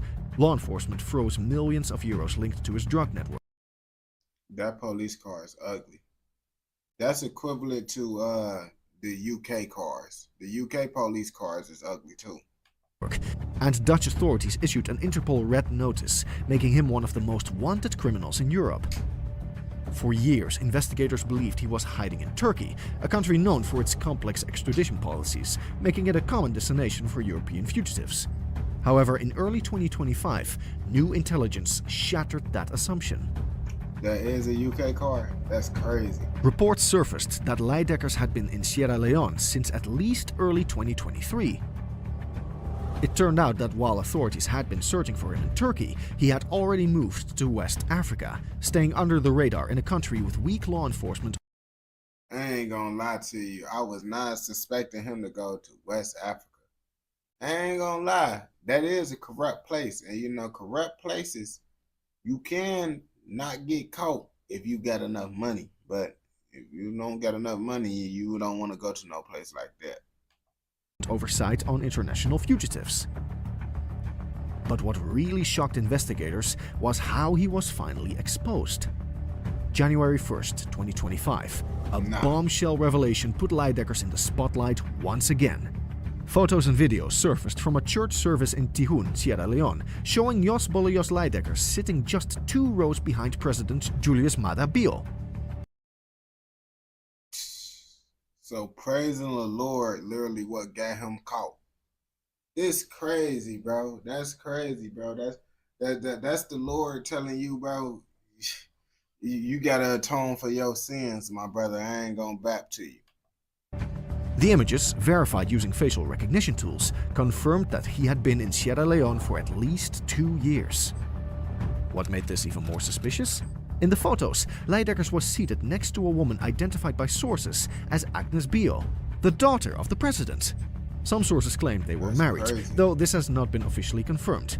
The Dutch government immediately took action, demanding that Sierra Leone investigate his presence and extradite him. Dutch officials have now formally requested his extradition. But the case isn't simple. Sierra Leone and the Netherlands do not have an extradition treaty. Authorities are now facing a diplomatic and legal battle that could determine whether Bolyos finally faces justice or disappears once again.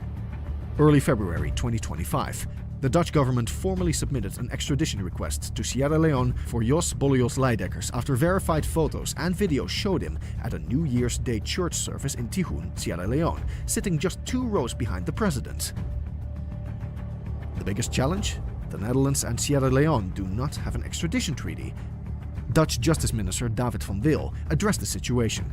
I hope for swift action from the authorities of Sierra Leone and to find them on our side in this fight against international organized crime. Sierra Leonean officials acknowledged the Dutch request and confirmed they are investigating the reports. While they stated they would cooperate with the Netherlands, the lack of a formal treaty means the process could be slow and complex. Meanwhile, reports suggest that Leidekkers may have influential protection in Sierra Leone, raising concerns about whether authorities will truly act. With global pressure mounting, there are 3 possible outcomes for Bolyos. If Sierra Leone cooperates with Dutch authorities, Leidekkers will be transferred to the Netherlands.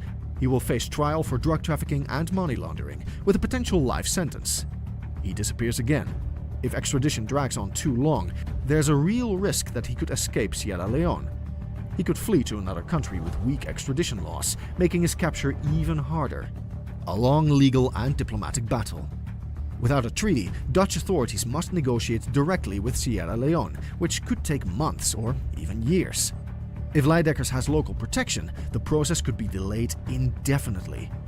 For now, Bolyos remains at large, but with increasing international scrutiny, his options may be running out. So, I ain't gonna lie to you, bro. That's crazy how you could just go to certain places and they be like, yeah, we're not gonna send them back, even though they know that bro committed crime inside those places. They still ain't trying to send them back. I mean, that's a good and a bad thing. I ain't gonna lie to you, bro. Yeah, he do stand out too. Looking at it, bro do stand out too. It is easy to like spot him out out of everybody inside the crowd. That is crazy, bro. That's crazy. And then all the people, yeah, bro. Yeah, I don't see nobody. Yep. Will Sierra Leone hand him over? Or will he slip through the cracks once again? Do you think Bolyos will finally be captured? Or will he find a way to escape again? Drop your thoughts in the comments below, and don't forget to subscribe. I mean, if bro is dating the mayor or the president wife, not wife, his daughter, I think, the president daughter, then I feel he gonna be good, bro. As long as he stay on good terms with her. And if he not on good terms with her, he cooked. But it all depends, bro. You know, the justice system, bro, is kind of corrupt out there. So you might not get him, depending on who he know and how much money he got. I ain't gonna lie to you. But we don't condone anything inside this educational, informational documentary. But don't forget to like, comment, subscribe, and turn on post notifications so you never miss out on any educational, informational documentaries like this. Okay. Ole, ole, ole, ole. Ole, ole. I know y'all be listening to that song at London. I heard that was the London anthem. The London anthem? Or no, that was the Canadian anthem. It was either the London anthem or the Canadian anthem. Ole, ole, ole, ole. I'm like, dang, bro. They was hearing that.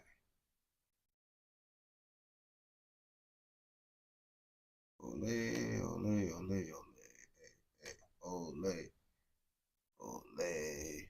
Get that tap dancing and stuff. I ain't gonna lie to you. That's the soccer anthem. Man, does my ears deceive me, bro? Or y'all lying? Y'all be bapping. Ole, ole, ole, ole.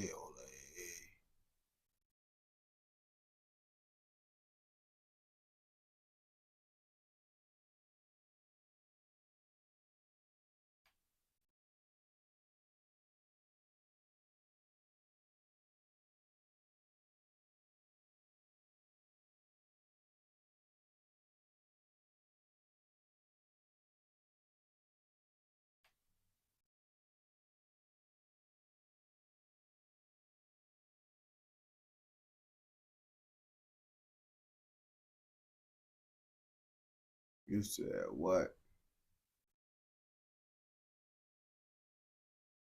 Why you guys call rugby football?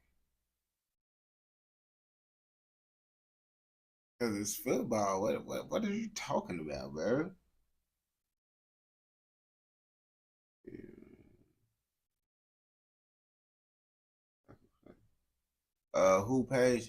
What page made it? What page made that video? Ole, ole, ole, ole, ole, ole, ole, ole,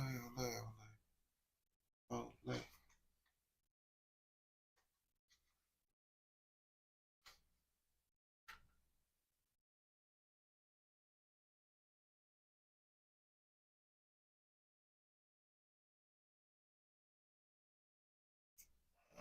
Let's see what's to it.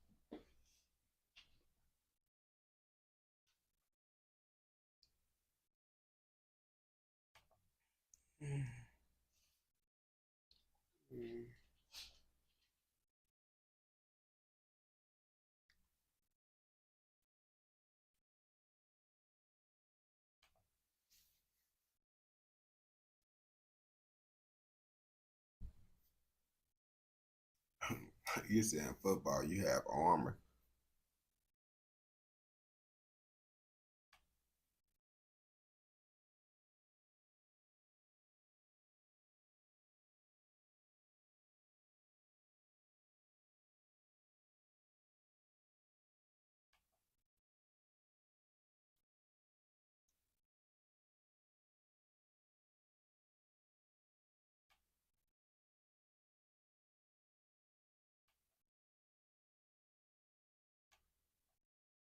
Alright. Found the video on him.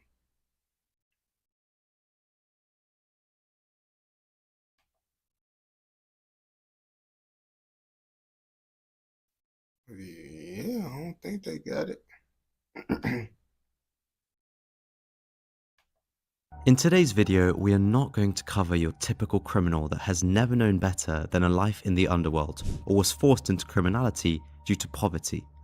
In this video, our focus is on a figure who is no stranger to the limelight, a celebrated footballer known for his moves on the pitch for clubs such as Ajax Amsterdam and Sevilla FC. However, we are not here to talk about his football career. The story that is going to be unraveled is one that involves serious allegations, legal battles, smuggling, and extreme violence. Bro, I ain't gonna lie to you. If you a soccer player that's making money from playing soccer, why would you get involved in the streets? Unless you just your soccer career end up ending. If your career end up ending, then I guess I can understand a little bit why. But if you still able to be a successful soccer player and you hop in the streets, that's crazy. This is the story of Quincy Promes, a professional footballer by day and coke smuggler by night. Quincy Anton Promes was born on the 4th of January 1992 in West Amsterdam.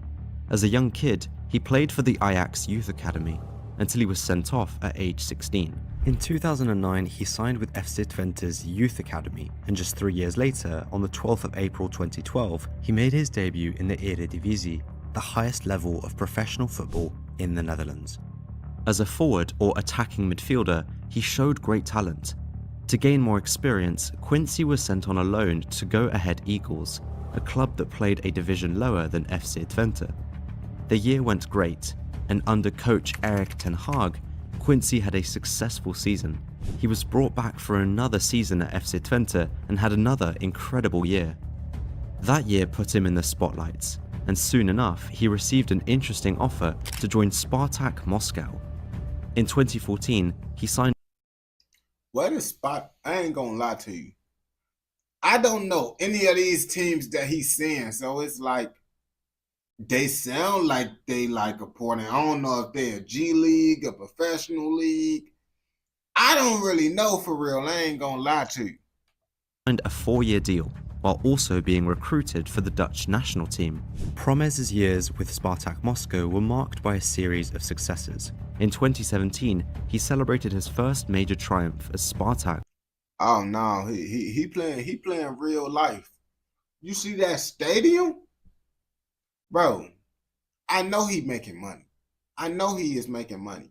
Why did you decide to hop in the streets? I don't understand. I don't think I will understand this video.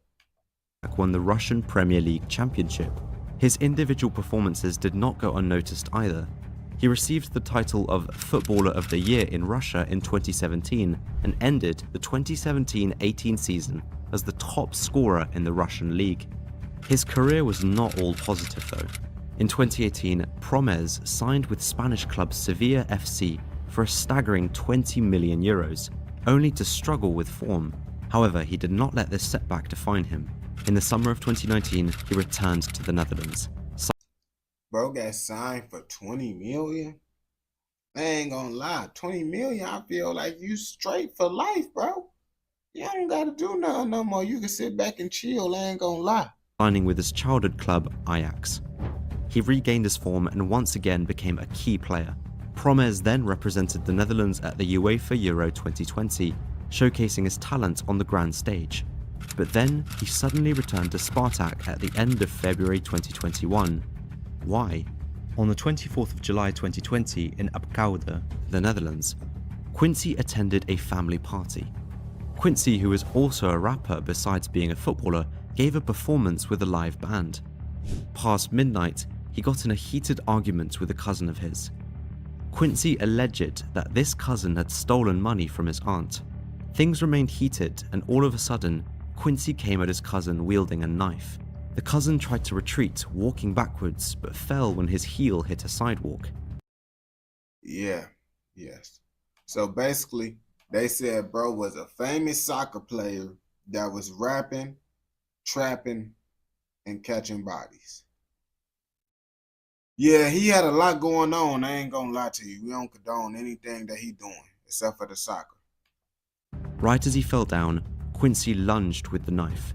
They were separated, and Quincy left the party in a hurry. Without him knowing, Quincy's phone calls were being tapped. Calls. You did this to your own cousin, though? I ain't gonna lie to you, bro. I wouldn't want him to be my friend. But I'm pretty sure he ain't gonna tell nobody that he did that. But if he told me, like, yeah, I unalive my cousin because he stole some, yeah, he stole some. I would have most definitely, it would have been consequences, but to do that, that's a little diabolical. I ain't gonna back to you. Calls from that night reveal very interesting details. On the 25th of July at 1:02 a.m., Quincy can be heard calling his father, upset with the fact that his father jumped in between him and his cousin. Quincy said, "No, you jumped in front of him." "Quincy, I do not want you to get in trouble," his father replied. "Otherwise, I would strike him fatally.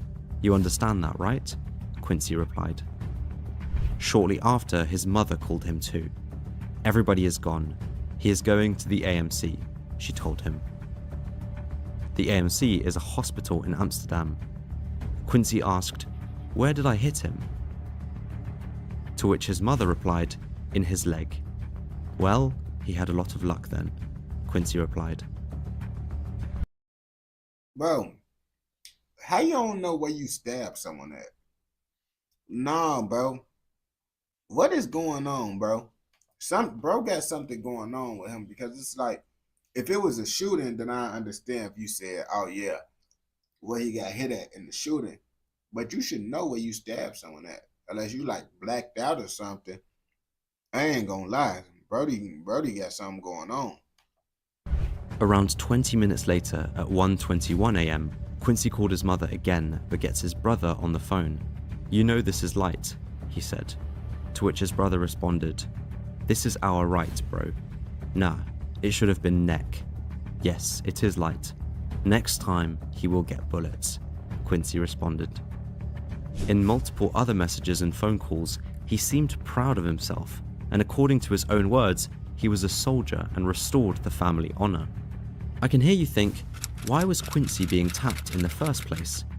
Well, here is where the story takes a huge turn. Quincy was suspected of other crimes prior to this incident happening.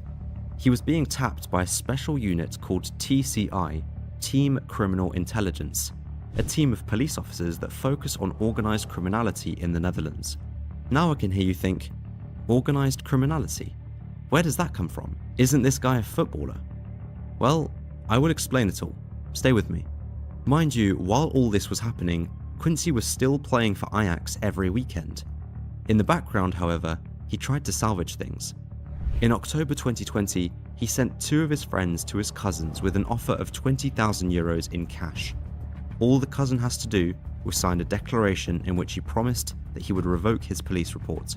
Voice recordings on Quincy's phone exposed that they did not, let's say, ask it nicely. A crucial detail, however, at that point in time, the cousin had not even... Bro, can you even make someone sign a contract for that? Like, can you real like be like, oh yeah, bro, sign a contract saying you ain't gonna tell them? Nah, I don't think that contract would like me hold any weight. If he broke that contract, I don't think they would care. And filed a report yet. It was not until 4 months after the incident, on the 17th of November, that the cousin filed a police report regarding the incident. All news outlets in the country eagerly reported on it. However, Quincy remained a free man. On the 9th of December, Quincy played a Champions League game with Ajax against Atlanta Bergamo.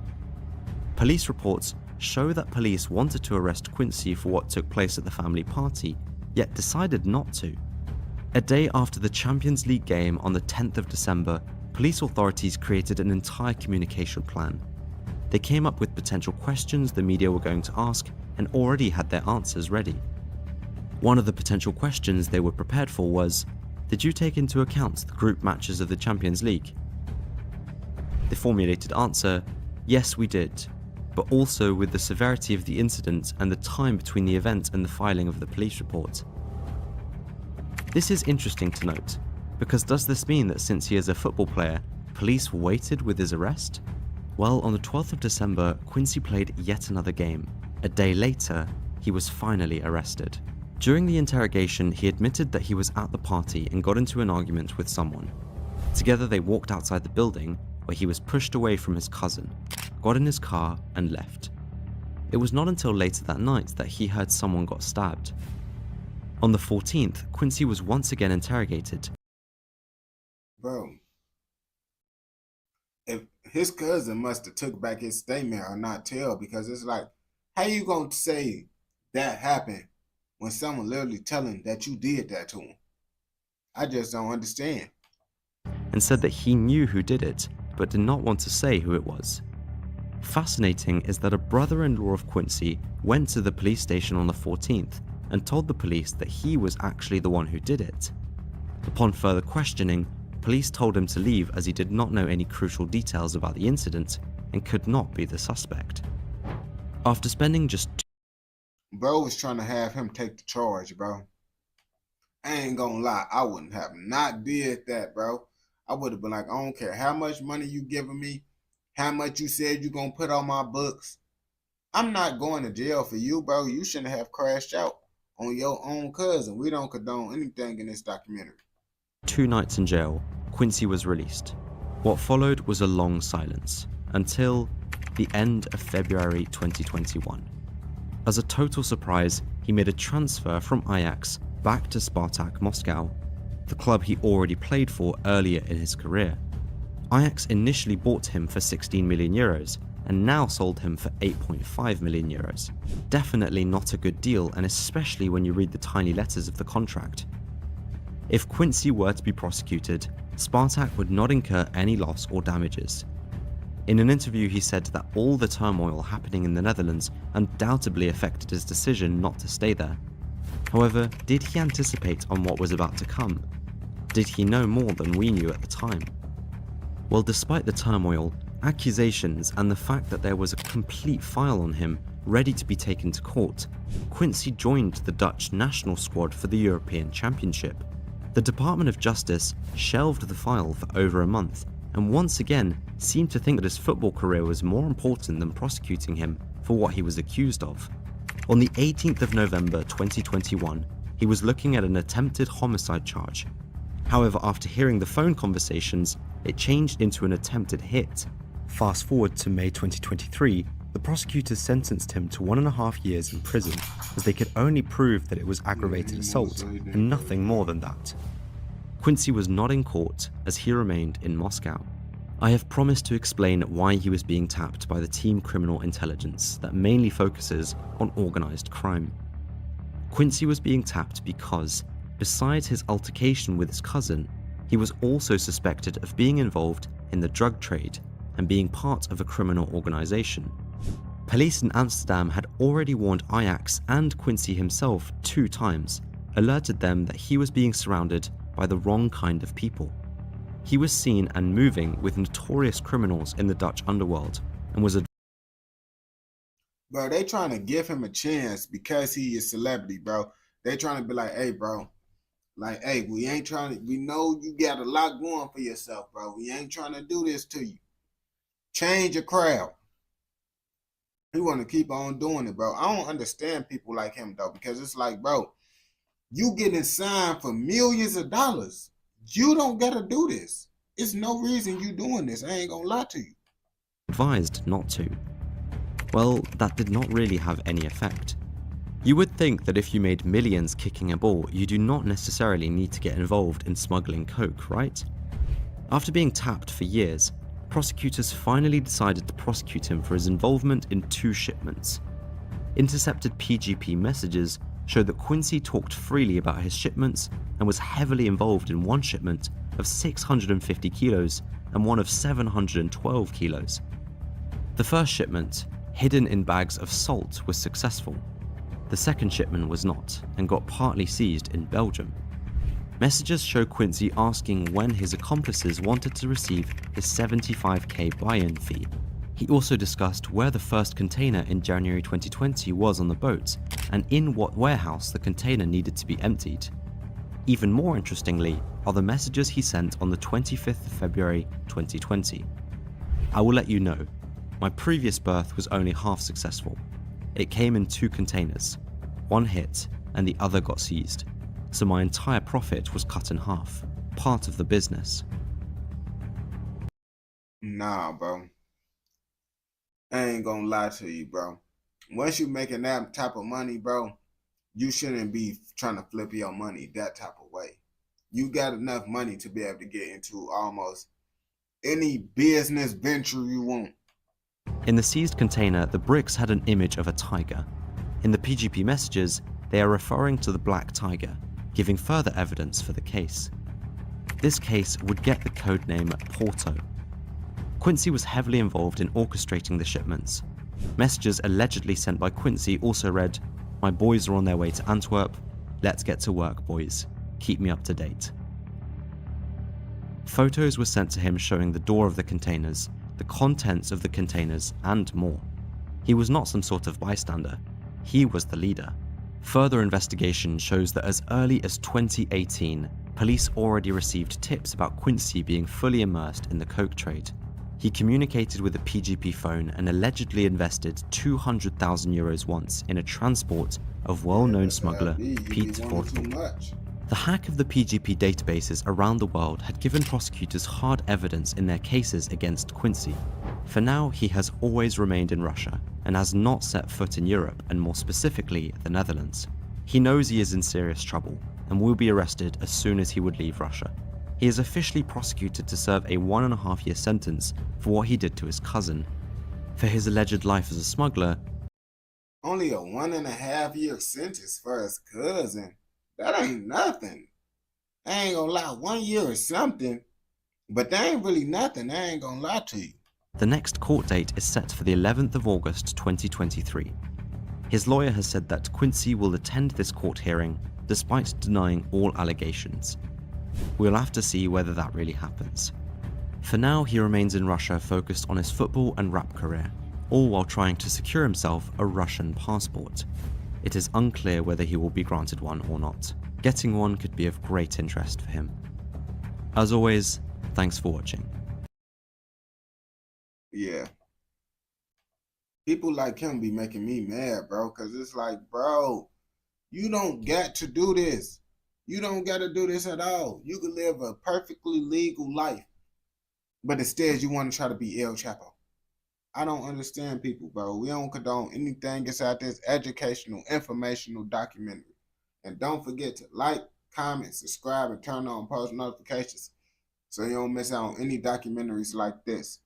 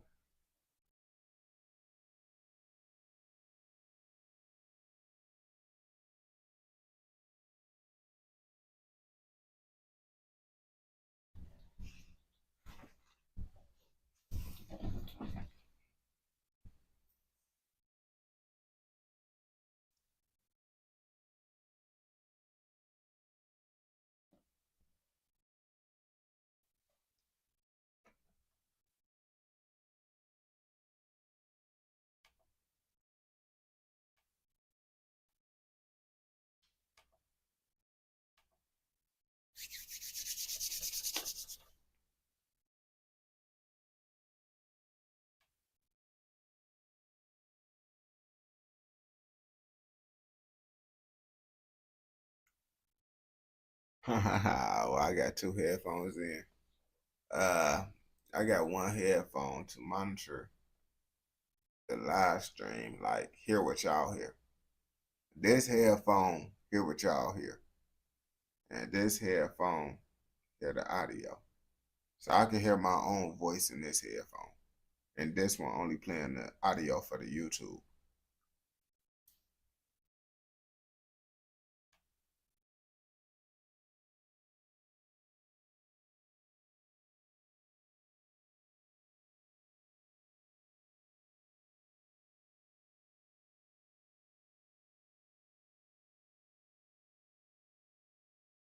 We got doing too much. Oh.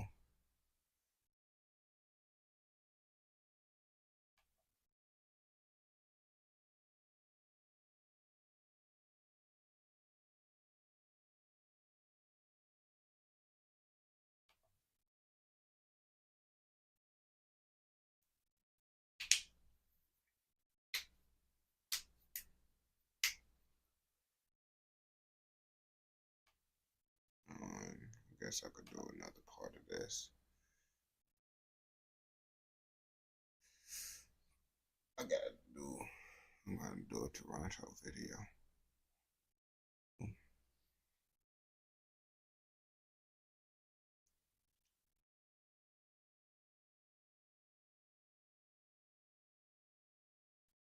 Bro, I'm eating some energy gum.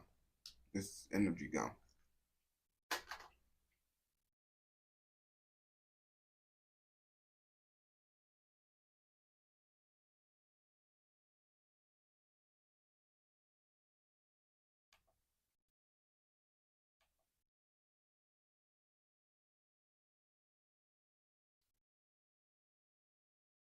Yeah, it got caffeine and L-theanine. L-theanine. I don't know how to pronounce that. Online rumors. In the early morning hours of November the 1st, 2023, a man and a woman were inside a parked car on the 83. Let me go back. We said that 5-hour energy. No. I'm gonna use for me to get through the day, I'm gonna have to use one of my superpowers.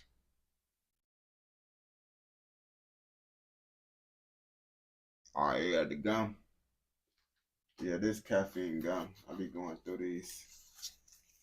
Eating caffeine gum. Hey. All these different packs of caffeine gum, bro.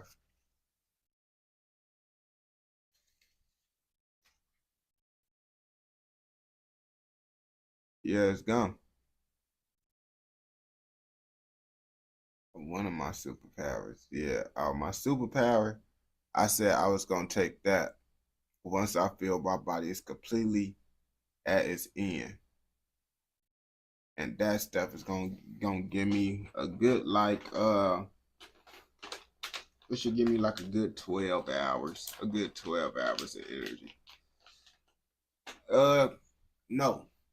I got a little tab left. From the last time when my homie slid, I got a little tab left.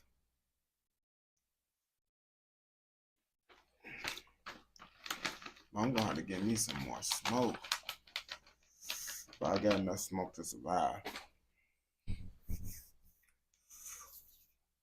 The only reason I'm pulling out this superpower, bro, because I'm finna try to hit the ultimate come up story, bro. And to hit the ultimate come up story, the first step is for me to be able to stay up. And literally, bro, now listen, bro. Only thing I got is a tab. I got like a half left, a half of the Zaza left. My Wi-Fi bill turned off on the 26th. I'm finna try to make a miracle happen, bro. I'm finna do 30 reactions. Well, at least 25. And I gotta do 30 shorts in one day. 60 videos in one day. And I'm gonna go back to my regular schedule of just posting like 5 to 6. But I'm finna try to do all that, bro. That means I gotta use the superpower, bro. It's the only option, bro. It's for me to pull out the superpower, bro.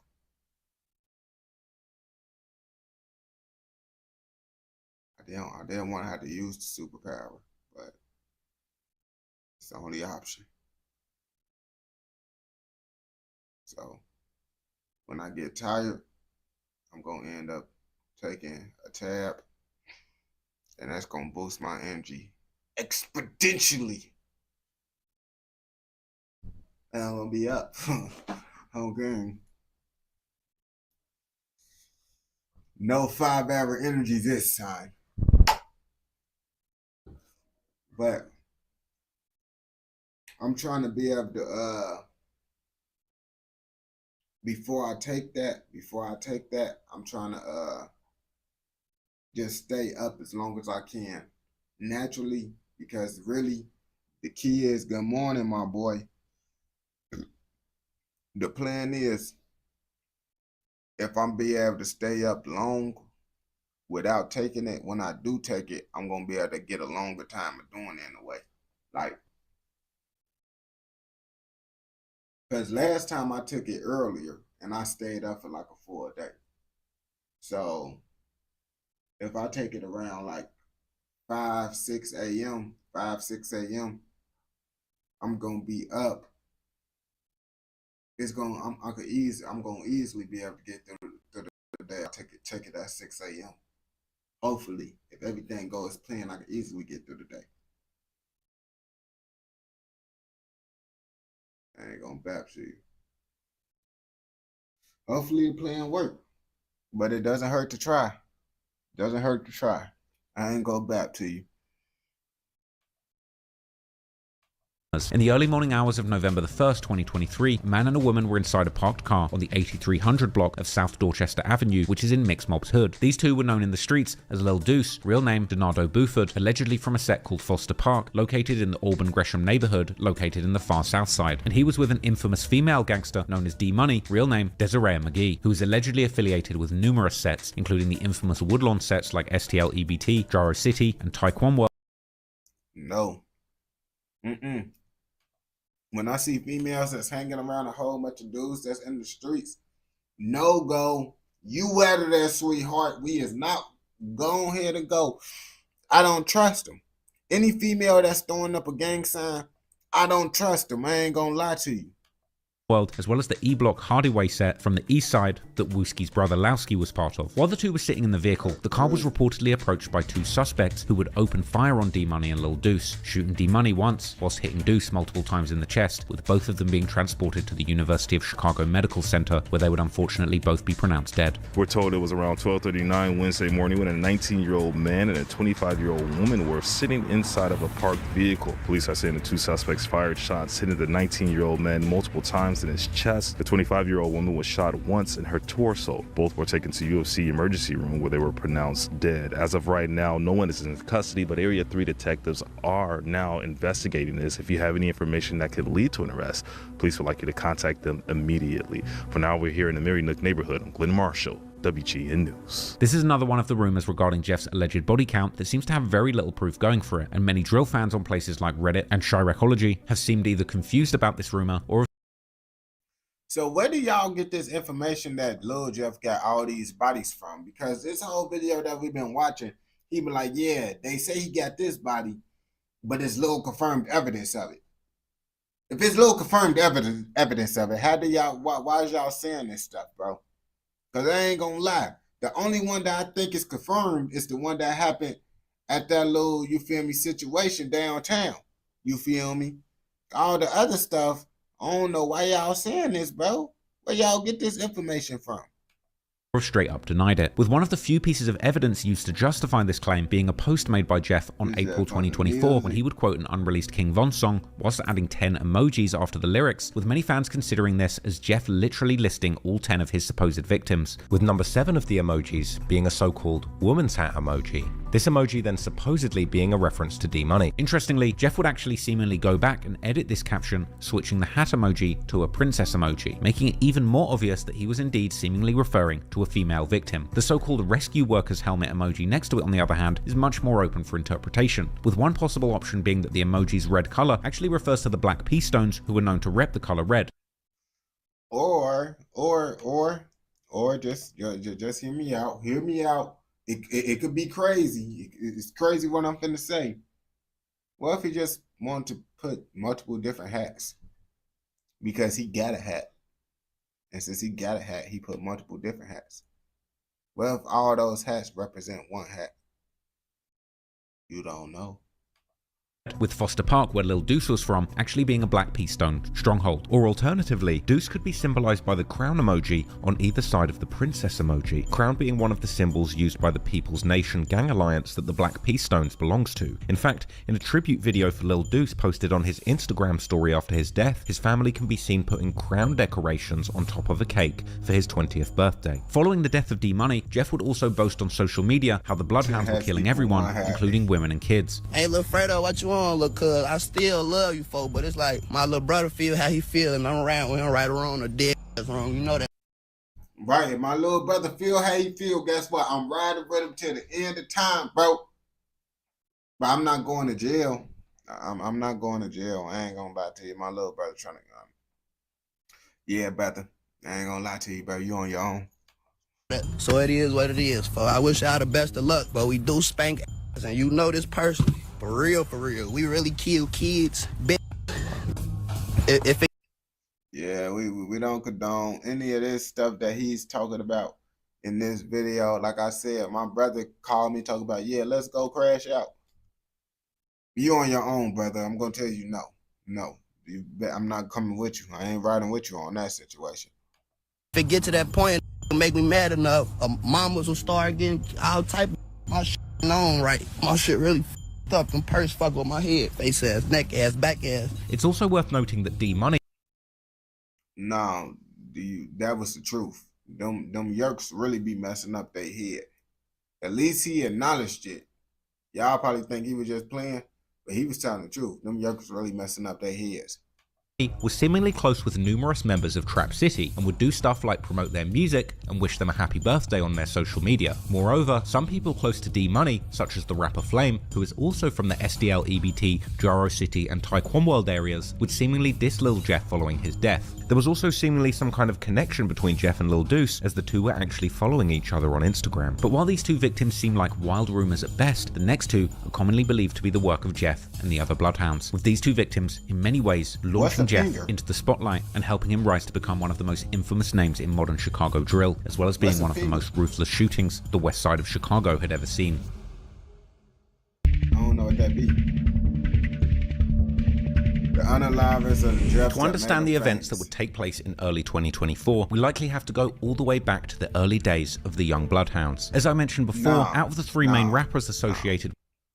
No, that would be like a jigaboo on game. Them jiggers, axes, like a X pill, that's that, or a jigaboo. With the Bloodhounds, Jeff, Q50, and Vert, it appears that Vert was like a jigger, basically, bro, a jigaboo, X. It depends on who you ask, bro. But all of it is basically what y'all saying. And a yerk is a Percocet. You feel me? Likely the first to get into the streets. On his old Facebook page that's under his real name, the young Vert can be seen often hanging out on the east side with the rest of the kids and older members from Drill City and Trap City or Chris World. How long?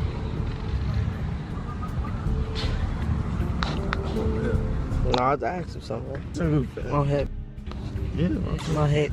Huh? Okay.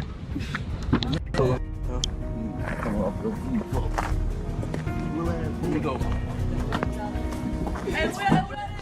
Hey, who was that? Who was that? Say you want some smoke, you must be high as fuck. Fooling. So they run out for. Larry, we just had a mini version, mini fight. Look, they yeah. Everybody good over here? Everybody good over here? Oh, he's always right there. Fuck it up. He's talking, I ain't going. Check it out. Hold on. Let me see. Over there.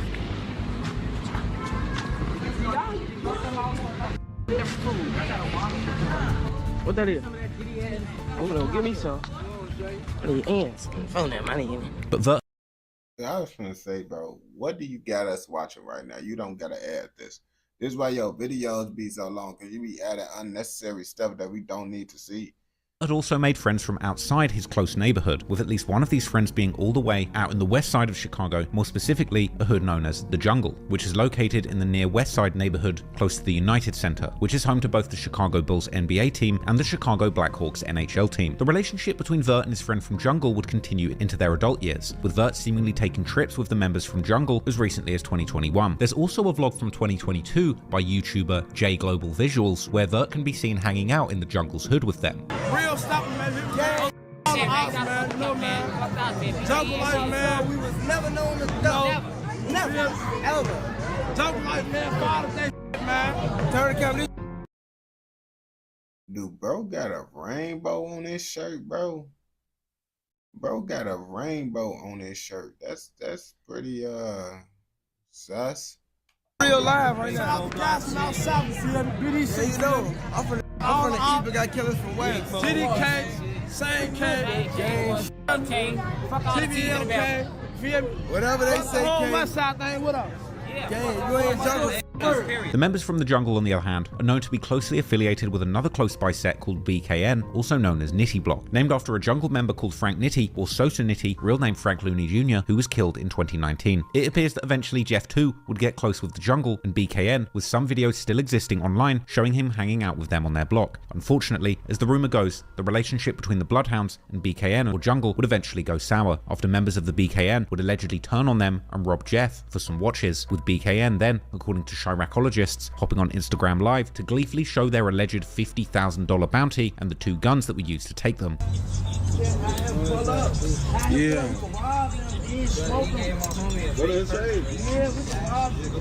Now that's what's gonna make someone end up sliding, you feel me, just because, you feel me. People might not even be like, they, especially if it's fake, they probably ain't gonna be tripping on it for real, bro. But they still will be tripping on it. But once you do that on the internet, bro, now they gotta, like, you feel me, do something, because, you know, a rapper's pride, bro, if the whole world know it got took, that's when the rapper's gonna have to do something just so the world can know that, I guess they like that or something. They coming like, look, tell the op. We talking about day. You take the off on. We got like 50K down. That fake AP they got. I just turned off card. In the video, they showed off 2 stolen watches and an iced out chain. And funnily enough, one of the watches was seemingly one of those fake iced out watches designed to look like an iced out AP watch, like the one from the coffin video, with Redditors seemingly noticing that one of these watches was almost certainly an imitation AP, which was in fact an AP tribute by fashion watch company GLD, which currently retails for less than $700. And this is something that the thieves would actually point out in their video, ironically mocking the target of their robbery for having a fake AP. Stop wearing that, stop fake. Stop wearing that fake.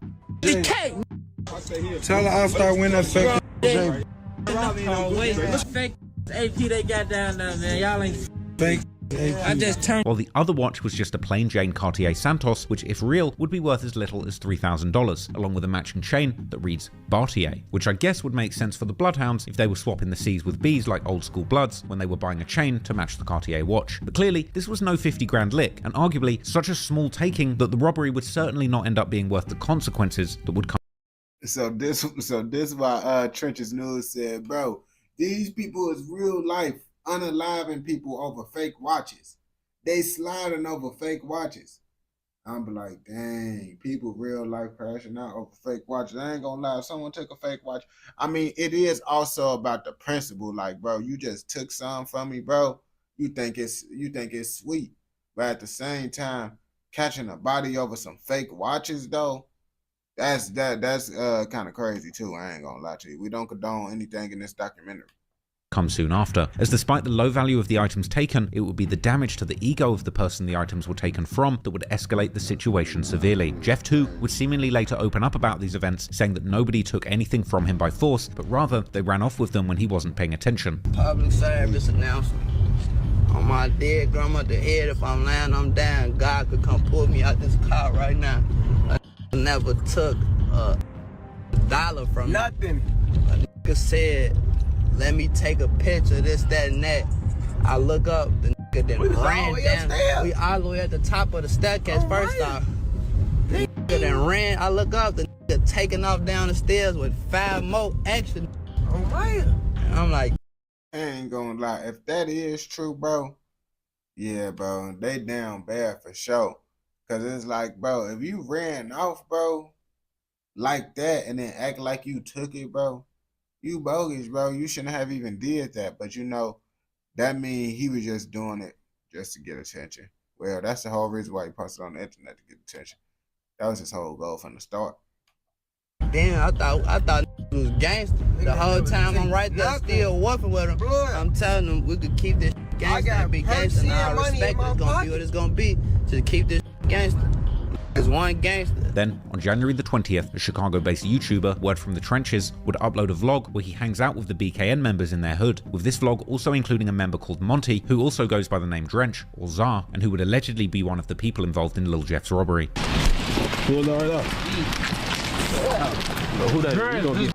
Drench right here. That's another one of the guys. He by himself, man. I don't think brother all the way on the other end, brother. On the other end, he by himself. Drench. Hey, tell him she go up, man. I need some little sleep, man. Hey, this Hey, for the guest I got him in the big Drench, come up, Get him This Drench, man. You little sleep, man.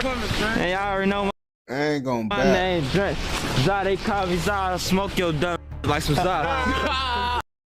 Bro is wearing a hoodie and there's snow on the ground.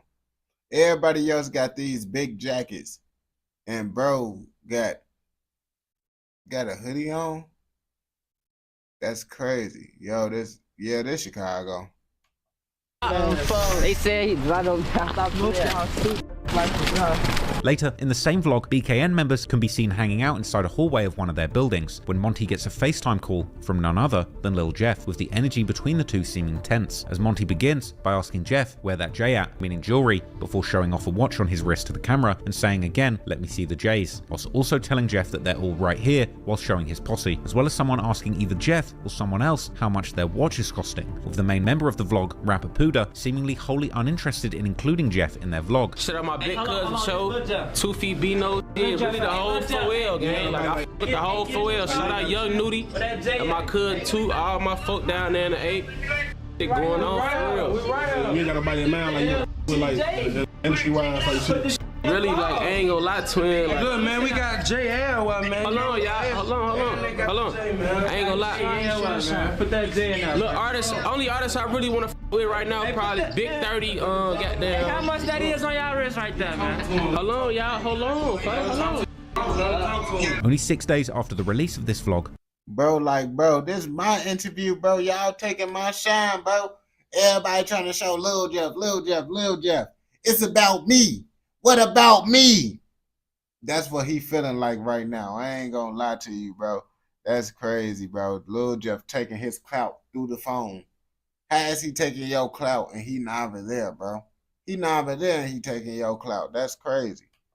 on Friday the 26th of January 2024, Monty and another member of BKN or Jungle called Lil Rob, real name Robert Boston, would be attending the Innovations High School located in downtown Chicago, more specifically in an area called Loop. And then, close to 12:30 p.m, Monty and Lil Rob, together with other students, were seemingly heading out of the school, likely going on their lunch break, with one exit being next to the Washington or Warbush L train station, a very busy location, particularly during the lunch hour. Soon after exiting the school building, two cars would suddenly pull up with several masked shooters hopping out of the cars and opening fire towards Monty and Lil Rob. After the shooting was over, someone standing on the train platform above the street level would capture the truly disturbing scene of the last moments of the two young boys who had been shot, whilst their friends and members of the public crowd around them in sheer shock, with some attempting to do what little they could to try and save their lives. Unfortunately, there was nothing to be done, and both Monty and Lil Rob were later pronounced dead in the Northwestern Memorial Hospital, while a third unrelated victim would be grazed in her jacket, the bully fortunately missing her body. Not long after the shooting, the area would be bustling with local media who would interview witnesses that had seen or heard the shooting, including the woman who had just nearly missed getting shot herself. Went through my arm, but during that shooting, Berenice Vargas says she was grazed with one of the bullets. I heard like 4 shots, and that was all super anxious and sad, and I was afraid that it hit me too by accident. Another witness would describe the shots being let off, sounding like a firecracker, perhaps meaning that at least one of the shooters was using a switch on their pistol. Like a firecracker, you know, like a something like a firecracker, you know, like a 10-15 shot. Boom, boom, boom, boom, boom, boom, boom, boom. Local shopkeeper Mohammed Ashik described. He said, woo, woo, woo, woo, woo, woo, woo. Oh yeah, they was using that button. I ain't gonna lie to you. They was using that button for sure. They was using that. Diving for cover as bullets were flying, witnessing the aftermath, an emotional scene unfolding right in front of him.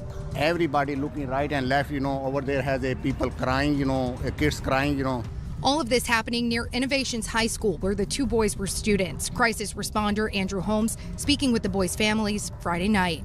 The 16-year-old just had a smile, that he kept a smile. The 17-year-old, he was just trying to work hard to just go into the trade business. Holmes furious, like many other community members, about the brazen events that unfolded. It's crazy. He's talking about the people that was literally making a video talking about taking Lil Jeff Chain. And that's why I be like, the news be making these people sound like, oh yeah, that's the big thing right there on why they be trying to make it seem like Chicago so bad. Like, they make it seem like people that be getting unalive be innocent people. So then it just look like, oh yeah, innocent people getting unalive in Chicago. But lots of the times, bro, the people that be getting unalive in Chicago is because, they got beef in Chicago for real. And of course, sometimes innocent people get hit, but that happened everywhere. I ain't gonna lie to you. But for the most part, bro, it's really people that's in tour with people. He says one of those boys would be celebrating a birthday in just weeks. You have no right to take another person's life like that. And this is a brutal way. This is cold-blooded murder. Mayor Brandon Johnson responding to the shooting, writing, quote, "My deepest condolences to their families and the Innovations High School community as they grapple with unimaginable pain and trauma caused by this senseless act of violence." In the aftermath, even the mayor of Chicago would comment on the senselessness of this attack, and the situation was so serious that it would actually be covered citywide on numerous Chicago news reports, including ABC 7 Chicago. As two families and a community mourn the slaying of the teens, Chicago police continue their search for the gunman responsible for the brazen downtown daylight ambush that claimed the boys' lives. It appears to be business as usual just a day after two teens are gunned down in front of their downtown high school. Many of the bullet-riddled windows have been boarded up following the slaying of 16-year-old Robert Boston and 17-year-old Monterio Williams. Friends say the boys knew each other, and so did their families. Investigators say both teens were shot and killed Friday afternoon near Wabash and Washington Streets as they left school with a group of friends. The teens were students at CPS Charter School Innovations High School. That's when witnesses say a dark-colored car and a dark-colored SUV pulled up and masked gunmen got out and opened fire. Authorities say while some of the attacks... You see, and this is why I don't be trying to go DT, because it be a whole bunch of traffic. It's expensive. If y'all ain't know, you gotta pay for parking everywhere, DT. And then people be coming out there to just tweak. Like, literally, bro, people will literally have meetings just to tweak DT. I'm like, bro, I don't be having time for that. That just be too much for me. Attackers got away in the vehicles. At least two of them ran away. The wounded students were rushed to an area hospital where they both were pronounced dead. Investigators call the attack isolated and are combing through security camera video from the area. So far, no one is in custody and no arrests have been made. Police are asking anyone with any information to contact Area 3 police detectives. Already on the night of the 26th, the police would also give a press briefing on the investigation so far, showing that the CPD was likely taking this case much more seriously than an average South or West Side shooting due to the extremely central location of this double murder. First of all, I'd like to start out by offering our condolences on behalf of Superintendent Snelling and the Chicago Police Department to the two families that were touched by this senseless act of violence today. Approximately 12:25 today, several students were exiting the Innovations High School when two cars pulled up and a group of individuals exited said vehicles, fired multiple times, striking two of the teenage students of Innovations High School. These individuals were taken to Northwestern Hospital where they succumbed to their injuries. So we'd like to actually say again, our thoughts and prayers are with the families of these two students. We're asking the public, it's very early in investigation, but if anybody has any information, we'd ask them to call Area 3 Detective Division at 312-744. Bro, I know you ain't telling them to call and give some information, and you didn't offer no reward. People not even telling if you ain't off. People not even telling if you offering the reward. So if you ain't offering a word, people really ain't gonna tell unless they're just trying to be out there the civilian, and you know how that go. 8261 can also be reached an email at tipcpd.com. creators.com. At this time, it appears that a group of approximately 6 students were exiting, and there's no confrontation. Like I said, several individuals exited 2 vehicles, approached the group, and fired multiple times. At this time, it's still very early in the investigation. That just several individuals exited those vehicles where the gunfire erupted. There was an individual, a woman that was walking by. Her jacket was grazed. No medical treatment was sought, and she's talking with the area detectives right now. She was not a student, no. And these teens are Innovation High School, or were Innovation High School. Yes. What do you tell us about their ages? 17 years old and 16. At this time, we believe it to be an isolated incident. You know, wherever the tragedy like this strikes in the city, it's heartbreaking for the families and everybody affected by it. It's a tragedy no matter where it happens. But down here, as the students were exiting, we believe it's, like I said, an isolated incident, and that there's no danger in the area continuing. We believe one to be a dark-colored sedan and an SUV. At this time, no one's in custody at this time. Astonishingly, despite this seemingly being a targeted hitman-style execution taking place in one of the most central locations in Chicago in broad daylight, there would seemingly not be any possible suspects in the aftermath of the shooting. But there would certainly be a whole lot of dissing going on, particularly towards Monty, with members of the Bloodhounds also taking part in this on social media. And it seems that in the week following the shooting, there may have been some get-back shootings happening too, because in early February, Jeff would post on his Instagram how his ops had lost their mind and were killing innocent people. Jeff would also seemingly get a new tattoo around this time of 10 teardrops falling down his neck, the message being that he had now officially updated his body count to 10 murders. But perhaps most notably, 2 of these teardrops appeared to be connected to each other, with many people believing that these 2 connected teardrops actually referenced Lil Rob and Monty's murders. Meanwhile, BKN were also seemingly dissing Jeff with a rapper called Get Back Dot, dropping a music video for his song Lost My Mind, also in the beginning of February, where 2 watches are shown together with the song title, these watches being clearly different from the earlier video, supposedly showing BKN members flexing Jeff's watches, yet seemingly very similar to the other 2 watches that Jeff had displayed on his second Instagram, with this suggesting to me that he hadn't got the watches back, but had at the very least upgraded or kept a much better pair of watches. However, the next move from Jeff would be the motherlode of apparent self-snitching that would end up arguably changing his whole career trajectory, as on the 16th of February 2024, exactly 3 weeks after the shooting that claimed the lives of Monty and Lil Rob, Jeff would release his biggest song to date, a track titled Ah, together with a music video that now has almost 2 million. That song popped up, and I ain't gonna bap to you. He be like, 10 million on me. I turned it off so fast, bro. I'm like, who is this guy, bro? There's like anybody become a rapper in Chicago. But over time, the song grew on me. Honestly, I ain't like it because his voice, you know, Lil Jeff got like a different voice. I didn't mess with it. 10 million on me. I'm like, nah. Million views. The video begins with the Bloodhounds showing off their full gun arsenal, before Jeff begins his verse, starting by saying how he's toting a 10 milli and that his gun has some recoil, before saying, then people did what they did and therefore had to pay the consequences. He then proceeds to explain how he still hops out of the car when he's doing and did what they did, and they gotta pay the consequence. That's what I'm saying. He was low-key spitting. I just ain't mess with how he was talking.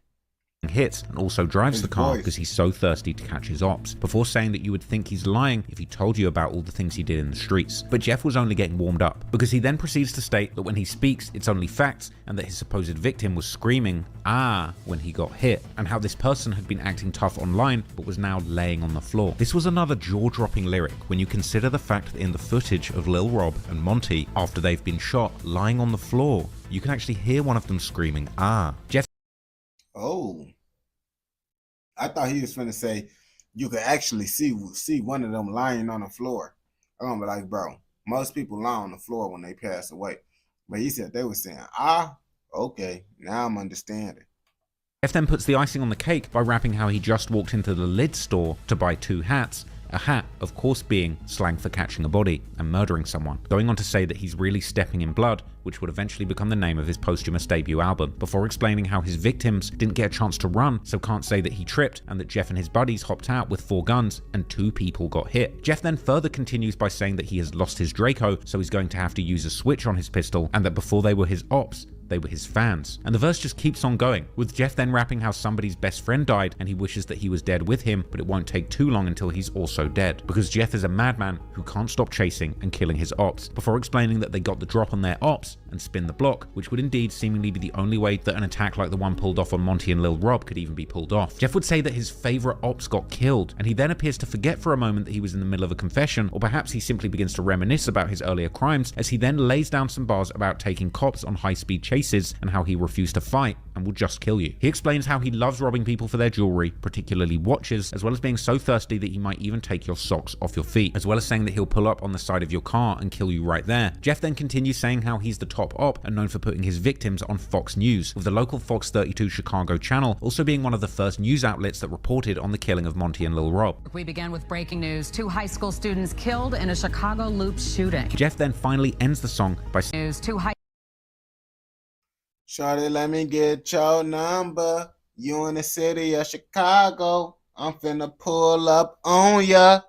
high school students killed in a Chicago Loop shooting. Jeff then finally ends the song by saying that he is indeed everything that they say he is, a slimy guy who will walk you down before killing you, before shouting out Q50 and sending a stern message to all his ops that they better watch their mouths when talking about Jeff. But of course, Jeff was only getting started with the dissing with this song, and he would soon continue disrespecting his ops on social media, where even Shoebox Baby from O Block would comment on his live questioning how come Jeff suddenly has so many views, asking him if he's a rapper now. While Jeff would rap lyrics from his song before noticing that a BKN member was commenting how Jeff was going to die, with Jeff then dissing BKN, saying how sending threats had gotten Sav killed, this being a possible reference to a 17-year-old boy from Jungle's neighborhood called Ray Sav, real name Raekwon Williams. He was killed in 2016 and had seemingly been even close to Vert in the past, as well as saying that sending threats had also got Lil Rob killed, the implication likely being that Lil Rob had died due to Monty's actions. Before they was asking, he said Sav gonna die. And that's why Sav ass dead now, because y'all ass sending threats and I get your mans. You said threats like that, and then your homie go get now you gonna merch it on him next. Now it's on Trent. Now it's on Lil Rob. You know what I'm saying? Now it's on all these new ass. Jeff would also then begin to diss a young alleged BKN member called Baby Do It, real name Kadoni Smith Jr., who was found shot to death inside of a burning car in December 2023 at only 15 years old, with this murder allegedly being a get back for Monty killing 2 equally young boys from a rival set. They put y'all shorty in a trunk and set his ass on fire. Y'all look, I ain't that mad. I ain't got pissed out like that jet. Whoa. They burnt this to hell. They said this quick. Boy, I let better go play somewhere for us. Still in February, Jeff would also post a picture of himself smoking on 2 blunts at 2:20 p.m, with the Chiracologists, who were now beginning to turn into full-blown Lil Jeffologists, commenting why couldn't he wait until that time was 2:22 p.m. to make the message even more obvious, with everybody now seemingly involved in this inside joke that Jeff was sharing about allegedly killing 2 high school students. Jeff's apparent self-snitching about the case would only become more brazen as time went on, and in April, he would once again do what appeared to be either a semi-confession or alternatively an example of Jeff reaching a level of trolling as promotion that resembled a true work of art, as Jeff's music was now beginning to reach some noticeable popularity, not least due to the rumors of him being behind this brazen double murder. All kids, they down. I'm done giving kids passes. It's a wrap. You know that if I get mad enough, the will start happening. And y'all know this by now. I went black for like a week and poof, gotta go. After that one, poof, I came back, poof. In April, he would make the now infamous Instagram post of him holding a picture of 2 hats with the description supposedly symbolizing each of his victims with a... I ain't gonna lie to you, bro. I feel Lil Jeff was doing this, bro. I feel Lil Jeff was smart at marketing. I feel he was smart at marketing. He saw that was helping boost his music career, steady giving subliminal hits about all these hats and stuff, and he ended up just being like, yeah, I'm finna keep on doing little subliminal things just because I know that's gonna help get more views. Different emoji, with the last 2 emojis being those of a graduation cap, another rather obvious reference to the fact that Monty and Lil Rob were killed while leaving their high school. Also, seemingly around this time, Jeff would post a cryptic story on IG of his phone screen with the date 13th of January, which would have been almost exactly 2 weeks before the murders of Monty and Lil Rob. In the story, Jeff says that he never wants to feel like he felt that day, and that after whatever happened that day, he made a promise to himself never to forget, and that it's been 4 months since he stood on business, plus then some. Vert 2 was seemingly participating in the dissing, releasing a song and music video titled Out West, with Vert of course seemingly having a long and personal connection with the West Side sets, Jungle and BKN, that had now come to an end, just like his long affiliation with Trap City had come to a close the previous year. In the song, Vert raps how he's not too cocky to ask his friends for help before seemingly dissing Jungle and BKN for trying to beef with him whilst their homies had been killed, and specifying how he had been just chilling and kicking back when hearing who had gotten killed, this perhaps being a reference to Monty. Vert dedicating an entire song to allegedly dissing his old friends from the West Side seems to point to his involvement in whatever took place between the Bloodhounds and BKN. I ain't gonna lie, lots of people was talking about Bert just because he used to hang with lots of people, and then he stopped hanging out with lots of people to hang out with Lil Jeff, and Lil Jeff into it with lots of the people that he was hanging out with. You feel me? Which is kind of crazy. I ain't going back to you, and we don't condone anything inside this educational documentary. Which is also something that members from Trap City, including his former friend Tiro, would later indicate during his vlog with X-Man Rico. And the reason I was saying that too, though, because some things unforgivable. For like one thing I wanted to ask you, because bro said this happened over a chain. People was reaching out trying to have me do a story, tell me about Bert got robbed and something like that, and that's how the beef started. Got robbed by who? I don't know who did it, but they say Bert got robbed and shot. Nah, he ain't talking about that. He talking about when Bert. Oh, out west? He did get poked? I don't know. I heard they got something happened to him. Yeah, I heard some shorty them took their ass. I was locked up, folks. So I was saying, I was just in to the county. I was in the county. But got robbed and shit. I ain't gonna bat, but I see why he ended up going to go hang out with them and not hang out with them no more and start dissing them. If they end up robbing him, taking this chain, yeah, I most definitely ain't finna mess with y'all. Yeah, Tino to the grapevine. You doing? Shorty them got back on phone now. Business. Shorty them got back. For sure. In between the dissing, Jeff was also increasingly boasting about his other favourite hobby together with Q50. This hobby, of course, being allegedly robbing people for their jewellery, particularly watches. With this boasting almost seemingly also getting mixed in with slick disses towards BKN. Jeff and Q50 would even proudly show their bounties during Instagram lives, even showing pictures of their alleged victim, a man called 6300 Bredo, and their bloody hands wearing the stolen watches. I'm gonna show y'all who got it. Fuck that. It wasn't him, but it was his number. I'm gonna show y'all. Look, Freshly had on. it's them right here. Ooh, Now 1600 he had they Man, look at that rolling this. We got an AP already, Stone. I'm having a way in Chicago, Illinois. Now we got another road. Hey man, get them people that shit back. Sight. They should never been trying to kick it down the line of green. That's it, $10 that cost them his whole hustle career. He said he was trying to buy a line of green. I ain't gonna bap to you. You already know, bro. In the streets, bro, people gonna talk about you if you messing with that green. And I ain't finna bap to you, bro. When I was sipping, it was green. I'm not even finna sit here and bap, boy. I don't care. I like green. You see, I got green around my wall. Obviously, I like green. I ain't gonna bap to you, bro. And I ain't gonna let no one talk down on me for liking green. Real deal. But I wasn't paying for no green either. My homie was serving that. And you know, he looked out for me and stuff on gang. So it's like, I'll be like, yeah, I wasn't never paying for that green. But it's like, he had a green, I had a smoke. We come together. He give the green, I give the smoke. We both lit. You feel me? It's called sharing. Everything he worked hard for, the cost lost it all. He tried to. Hey, Lil John, you said take this picture. I was about now. Oh, I got blood on them diamonds and I still wore it. This part I of my was just say they tattoo. don't know if that's a tattoo or a ring. Nah, they know. The bloodhounds feel like they the only ones exist in the right. You might as well. You don't know other but the guy. This alleged watch incident with Bredo would allegedly even lead to something where You see, when you be fried off that stuff, bro, you be thinking that's a good idea, but that don't be a good idea. I ain't gonna lie to you. And that's why, bro, I didn't like doing that stuff, bro, because when I used to be off that stuff, I used to be doing goofy stuff just like them, bro.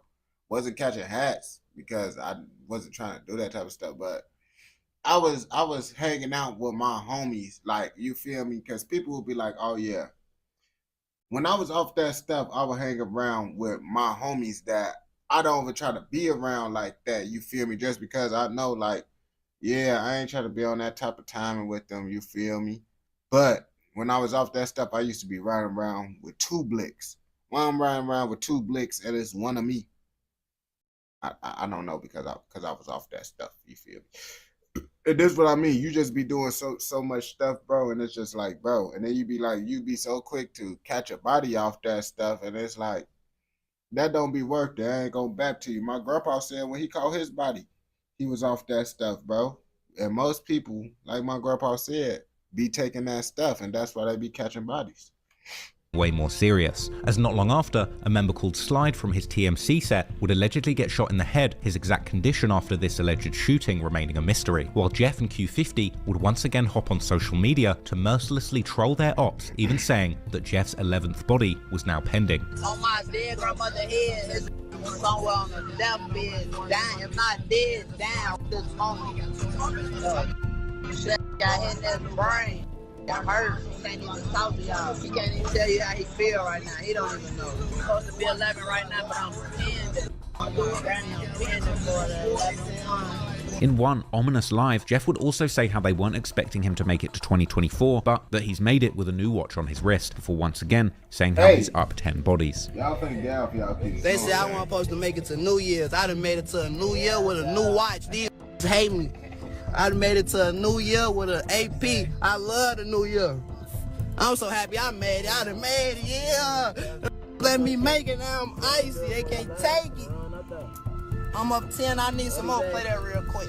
In this same live, Jeff would also tell how he's taking his fans to killing school, but all the applicants need to have at least 2 bodies under their belts, mentioning how he's putting this limit in place as a tradition, which seems to be yet another reference to Monty and Lil Rob, as well as referring to the infamous King Von lyric where he says that you're not a true killer unless you've got 2 bodies. I'm taking just to killing school. Class start next week. You gotta at least have He patting his head. I ain't gonna cap. That's how the ghetto girls be when they got their weave. But I ain't gonna lie. I be patting my head too. When you get your hair done, you ain't trying to scratch it, bro. So you just pat it, but it don't look like bro got his hair done. Have 2 bodies though, for I ain't coming with no. You ain't got I can't work with no beginners, folks. You gotta at least have a 2. I'm gonna give y'all 2 minimum. I'm gonna start at 2 minimum, cause y'all know why I'm gonna start at 2 minimum. Now I'm just doing it for a tradition. I'm gonna start at 2 minimum, man. 2, you gotta have a minimum of 2. No.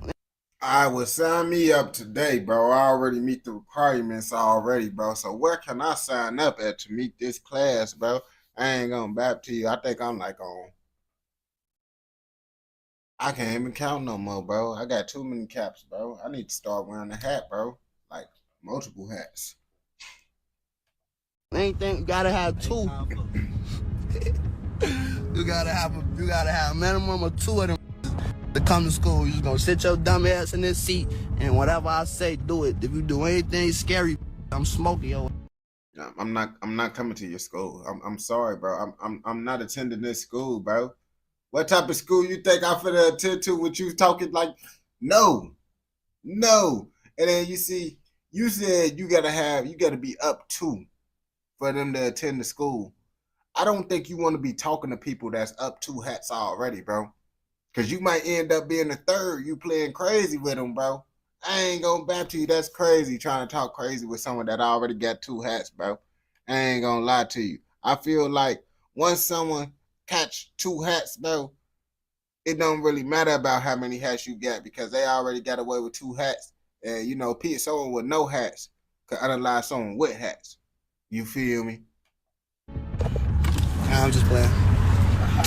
I'm gonna have to though, cause now it's like I just thought you was ready and you lied. Now I gotta kill you and throw you over there in the lake. I'm about to water. Jeff was clearly feeling himself, and he would also seemingly start and intensify beefs with numerous other people and sets. 800, a snake, OTV, a whole low end. Nah. Yeah. Hey, shorty, Mike, y'all, that's different. Yeah. You nigga, Chicago, matter of fact, the city. Oh, y'all too, watching me. Bam, too, fuck. What you mean, fuck me? Yeah, you tripping, bro. Don't say that to me, bro. Fuck Slide, too.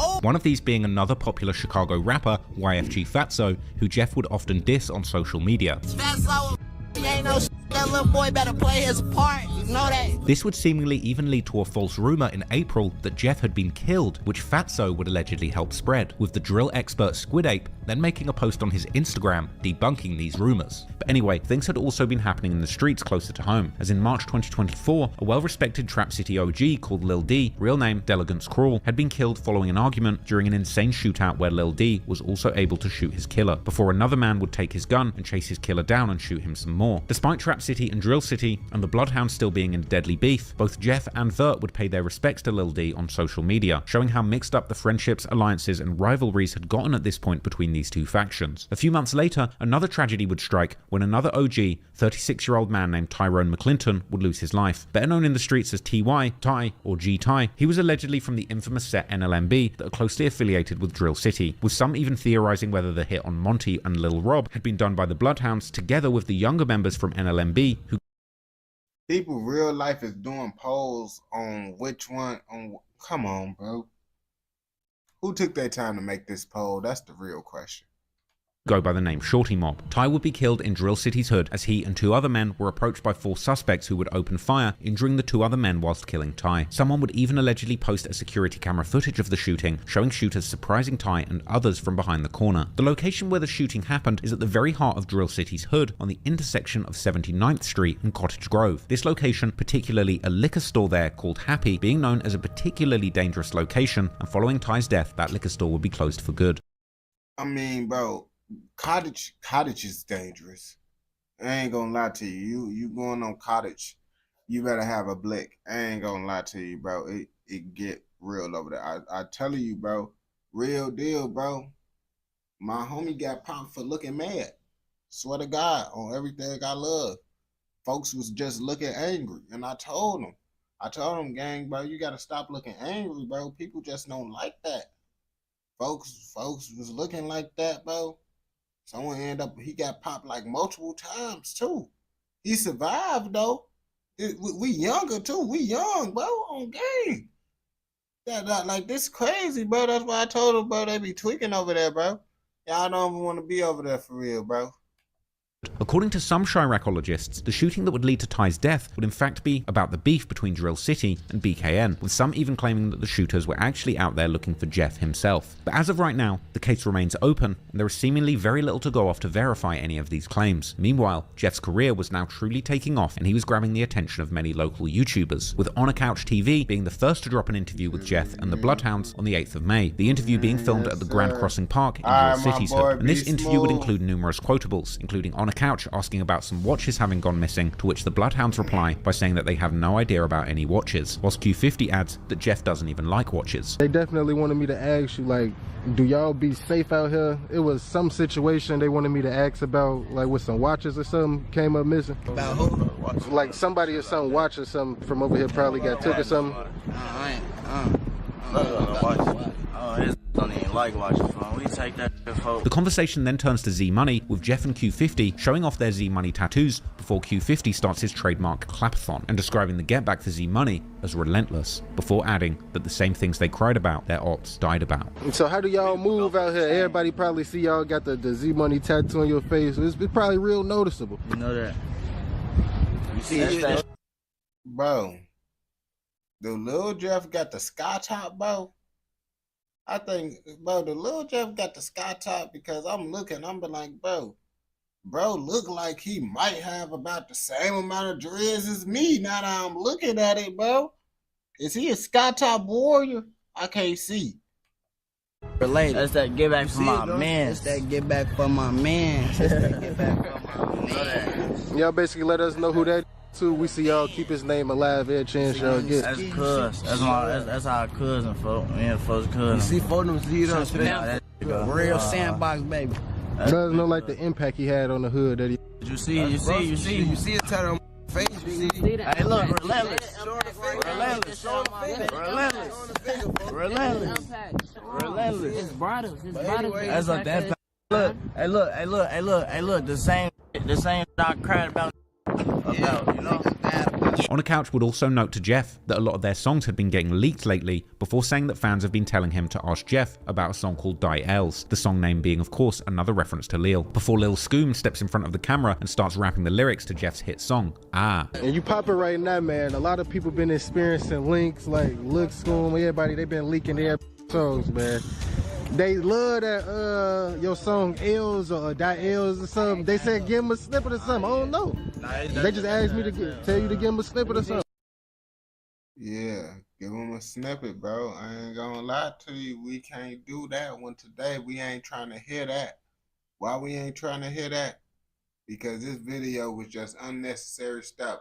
Why is you asking Lil Jeff to show a snippet of a song, bro? That's why this video is so long, bro. Because you showing clips of someone asking Lil Jeff, can I get a snippet of a song, bro? And that's why I ain't trying to hear no more of this video. And you making it unnecessarily long, bro. So you already know, if you mess with educational, informational documentaries like this, then like, comment, subscribe, turn on post notifications so you never miss out on any educational, informational documentaries like this. Yeah, I ain't gonna bap to you, bro. Bro, you posting these clips, bro. You over whooping right now, Trap Reezy, over whooping. You be trying to. He be getting paid money for this stuff though. I ain't gonna lie to you, bro. He be getting paid for that, bro. Real deal. Real deal. Birdie be making that bag off of them long videos, bro. And he be getting views on them long videos, bro. That's how you know, bro, it's getting that bag.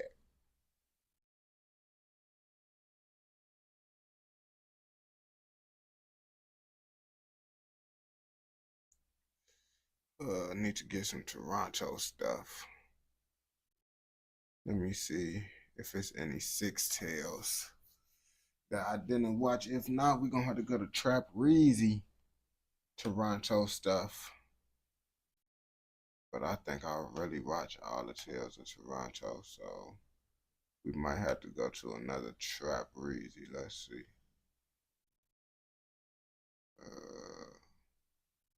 Tales of Toronto don't we got a lot of videos. Yeah, I did all of them. Yep. Yep. So time to go to the the boss himself, Trap Reezy. Once again, I know he made some Toronto stuff, bro.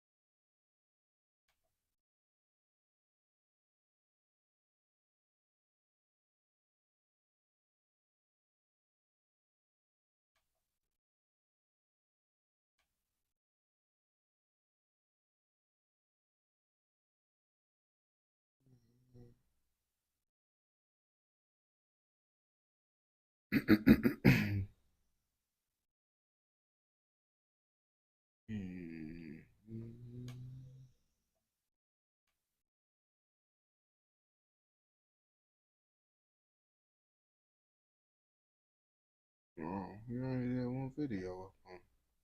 Guess I gotta find another guy. Well, I do know a guy that got Canada stuff. He just want to do Toronto. I do got some. Cause I need to.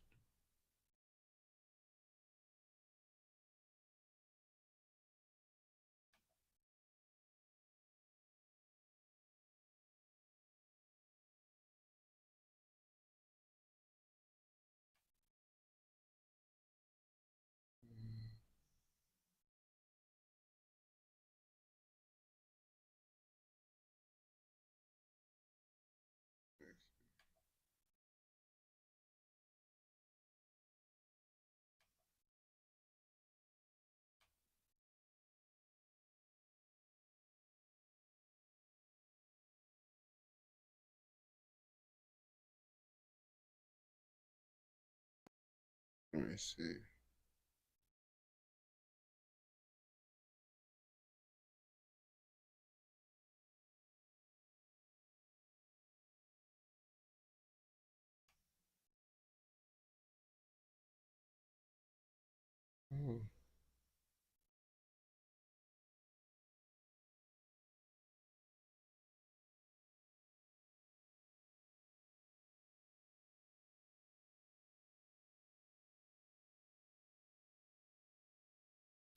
Let me see.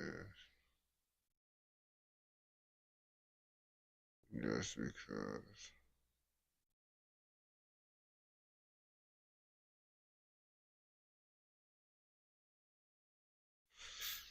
I'm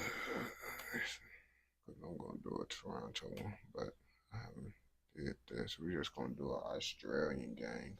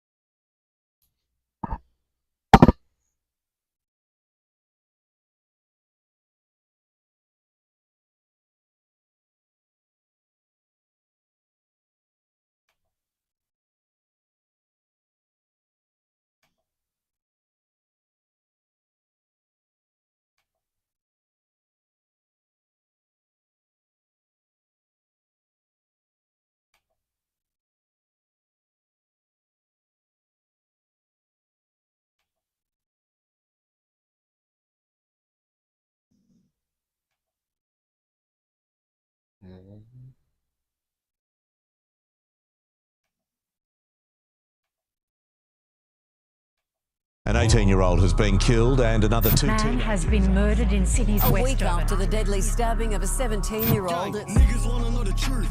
Who say we don't shoot? Big Malachi try come around and got shots sprayed at his coupe. Bro, so this Australian people, but I'm not gonna lie to you, the Australian people is kind of sounding like the UK gangsters. I ain't gonna back to you. Now, Sydney is one of the most well-known cities in the world, and is in fact the capital of New South Wales. And whilst a lot of people confuse Sydney as the capital of Australia, this is actually false, as the capital of Australia is Canberra. As of 2022, Sydney was home to around 5.2 million people currently living in and around the city. Sydney is best known for its popular tourist destinations, an example being the Sydney Opera House. This alone attracts tourists from all over the world. However, what a lot of these tourists are unaware of is I ain't gonna lie, I seen that little opera house thing. I seen this, but the whole thing with this, I didn't really know where it was at for real. This alone attracts tourists from all over the world. However, what a lot of these tourists are unaware of is the ongoing and deadly gang war that has been playing out within the streets of Sydney, resulting in multiple people being shot, stabbed, and killed, with a spotlight then being shone on the young rappers on both sides of the rivalry. This subsequently resulted in the Australian drill scene exploding and turning these young Aussie drillers into superstars overnight. This being the bloody and deadly gang war between an alliance of street gangs based around the inner west of Sydney and greater western Sydney. Prominent gangs from inner west being Proper 60, G40, and MOB, although I'll speak about other inner west gangs later on with MOB. I ain't gonna lie to you, it seems like everywhere got an MOB. MOB is just something that everybody got in every state. in this video. These inner west gangs then rivaling the street gangs from greater western Sydney, which is home to multiple prominent gangs, including 1-4, LF70, and RFA17. The rivalry between both gangs from the inner west and greater western Sydney has been playing out within the streets for around a decade, which is crazy as it was only in the last few years that rappers on both sides began making noise in the Australian drill scene. Although this wouldn't mean anything, as the rappers on each side are in a deadly feud with one another, resulting in broad daylight shootings, stabbings, and murders occurring, leading me to believe that this may be the craziest video I have made to date. But without further ado, let's get into one of, if not the craziest gang rivalries I have spoke about on this channel. Nah, he spoke about a lot of crazy gang rivalries. So if he's saying this one of the craziest, is Australia more dangerous than the UK? Let's find out. 4, 27 district, T, G40, now 21 district, you A teenager has died outside Blacktown Police Station.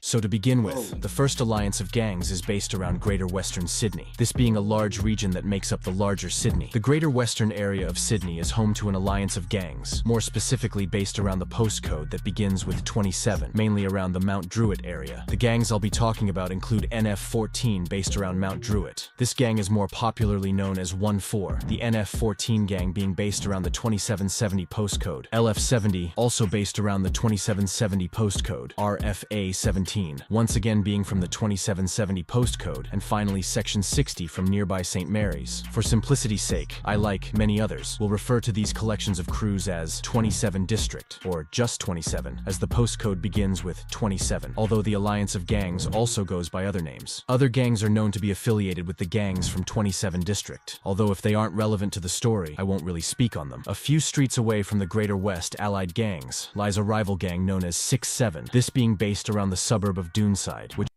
And it's crazy, bro. All the gang names they got out in Australia, it sound like I'm literally watching a UK video, bro. I ain't gonna back to you. In Australia, not even by UK. That's crazy, bro. I guess UK culture is more common than American culture, bro. Or that's just normal culture, because I see Canadian people, they like a mixture of UK and American, bro.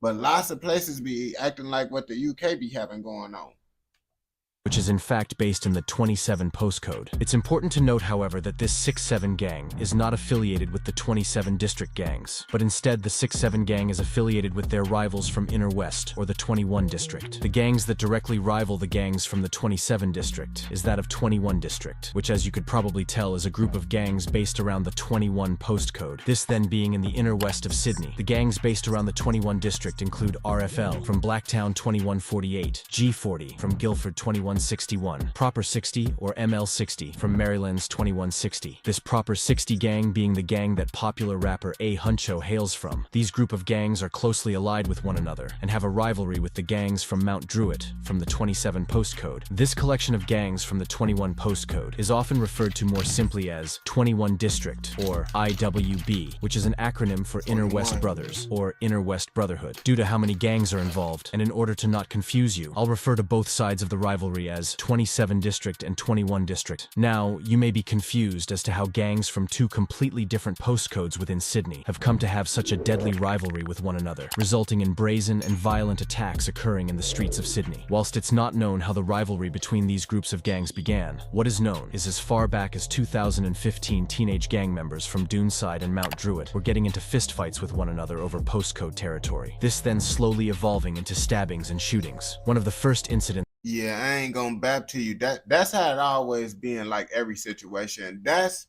what made me get out of the streets, because I ain't gonna lie to you. I don't like to consider myself a person that was gang banging, but I will say when I was younger, I was doing stuff like that when it was like just fighting and stuff. But once we got older and then people started using blicks and all that, oh no. This lifestyle not for me. Like, it was all cool when we was fighting over this stuff, but I didn't never think it was that serious for people to get unalived over. And then once, because I knew, bro, if I stayed inside the game while people got unalived, then I was going to be stuck up in it. So I just get out the game before people started getting unalived, bro. And I just kind of just was doing a little kiddie stuff, how everybody started out, and then I just left. But I still was cool with everybody. I just... But like, yeah, when you on that type of timing, be away from me. I ain't with that. Recorded between the gangs was in 2015 when a fight video was uploaded onto YouTube titled Doonside vs Mount Druitt. This video showing a group of NF14 members fighting HS members from Doonside in a Sydney street, and whilst no one was seriously injured, it would appear that these fights slowly escalated into a full-on postcode war. It's rumored that the gang from Doonside, Mount Druitt, and Blacktown was known as RFL, before the Olders made younger members pick sides, with new gangs being created, examples being 6-7, RFA, and GRC, with it being believed believed that the gangs on the 27 postcode all linked up and rivaled the gangs from the postcode that started with 21. Now, it's important to note that Duneside is based around the 27 postcode, although the gang that is based in Duneside is known as 6-7 and actually has a rivalry with other 27 district gangs. This 6-7 gang then siding with the 21 district gangs. Another incident occurred only months later in October 2015 when a 23-year-old man was beaten to death outside of a shop in Mount Druitt and was later found by passers-by a few hours after the attack. It's rumored that the man... Not at Mount Druitt. I ain't gonna bap to you. Mount Druitt sound like low-key. It's like a holy place to be at. And then they out there doing that. That's crazy right there. I would have never expected that was going on in Mount Druitt.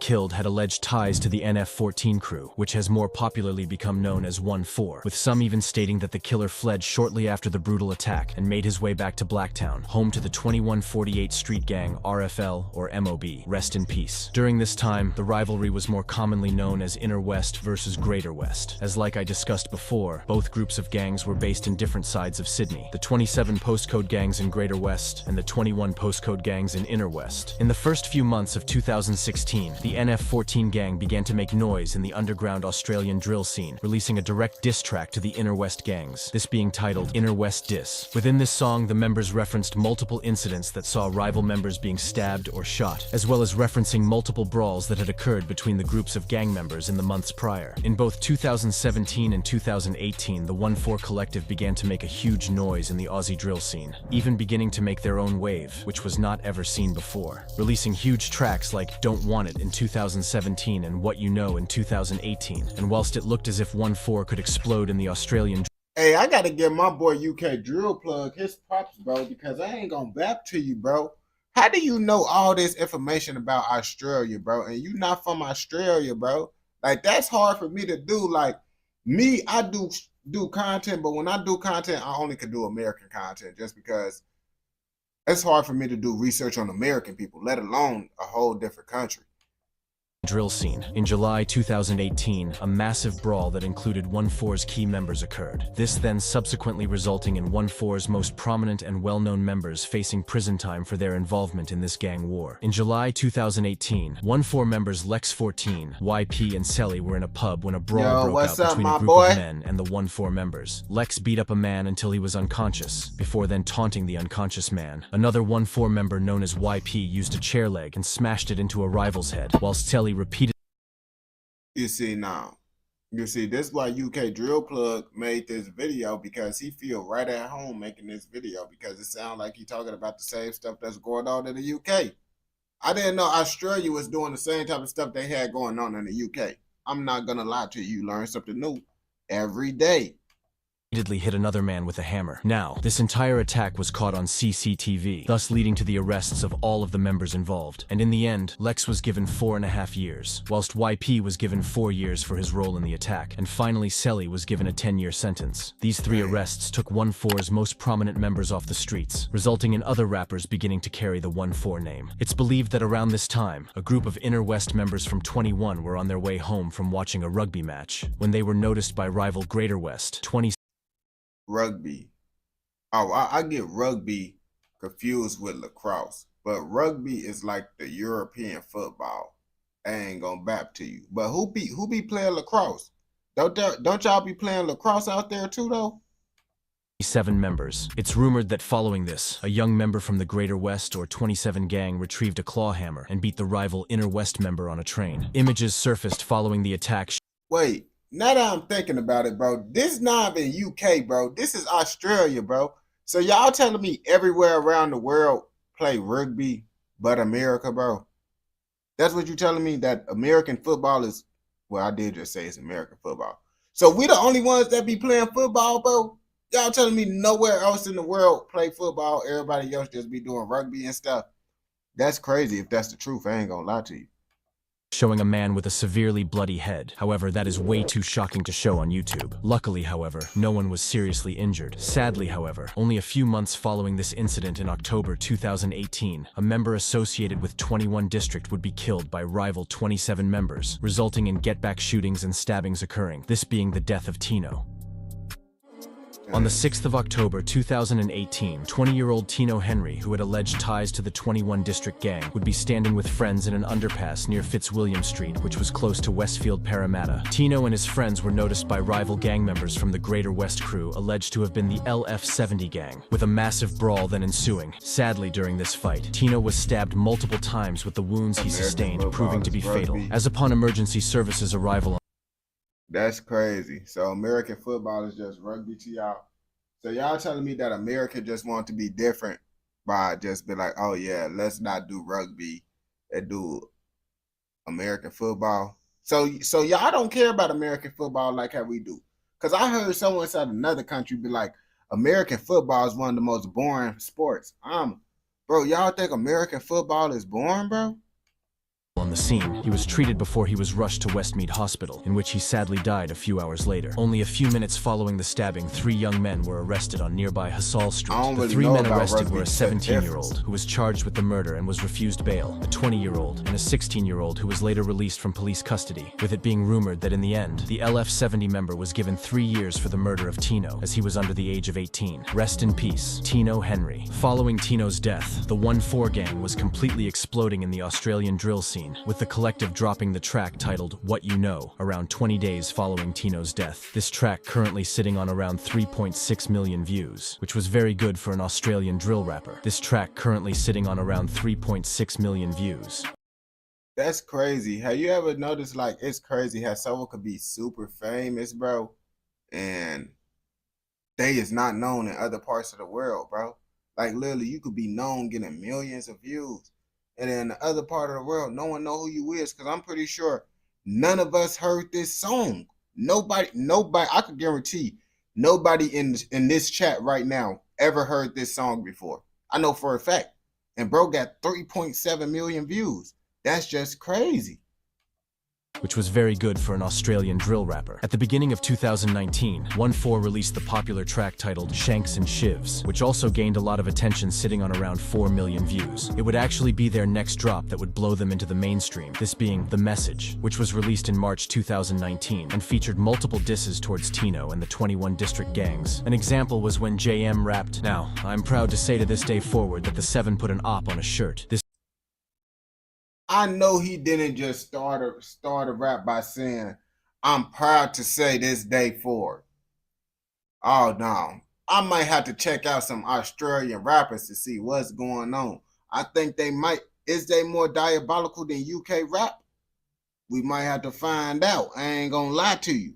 This line referencing the murder of Tino and how 27 district members were responsible. Later in the track, YP rapped the line, 21 what? But 1 got knocked. Ha, I guess that makes them 20. This also being a diss toward Tino. The death of Tino was thought to have resulted in retaliation attacks. One of these being in 2019, when a member associated with the 27 gang recorded himself chasing the Inner West rapper Jay Lex in Guildford. Luckily, Jay Lex made it out alive, but hours later he would arm himself and would travel to Mount Druitt with his brother in order to get back. The Inner West members, including Jay Lex, traveled to Mount Druitt and yeah, you can't just be out here exposing people on the internet, especially people that got a street career, and then just let them get away.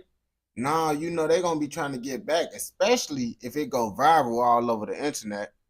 multiple cars. The members noticed a few 27 district members, and what followed this was a massive brawl in a car park. Jay Lex and his brother were both stabbed multiple times in a deadly and vicious attack, with both being rushed to hospital. However, both Jay Lex and his brother went on to survive the attack. This violent incident was later mentioned in YP from 1-4's track titled Ben 10, in which he mentioned the incident. Man, bro, out of everything you put a pit bull. You put a pit bull as the Ben 10 alien. Nah, bro, you lose points now. You lose points now. Because I was trying to say, oh, you named it after my boy Ben 10. Merchant Ben 10 all the way in Australia. Ben 10 is one of the best, I ain't gonna lie. Ben 10 one of the best superheroes. Ben 10 whooping most superheroes. I ain't gonna back to you. You said people know every, dang, that's crazy. Rapping. Run up, get chef, lock, at least he tried his best. 1-4. Now, remember I said that one. Bro, Australian people got UK accent. I ain't gonna rap to you. So what language do Australian people talk? Is it like Australia? Now, Australia is the place, and Australia is the people. So what language do they speak in Australia? They speak English. They speak English in Australia. 1-4 had released a track titled The Message. Well, in July 2019, 21 District released a direct response to this track titled The Reply. This song gained a massive amount of attention, as both gangs were now warring it out. But ain't British just proper English? Because I ain't gonna lie to you. British people to me is just proper English, bro. Because I can understand everything y'all be... Well, it'd be hard to understand y'all, but once you get to the accent or whatever, bro, y'all literally is just doing proper English. I ain't gonna bap to you. In the public eye. The Reply currently sits on an impressive 3.2 million views. A few days following the release of The Reply, Spenny from 1-4 got into an argument online with a 21 District member who had made fun of Spenny's dead mum. Spenny then traveled onto Guildford, which was 21 District's block, and made a series of snaps on the block dissing his rivals. He then left after 25 minutes of lurking on his rival block. During this time, 1-4 had released their track titled Spot the Difference, which was an instant hit and blew up almost instantly, currently sitting on around 20 million views. Which is crazy as no one had really gained this success in the Australian drill scene. I ain't gonna lie to you, bro. Chat, y'all think we should check out what the Australian people got going on after this?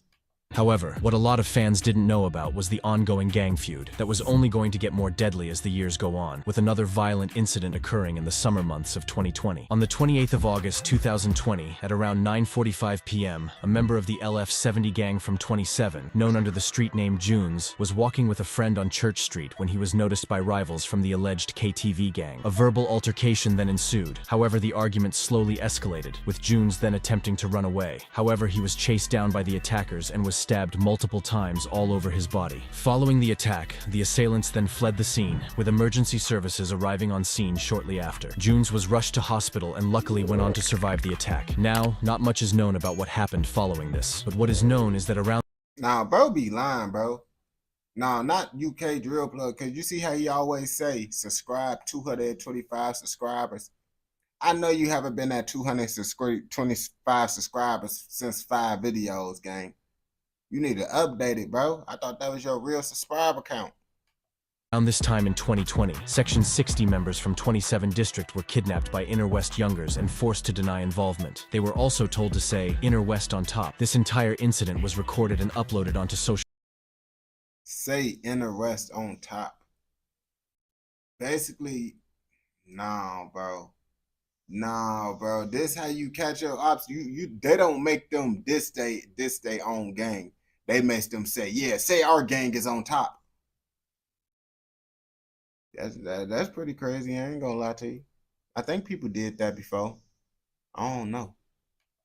Social media, where it has since gained thousands of views. At the end of 2020, 1-4 linked up with the UK rappers Heady One, AJ Tracey, and Stormzy. This song was titled Ain't It Different Remix. And as you can guess, this was a remix to Heady One's popular track Ain't It Different with AJ Tracey and Stormzy. The remix was taken well and currently sits on around 2.8 million views. This then shining a bigger spotlight on the Australian drill movement, with commenters beginning to turn their heads towards 1-4 and the Aussie drill scene. In March 2021, who was associated with the 21 District gang, released a track titled Cyber Violence. Now, this track gained quite a bit of attention, and it really looked as if Demons could blow in the scene. However, just under a month following this release, he got himself caught up in a case that saw him stabbing a rival. I ain't gonna bap. They can't dance, bro. I'm looking at how they dance. Folks hit this. Nah, bro. Y'all not getting sturdy, bro. I ain't gonna bap to you. Y'all kind of sound like the UK, bro. But when it comes to the dance moves and stuff, bro, y'all can't get jiggy. 7 times in broad daylight on CCTV. In April 2021, Demons, who was associated with 21 District, noticed a rival LF70 member who was sitting on the ledge of a counter. Both Demons and his friend then approached the rival LF70 member, I don't even know what's finna happen. You know how that gets. Asking him where he is from. And in a shocking turn of events that was caught on CCTV, Demons and his friend began attacking the LF70 member, stabbing him up to 7 times in his neck, back, and chest with a box cutter. The LF70 member was rushed to... A box cutter? My brother. A box cutter? Nah, that's crazy right there. I ain't gonna bap to you. hospital and luckily went on to make a recovery following the attack, with Demons then being apprehended by police hours later. Demons ended up only serving a year in a juvenile detention for this stabbing. He was later released in 2022 and went on to directly talk about the incident in an interview in which he was asked about it, and he said, "Can you tell me about the stabbing that you were involved in? What happened there?" You know, just personal beef, just had a problem with one of my brothers, and one thing went to another. It was either me or him, you know, he's in the wrong area at the end of the day. Yeah, he most definitely UK. Well, I ain't gonna say he most definitely UK, but they most definitely talk British for sure. It was actually only a few months following this almost fatal stabbing that a younger that was allegedly associated with the Greater West Gang Section 60 and 14 would be stabbed to death following a brawl, thus leading to 2022 becoming an extremely dangerous year between these large street gangs in Sydney. An 18-year-old has been killed and another 2 teenagers are fighting for life after a late-night brawl in Sydney's west. On the 1st of September 2021, 18-year-old Orbsky, who was rumoured to have been an associated of the QSB set, which was based around St. Mary's, and was allied with other 27 gangs. Anyways, on the 1st of September 2021, Orbsky and a few friends were walking in Blacktown. They were noticed by alleged rivals from the MOB gang, which was a crew based around Blacktown. A massive brawl then broke out in the streets, with members on both sides retrieving knives. Sadly, however, Orbsky was stabbed multiple times in this brawl, with 2 other 15-year-olds also sustaining knife wounds as a result of the deadly brawl. Orbsky was rushed to a hospital, but sadly was pronounced dead a few hours later. Both 15-year-olds went on to luckily survive the attack, with police then launching a murder investigation hours after the attack. Several people were arrested after the murder. This included 4 17-year-olds and even a 14-year-old. However, I couldn't find who was found guilty and charged. Rest in peace, Orbsky. Dozens of tributes poured in following Orbsky's death. I ain't gonna lie, I don't condone anything inside this educational documentary, but I don't think guns is legal out in Australia because we haven't heard about no shooting yet. Have we heard about a shooting yet in this video? No, I don't think we have, bro. I think we heard about more shootings inside the UK videos. I think I might have found a place that probably got less pipes than the UK. I don't know. And then it's gonna be some Australian people that finally come in this video when I say UK people got more guns to them, and then they gonna crash out in the comments and be like, "Bro, you a goofy. You come to Australia, you're gonna find out." I'm like, "All right, bro, my fault. I didn't mean to say that."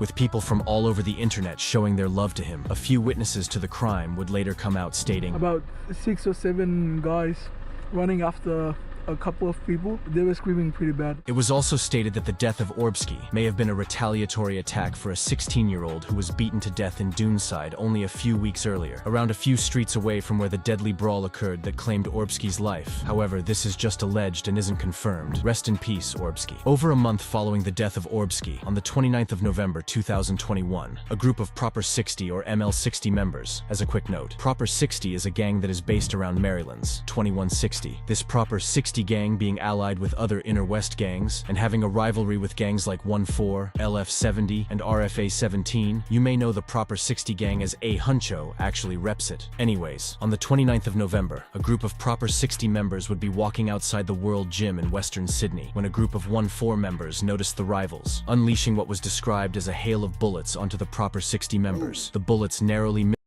Oh, you see, soon, it's crazy, bro. I always speak too soon, bro. Every time when I say your country don't get something, it end up happening soon after I say it, bro.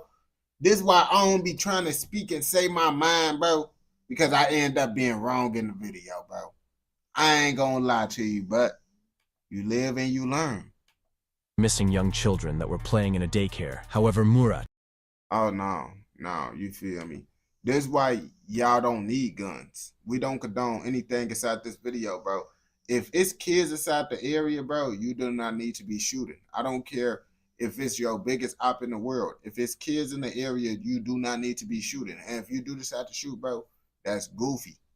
That's goofy. I ain't gonna lie to you. We do not condone any of that in this video, bro.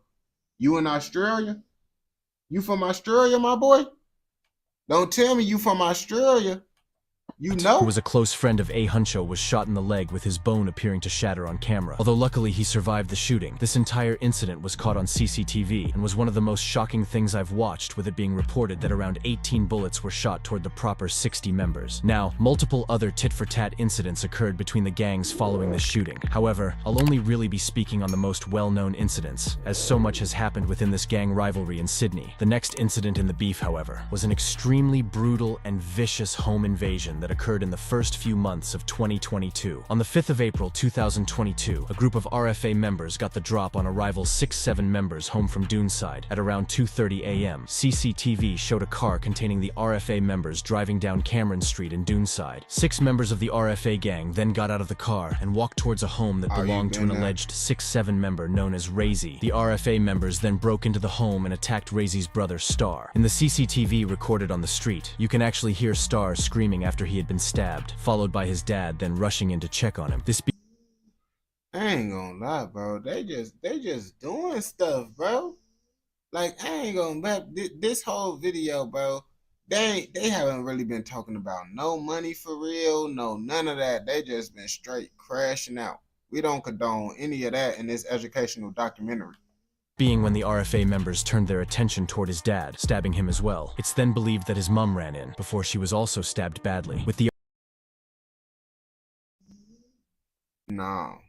No, bro. I ain't gonna lie to you.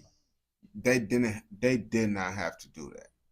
Like like, I ain't gonna lie to you. I didn't know this was going on in Australia, bro. I thought y'all was more like civilized. I didn't think y'all was on this type of timing for real. But I guess I was wrong. Like, I ain't gonna bab to you. That's pretty diabolical, bro. We don't condone that inside. We don't condone this. The RFA members fleeing shortly after the triple stabbing. Star, his dad, and his mum were rushed to hospital, where they made a steady recovery following the attack. The occupants then told police that 4 people armed with knives stormed the home, with police then establishing that the group first assaulted Star, before his mum and dad rushed to his aid, in which the mum and dad were both stabbed. Luckily, however, they survived. Police then treated the home as a crime scene and collected forensic evidence, leading to the arrests of the teens involved days later. This triple stabbing was later referenced in unreleased RFA tracks, in which the rappers rapped, Sneak right through the backstab his dad. We tried to turn him back. I didn't give a fuck about his mum, cause she got stabbed too. Now, following this almost so they on that type of time, and they literally is the type of people that will rap about something that they actually did, and then people will be surprised that they in jail, bro. This crazy, bro. I thought this was just an American thing. I used to say, man, Americans, they not, bro, why do we do this? And then I watch all these different countries, and then I see that y'all do all the same stuff that we be doing, bro. So it's like, bro, y'all can't be saying America is like not smart no more. Because after seeing these videos, bro, can't nobody down talk America not being smart, because y'all probably got the same IQ of us. I ain't gonna lie to you. fatal triple stabbing. The Sydney Royal Easter Show was beginning to get in session from the 8th of April until the 19th of April 2022. If you didn't know, this show was annually held and was highly anticipated each year for its entertainment. One of the people working at this show was 17-year-old Uwati Pele Falatolu, who was working on the breakdance ride. And whilst it looked up for Uwati, who was even having a child, sadly on the 11th of April 2022, only 6 days after the triple stabbing that had occurred, Uwati was sadly stabbed to death at the Royal Easter Show. On the 11th of April 2022, at around 8 p.m., a group of RFA members would be attending the Royal Easter Show. It's believed that a massive brawl broke out at the show, resulting in people being attacked, and it was believed that during this brawl, Uwati was stabbed multiple times in the chest by a group of RFA members. It's rumored that Uwati's 15-year-old relative was also in attendance, and upon hearing the news that Uwati had been stabbed, his 15-year-old relative began chasing a group of 3 around with a knife, before he then went on to be arrested, with a video even emerging showing the arrested screaming 6-7 mother. This being a reference to the 6-7 gang from the 2767 postcode that has a rivalry with 1-4 and other allied gangs. Uwati was rushed to hospital, but was sadly pronounced dead moments later, with a murder investigation being launched. Now, did brother just blow a kissy face at the camera? Rushed to hospital, but was sadly pronounced dead moments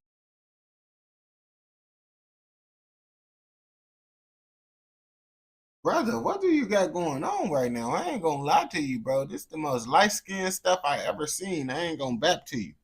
Later, with a murder investigation being launched. Now, before I continue, it's believed that Uwati wasn't in fact a gang member, but allegedly knew a few members from the 6-7 gang, thus sadly making him a target. But either way, rest in peace, Uwati. My thoughts and prayers go out to his friends and family. Following the death of Uwati, his killers went on the run and would begin to rap about the crime, with an alleged 14-year-old member of the RFA gang, even going on to remix Tay K's track titled The Race, that was rapped by the alleged 14-year-old RFA member.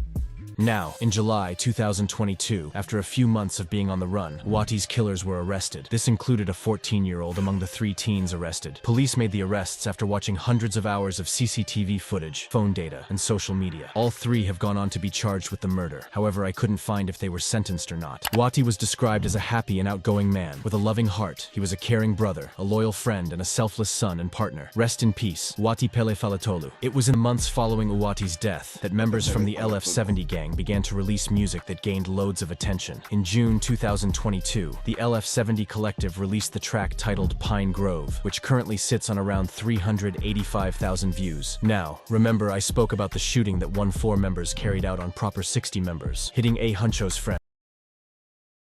Bro, why is you wearing a mask like that, bro? I ain't gonna lie to you. You look like a generic superhero on Tubi. I ain't gonna lie to you. Nah, you a Tubi robber. That's what you is. Friend Murat in the leg. Well, Murat decided to flee Australia to Turkey in July 2022 after a large amount of money was put on his head. In September 2022, however, he would sadly die following a heart attack after a gym session, with news of his death hitting Sydney very quickly. Rest in peace, Murat. That's another reason why I don't go to the gym now, because I need to make myself feel better about not going to the gym. And I can use that as a reason to feel better about not going to the gym. People could literally unalive and have a heart attack by going to the gym, bro. So they give me a reason not to go to the gym.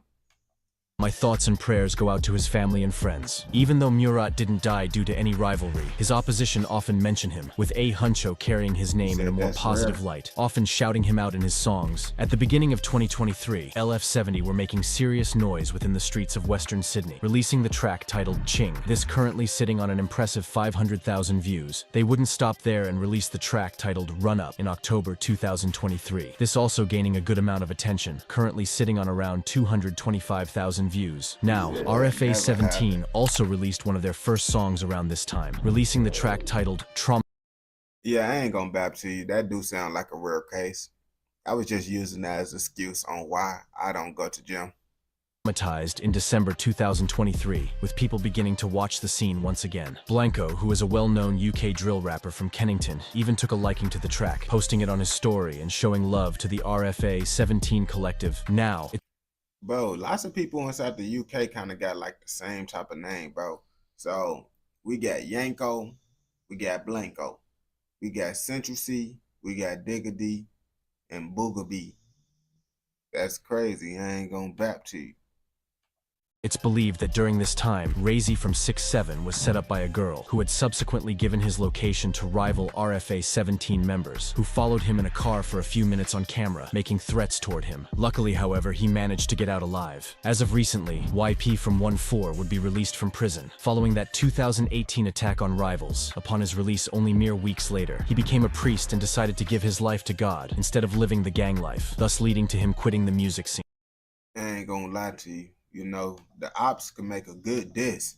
Talking about, yeah, we did the ops so dirty, we made them become a priest. That's crazy, bro. Think about it, bro.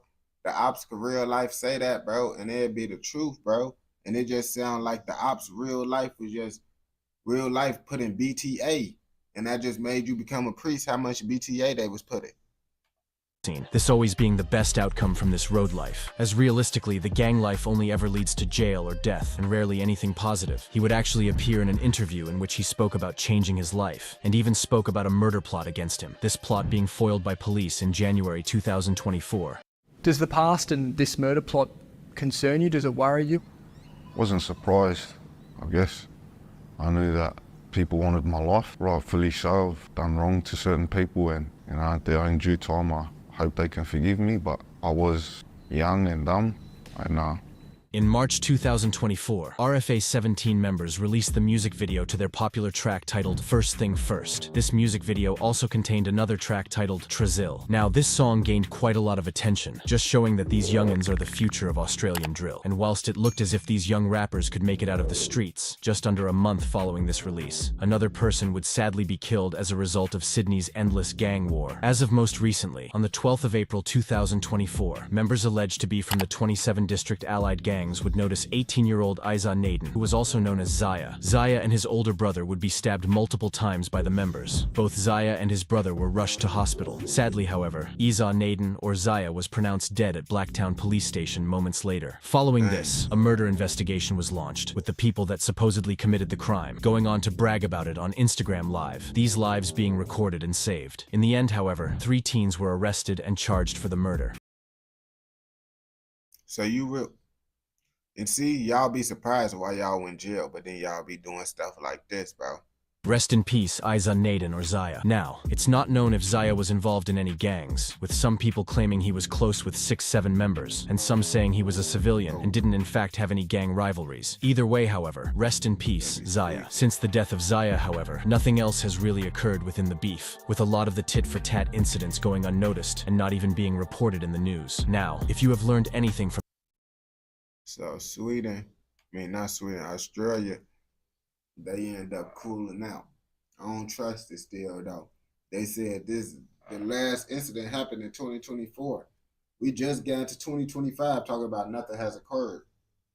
We only 4 months into 2025, bro. So I don't know yet. But I don't condone anything inside this educational, informational documentary.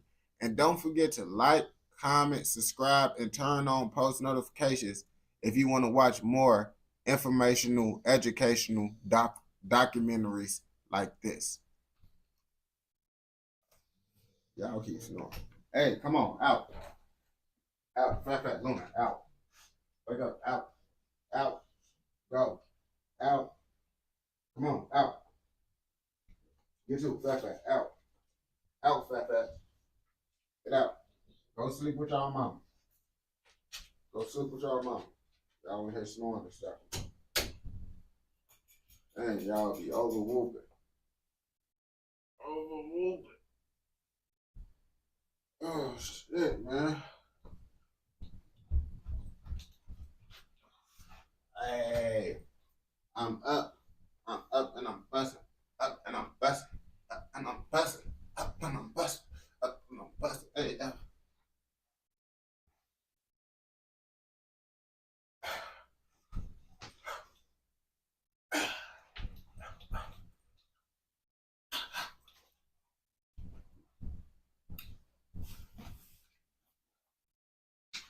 and it's crazy. I didn't even take my my superpower. You see, lots of people will think I took my superpower, bro. I didn't even take no superpower. I ain't gonna back to you, bro. My super secret technique that I only pull out when I need to try to make my life better. I said I was gonna need my super secret technique at 5, meaning at 4. It's currently finna be 5, and I still don't need the super secret technique.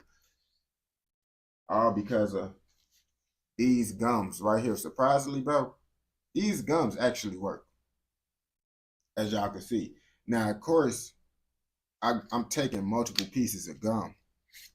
That's one thing too. I'm just not like I've been eating like a gum every hour or so. But eating the gum every hour to keep you up is actually pretty cool. Pretty cool. Like, just for gum, keep you up, bro. Instead of drinking an energy drink. I ain't gonna lie to you.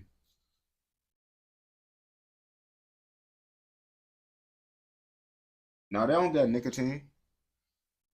These just called neurogum. Neurogum for energy and focus. And I be chewing on these during the live stream and stuff. That's why you see I went through so many of them. I'm gonna have to give me some more of them actually. And the good part about doing TikTok, I got a whole box of them for free. They gave me a whole box for free just to promote them. And this live stream now to promote it. Like, literally, the promotion is for TikTok. Yeah, energy drinks be tripping. I actually need to get me a bottle of water to help me stay up. But I left the case of water in the car. But if I go outside, I'm just gonna go to the car and get the case of water real fast. I ain't gonna back to you. Because if I don't drink water, they say not drinking water will be a reason why you fall asleep and get tired. It's cold outside, man. It's a cold world. Cold world. But guess what? I'm gonna go get this case of water real fast, bro. It's only gonna take me 3 seconds, bro. It's dark.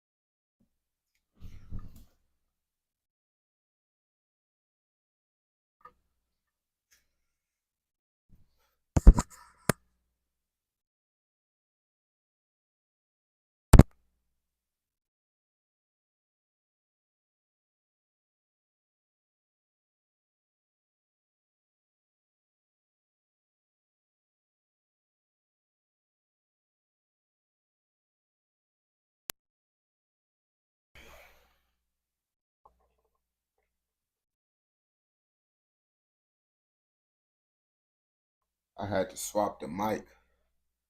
As y'all know, I be using these little just wireless microphones. Testing, 323. Testing, 323, 323.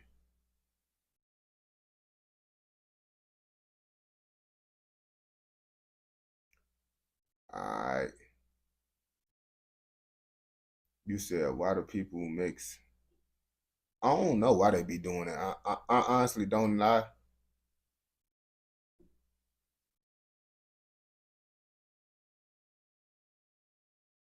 Oh shit. Like I used to do that when I want to save. When I want to save, I used to do that. I ain't gonna bap to you.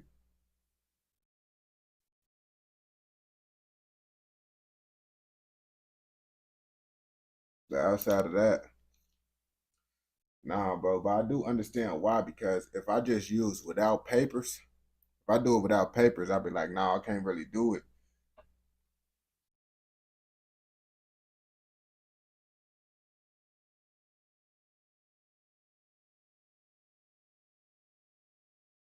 I ain't gonna back.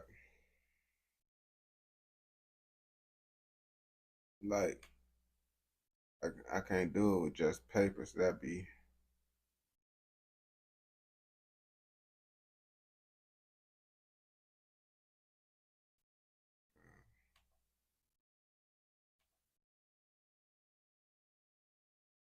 How long have I been on live for? Only been on live for 9 hours. It's child's play to me.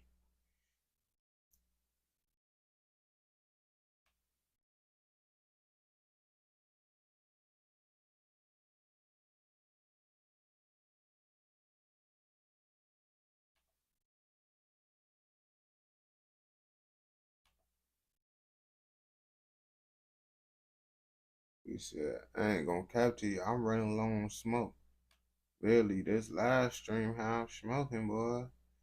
I might be out.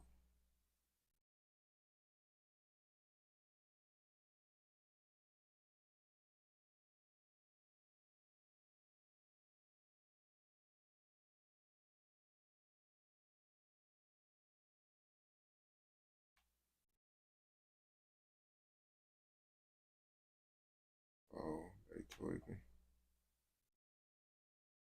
Tweaking in the UK again. Once again, tweaking. This episode is about the murder of...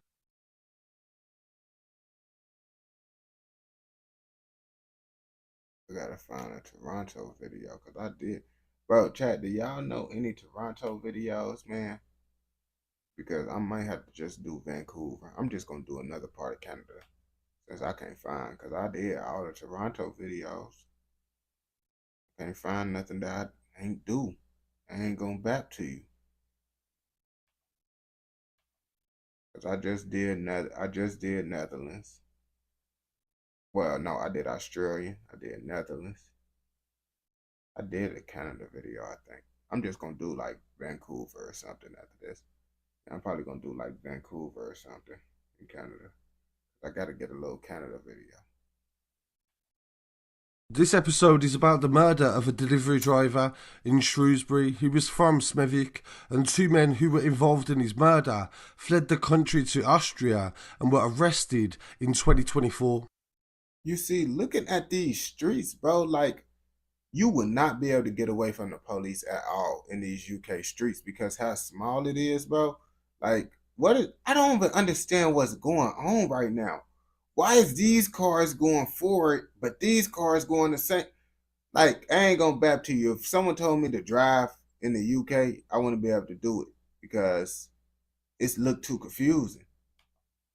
Sponsored by Maurice Andrews Solicitors, Birmingham. Get in touch of murdering DPD driver Arman Singh, and he was 23 years old and lived in Smethwick, and he died when he was set up and attacked while he was... Look, bro, that truck barely got space to be on the road, bro. The truck literally take up the whole road with these cars parked. Doing his deliveries in Shrewsbury by a group of men, each armed with weapons that included an axe, a golf club and piece of wood. Camera footage. No. You see, like I said, if this was America, we would have been like, those people was crazy. It ain't no way possible you finna slide with a knife, golf club, and a piece of wood in America, and people not gonna think you need to be sent to a mental asylum. I'm not gonna back to you. But in the UK, this type of behavior is pretty normal, I guess. We do not condone anything in this educational, informational documentary. From the moment where they fled the scene showed they wasn't taking any items, so I don't believe that this was a robbery, even though somebody that has been convicted of manslaughter was responsible for telling them his route on that day. He worked for DPD and he lived in Peterborough. Mahakdeep Singh, 24 years old, and Shihaj Singh, 26 years old, from Tipton in the West Midlands, were both found guilty of murder by a jury after a 3-week trial at Stafford Crown Court. They'll be sentenced on the 11th of April. The court was told during the trial how the attack happened in broad daylight on the 21st of August 2023 as Orman Singh made the delivery in Berwick Avenue in Cotton Hill. His injuries were so severe that he had no chance of surviving and he was pronounced dead at the scene. Bro, these people literally unalived a delivery driver. Now, I'm trying to figure out what's their reasoning behind it. Like, I don't think we're going to get no details on why they did this. Is the delivery guy like a street dude? Like, we need more information on this. The suspects fled in a Mercedes-Benz and a grey Audi before discarding some of the weapons. They included a hockey stick and also a shovel in nearby Herbert Way. A police helicopter actually filmed them disposing of the axe as well, rummaging through the boot of the vehicle and actually disposing of evidence. The Mercedes which Mahakdeep and Sihaj Pal travelled in was later found dumped in Shrewsbury, and the two men... Bro, why does this look like you using a turret on a Call of Duty helicopter? This look like the little aiming sight for the Call of Duty turret. ...called a taxi and went to the nearby railway station and travelled to Wolverhampton. Shortly after these people slid on someone, a delivery driver, they got a taxi. Okay, that's pretty wild. They would leave the country and end up in Austria, where they would later be arrested. Following an investigation by West Mercia Police, they was able to locate them on May the 20th, 2024, and they were later charged with Arman's murder. Detective Inspector Mark Bellamy, who led the investigation, says, "I'm pleased with today's..."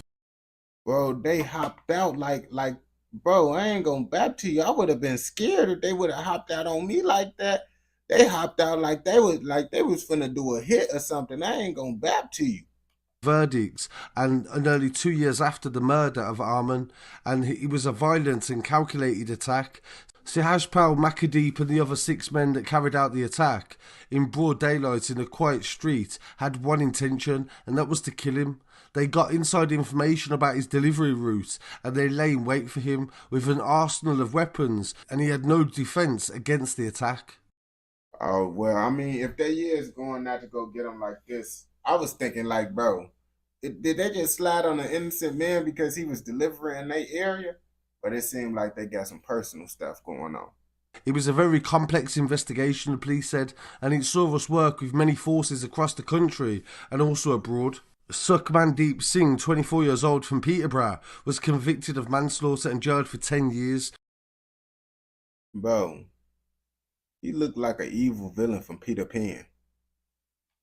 For his role in giving the group information on the delivery route. The other men that were convicted was Arshdeep Singh, Jagdeep Singh, Shivdeep Singh, Manjot Singh, and of course Sukhmandeep. So they must all be related, I guess. So this was like a family thing that they got going on. We do not condone that, and we don't condone nothing in this video. They were jailed each for 28 years to serve. So this is what these two that have just been convicted will be looking for as well, around that same mark, around 28 to 30 years for this brutal murder where the motive is still not very clear, even though there was a lot of preparation to it. During the trial it speaks about the way that they was preparing, gathering weapons. There was caught on CCTV going to the location and getting petrol in order to be able to ambush Singh and attack him so viciously. So really look forward to hearing what viewers have to say on this story, and rest in peace to Arman Singh. And don't forget to follow on social media as well at Scarcity Studios to stay up to date with the latest news. Staying in the West Midlands for this other update about a murder that... Bro, I ain't gonna lie to you. I get mad when I see y'all police cars, bro. These mall security vehicles that y'all haven't pulled up to save people. Took place in Albury Sandwell last year. I went to the scene of the murder of 13-year-old Josiah Coke. He was stabbed to death on the 29th of August at an address in Albury. Despite the best efforts of paramedics, Josiah's wounds were so severe he was declared dead at the scene. 2 days later, police arrested 2 teenage boys from an address in the West Midlands, and they were consequently charged in relation to Josiah's death. A man in his 40s was also charged with assisting an offender, and today at Wolverhampton Crown Court, a teenage boy was found guilty of his murder, and he will be sentenced in June. The man in his 40s was found not guilty of assisting an offender, and the case against the second teenage boy was discontinued. Detective Inspector Nick Barnes from the Homicide Unit said, "This is a sad and tragic incident where a young boy has lost his life, and his thoughts go to Josiah's family and loved ones. There are several reporting restrictions in place on this case, so certain details cannot be publicly released." So what that means is there's some elements of this investigation that they will listen to in court. The newspapers will be able to... we understand. It's just some things they don't want to give to the public, bro. And they're just going to release it in court. Hear this said in court, but certain things they will not be able to reveal. From what I can make out, it seems the person that's been convicted, they're not willing to name them yet. They're not even saying their age and where they're from. So these sorts of information should come out after the sentencing, but at the same time, they may never come out because reporting restrictions are put in place to protect people that may be affected by the knowledge of these certain elements of the case. I know a lot of people have speculated on who they believe is responsible, but please try to refrain from doing so in the comments to allow this sentencing to go through and justice to be done. And I want to send my... You see, bro? I wouldn't be able to make an inference or guess on who did it anyway. I don't even know what's going on for real. I just hear people slide it on the delivery man and stuff, and it's like, okay, why are y'all doing that? But, that's just what's going on out there, you feel me? And we don't condone anything inside this educational, informational documentary. But if you like more videos like this, don't forget to like, comment, subscribe, and turn on post notifications so you never miss out on any documentaries like this. My best house, man.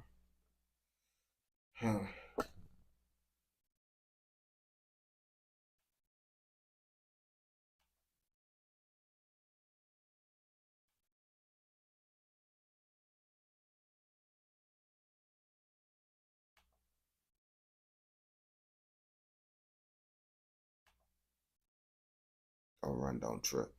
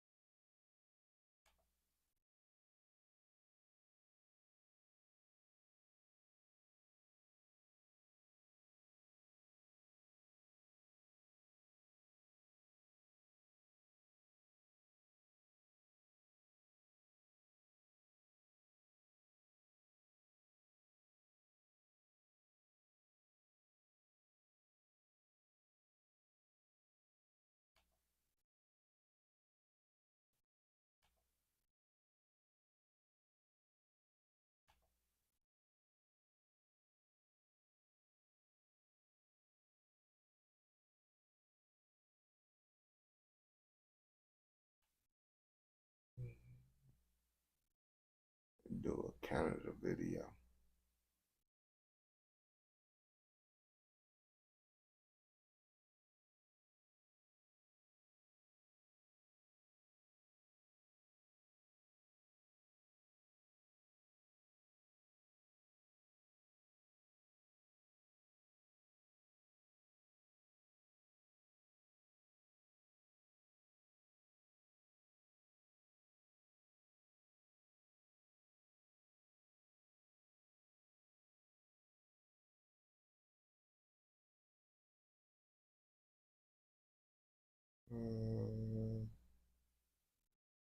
Here we go, right here. Here we go, right here.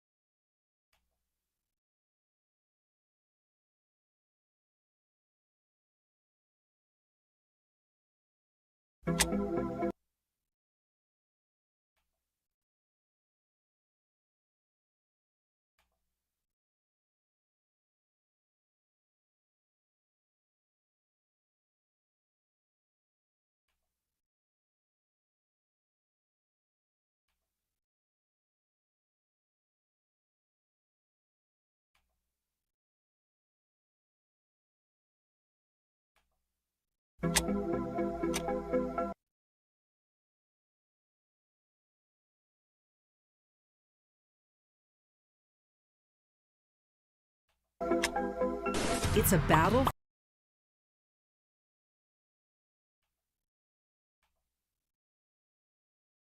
for control of major highways across parts of central Ontario. You know, violence like that, I never thought it would ever happen here. Tow truck drivers shot, 4 of them fatally. Vehicles torched. There's a war raging across the Greater Toronto Area, and according to experts, it won't be long until the whole of Ontario could be plunged into madness. From deadly highway races to uncanny roadside beatdowns, the towing industry seems to be spiraling out of control. So far, there have been over 20 arrests, 50 cases of arson, 4 murders, and over $1 million worth of drugs seized by the authorities. Threats and intimidation are commonly the order of business, as many tow truck drivers are now often equipped with bulletproof vests and forced to live their everyday lives looking over their shoulders. Bro, I ain't gonna bap to you. If I gotta do all this just to be a tow truck driver, I'm not trying to be a tow truck driver. I'm not gonna lie to you. But how did the towing industry come to encourage so much violence and crime? Continue watching as we explain the tow truck war that is slowly taking over Ontario. Even though you could argue that the towing industry in Canada has always been highly competitive, it was in 2017 that things noticeably worsened. The first instances to make headlines happened in southern Ontario, after competing tow truck companies damaged property as they fought for control over the highway. You may be thinking, aren't tows worth only a couple $100? Are the profits being made worth violence and sometimes even death? The answer is apparently yes. You see, according to authorities, some towing companies and truck drivers discovered that if they played their cards right, they could earn up to $2,000 a day in tax-free money. In cities like Toronto, the government has... Oh, okay. I'm understanding it now. Making $2,000 a day for just towing trucks, but you actually mean towing cars, but you actually got to tow the cars. Oh, I can see why things end up getting wild. We don't condone anything in this educational documentary. Has regulated the cost of the initial tow to a maximum of around $280 for most passenger vehicles. However, that's far from the only money a towing company can receive. Depending on the incident, the company might also charge for other services, including storage, on-hook and off-hook services, mileage, and more. For some daring towing companies, these alone are enough to make them fortunes. They can choose to massively inflate storage fees, and when customers insist upon getting their vehicles back, they can complicate the process by offering vague and incomplete information about where the vehicles are being held. Consequently, this further leads to... I ain't gonna lie, bro. The worst thing ever is having to use a tow truck. Most people would rather just try to drive their car super slow to the house, or even push their car to the house instead of calling a tow truck, because tow trucks, bro, they charge so much money, and it's like, bro, it don't be worth it, but then it be worth it if you can't move your car. Increased storage fees that only get worse. You'll be surprised at how many victims eventually give in. For the longest time, this is how some towing companies made their money. However, more recently, they've seemingly also come to learn that they can make more from kickbacks from other players in the industry who are also looking to get paid. Some auto body shops and physiotherapy clinics offer drivers and companies substantial money for referring accident victims. After evaluation, they would then submit outlandishly inflated repair fees to the victims' insurance companies. According to insurance experts, the trend has become wildly profitable for the people responsible. In Canada alone, fake repair bills tally more than $2 billion annually. The profits are so addictive that the York Regional Police has reported that sometimes the parties involved will stage accidents and ram into vehicles when there aren't enough collisions to... Yeah, nah, people do be doing that, bro. Cause you know, insurance, bro, they be giving you stuff. But the thing is, what be crazy, bro, when you actually need insurance, bro, and you doing everything the right way, insurance don't be trying to give it to don't be trying to give you it to. Man, I don't care. To bring in more money. Adding the numbers together, in some cases, one tow can rake in tens of thousands of dollars. This insane revenue is why some towing companies are willing to torch one another for a piece of the cake. Nonetheless, in 2018, some insurance companies caught wind of what was happening and brought some auto body repair shops and physiotherapy clinics into court. Lisa Carr and her law firm, Carr Law, were some of the many contractors commissioned against the dark side of the towing industry. However, Carr's law firm, in particular, made significant moves against a dense network of insurance fraud. She claimed that some auto body repair shops, for sure, caused additional damage to the vehicles unknown to the vehicle owners, and if they were too damaged, they'd inflate their storage fees. All these allegations were validated before the court of law, and the collision data from the vehicle's black boxes confirmed her claims. All was going well, and the insurance companies were making good progress against the perpetrators in the towing industry.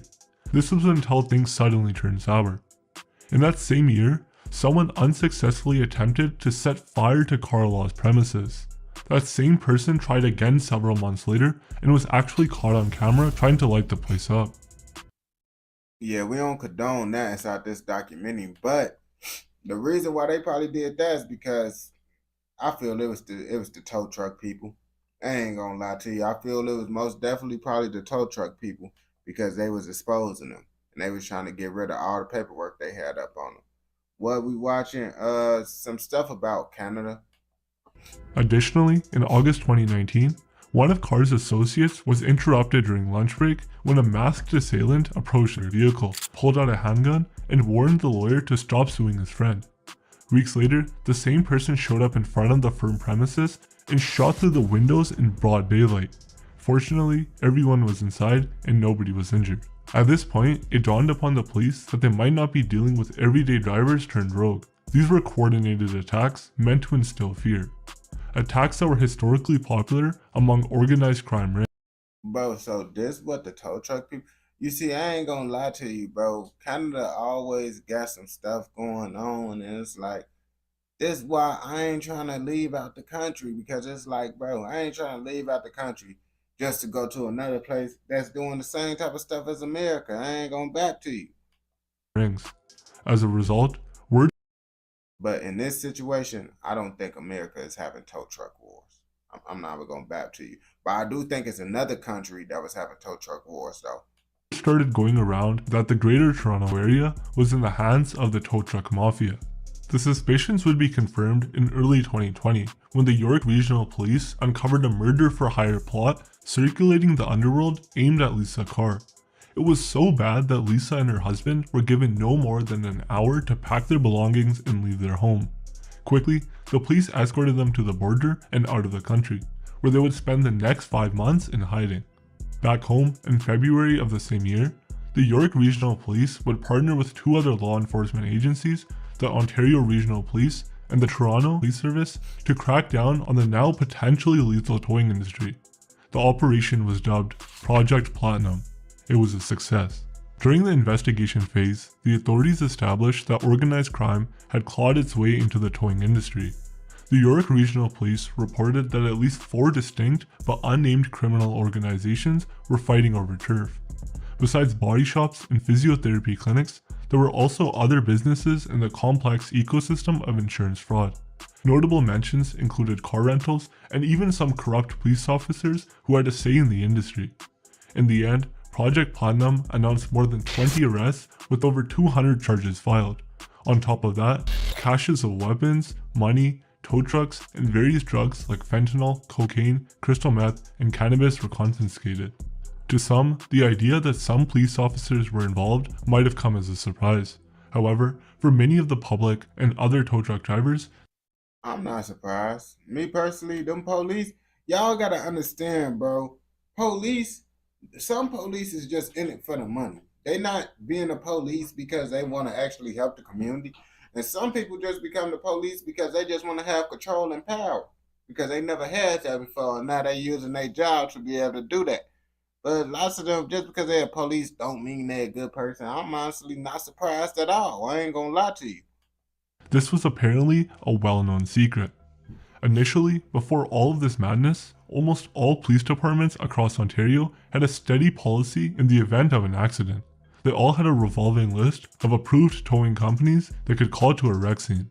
However, as most police officers would later tell the public, they couldn't always adhere to this policy. In their defense, they stated that their goal was to clear the scene as fast as possible and restore traffic flow. Consequently, they had to rely on tow trucks that arrived first. And just like that, the whole towing business in Ontario began to be based upon the first available model. At first, it sounded like a good idea. After all, doesn't it make sense to say that the first driver to arrive at the scene deserves a contract? Unfortunately, it only bred extreme competition among some drivers who are now referred to as chasers. As the name suggests, these tow trucks literally raced one another on open highways to arrive first at the scene of the accident. Most drivers didn't have a problem with this model. After all, according to them, he who reacted the quickest deserved the deal. Nonetheless, issues started arising when it became apparent to towers that some police officers favored specific drivers. It wasn't rare for a tow truck driver to arrive first, only for the police to award the tow to the third driver. It got even worse when someone leaked information that some towing companies were equipped with cloned police radios that gave them a significant edge over the competition. It's these companies that tend to always be the first to arrive on the scene, even before the police. With no one to regulate what was going on, many of the public speculated that it was these drivers that tricked accident victims. Some even promised free towing services only to submit inflated invoices and force their clients to stick to specific body repair shops. Experts believed it was at this moment that organized crime, fueled by police corruption, set itself in stone in the towing industry. In July 2020, these beliefs were further solidified after 5 police officers across multiple departments were suspected of playing crucial roles in the tow truck war. According to inside reports, one of them was even accused of stealing and cloning at least 3 encrypted police radios that mysteriously went missing sometime back in February 2018. Things only worsened for them when it was even further established that 2 of the 5 corrupt officers not only owned 2 tow trucks, but also secretly owned a car rental business. You see, I ain't gonna bap to you. I feel like if you be trying to get into something that you're not supposed to be doing, I feel like having someone become a police officer is a good way to be able to, protect yourself, be able to get away with more stuff. You feel me? Yeah, this the tow truck wars. You see, you from Canada, KB, so you know about this. We don't condone anything in this documentary. At this point, towing had become dangerous. Criminal drivers pulled up with backup, or worse, electric tasers and handguns. They intimidated local tow truck companies, and if a rival driver dared to resist, they'd beat him up. Even if he survived the altercation, chances are very high that he'd wake up to his truck up in flames on his driveway. All in all, this reportedly happened because it was very easy to sign up as a tow truck driver in Ontario. There wasn't much documentation, and rarely did the authorities do background checks. In fact, way back in 2019, Project Kraken arrested 7 tow truck drivers with shady backgrounds. Before we continue, I've got a quick word to share from the people who made this video possible. I'm talking about the amazing wireless audio brand, and this at the defeat, and my fans have been on everyone not be satisfied, so there's no reason not to inbox or go to purchase as accused of not only using his truck in drug trafficking operations, but also smashing into jewelry stores. Traditional You see, now that is just like, come on, bro. Y'all doing too much with these tow trucks now.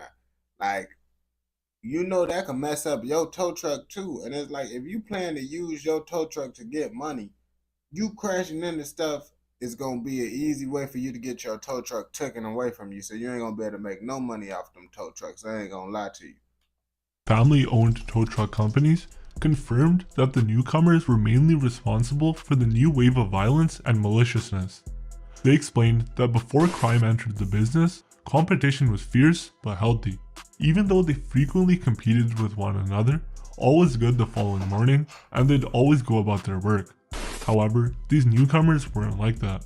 Unfortunately, in May 2020, the police reported 1 of 4 murders caused by the tow truck war. 23-year-old Hashim was shot in broad daylight outside his northern Toronto apartment. The following Thursday, 2 boys aged 15 and 17 were arrested and accused of taking part in the drive-by shooting. This incident, among many others, finally pushed the authorities into enacting stricter regulations. As of May 26, 2020, reports showed that only 17 out of Ontario's 444 municipalities required towing to be licensed. It was clear that something had to be done. In Toronto, it was decided that only police-approved towing companies would interact with collision victims.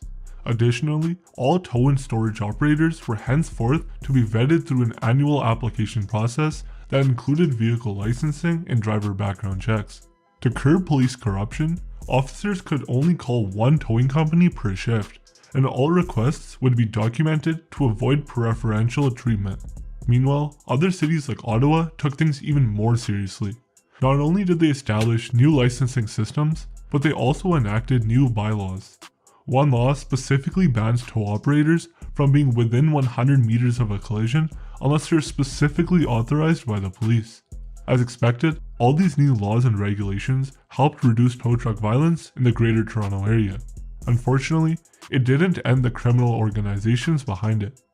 History has consistently shown that when life for criminals gets harder, they simply relocate to another region. As recently as November 23, 2022, local civilians and tow truck operators in London are raising the alarm following a noticeable increase in violence. I also said they in London, but I'm remembering this is in Canada. And Canada got, I believe, a place called London in Canada. In the area. The daring towing mafias that once plagued the Greater Toronto Area are now rampaging their neighborhoods. Not only has there been cases of them racing down the highway, but also cases of them threatening and even shooting at each other while racing. London was among the cities that enacted new licensing regulations in 2021, requiring companies to post their contact details and business premises onto their trucks. Additionally, they're also to disclose their clients if they have a financial incentive for towing a vehicle to a particular repair shop. Failure to adhere to this, and drivers would attract $500 fines that could double to $1,000. Unfortunately, London's locals testify that these fines don't scare criminal organizations. They'll simply place that $1,000 burden on their next tow victim. As of November 13, 2022, one London-based company has had 2 of its trucks set on fire and 1 of its drivers targeted in a drive-by shooting that saw his vehicle take 6 bullets. Luckily, no one was injured. It also doesn't help that earlier, in June 2022, a high-profile towing corruption case collapsed out of the blue, with more than half of Project Platinum's arrests no longer facing charges. No official explanation was given. However, insider reports claim the case crumbled because the Crown could risk revealing witness identities that could potentially put them at risk. This isn't the first towing-related case to suddenly fall out. You see, at least they actually care about the people, because you see some places, they'll release their evidence, and then once the people find out that those people was a witness trying to tell, they end up sliding. And then now they're going to try to need another witness, and you know how that be. Just mind your business and you'll be able to live longer. We don't condone nothing in this documentary. The same happened to a similar Ottawa corruption case that was dismissed due to an unreasonable delay in the proceedings against the defendants. With no solution in sight, tension is still high in London's towing industry, as drivers are forced to be safe rather than sorry. Lots of them are now reported to be shopping for bulletproof vests as they seek to protect themselves from the danger that is quickly taking over their highways. That said, most local drivers are even more concerned for the unlucky clients that might find themselves dealing with these criminal organizations. In particular, they're fearful for those whose vehicle might break down on stretches of roads not protected by regulations. As always, don't forget to like and subscribe to see more. Yeah, it's too much going on in Canada for me to be trying to go out there. So now you telling me I gotta worry about calling a tow truck company if my car breaks down in Canada? That's what we gotta go through now. This is what the world can't. Nah, bro. I ain't trying to deal with that. We don't condone nothing in this educational documentary. And if you like more educational documentaries like this, don't forget to like, comment, subscribe, and turn on post notifications so you never miss out on any documentaries like this. Man, I think I might have to pull out my superpower chat. My body feeling like it's like, we trying to keep going. I might have to pull out my superpower in the second chat.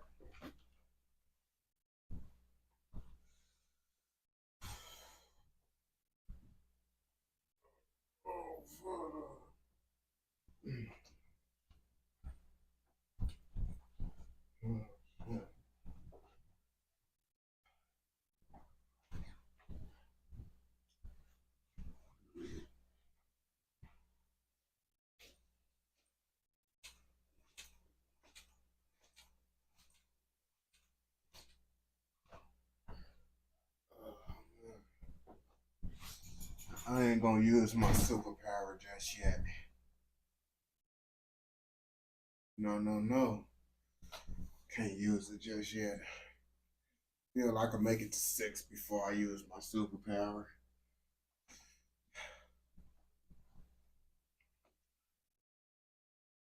It's cold water.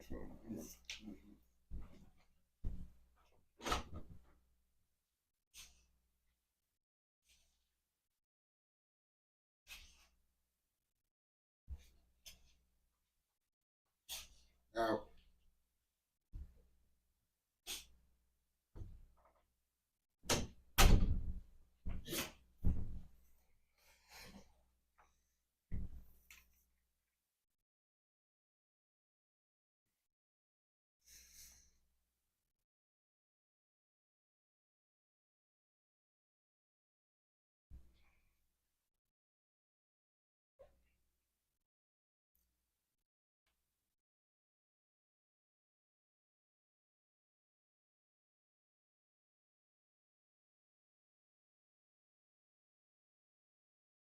How long I been streaming for? Only been streaming for 9 hours so far. Only 9 hours.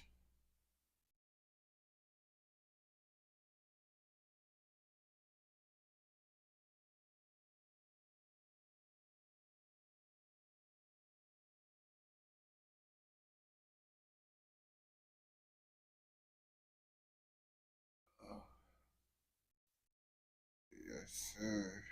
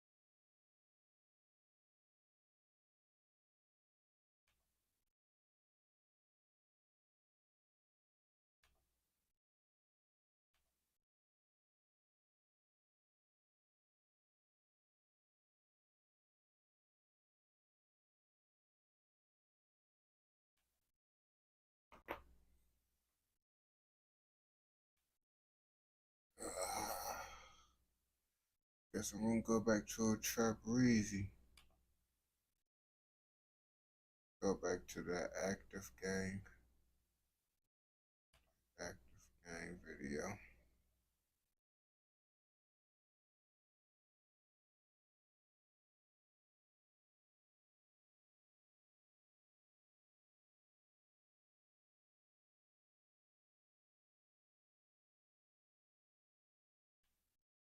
Depends on what page I on. I'll do it after this. After this UK video.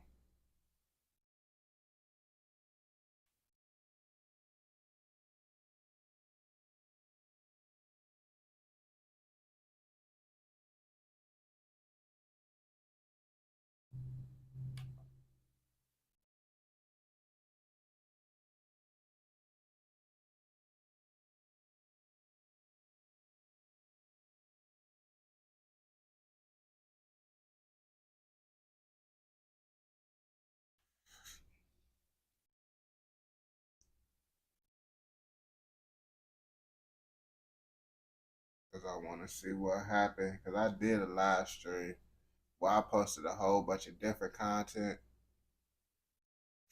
It didn't really go too well. I mean, it was a learning experience. But I'll be like, this time, I'm finna try. Of course, I'm gonna be doing, I've been doing different stuff, mixing it up. But my main focus is like UK, Toronto, now everything that's really different content type stuff. Well, different countries. I ain't gonna bash you.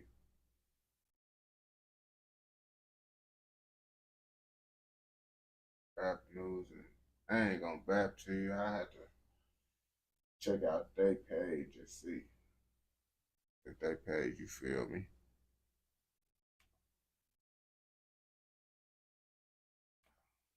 Basically, if you're Somali, yeah, and you're around Camden, get back inside. There must have been some beef and someone called Calvin died.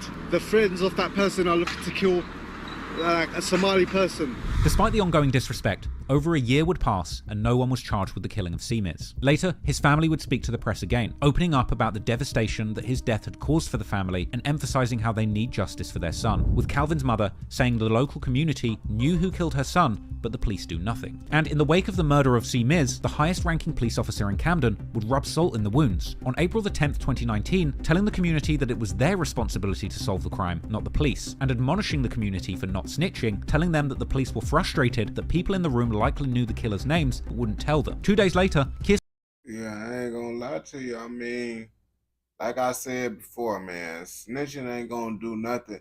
Snitching don't help you out. Unless it's someone that's like your relative or something and you just want to get them off the street. But if you don't know the person and you just trying to be an outstanding civilian, that's not going to get you nowhere. It's honestly probably going to make your life worse.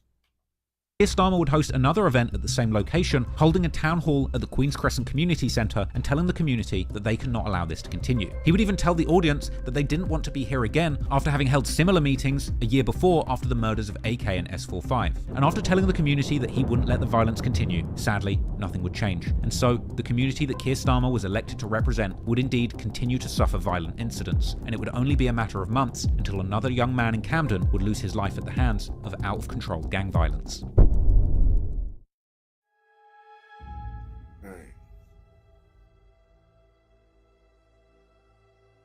I'm here at the spot where Alex Smith, also known as Culprit, unfortunately lost his life at the young age of 16. In reports following the murder, it was... Bro, you don't gotta do this, brother. I ain't gonna lie to you. Trap Reezy always trying to show he can slide to anybody hood.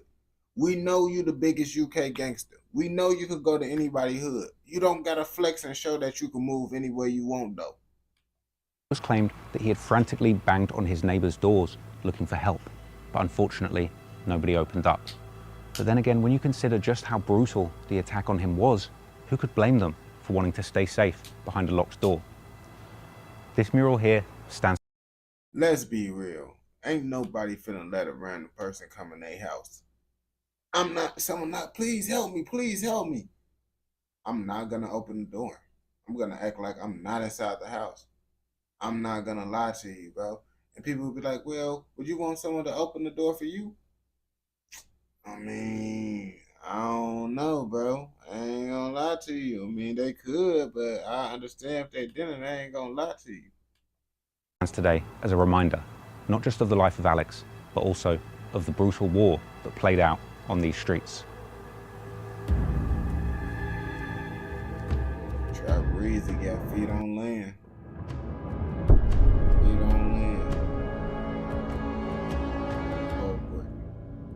On the night of the 19th of May 2019, police were called to a hospital in North London after a teenager had arrived there with numerous stab wounds, his condition soon after turning critical. This teenager would turn out to be the active gang member AR, or Armed Response, real name Arif Bayon.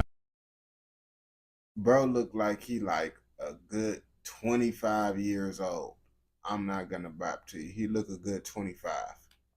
After AR's condition got better, he was reportedly interviewed by the police, but refused to give a witness statement about what had happened. However, he did open up about the attack likely resulting from him being a member of the Agar Grove gang, an admission of association that he would probably learn to regret later on. Despite the lack of cooperation by AR, the police would eventually do their jobs and find out the events that... Why would you tell the police they did it because you was a part of a gang? You snitching on yourself. You thinking, oh, just because you telling them the reason why someone else doing it to you, they ain't gonna look at what you doing. No, you just literally snitched on yourself. That had taken place. According to court documents, that night, 2 members of the Combo gang, part of 51st, were driving in a stolen Audi looking for their ops. Eventually, they would spot members of the active gang who were riding in another vehicle, with a vicious attack being launched on the occupants of that car. This left AR with several serious stab wounds to his chest and abdomen, which landed him in the hospital for several weeks. Besides the events of that day eventually becoming notorious to drill music fans, soon the authorities would also catch up to this ongoing street activity. The police would later locate the Audi, finding 2 sets of fingerprints belonging to Combo affiliates RH and RO. However, neither would seemingly be charged with the attack at the time, with the police seemingly not having enough evidence to connect them to the crime. However, unfortunately, street justice would soon play out. The next victim would be a teenager named Alex Smith, better known by his peers on the street as Culprit. 16-year-old Culprit was seemingly affiliated with the 51st Estate Combo, and he could be seen on his social media posts hanging out in the block with other members. However, according to some, Culprit himself was involved in the violence and played a prominent role, not just in the streets, but also in drill music where people spoke on the violence. The freestyle by Culprit has circulated online that features a peculiar cover art, depicting another young man's head pasted on a sign stating, "Stop killing the Mandem." The person whose head this is was an alleged affiliate of the Cali Road gang that Culprit was known to have a beef with, a 17-year-old teenager who went by the nickname Neds, real name Nadeem Bilgin. On 7 PM of the 29th of January 2019, Neds was killed on a busy Caledonian road, and although several people were arrested soon after his death, the case remains unsolved to this day. Culprit clearly had no sympathy. He would apparently make a song called CRK, or Cali Road. Oh, that was, I ain't gonna lie to you, bro. Yeah, bro, y'all be asking to go to jail. And it's like in the UK, you can't be doing stuff like this. Let's be real, bro. Y'all gotta censor certain words or they gonna take down y'all music. So you doing this, you flat out doing this, bro, you most definitely gonna go to jail. We don't condone anything in this educational documentary. Killer, where he seemingly disses Neds, using that cover art that depicted Neds holding the sign saying "Stop killing the Mandem." Now, it's unclear how true the rumors of Culprit being a killer himself are, as the murder of Neds remains unsolved. But based on the content of his lyrics and social media postings which were preserved, clearly at this point, Culprit appeared to be deeply involved in the gang lifestyle. Anyway, in August 2019, Camden was hot, and the police were active in the streets trying to get ahead of the violence. Active gang members were still looking to cause harm to their ops and get revenge for what happened to Armed Response, as videos of them spinning the blocks and smoking to unreleased music would later circulate. Unfortunately, on the 12th of August 2019, active gang members would end up getting just what they were looking for, as that evening, Culprit had been spending the night hanging out with friends. Later, they would head to a Nando's restaurant on Great Portland Street in the Combo neighborhood. There's even a picture of Alex in that Nando's, eating what would end up being his last meal with fellow Combo affiliate Gutter. Meanwhile, on the Agar Grove estate, police would later establish through a combination of ANPR, which in the UK is automatic number plate recognition that automatically reads the license plates of passing cars, as well as CCTV and cell site evidence that active gang members, Armed Response, and a young man who was helping him run his county lines operation had spent that day traveling in a stolen blue Seat Leon with fake plates in the port city of Southampton. I ain't gonna lie. It got too many cameras and stuff out there for you to even be trying to do. Me personally, bro, I feel like nowadays, bro, it's so many cameras, it's no point in even doing this type of stuff. Yo, what's the word, my boy? It's so many cameras nowadays. It's like, bro, this is not back in the day where it wasn't no cameras, bro. They got cameras at every corner. You can't even go outside without being on camera. Because if it ain't no street cameras, it's a ring camera. It's all types of cameras. Around 2 hours away from London. Apparently the group had planned an attack on their ops in London, so they had returned to London in the stolen Seat together, arriving at AR's address at around 9:50 PM. They would stay there for around 20 minutes before leaving the home in the blue Seat where suspect was living. That car would arrive just after a white Ford Fiesta, also with stolen plates, at around 10:30 PM. Later court documents would reveal that while at suspect's house, his runner was offered drugs by Somalian boys who he claimed not to have met, but it's believed that these boys were SY and S-Wavy. Along with suspect, this made up a deadly trio that would later be referred to in music as Triple S. Just before 11 PM, both cars left and went to number 8 Longford Street, a block associated with Cumbo, arriving shortly after 11 p.m. The Seat was being driven by AR with Reeks in the front passenger seat and his runner in the back seat. Meanwhile, the Ford was being driven by SY with Suspect in the front passenger seat and S-Wavy in the back seat. So that deadly trio, Triple S, were all traveling in the Ford. Right before, just at around 10:30 p.m, culprit had left the Nando's restaurant on Great Portland Street, proceeding northbound with 3 friends, one of whom was actually believed to have been involved in the attack on AR just months earlier. It's believed that the car carrying Triple S spotted culprit and his group and identified them as the ops they were looking for, with Suspect apparently jumping out of the car on Longford Street and proceeding on foot wielding a foot-long machete and making no attempts to conceal it. This was likely a large zombie knife, the kind of blade that Suspect would rap fondly about throughout his career as a drill rapper. Culprit would seemingly notice them taking off running to an estate on the north side of Euston Road, where they were likely trying to hide from Suspect's crew. Suspect, S-Wavy and Reeks would then leave the building on Longford Street, but instead of getting back into the cars, they would remain on foot, taking chase while the drivers of the car attempted to keep eyes on the victims and cut off their escape. During this foot chase, Suspect was seen by members of the public brandishing that foot-long machete openly. Whilst desperately trying to escape his attackers, culprit would frantically knock on the doors of nearby houses. I ain't gonna lie, bro. You just walking around with that like you Jason, bro.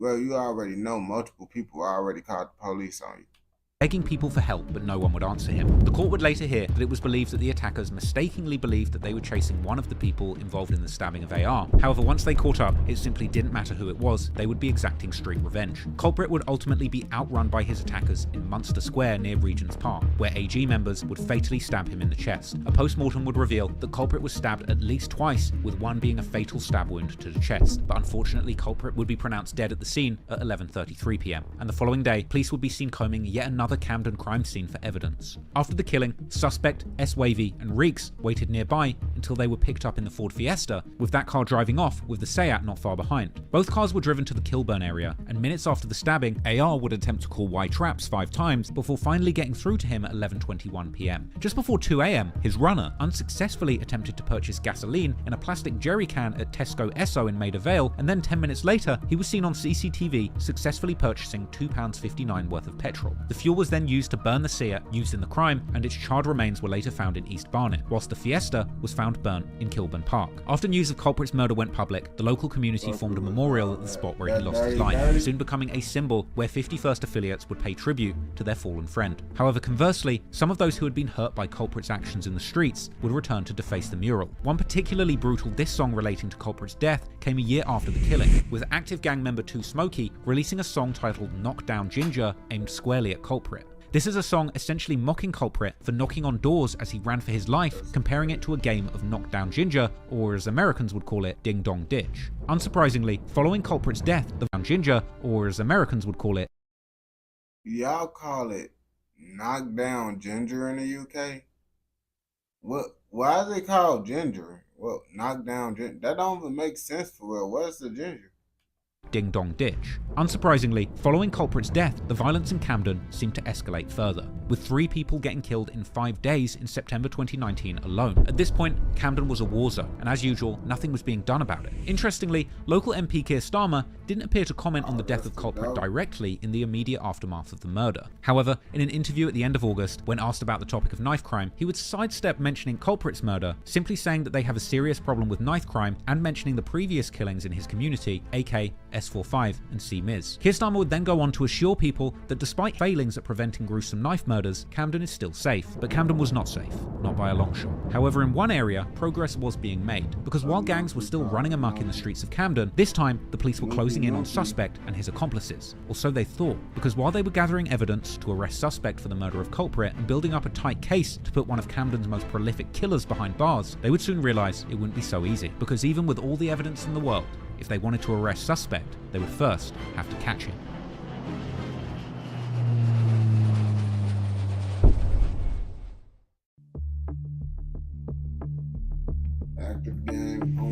Following the murder of culprit, real name Alex Smith, it would appear that the police were finally ready to take decisive action. Or perhaps culprit's killers had simply been so sloppy in carrying out this brazen attack that the police for once had everything they needed to put the borough's most prolific killers behind bars for good. It's likely that those responsible for the murder of culprit knew themselves that they had been sloppy, because in the immediate aftermath, those involved took steps to try and cover their tracks and flee the authorities before they had a chance to catch up with them. Once the vehicles used in the crime had been set alight, members from active gangs gang that were involved plotted to leave the United Kingdom for good in an effort to avoid a lifetime in prison. In the days shortly following the murder, Suspect and S. Wavy would flee the country. There were stories suggesting that Suspect had first escaped to France, with one video showing him in the hood with local gangsters. The Redditor who first posted this clip actually took the time to explain its supposed origins, claiming that Suspect was actually hiding out in a North Paris suburb for 2 months, and it was here that the locals in the hood approached him, with Suspect revealing his troubles back home. Understandably, they first greeted his story with disbelief. Apparently, it wasn't until years later that they saw a French YouTuber's video covering Suspect's gruesome tale that they realized he was actually telling the truth the whole time, so they dug up the clip from their camera roll and posted it up publicly. Suspect wouldn't remain in France for long. From here, it would seem that Suspect and S. Wavy would make their way further afield to Kenya. Meanwhile, 2 others who were involved, Breeks and SY, would instead flee to Kenya's neighbour, Somalia. However, the 2 other people involved with the murder and an accomplice wouldn't be so lucky. Armed Response would unsuccessfully try and flee the country. He was apparently in the process of trying to secure false paperwork to fly to Egypt, but was stopped at the airport. AR was arrested on the 18th of August 2019.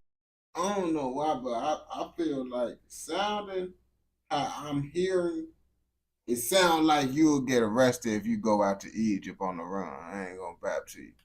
And he would appear in court the next day. He would be sentenced to life for murder on the 12th of March 2020 alongside White Traps. In many ways, these young guys on either side of the knife have been failed by the system, and it could have been just as easily Suspect, SY, S-Wavy, or any of the members of active gang that killed Culprit being on the receiving end of the knife. With another young person like Culprit suffering from the same issues and rumoured violent behaviours that hurt others before he lost his life. There really are no winners here. Even Reeks and SY fleeing to Somalia to evade justice. I mean, it doesn't take a genius to work out that life in the UK is likely a damn sight better than life on the run in Somalia, which is literally considered one of the most dangerous countries in Africa. These aren't rational choices being made by the young men we're discussing in this story, and one does have to wonder, what are the root societal causes that are driving these gang wars? Whether it's poverty, racial tension, or a lack of strong male model. I feel personally, bro, all that, and you talking about the lack of strong real. I ain't gonna bap to you, bro. People will have their father in their life, and then they'll still go out and be on that type of time. And so I personally feel like, bro, it really just depends on what they want to be in life, bro. I ain't gonna bap to you. Some people just want to be certain things in life.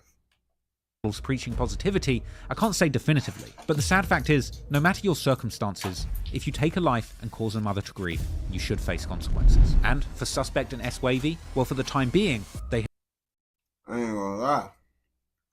He busting. I'm trying to be on that type of time. had evaded justice, but the clock was ticking. And unlike previous murders, this time the police in Camden were determined to make sure everyone involved, or at least the ones they could catch, would face justice. However, little did they know that the out-of-control gang war on their streets would soon become a global phenomenon. Suspect the rapper. While the never-ending gang wars was a hot-button issue in Camden for decades, many outside of the borough had been oblivious to the deadly conflict that had been going on minutes away from one of London's most famous tourist hotspots. After all, by 2019, gang violence all over London had spiralled out of control. Traces of violence continued to crop up across the borough, including a 25-inch blade that was found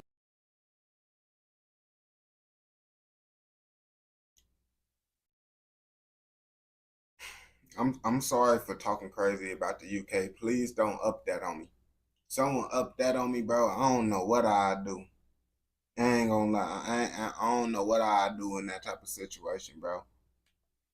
ditch next to a playground in Queen's Crescent. Stats from the Met Police would reveal Camden to be the second most dangerous borough in London, behind only Westminster, with the bitter war between the numerous estates that made up the 51st and 71st postcode alliances showing no sign of ending, even with prominent members on the run or in jail. As 2019 came to a close, Suspect and S-Wavy remained hiding out in Kenya as the Met Police's manhunt continued, and at this point, something interesting happened. Even before fleeing to Kenya, Suspect had been recording music and plotting out a career as a rapper, and he seemingly wasn't going to let being on the run from murder charges stop his plans. In fact, Suspect had stockpiled plenty of material for his music, and the fallout from Culprit's murder only seemed to kickstart his career. So this was a whole master plan from the start, bro. So he basically knew that he was finna be on the run. He was finna have to do this, so he just stockpiled on. I think Lil Durk did the same thing, though. I feel Lil Durk knew he was finna go down. That's why he signed all them people. You know, he already knew he was finna go down, so he got to prepare. Around the end of 2019, Suspect would be seen on social media freestyling with active gang members, visibly armed with machetes. Ultra-violent lyrics all about violence and stabbings would be a taste of what was to come from Suspect when he begun taking music more seriously. Another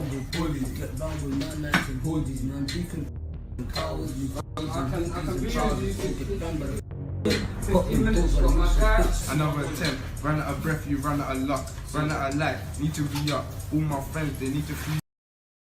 He said, run out of breath, you run out of luck. Ooh, oh, low-key kind of slight spitting. When you see us, you tell that they don't think twice. Try to get cheeky back in knife. Around a month after that freestyle clip had been circulating, on December the 16th, 2019, Suspect released his first official solo track, Way Too Charged. It dropped on the popular grime and drill YouTube channel Mixtape Madness, and came with a music video filmed in person before Suspect had gone on the run for the murder of Culprit. But what really stood out was the track's brutal lyrics, where Suspect bragged openly about the crimes that he and his active gang comrades had committed, casually rapping about jumping in stolen cars, looking for ops, and trying to stop their hearts, while accompanied by SY and AR. Lyrics eerily similar to the events that played out the night Culprit lost his life. He would boast about ramming specific ops with cars and saying it must have stung like nettles. And even in one disturbing lyric, he mentions greeting his ops' mothers in the streets, saying, "She don't know I'ma kill her son." Way Too Charged was a raw introduction to Suspect as both a rapper and a gangster. This was only the beginning, and he would continue his momentum, appearing on songs and perpetuating the crimes that he had committed in the streets. Honestly, bro, I don't think they probably knew about him, because I didn't know about Suspect until y'all told me about Suspect. I ain't gonna lie to you.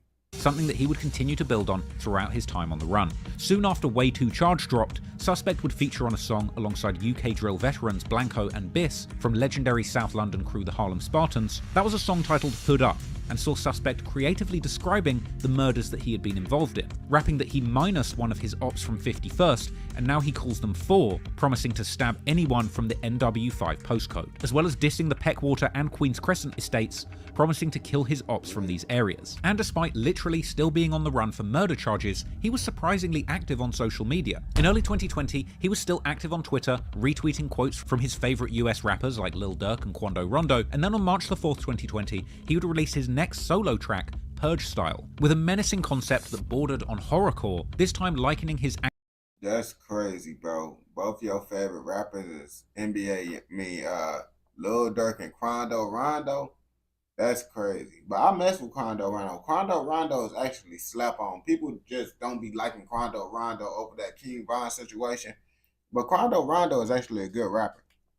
Activities in the streets to the movie The Purge, where people are granted a night to satisfy their murderous instincts without legal consequences. Once again on the song, Suspect gleefully describes the horrendous acts he committed during his time as a gang member in Camden, including disrespectful lines referencing G-Squeeze's injuries after he was rammed and stabbed, and claiming that no one has retaliated since they killed C-Miz, even claiming openly to have stabbed over 10 of his ops, including C-Miz, and describing the incident in vivid detail, comparing himself to a barber, saying his blade cut through his dreadlocks. At this point, Suspect had been evading police for around half a year. Suspect would tweet soon, after Purge Style dropped, that it's ironic that cops suspect him of murder, given that his name is Suspect. He was seemingly suffering no consequences for either the crimes he committed or the music he released speaking on them. So he continued making demonic drill raps and building his profile in the drill scene. On March the 15th, 2020, active gang members dropped the posse cut No Hook, featuring Blitz, SY, Striker, and Suspect, with Suspect himself rapping concerning bars where he raps that stabbing ops is what he does for pleasure and that he's Olympic level when it comes to stabbing. He also drops juvenile bars comparing hunting ops to the schoolyard game Duck Duck Goose, suggesting the ones who get caught end up on stretchers. Even going on to drop a slick double entendre saying that he camps for ops and leaves them.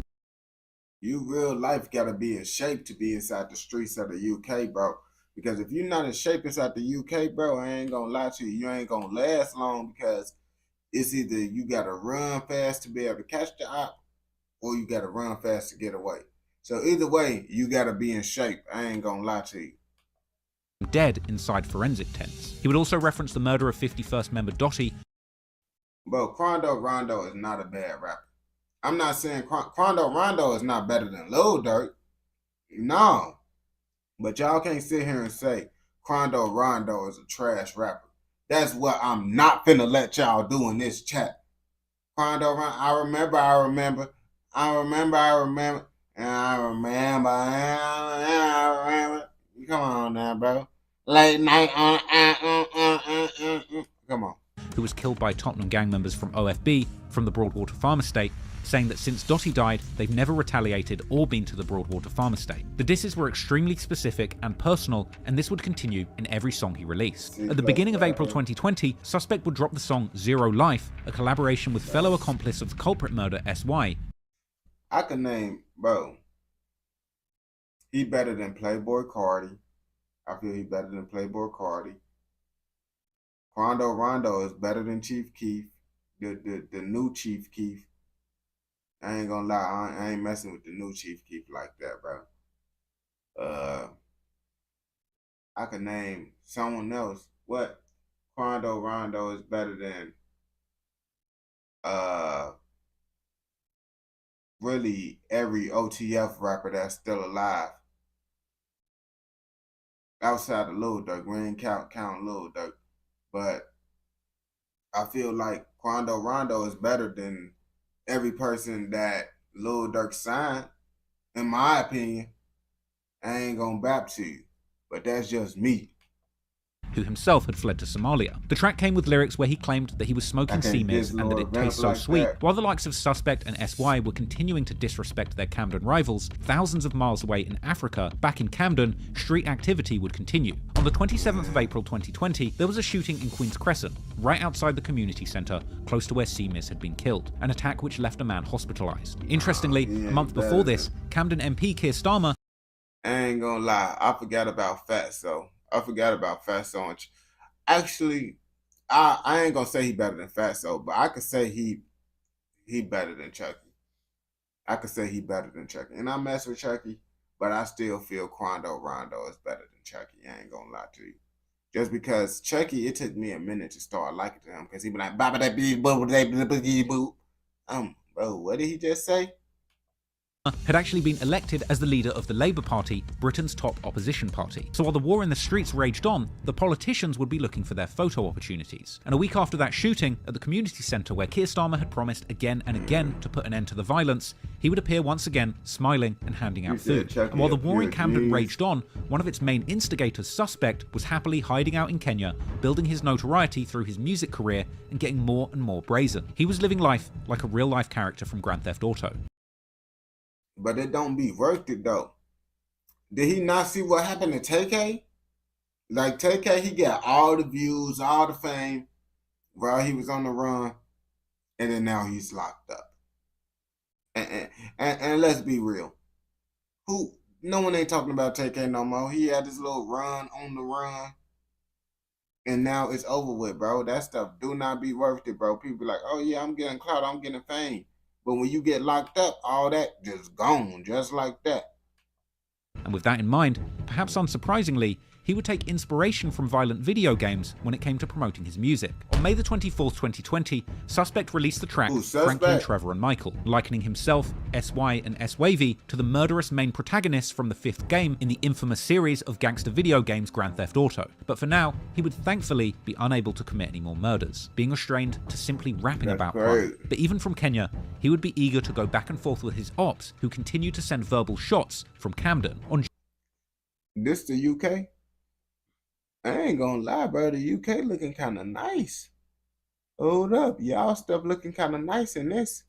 June the 7th, 2020, Action from Peckwater drops a freestyle dissing Active Gang and their dead members. Within a few days later, on June the 12th, 2020, Suspect uploads a freestyle with a mask on in a kitchen, directly responding to Action from Peckwater. Caesar, Miss got packed from Frozen, Pfizer, Coke got packed from Frozen, Caesar, what a mess. Paula cleaner, AG step, roll up, block creeper, what a mess, what a mess. Step through combo, then go press. There's no point of going to peck. When Broski's got that 40, heading the path like shot too naughty. Ay, so many ups on boomy bed, that threats I swear they bored me. Interestingly, Suspect... You see, I'm not fully UK. I'm not fully UK yet because I had to really think to understand what he's saying. You feel me? I haven't had to really think to listen to a UK rapper in a second. That's how I know I ain't completely UK yet. Suspect had seemingly gotten more comfortable showing more of himself online, posting another picture in the same kitchen, holding up 2 fingers, signaling how many people he'd killed. And at this point, he was still yet to face any consequences for these 2 murders he'd allegedly committed. And as the year went on, he would continue to lean into his new identity as a buzzing drill rapper. His next release was the track Test My Temper on June 22nd, 2020. Suspect would also claim to be the reason that his ops are hiding and that even their mothers are frightened, and ending the track saying that they've got plenty of their ops and have the police stressed because they can't find evidence on them. This was a bold statement, essentially taunting the cops who had yet to locate Suspect at this point. Test My Temper was also one of the rare occasions where the song came with a music video. However, because Suspect had fled the UK at this point, he would now have to rely on body doubles to play him in those videos. But anyway, the music video depicted Active Gang as a well-organised and large gang with a lot of members moving militant. And Suspect was by no means the only one trying to get his music career off the ground. The following month, on July 2020, Active Gang members released the song Straight Facts, which featured Broad Day, 2 Smoky, Yevs, and ML. In the second and third verse, Yevs and 2 Smoky appear to refer to C Miz by his nickname, C Murder, saying that they put red rum in a box, i.e. they killed him, and rapping that now he's dead, they're smoking murder and putting him in the air. Despite the ruthless lyrics, it was clear Active Gang members, beyond Suspect, were beginning to develop as rappers. Oh man, I ain't gonna lie to you, bro. You just started a war, bro. You just said London more dangerous than Toronto. How do my UK people feel about this? How do y'all feel about this, my UK brethren? And make a name for themselves in drill music. However, as is often the case, unfortunately a lot of these guys are so deep in the streets, even when it becomes clear that they have a talent for music, it can be hard to leave dangerous habits in the past. And once it was a full year on from the murder of Culprit, the streets of Camden would become extremely deadly, and drill music would provide the soundtrack for yet another violent summer. What y'all gonna say?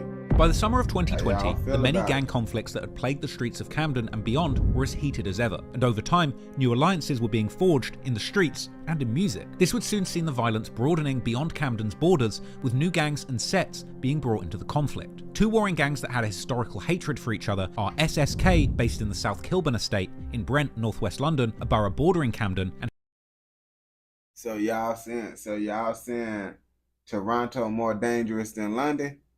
I ain't gonna bap to you. Is this what the chat has decided? This is what the chat decided. Toronto is more dangerous than London. I ain't gonna lie to you, because that's what someone said in the comments. I'm trying to see how y'all feel on it. and HRB, or the Harrow Road Boys, named after Harrow Road, a long stretch of road based in the historic city of Westminster that borders both Camden and Brent. But the gang itself is primarily based around the Mozart estate, which sits in the W9 postcode. This is the estate famously repped by one of the biggest rappers coming out of West London, Fredo. HRB and SSK have historically maintained beef with each other over the span of 3 decades. Wait, oh man, so y'all saying London is worse than Toronto? That's crazy, bro. Alright, so they saying London, my UK brethren saying London is more dangerous than Toronto, bro. I ain't gonna back to you, bro. There's enough history between these two crews to make an entire video, and maybe one day I will. But for now, all you need to know is that these are yet 2 more London neighbourhoods in a perpetual war. And in the summer of 2020, that war would be driven into overdrive when a HRB affiliate by the name of Billy the Kid was shot in the back twice on July the 16th, 2020, losing his life allegedly as a result of a shootout initiated by his own side. Following this incident, the tension between these two warring gangs... I ain't gonna lie, with the whole Billy the Kid situation, I felt like they just need to give it up after that, because it's like, bro, they slid because they lost their homie, and then they end up losing another homie while sliding for their homie, and then the people that end up sliding, that end up living, end up getting locked up because their homie got unalive. Which is that whole situation is crazy. I would have gave it up. I ain't gonna back to you. Went to another level, and behind the scenes, it was rumoured that members of HRB had become friendly with members of Active Gang, with it being suggested that Active Gang may have even had close friendships with Billy, the HRB member who lost his life in that shootout. With that in mind, on the 1-year anniversary of the murder of Culprit, yet another brutal slaying would occur on the streets of London, this time concerning an affiliate of South Kilburn. According to reports, on August the 12th at 12:20 AM, a silver Jaguar XF estate circled the block at Hansel Road, eventually spotting SSK affiliate Gucci, real name Jeffrey Wegby, outside of his house. 2 gunmen jumped out of the vehicle and fired 10 shots. He managed to make it inside, but he'd been shot 4 times in the chest with 2 different guns. Police responded to reports of a shooting at Hansel Road, and when they arrived, they found Gucci in his home with gunshot wounds to the chest and he was pronounced dead at the scene. Alleged affiliates of the South Kilburn street gang will be seen posting next to his grave after the funeral. Gucci was mourned by his community and friends who posted it to social media following the shooting. There also appeared to be a connection between Gucci and another famous drill rapper, Digga D, who also has a bitter grudge against Fredo from HRB, with Digga posting Gucci rapping up on his Snap story and later even shouting him out in the... I ain't gonna lie, Digga D got beef with everyone, bro. Like, Digga D got beef with everyone, bro. He got beef with the top gangster. What's his name? Central C. Yeah, that guy. I remember y'all said he one of the biggest gangsters. The ruthless HRB diss track, Blue Woo 2, which also included numerous lines going at Active Gang and Broad Day Assassin specifically. A prominent member of HRB by the name of Lil Dots would release a collaboration track with Broad Day from Active Gang just a month after the murder, a disrespectful diss song called Roll Up. Roll Up had a bold chorus where Dots rapped that they put people on the news, rapping that Harrow Road and Active Gang kill and stab their ops together, and that they ride with 2 guns, shoot and drive back to the Mozart estate to smoke gooch. With the line about rolling...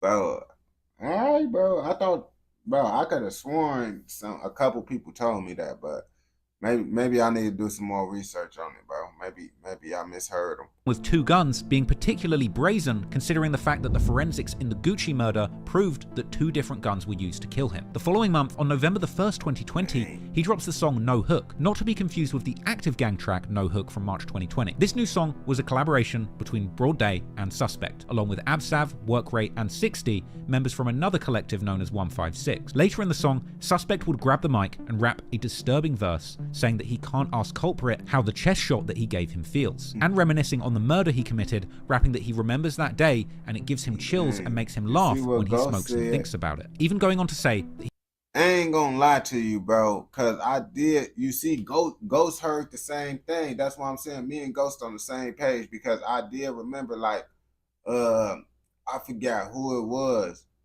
but they said Central C, he was outside on a block, and the only reason why he not on the block is because he rapping and stuff. They said, like, if he didn't become a rapper, like, Central C would have been still out there.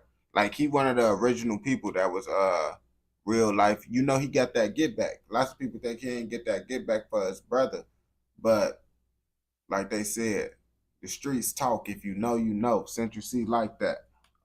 he would do it all again because he loves that feeling. Talking about the dirt you did to your ops is one thing, but the way that Suspect elaborates on the pleasure that murder gives him is truly twisted. Suspect goes on to drop a highly incriminating lyric, rapping that it was at night when culprit got killed and that the cops still want the suspect for that, essentially taunting the Camden police, who at this point, over a year after the murder, had still been unable to capture him. Suspect goes on to reference the other murder he claims responsibility for, insulting his ops and saying that they can't get C Miz or C Murder back and that he's smoking on him. Broad Day's first upload of No Hook. Bro, that's what I was saying, because you remember that one video, bro, that I saw on TikTok, and they said it's Central C, the UK Bloodhound Lil Jeff. And then I watched the video and I be like, I don't know. I think Central C might be a little bit worse than Bloodhound Lil Jeff, but I don't know. That's just what I'm seeing off of what I'm hearing, you feel me? Would clock in 100,000 views in a day, but the original upload would eventually be taken down by the police. Perhaps unsurprisingly, just days after No Hook released, rumours would circulate suggesting that Broad Day had been arrested in connection to the case. However, there was never any public confirmation that an arrest had been made in connection with the murder of Gucci, and during this time, images would circulate seemingly showing Lil Dots and Broad Day Assassin in jail together. But it's unclear when these pictures were taken, or exactly. You see, that's what I'm saying. It's no need to lie, bro. I know everybody heard what I heard, bro. That's what I'm saying. People be trying to act like they don't know about what Central C do in the streets. Like Central C, you see, the thing is, Central C changed his name to Central C because they said the name Cinch, that really hold weight in the streets. So it's like he didn't want to be, you feel me, attached to the street name that really hold weight, you feel me? Exactly what charges they were facing at this time. But while Broad Day was behind bars, even from Kenya, Suspect would begin to reference the murder of Gucci mockingly in his songs, like his appearance on the track Still Active with CB, where Suspect raps that he's smoking on Gucci, an insult that he would repeat again on the 2022 track A-Style. And Suspect wasn't the only one, as S-Wavy also name-dropped Gucci later that year on a leaked track called Savages. However, despite the public disrespect and seemingly open discussion of Gucci's murder on songs, it would seem ultimately that there was no evidence connecting something look off about bro. I don't know what. I think it might be this eye right here. I don't know. Broad day to the murder of Gucci, and he could very well be completely innocent and just inferring a connection to the crime to further his rap career. And the following year, in August 2021, Broad Day would seemingly be fresh out of jail, beating whatever charges he was facing, and appearing in a celebratory social media post on Suspect's Snapchat story, where Suspect told Broad Day Assassin to do up his laces, as well as appearing on an Instagram live with fellow active gang members T-Scam and Suspect celebrating his release. Eventually, we would see Broad Day, T-Scam, and Suspect all attempting to join together on a three-way Instagram live, with Suspect's internet struggling, prompting comments saying he's got that Kenyan connection. This would be followed by social media footage appearing to show Broad Day in the jewelers treating himself to a welcome home gift, an iced out AP watch. And Broad Day would go on to release numerous songs. And by February 2022, the BBC News reported that despite the offer of £20,000 for any information on the case, Gucci's murder remained unsolved and the killers were still on the streets. Perhaps we'll never know who was truly responsible for this brazen assassination, but what is clear is that Active Gang and its members were eager to use their music to paint a picture of themselves as being responsible for all the deadly acts going on around them. And unfortunately, after a violent summer in 2020, with the police once again stumped and unable to stop the street revenge from playing out, soon Active Gang's rival would make a move in an effort to avenge the loss of culprit the year before. Get back of corporate. I said corporate, culprit.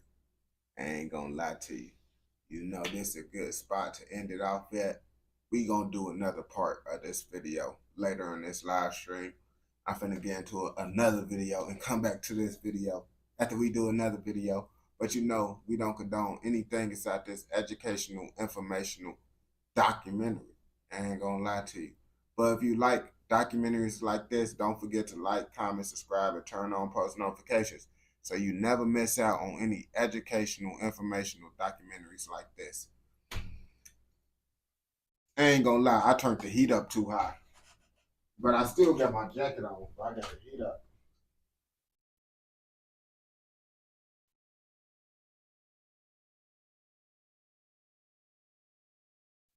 Yeah, bro. I had to pin that comment up because it's like real deal, bro. My boy was speaking real facts. And when you speaking facts, I gotta pin the comment, bro. I ain't gonna lie to you. Like when you speak facts, I gotta pin the comment. I ain't gonna lie to you. So everybody can acknowledge the truth. I ain't gonna lie to you. Because people try to play with my boy Central C. Like folks haven't put in work in the streets, bro. Like Central C haven't put in no work in the streets. Like man, that be blowing me like Central C wasn't catching hats. I ain't gonna back to you, bro. So that's why we gotta leave this comment up. So anyone that's inside the UK, bro, you know what's going on, bro. When we watching these any UK video we watch it, y'all gotta see that comment while we watching these UK videos, bro. So y'all can know what's going on, gang. So no matter who we watching, just know ain't nobody more savage than this guy that's pent up to the comments. Central C.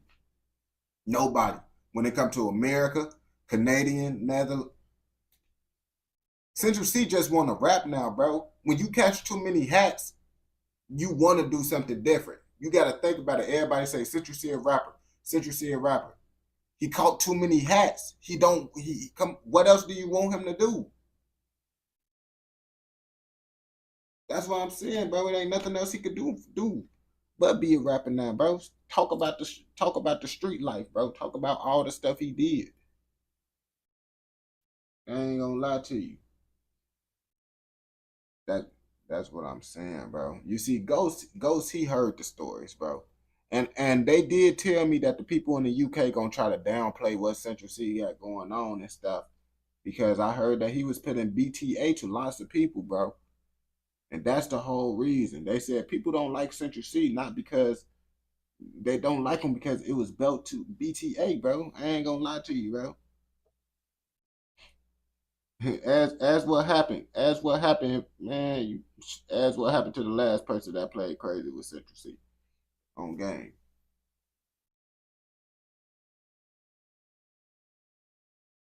I ain't gonna lie to you, bro. Central C want Digga D to get out of jail. He want him to get out of jail. I ain't gonna lie to you. Cause Central C, he love when his ops get out of jail, bro. Cause it's like he said it's born. He said it's born. All his ops scary. And the ops that's not scary locked up. So Central C just like he want him to come out so it could get fun again. That's why he real life haven't been on that hot head stuff because his favorite op is literally in jail. I ain't gonna back to you, bro. That's what y'all gotta realize, bro.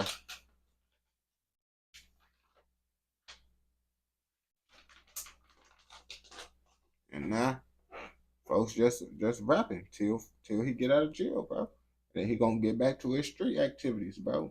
Mark my words, bro. Mark my words. Central C will get back to these street activities, bro. Okay. Don't think he ever stopped.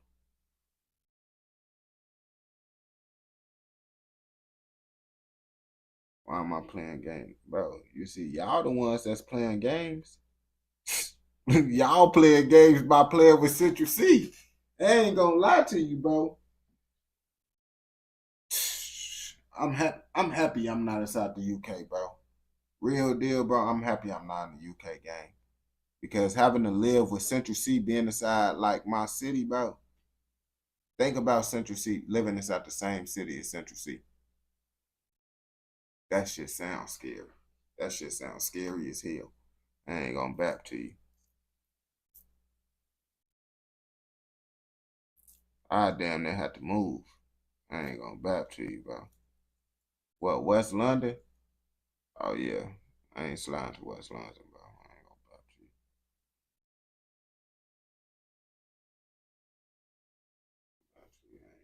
I ain't doing that, bro.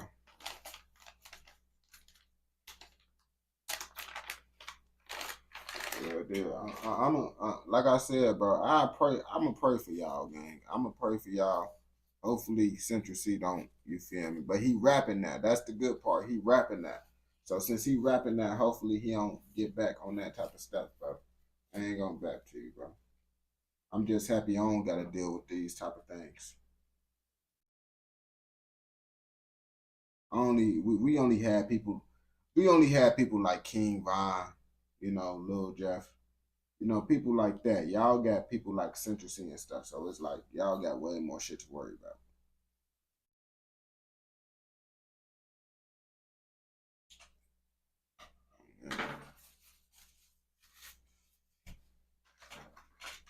I damn near got to smoke a blunt after thinking about all the street shit Central C did. I ain't gonna lie to you, that shit damn near.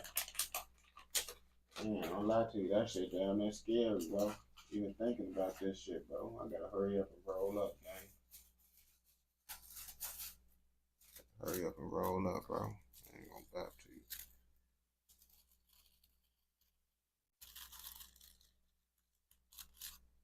You talking about y'all lucky for real. You Americans be careful, man. Hey, bro. Hey. All right, bro. Y'all steady downplaying folks now. And watch it, bro. When Central C drop a song with Chucky, bro. When Central C drop a song with Chucky Wackham and Central C show y'all that street stuff, Central C not even trying to rap about that stuff he really did in the streets. That's what y'all don't know. Everybody thinks Central C, yeah. Central C would be in jail right now if y'all knew what if y'all knew what Central C did, bro. He would be in jail. Y'all wouldn't never look at him the same. That's why I'm trying to tell y'all, bro. It's a lot y'all gotta learn before y'all speak on Brody. That's why I be trying to tell y'all, bro. Okay. A lot to learn inside this world. Alright. Alright, now when Chucky dropped that song with Central C, bro, you gonna be like, dang, how he know? Like I said, when that Chucky and Central C dropped, that's all I'm gonna say. Why you think Chucky was inside why you think Central C was inside Chucky music video? It's not a coincidence, bro. That wasn't no coincidence, brother. I ain't gonna back to you.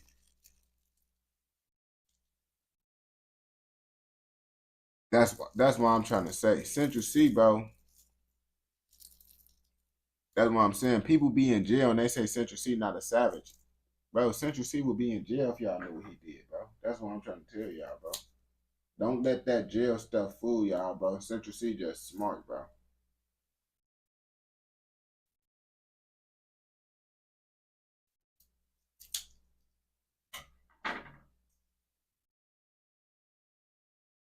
Shit. I ain't gonna lie to you, bro. Hey, and bro, real deal, bro. Real deal. Do your research. I'm finna get my superpower.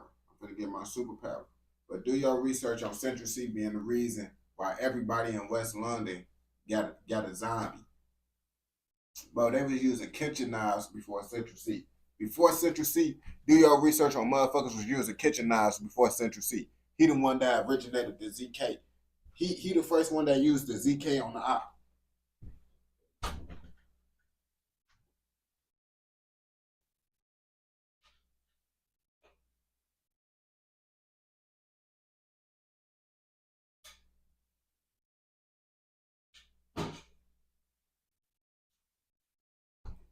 Yeah, deal, bro.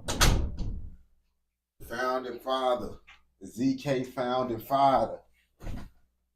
Big C's for Central C on game.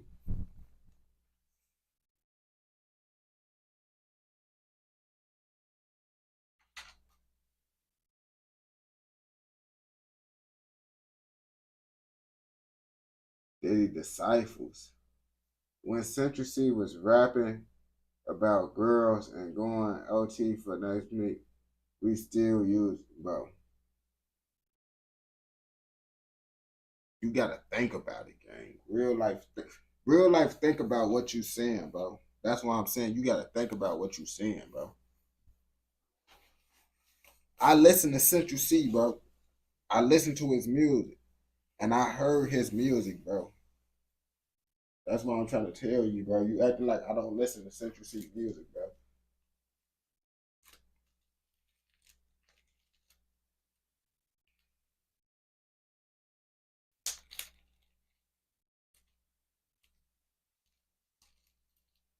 Then in life, let me see if you really rap. Ha ha ha.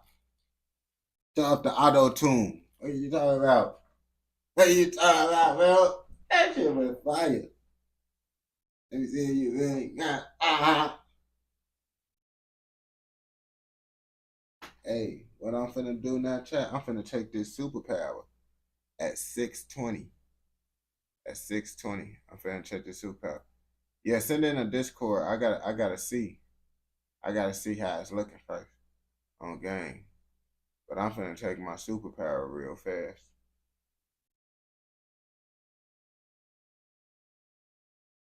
The power of superpowers, bro.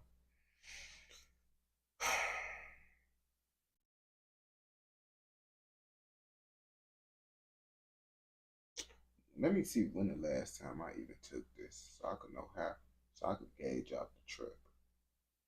Okay, I took this. Let's see so we can gauge it out. We took that. Okay, that was 3 days ago. 3 days ago. My tolerance still probably. I don't care. I'm gonna do this because I'm using this because I need to stay up. I'm not doing this so I can be overly fried. But if I end up being overly fried, bro, I'm gonna be surprised, bro. Because one time I did this and I was fried, bro. And I be like, bro, I was not expected to be fried. Oh. I was not expecting to be fried, bro. And I was fried. I ain't gonna lie to you. Hell yeah. You already know.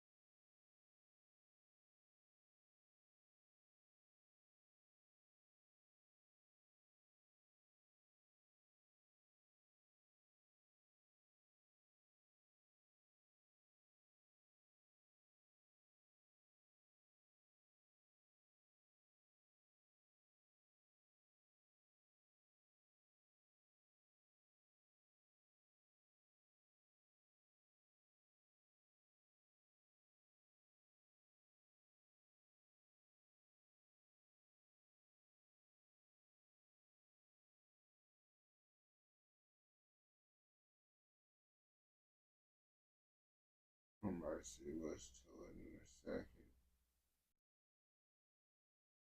Yeah, but this is what I mean by finding a niche though. You see how every creator that I'm watching, they all got like kind of a niche. Every creator got like a niche type thing. Even though I'm gonna do it, I'm gonna have to make a different. I feel like making a different page for all the stuff because I ain't gonna lie to you. Everybody that really got their stuff, everybody kind of got a niche. And then they try to do different stuff, but lots of different stuff don't really work. But I feel like I'm just going to make a different page for that stuff to work. But yeah, nah, I'm going to do that stuff out. But I think the niche for this page, bro, is going to be like, I'm probably going to have an American page, specifically for American content. Because this page is cooked, bro, with American content. I mean, if I get my name up bigger, because when I watched the I Show Speed documentary, his stuff started to grow once he got up and built his name up. As of right now, bro, that American shit, boy, that shit do not get views on my page. At all, bro. That shit be like, damn, bro.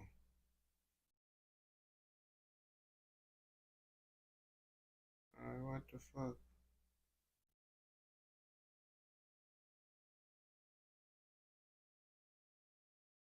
You okay?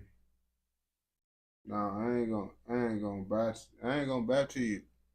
Really, the different country stuff that be getting up, but I feel the main reason though that the stuff go up on the different stuff is because everybody like kind of doing like American gang reactions. So it's kind of like lots of people kind of got like their own little thing that they like. You feel me? People don't really go out their way. They find their little guy that they do it with, and they stick with it. Yeah, I'll be like, shit. But I feel that's why the American content don't be going up for real, just because it's so many people trying to be a reaction creator, and they first thing, most American first mind is to go to American content. Cause that was my first mindset, was to go to American content. But then I've been like, that probably ain't gonna be my way to go up, bro. But it is.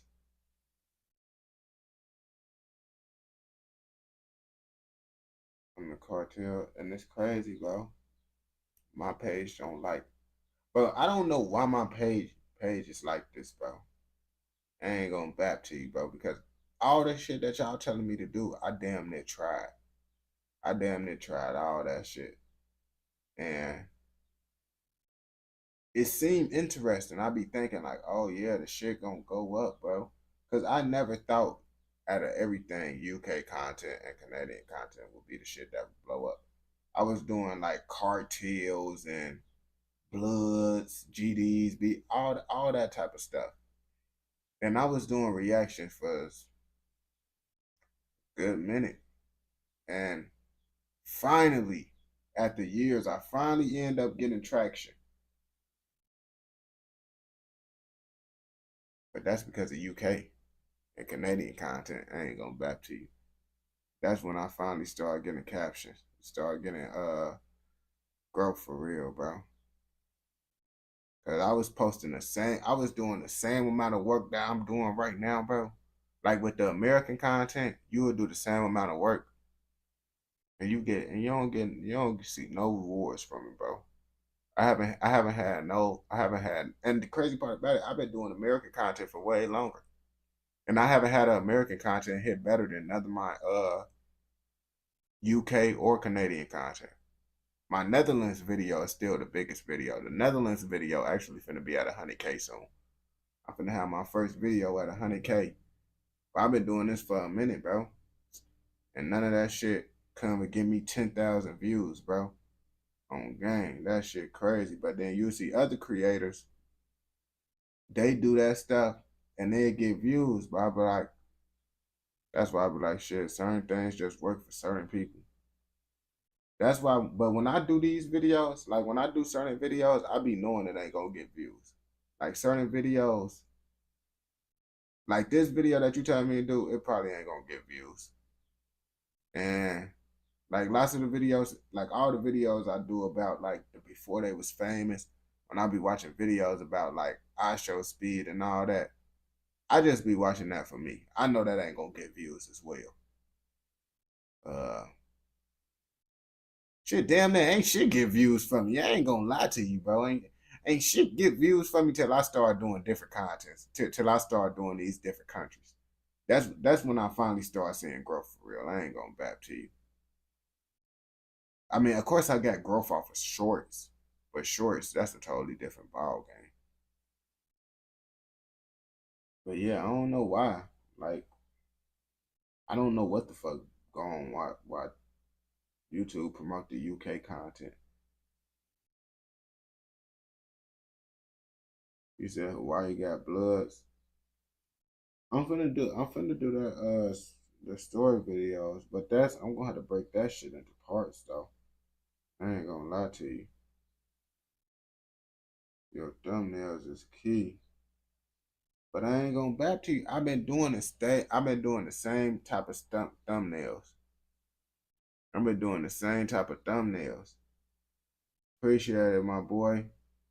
And that shit just didn't work. Except for Chicago. Chicago, it'll work sometimes. Appreciate it, my boy.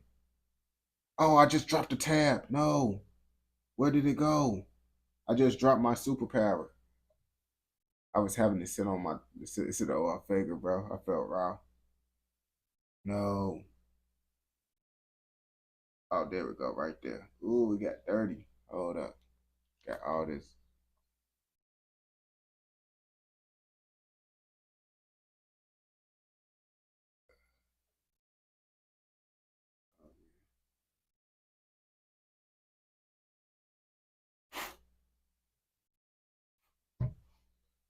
Time to take this superpower now. And y'all finna see my mood literally change. Me, even though I seem like I got energy right now still, Brandon Buckingham, do he blur out the guns and all that? That's the real question. Do he blur out the guns and all that from the Brandon Buckingham shit? Even though I did his videos before.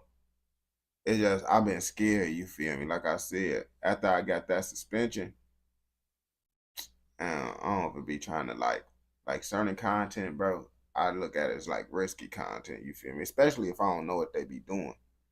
Cause it's like how I look at it now, if it's not UK or Canadian content, I feel like the risk don't even be worth it for real in a way. Because it's like the shit 9 times out of 10 ain't gonna get views for real.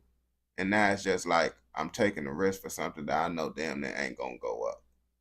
And that be the whole thing with that too. I ain't gonna bap to you. Like I'll be like, oh yeah, it'd be risky. And then I know it ain't gonna go up. You feel me? And it's not to like just say, oh yeah, it's just not gonna get views, but this YouTube shit ain't just about luck, bro. You gotta know what's working and what's not, bro. It ain't about no luckiness, bro. It's about you knowing what the fuck what's working and what's not, bro. That's really how I got up with TikTok. And then once y'all gotta understand, once I got up with TikTok, I was able to start doing different things. When I first started TikTok, I wouldn't never have been able to make a documentary about Donald Trump and get 100,000 views. I wouldn't have never been able to done that shit.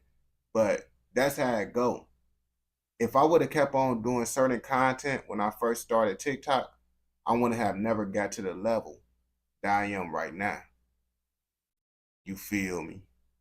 And I forgot that. I forgot how I grew until I started watching these documentaries. And then I've been like, you gotta do what the people want until you get to a level to where you could be able to branch out and do different things. I ain't gonna lie to you. That's what be crazy. But I didn't expect this, bro. Everybody think, yeah, with the UK content, bro. I honestly just fell in love with UK content over time. Cause I didn't like it because I couldn't understand it. But after a while, bro, you know the first I made my first 1,500 from YouTube. My first $1,500 check. And you know my first $1,500 was from straight UK and Canadian content. That's the only reason why I got $1,500. And like I said, I'm trying to make a living from YouTube now. And I'll be like, all this other content really just wasting my time, bro. It's not a waste of time because I'm having fun with it. But now I'm inside a position to where I really got to make some money and grow so I could be able to actually focus on my career. Because money is the key. I ain't going to back to you.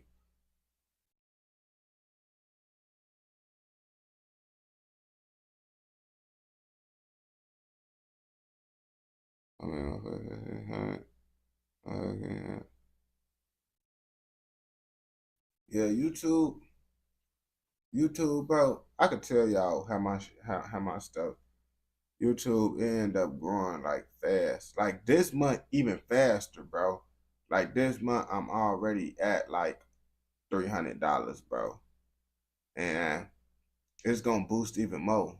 The only reason why my stuff ain't boost more is because I haven't been doing UK content. I ain't gonna back to you. But if I would have been doing UK content, I feel like I would have been up higher. That's the whole thing because I'm just looking at my analytics. When I look at my analytics, it's like everything end up doing good. But like you feel me? Like Toronto's second up.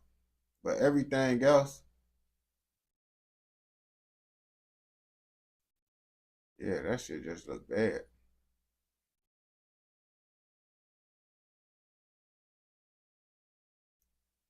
That's the whole thing.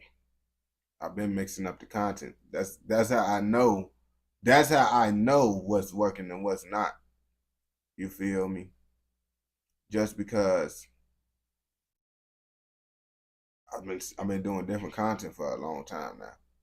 And I've been seeing, like I'm literally looking at my page and seeing like what's growing and what's literally just not getting no views at all type shit. Like literally. I'm looking at it right now. Everything outside of Toronto, outside of different country stuff, is not getting views, bro. Unless it's like a real trending thing. Like I get that say so P thing at the right time. So that's what made it go up. Yeah. I tried vlogging. I even did a vlog with NLE Chopper, bro. I did a vlog with NLE Chopper, bro. That shit didn't go up. Bro, I didn't start seeing, bro. When I tell you I did everything from videos with rappers to asking people questions. I did everything, bro. And the only thing that's working is really what I'm doing on TikTok. What I'm doing on TikTok is what's working. And then I finally found the way on YouTube. Literally, I just now found the way on YouTube. I ain't gonna lie to you. It's not about no numbers. It's about you gotta understand it's not about the numbers. It's about, okay. So say for example, bro, I could put it like this. You like playing football, right? You like playing football. But you more better and you getting more scholarships for playing a receiver instead of a quarterback. Either way, you love football. But as a receiver, you getting more potential to get a higher you get drafted. I mean not drafted. You get a better scholarship playing a receiver. You feel me? It's basically one of these situations. I come in doing content and then you end up seeing what position is best for you while doing it. It's not like you changing it, you feel me? Because you got to understand, do your research on lots of NFL players end up changing their position because if they didn't change their position, they wouldn't have made it to the NFL. They wouldn't have made it to the NFL. And you see, I do lots of documentaries and stuff, you feel me? My whole thing on how to get successful is off of, it's not, I ain't get all this off of just, you feel me, luck. I did research. I study on what really could help go up and get views, you feel me? And it's like, what's the fun to me is doing research. That's what's fun to me, doing the research. I ain't gonna lie to you. Because people say, do like different content and stuff, but y'all gotta understand, bro. The content that I like to watch is anime content and the infographic show. None of y'all don't want to watch the infographic show. None of y'all don't want to watch anime content. So y'all tell me to switch it up, but y'all don't even know. Real deal, I'm already doing content, you feel me? That's not really what's, you feel me? Anime content, that's a little bit different just because it's like, with the reactions, they copyright strike people a lot. And you gotta kind of like know the workarounds around it and all that stuff. And lots of people too, little do y'all know, lots of people I got approval to do my reactions for. Like, all the people I do, I got approval for. You feel me? Like Skyboy, UK Drill Plug, DJU. Lots of them, I text them, follow them.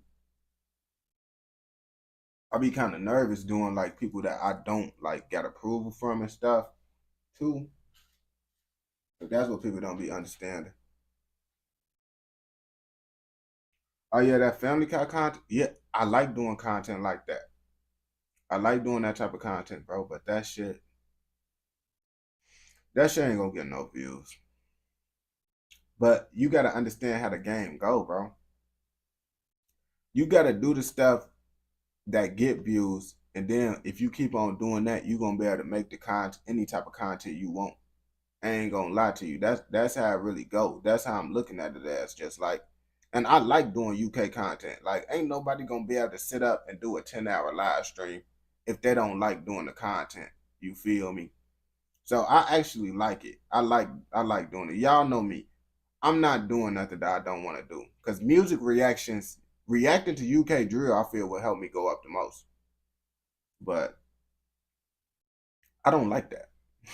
I don't like that. But I love UK content though. I love learning about the new countries and stuff. Because it's like I mixed in what I like to do with what's going to get viral. I like to learn about different countries and all that. But I be learning about the World War II history stuff. Now I'm just learning about the history behind the drill stuff. And that's getting me views.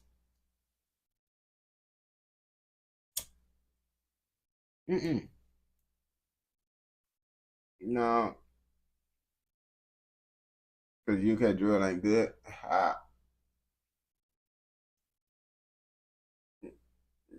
You got this shit. UK drill, I ain't gonna back to you. I'm starting to get used to it over time.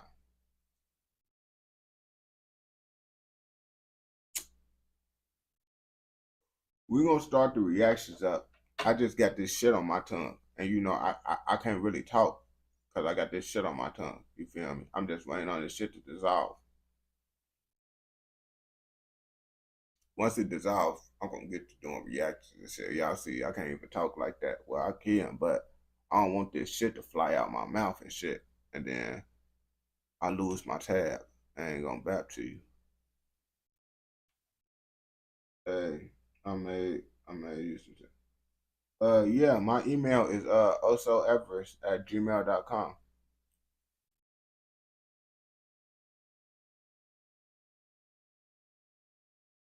Yeah, that's why I was telling people, UK drill, if you don't understand that shit, that's the whole thing with the UK drill. Like, I couldn't understand it at first, but now I'm starting to understand it a little bit more. So it's like, all right, appreciate it, my boy. Much love. Everybody chill. Chill. Now, but I was saying, damn, I'm waiting for this tab to go down. My fault. My fault, chat. Y'all know this should be taking a little second to dissolve, but this shit is what's gonna keep me up. I ain't gonna bap to you.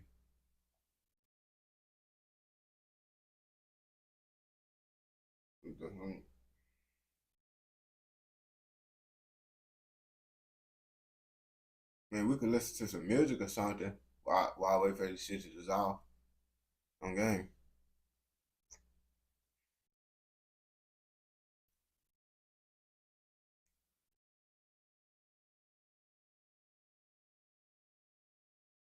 Man, I don't know how many times I took a trip on live. Chat, I think I damn near took like 5 trips on live with y'all now. 5 trips on live.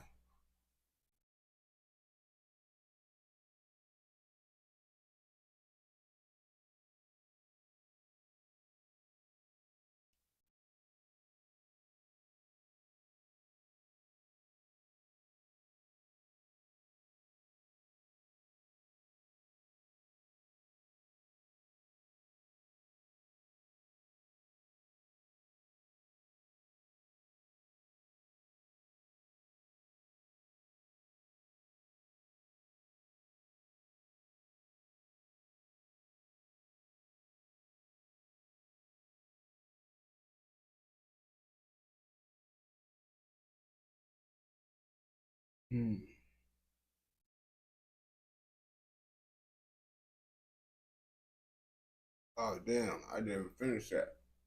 That's crazy. I'll check it out. Again, the trap blue raw. You already know. You said flow about more.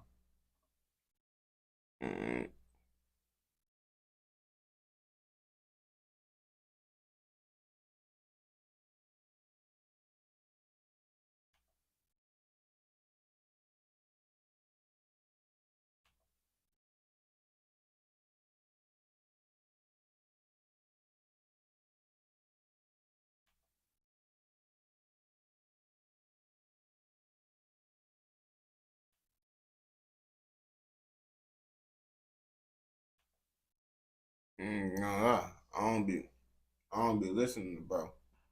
I ain't gonna back to you. So I don't even know how you coming for real. I ain't gonna back. It's just new visuals or no visuals, you hear me? And I ain't not sleeping now. The dark is too hard to beat. And I'm not keeping now the strength I need to push. Man, ain't no sleep. And I ain't not sleeping now. The dark is too hard to beat. And I'm not keeping now. Man, ain't no sleep. I was in the passenger seat, big tray out, dog in the beat, put his ass with the T. Ain't see a soul inside, so we out with the horse for tonight that we got in the speed. Blood had to drop up, my fuse up in the fucking his house, gonna crash in the tree. Go. Trying to catch me a beat. Stop going like that shit up. Police but into it with me. Been talking nothing but heat ever since a nigga dropped 4 deep, I've been blessed in the streets. Hit it with a fat 6 or a 762 AP, we gon' put him to sleep, don't creep. Cause that's how you meet in the seat. He was left the away, got his motherfucking head in the street. Wanna show like a kid, but can't name what he did here, bitch, so I'm tapping his back. I about the sky with a 300 black, heard a 555, then the head get a crack. New York riding it like I just sent me a deal, so you already know I'm a black. I said, look, you already know I'm a black. Dumb, dollar boy ain't coming back. Slump, turn this dumb ass to a pack. Gump, had his fat ass running laps. I'm up in traffic with 2X and clap. Niggas don't really want static, it's beef, let them have a hop out and I'm tapping his cap. Dumb ass brands on the side, 30 days on the band, how the fuck was I taking the scrap? Dumb, dollar boy ain't coming back. Slump, turn this dumb ass to a pack. Gump, had his fat ass running laps. I'm up in traffic with 2X and clap. Niggas don't really want static, it's beef, let them have a hop out and I'm tapping his cap. Dumb ass brands on the side, 30 days on the band, how the fuck was I taking the scrap? Man, ain't no sleep. I was in the passenger seat, big tray out, dog with a beat, put his ass with a T. Ain't see a soul inside, so we out with the horse for tonight that we got in the speed. Blood had to Yeah. I ain't gonna cap. Yeah, how he rapping. Yeah, that's that Chucky style. And I ain't gonna lie to you. I just now starting to mess with Chucky. I didn't mess with Chucky. I ain't gonna back to you. And then over time I started messing with folks. I ain't gonna back to you.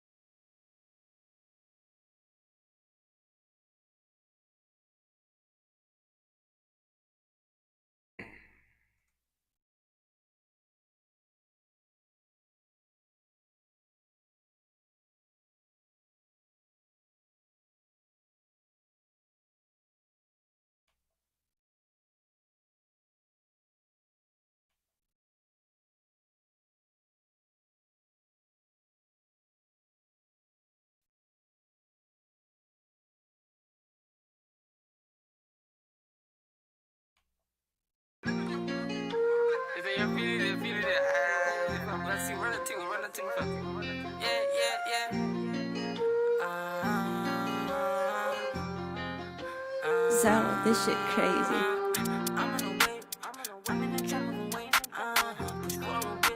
Shorty controlling my blip, and drilling that eight. Broski do by six, foot on my plate. I see foreign records, baby. I'm on the way, I'm in the trap moving weight, push foreign whips. Shorty controlling my blip, and drilling that eight. Broski do by six, hella foot on my plate. I hear a lip for the break of the day, when the sun goes down, things go bow. Creep up on, don't make no sound. Try swim but drown, make it better sit out. OT straight up, pick that pounce. They boost me aloud, I'm walking on clouds. She sent me the addy, I'm sliding around. Yeah, she sent me the addy, I'm sliding around. I'm on the way to a meal, yeah. She wanna fuck the real, yeah. This pack just came with a sale. I'm in OT and I'm slanging them deals, yeah. Violin, we gon' ride it today. Just sticks, no stones, you know we play. Rolling with lines, I'm rolling with braids. Gone off this Henny, yeah, I'm on the wave, yeah. Run up bands, run up checks. Niggas try copy but ain't got the pace. I'm in a band, I'm gonna move weeks. Fucking this body like damn, she a freak. They dripping down from my head to my feet. Niggas know about me, put the trap on fleek. This line don't stop, can't get no sleep. Rapping OTC, but the gang with me. Hold up, yeah, wait up, yeah. I run the bands, so the feeling is great. Plug you in time, you ain't never. You said YB in the mirror? YB in the mirror is trash.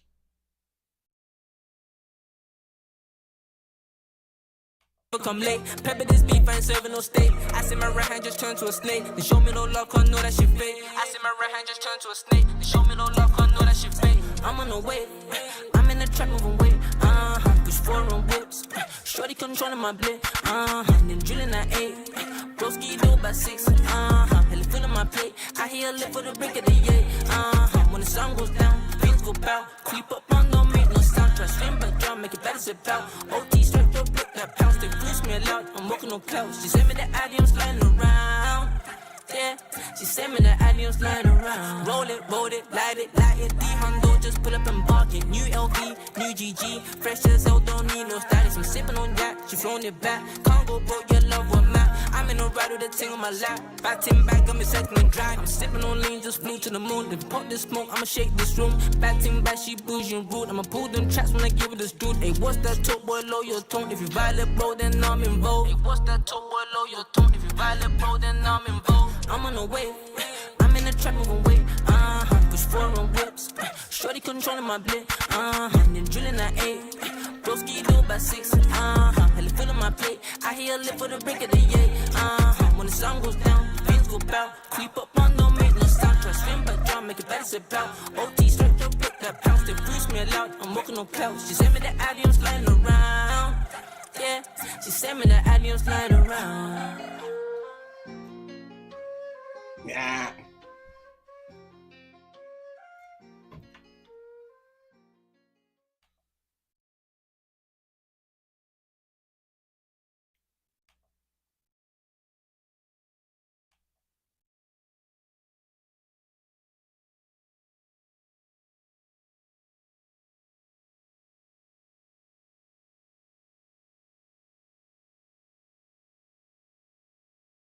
Hmm.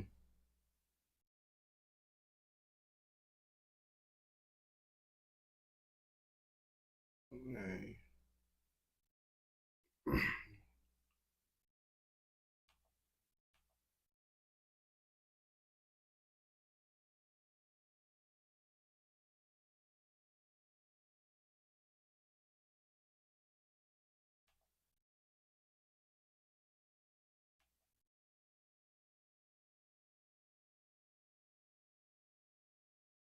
You said no, huh? Nah, I didn't say that.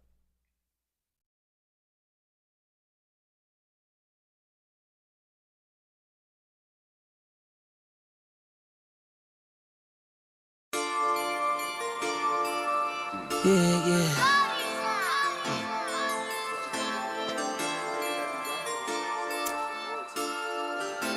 Gang, gang, yeah. Shut the fuck up, man. I got my nigga shooting in this bitch, man. I'm just gonna cap. You know how they got me. Get back home. We in the hidden hills, we ain't hiding though, man. We sliding, you know what I mean? Love, gang. Hey. I came from trapping in vacant houses, failure ain't no option. I ride with the stick just like Harry Potter, making a brick out of powder.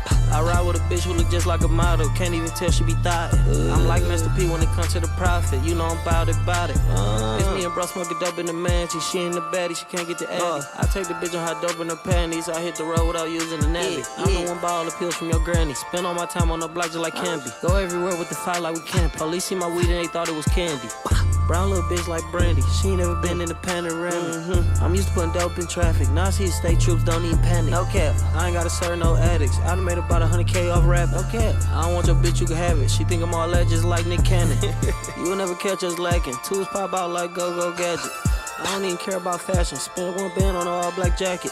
Y'all niggas moving backwards. How you wanna be if you ain't got no cabbage? Your bitch ain't got no manners. She just put her hand on my dick without asking. I came from trapping in vacant houses. Failure ain't no option. What? I ride with the stick just like Harry Potter, making a brick out of powder. What? This bitch that I'm with, she look just like a model. Can't even tell she be thought. No, I'm like Master P when it comes to the profit. You know I'm bout it. Yeah, came from trapping in vacant houses. Failure ain't no option. What? I ride with the stick just like Harry Potter, making a brick out of powder. What? This bitch that I'm with, she look just like a model. Can't even tell she be thought. No, I'm like Master P when it comes to the profit. You know I'm bout it. Yeah.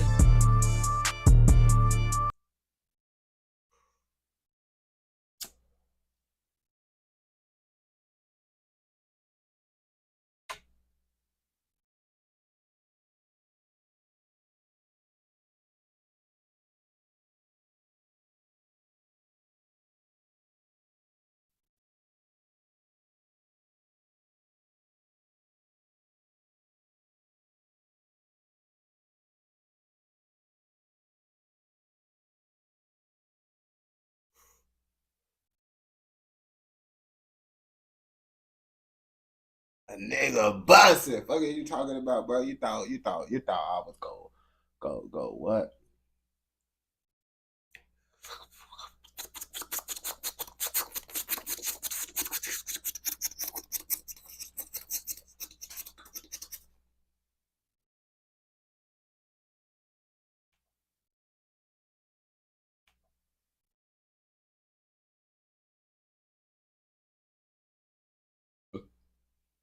Oh yeah. I ain't get jiggy with that.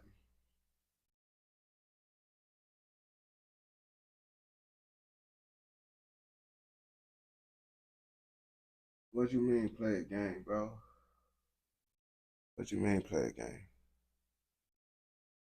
I ain't gonna back to you, bro.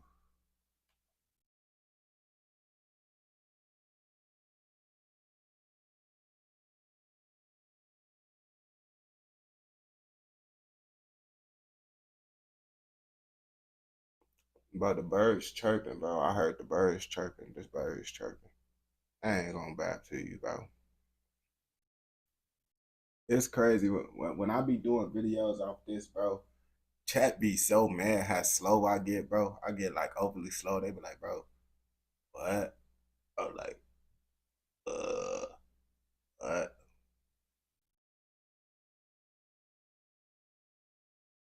That fuck with the B song. Yeah, it was decent, but I ain't gonna lie. bro. I'm trying to figure out, bro. Why is my who listening to my songs in Sweden, bro? You know, I got a notification that my songs from 2020 is starting to go up in Sweden. I'm like, why did it get 400 streams in a month and I haven't promoted it, did nothing? What is going on? Why is people going to listen to my old music? I need to remove all that shit. What the fuck? And remove lots of that shit.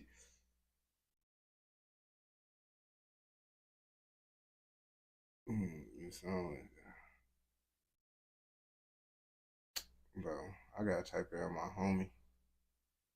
Cause he dropped the album, bro. I just told him I'd hop up on it. Doing a much spot, man. I made lots. Now, listen. Now, I made lots of my music off my phone. Let's start there. I made lots of my music off my phone. So, yeah. So let's start there, bro. Before y'all even judge, bro. I am not a rapper. I don't even want to be a rapper, bro. I just was doing this, bro, when I was young in high school, bro. You know, high school, everybody try to rap in high school. I ain't gonna lie to you. Let's be real now.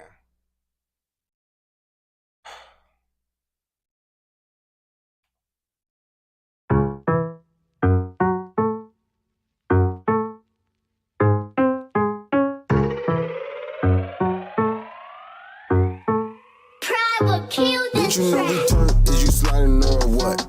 Yeah, we off that dirty, you could call it mud. Ayy, yeah, we pour it up, pint by pint, real syrup. And we got that sticky, icky, green, that flare up. Ayy, yeah, we got our pipes, yeah, we got our blicks. Pussy niggas speaking on me, yeah, he just might get hit. Yeah, you know we got 30 in this bitch, not curry, bitch. But you know we shooting back to back, yeah, we killers, bitch. Ayy, cha-cha-cha, do my dance all up in that bitch. Cha-cha-cha, mushy gushy in her pussy, yeah, I hit that bitch. Cha-cha-cha, yeah, we pass that hoe to the gang, I hit that bitch. Cha-cha-cha, yeah, these high school thoughts, bops, yeah, they in the streets. Ay, yeah, they in the streets, they going, yeah, don't wipe that bitch. Ay, but you know I'm turned up off that Molly and shit. Ay, yeah, I'm feeling like being there, I'm with the shits. Ay, yeah, I got that Glock Ruger and no Max and shit. Ay, which one you want, little nigga, we packing shit. Ay, got this Glock, blow you down, yeah, blow you quick. Ay, and I got this AK automatics throwing shit. Ay, and you know we killing shit like the army, bitch. Ay, I ain't never need no pipe in my fucking life. But you know I got these hands and they take a life.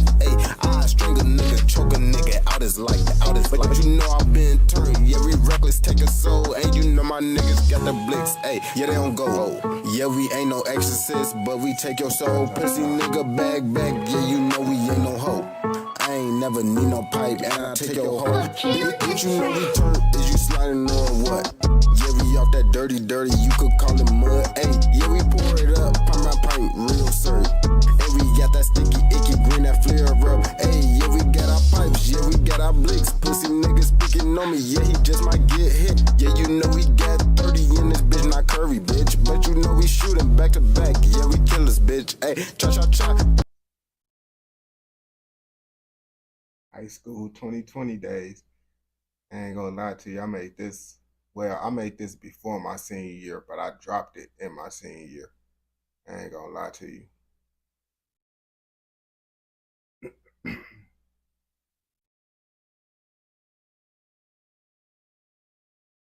I may see what's to it after I check out some NBA YoungBoy to my blunt.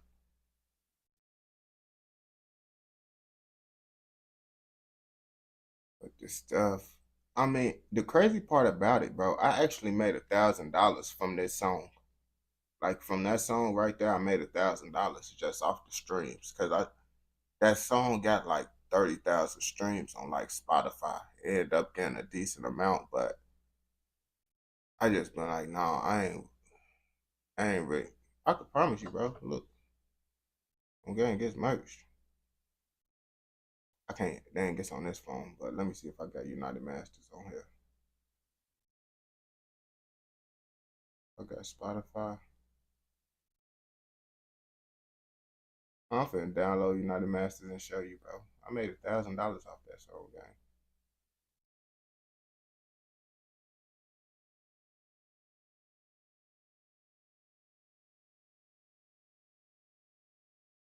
United Masters.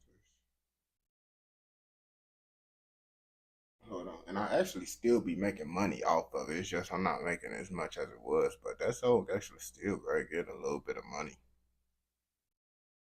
Like I literally just got $20 off that song. Last month. No. Oh yeah. Alright.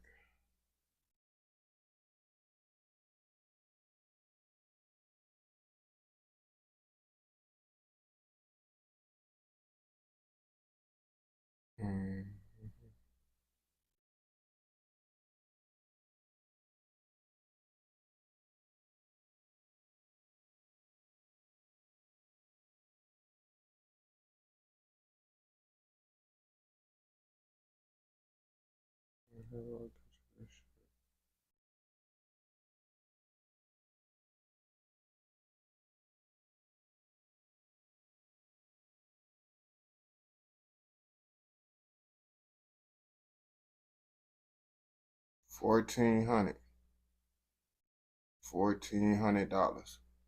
These from streams, bro. These all from streams, bro. 1,400 total earnings. But I made that 1,400 from really one song though. I ain't gonna bap to you.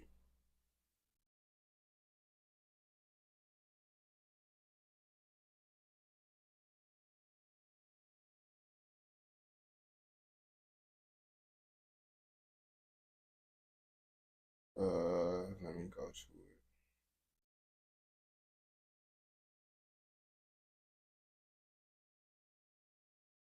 Oh dang. It's almost at 100K now. That song Slime, what is that? 81,300. The last time I checked the song, like I said, it was like at like 40,000. But it been going up. It started like getting a little bit of boost or whatever. I be like, I don't know why it's really starting to go up, but yeah.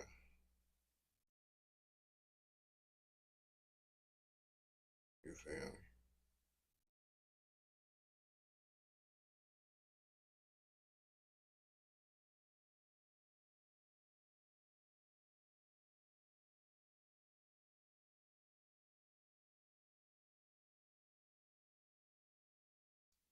Yeah, I mean, can you make beats? Nah, I don't know how to make beats. I ain't gonna bap to you. Yeah, but I actually monetize everything I do. Lots of people don't think it, but I monetize everything I do. Like I made money off of really everything. I just felt like this what I wanted to do though. I ain't gonna bap to you.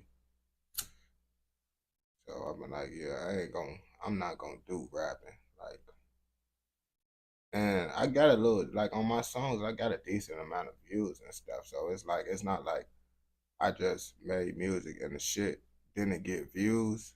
I got views, but I just felt like I wasn't a rapper type shit.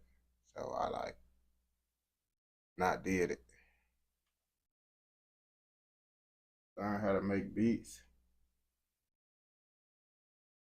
Yeah, damn, I might try to do that.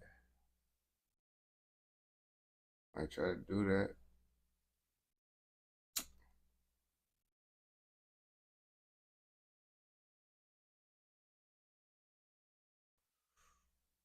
Bro, y'all know the song I listen to every time I get done doing a long live stream, bro. When I do a long live stream, I always listen to this song right here. Because I felt like content, I mean like content was the thing, bro. Like, and I made all those songs I made was through my phone. It didn't sound that bad through the phone, did it? It didn't sound that bad through the phone. I ain't gonna back to you.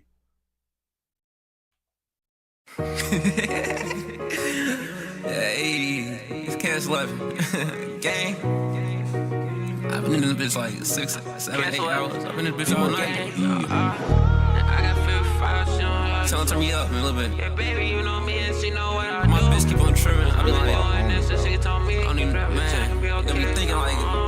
In Hollywood next to the stars, she say I'm flying like a bird. Bro, bent the block, he drifting count too. Was glad he hit the curb. Since I got clout, they think that I can hold this shit, getting on my nerves. Speak on my name and they like, what's the word? Don't give for what you heard. I got some niggas that came out the mud and some came out the dirt. I got a bad, slim, thick bitch that's down to put in work. Bro, this guy him a new glizzy. Ain't no shawty, that bitch twerk. Blowing kiss, they say I'm tripping when I say that bitch a flirt. Finna cash out on the SRT, I got that payroll. If a nigga run up on me, yeah, you know we bound to blow, bound to blast. Hit a nigga up, send him to the sky. Put that nigga on the news, he talking like he big and bad. Yeah, you know my niggas with the shit, you know we flipping shit. Have my niggas run up and you know they rearranging shit. Have his ass leaking on the curve, ain't no extra shit, we extra bitch. Yeah, you know we turned up, yeah, we savage bitch. Pop a perk, pop a X, yeah, I guess I'm geeking bitch. And it gave me frog guys, feeling like I could leave his shit. Nigga, you a bitch, and you know I really see that shit. All that woofing on the net, and you still seen as a bitch. Niggas talking, they be acting like they bout it. That nigga toughy, froggy jumper, bitch, I doubt it. Her pussy dookie, acting bougie, she got mileage. Said I got clout when I pop out, I need my style. In Hollywood next to the stars, she say I'm flying like a bird. Bro, bent the block, he drifting count too. Was glad he hit the curb. Since I got clout, they think that I can hold this shit, getting on my nerves. Speak on my name and they like, what's the word? Don't give for what you heard. I got some niggas that came out the mud and some came out the dirt. I got a bad, slim, thick bitch that's down to put in work. Bro, this guy him a new glizzy. Ain't no shawty, that bitch twerk. Blowing kiss, they say I'm tripping when I say that bitch a flirt. Yeah, but nah, this what we was doing in high school. I ain't gonna lie to you. But we got all our beats off of YouTube, bro. I ain't gonna lie to you. And then we just posted them. We probably will get sued if it do go viral, but yeah, you know how that be. Oh, I made this song too, bro. This is crazy. I didn't know I did. This is a feature with someone else, bro. I don't. It's two people on this. Play that shit on TNT.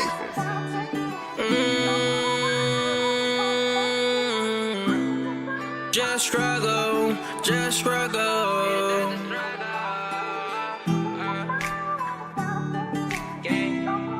This cat's left. This someone else. This not me. It's like two people on this song. Ain't have my daddy in my household, it's just a struggle. Mama tryna pay the bills and cook a hot meal. I jump too deep up in the streets, you don't know how I feel. Ain't have my daddy in my household, it's just a struggle. Mama tryna pay the bills. This is not my song at all. They just asked me to hop on the song. Just letting you know.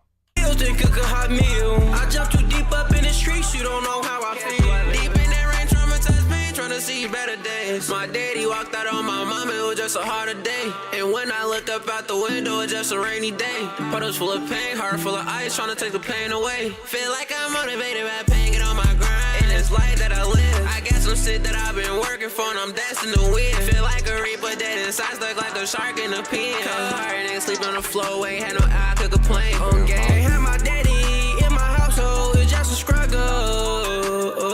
Mama tryna pay the bills and cook a hot meal. I jump too deep up in the streets, you don't know how I feel. And they went to the studio. I recorded my verse off the phone. Mama tryna pay the bills and cook a hot meal. I jump too deep up in the streets, you don't know how I feel.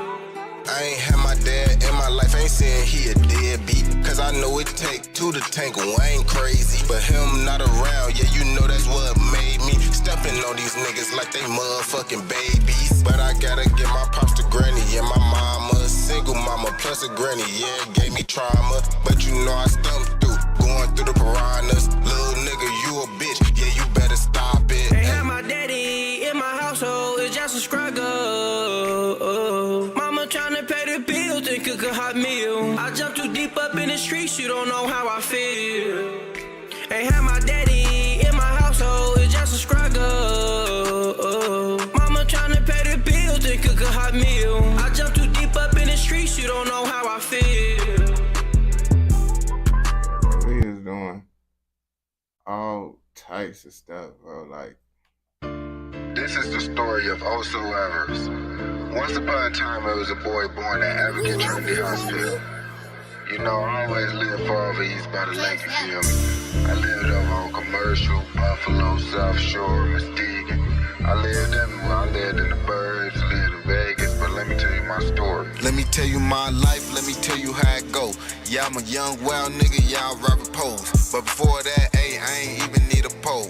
Ayy, yeah, that good times though. Ain't nobody had no blick, ain't nobody had no pole. Yeah, we only had our fists and some Harvey on go. Spot a nigga out, yeah, we beat him to a bloody poke. Ayy. Hey, but that's some good times though. But shit got real wild, real wild. Shorty's playing with blicks now, sticks now. Shorty's trying to get killed now. A thrill now. Shorty's trying to get kills now. It's a thrill now. Hey, go get 'em, go get 'em. Yeah, we gotta go get 'em. Yeah, these niggas really bitches, so we gotta go get 'em. Yeah, we used to have fight nights, Royal Rumbles with 'em. Now these niggas really shooting at us. Yeah, go get 'em. Hey. Yeah, it's crazy how the fun times can make you sad. Thinking about all the good times we done had. Now you going up in the sky, that make me mad. Hey, hey, yeah, that make me mad. And they say these drugs won't solve all my problems, but you know it really help with all this trauma. And you know my niggas turned up, yeah, we with the drama. And you know we sticked up and we fucking call it llamas. Yeah, we popular, yeah, we got these fucking choppers. Niggas bitches, I guess they learned it from their mama. Rock-a-bye, baby, put them in the fucking coffin. In the topic, yeah, we had to really drop them. Let me tell you how it go. Yeah, I'm a young, wild nigga, y'all Robert Pose. But before that, ayy, I ain't even need a pole. Ayy. Yeah, that good times though. Ain't nobody had no blick, ain't nobody had no pole. Yeah, we only had our fists and some Harvey on go. Spot a nigga out, yeah, we beat him to a bloody poke. Ayy, ayy, but that's some good times though. But shit, my life, let me tell you how it go. Yeah, I'm a young, wild nigga, y'all Robert Pose. But before that, ayy, I ain't even need a pole. Ayy, yeah, that good times though. Yeah, but I was real like I actually got so many unreleased. I got songs that I never released, bro. Like I got real deal, bro. I got like 100+ songs, bro, which is crazy. I'm not a rapper though, but I got 100+ songs, bro. I honestly, bro, when I try to do something, bro, I overdo it. Like that be my problem, bro. That's what, like with the streaming stuff. When I get into something, bro, I overdo it, bro. I ain't gonna rap to you, bro. And I just keep on doing it, and I'll be like, man. Yeah, man. Like, and it's crazy that it actually got view. Like, my first little thing that I dropped actually got views. Like, this my first ever. These my first ever songs I ever released. I ain't gonna rap to you, and I'll be like, I was surprised that people was actually messing with it. But I don't really like my music like that though. That's the whole thing, bro. Yeah, that was all my music, but I don't really be liking my music, bro.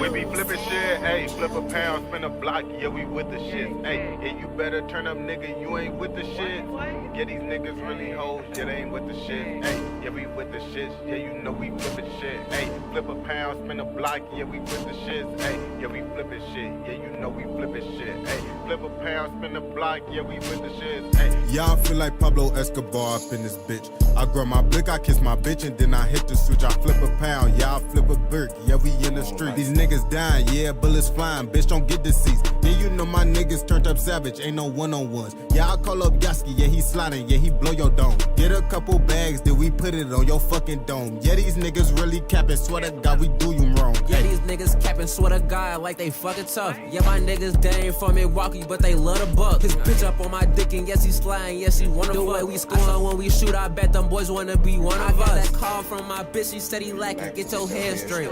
My shooter, love the shooter, he don't hesitate. Got a short temper, little nigga, fuck a heavyweight. Said when it's time come, he gon' meet me at the heaven gates.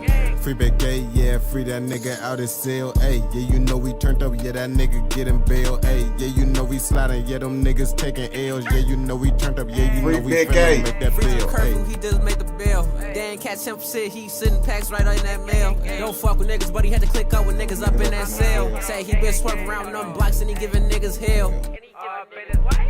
Y'all feel like Pablo Escobar up in this bitch. I grab my blick, I kiss my bitch, and then I hit the switch. I flip a pound, y'all flip a brick, yeah, we in the street. These niggas dying, yeah, bullets flying, bitch, don't get deceased. Yeah, you know my niggas turned up savage, ain't no one-on-ones. Yeah, I call up Yaski, yeah, he sliding, yeah, he blow your dome. Get a couple bags, then we put it on your fucking dome. Yeah, these niggas really capping. Yeah, that's crazy, bro.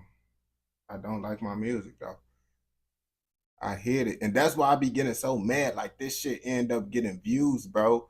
And like, I got an email and they be like, yeah, your song just got 400 streams this month. I'm like, what the fuck did, like, I literally got that email this month. I'm like, bro, why the fuck did this shit get, man, what the fuck? I ain't gonna lie to you. My music is honestly on every platform. It's on every single platform. Apple Music, Spotify, everything. Which is, I ain't gonna lie to you, that's crazy. It's crazy, bro. I really put my music on every platform, bro. No, bro. Oh, this was one of my favorite songs, bro, when I was younger, bro. I made this song, bro. This was funny.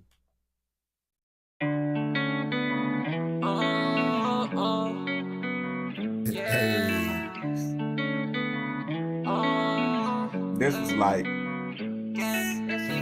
the beginning of my junior year.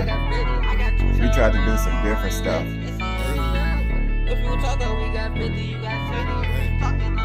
Hey, oh, she wanna catch her up at Gucci, got a Louis. 8 years old was stepping, one more, one stepping out with Cooley. She said she want love, she wanted 2 sons just like Susie. Little baby, she got booty, she got me like feeling moody. I like my bitches nasty, just like booty. She suck on it, this swallow my kids just like a smoothie. Little baby, nice and bad, her curly hair got me like ooh. And she got my attention, I be focused like a movie. Bad and bougie, ayy, yeah, she bad and bougie. Hold that thought, let me see that little pretty fucking coochie, little nasty bitch. Yeah, she know she classy with the shit. And you know I'm bro brazy, yeah, I'm brazy with the shit. And she nasty, suck on it, yeah, she gagging on the dick. Yeah, I got a cream and ice cream in this motherfucking bitch. Yeah, she creamy, yeah, I'm shining, yeah, I'm icy in this bitch. Take off my chain, yeah, this jewelry, yeah, I'm icy in this bitch, ayy. Yeah, I'm icy, yeah, I'm cool, yeah, I'm super lit. And she get my insides going gooey in a mooshy, ayy. I don't even know how I see it. And she get my insides going gooey. She wanna catch her up at Gucci, got a Louis. 8 years old was stepping, one more, one stepping out with Cooley. She said she want love, she wanted 2 sons just like Susie. Little baby, she got booty, she got me like feeling moody. I like my bitches nasty, just like. Bro, why is all this? I didn't know I dropped this many songs on the thing. That's why I'm clicking this shit, because I'm like, bro, I already made all this shit. Hey, gang, I got 55. She told me like wrong. I got two business. Hey, who made it? Go, gang. Oh, y'all remember this, man. Gang, I need broccoli. They like, then you cute, then you fine, bitch, don't talk to me. You say you got tits, I little bitch, I feel like you stalking me. Ballin' on these niggas, get out my face, bitch, don't be mocking me. Me and my niggas prodigies, we bustin', I need broccoli. They like, then you cute, then you fine, bitch, don't talk to me. You say you got tits, I little bitch, I feel like you stalking me. Ballin' on these niggas, get out my face, bitch, don't be mocking me. Me and my niggas prodigies, we bustin'. I'm with the gang. Yeah, me and my niggas on the same thing. Oh, so been swerving off that shit, but we won't change lanes. Shorty said she horny, she tryna bang. I'm on the same thing. I don't condone violence, but you might make me take it there. I might grab a Glock, pull off that bitch, knock off his facial hair. Yo, mama told you be home for the street lights, might not make it. They keep playing on my top, oh, so boy, we might have to take it there. All these niggas keep on talking, keep on praying on my downfall. Everybody talking with you, I ain't been around y'all. Niggas think they hot, they slightly hot, just like some mouse sauce. Bitch, get off my dick, on with the gun, you like a howl dog. That's why I need broccoli. They like, then you cute, then you fine, bitch, don't talk to me. You say you got tits, I little bitch, I feel like you stalking me. Ballin' on these niggas, get out my face, bitch, don't be mocking me. Me and my niggas prodigies, we bustin', I need broccoli. They like, then you cute, then you fine, bitch, don't talk to me. You say you got tits, I little bitch, I feel like you stalking me. Ballin' on these niggas, get out my face, bitch, don't be mocking me. Me and my niggas prodigies, we bustin'. Yeah, you know we bustin' T, yeah, you know we always rock shit. If a nigga run up on me, best believe I'm dumb as shit. Got his bitch, yeah, she suckin' on my dick, she hella lit. Best believe, yeah, I'm coming through, yeah, I'm dumb as shit. Start the party, yeah, I'll shake the party, yeah, I'm killing shit. And you know I'm icy, snatch my chain, yeah, you had the shit. Best believe, shells come with it, yeah, we killing shit. Best believe I'm running through your shit, yeah, we blissing, bitch, we blinking, bitch. Yeah, you know we T, yeah, we rockin' shit, we got a bitch. But I got a couple, yeah, I do the bitch, I pass the bitch. Pass it to the gang, yeah, we do the bitch, we need the bitch, ayy. Do my sins, bitch, ayy. Fuck a little bitch, yeah. Bro, this was high school. We was just trying to rap, bro. BD Sounds got that fire, boy. I know. I'm busting, You out that pill like a tail, better play it cool. Ayy, better not act a fool, bitch. What you tryna do? Ayy, pistol to his head, rearrange his attitude. Ayy, you got your blick, I got my switch. What you tryna do? Ayy, what you tryna do? Pussy, what you tryna do? Box it out or shoot it out, or we can play it cool. Yeah, you know I get my fucking blick. Hella sticks. Ayy, flip that switch, blow you down. Yeah, we killers, bitch. Yeah, we riding in that foreign. Yeah, you know it's timid, bitch. Yeah, you know I call up Yaski. Yeah, he sliding, blow your shit. Free big gay. Yeah, you know he turned up in this bitch. Catch a nigga, whack a nigga. Yeah, you know that's easy shit. Off that pill like a tail, better play it cool. Ayy, better not. You see, I don't condone this. Big A actually caught a body. If y'all ain't know, free Big A. He locked up for a body. That's not good though. Act a fool, bitch. What you tryna do? Ay, pistol yeah, this all high school. Attitude. Ay, you got your blick, I got my switch. What you trying to do? Ay, you off that pill like a tail. Better play it cool. Ay, better not act a fool, bitch. What you tryna do? Ay, pistol to his head, rearrange his attitude. Ay, you got your blick, I got my switch. What you trying to do? This nigga tweaking about a bitch. His ass a cap. Talking about shooting with that 9KS11. Shit go fast. Well, what you tryna do? Shut the fuck up. Don't like your attitude. You say you in that jungle with my niggas and you keep on thinking with your dick gon' get you fucked up. Say some shit. He from Milwaukee. Knock him down, cut the roster, go pick your bucks. You let your homies geek your head up. Now you think that you the man. My niggas hopping out those sprinter vans on ass like Taliban. And now this little bitch on my line and she like, I want you to slide. Said I'm fine and she said, fuck that nigga. Bitch, I know you lying. And I'ma fuck you up and fuck your nigga up. Find out you lying. I link with you, find out he with you 2 and 1. Both of y'all done both of y'all fucking link. She want me eat it, beat it, treat it. She won't EBT. Little bitch don't duck, don't never dodge. You ain't no D&D. Bitch, I won't head front the back. Bitch, ain't no seat. Fuck your nigga, he done slid and we still you out that pill like a tail, better play it cool. Ayy, better not act a fool, bitch. What you tryna do? Ayy, pistol to his head, rearrange his attitude. Ayy, you got your blick, I got my switch. What you trying to do? You out that pill like a tail, better play it cool. Ayy, better not act a fool, bitch. What you tryna do? Ayy, pistol to his head, rearrange his attitude. Ayy, you got your blick, I got my switch. What you trying to do? For the music video of this song, I actually end up having to switch, and I end up deleting all the music videos when I went to jail. I ain't gonna lie to you, I was tweaking, bro. I had music videos, switch it up in those motherfuckers. All types of dumbass shit, bro. I ain't gonna lie to you, bro. Fucking dumbasses. Bro, I will say, bro, I was lit, though. I ain't gonna back to you, bro. Because I felt like, bro, I couldn't be rapping about switches and not have no switches at the music video. And that was the whole thing with me, bro. But that was the dumbest thing. I ain't gonna lie to you. I deleted all that shit, though. And I wasn't gonna delete it till my homie that got locked up with me, he be like, bro, we need to delete all that shit, bro. The judge gonna get on our ass. I'm like, bro, the judge ain't gonna get on our ass for no fucking high school shit. And I'm like, bro, that years, gang.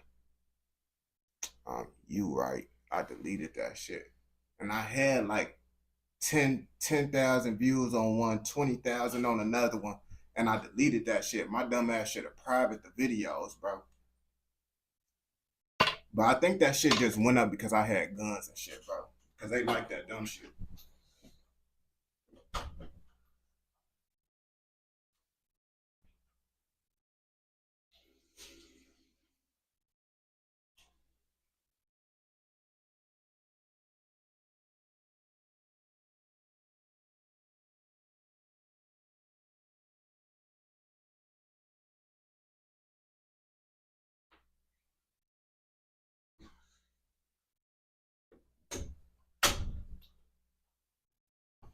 And that shit crazy, bro. All them guns in the music videos gone, bro. The police got all them shits, bro. Everybody end up going to jail. Everybody, bro. I ain't gonna pap to you. My homie that had the switch, he did the most time, though. I ain't had no switch on my shit. my other homies, only one of my homies slapped the switch on his shit. His ass did time up in that bitch. And his ass was on probation too already, so you know he was gonna be up in that bitch. Me and my other homies, it was our first time offense. And we was under the age of 21. So we was gonna get the first time offender program anyway. And by the time we turned 21, we would have been off of probation. So we was good regardless. I ain't gonna bap to you. So that's why I be like, shit. But we got a good verse. I ain't gonna bap. My voice, people always said my voice, bro, when I was younger, my voice was like this when I was younger, and people used to think I was an old man, bro. I remember I used to be talking on the phone with my little females or whatever, bro, and they used to be like, how old is this man you talking to? They used to be like, mama, he inside my grade. Hey, you lying. I'm dead serious. I'm inside the grade on game. They see my face, they be like, oh yeah, he actually inside your grade, because I look young, but my voice was always like this, bro. And I don't know why, but on the phone, my shit end up sounding a little bit more different. So it's like, boy, they be thinking I'm a grown ass man. But now it's cool, because now I'm not a middle schooler with this voice. You feel me?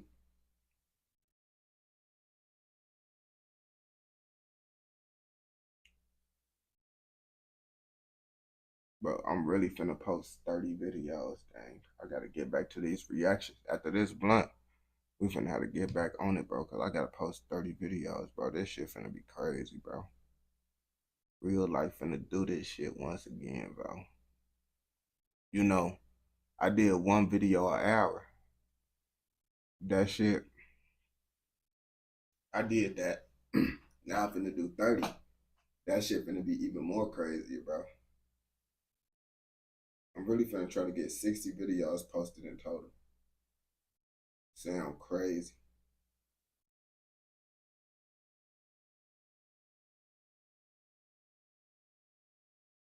That shit sound crazy as hell. Doing 60 videos in one motherfucking video, bro. In one motherfucking day. I gotta do it though.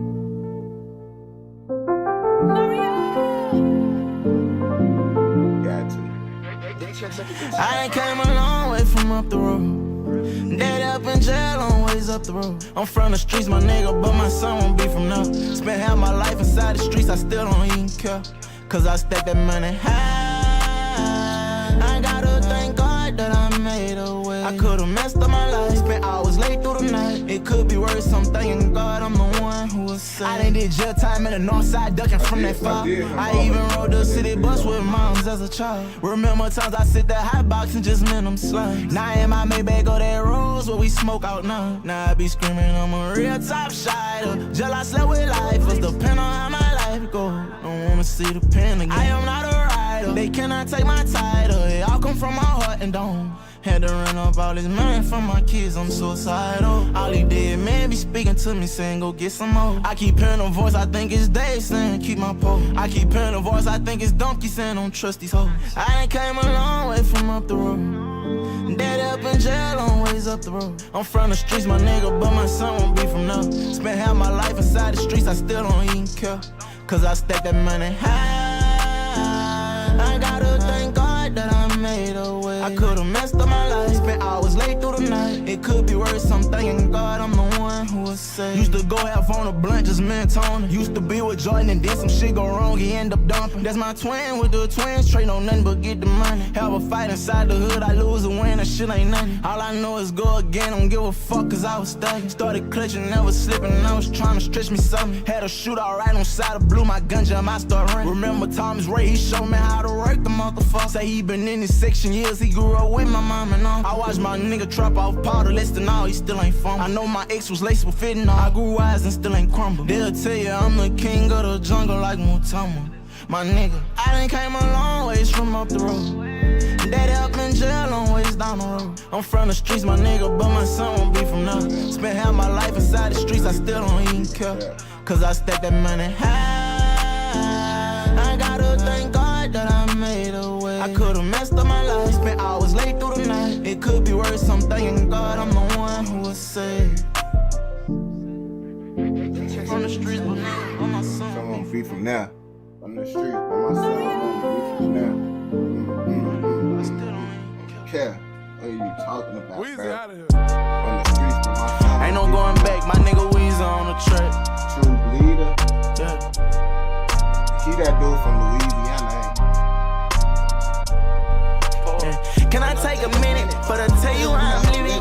I'd rather show you fuck the critics. I'ma try leave out the kid. Young nigga pull up in that Bentley with no head. This a motion picture from the trenches. Check how a nigga kick it. 4-wheeler big engine. Pop out, get with it, yeah. Whole lot of big bitches. Fuck round, I spin it, yeah. Strapped down, I'm with it. Fuck round and I hit it, yeah. Sending God my wishes. Still got some pending, yeah. I'm with some hoes more really than these niggas. And that's a fact. I'm with my bros more trilly than these bitches. Understand that. Youngin' from the slums and he don't tote no pistol. You ain't heard of that. Only lady playing, we coming from a pencil. He don't know about a trap now. Get trapped in fucking with these hoes. She just want a baby. More deep in the life, he worry about his goals. She think it's crazy. All through the night, back to back, hitting them poles. This shit amazing. In his hood, he don't see no greatness. He gon' grow and let it phase him. Nigga fade him. Got some OGs in the hood gon' ride ball. They like that he keep his head in them books so they won't let you slime ball. Police probably slide on. Only finna see if he got that fire on. But youngin' ain't getting that, he ain't feeling that. So he learned to hide on. Now let me tell you that I'm a different breed. Had my first baby at 16, no plan B, I had one dream. And it was something like Luther King, wanted for to keep the peace, but couldn't. Turned 17 for you knew it, me and Ben was hopping from out of bushes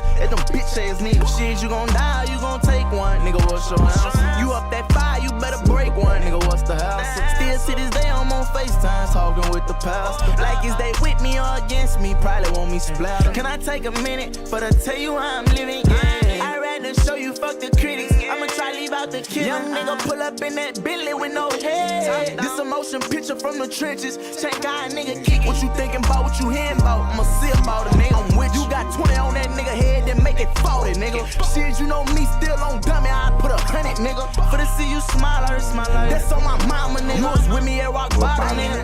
I ain't forget. When I want to slide, they won't drive me, nigga.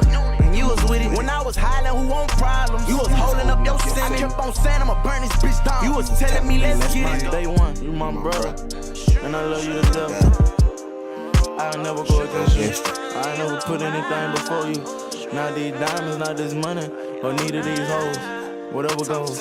Can I take a minute for to tell you how I'm living? Yeah. I'd rather show you fuck the critics. I'ma try leave out the kid. Young nigga pull up in that Bentley with no head. This a motion picture from the trenches. Check how a nigga kick it. 4-wheeler big engine. Pop out, get with it, yeah. Whole lot of big benches. Fuck round, I spin it, yeah. Strapped down, I'm with it. Fuck round and I hit it, yeah. Sending God my wishes. Still got some pending, yeah.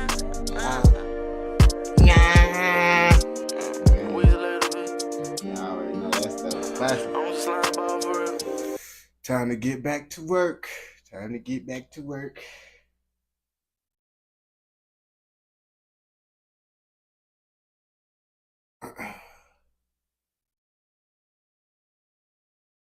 You said what?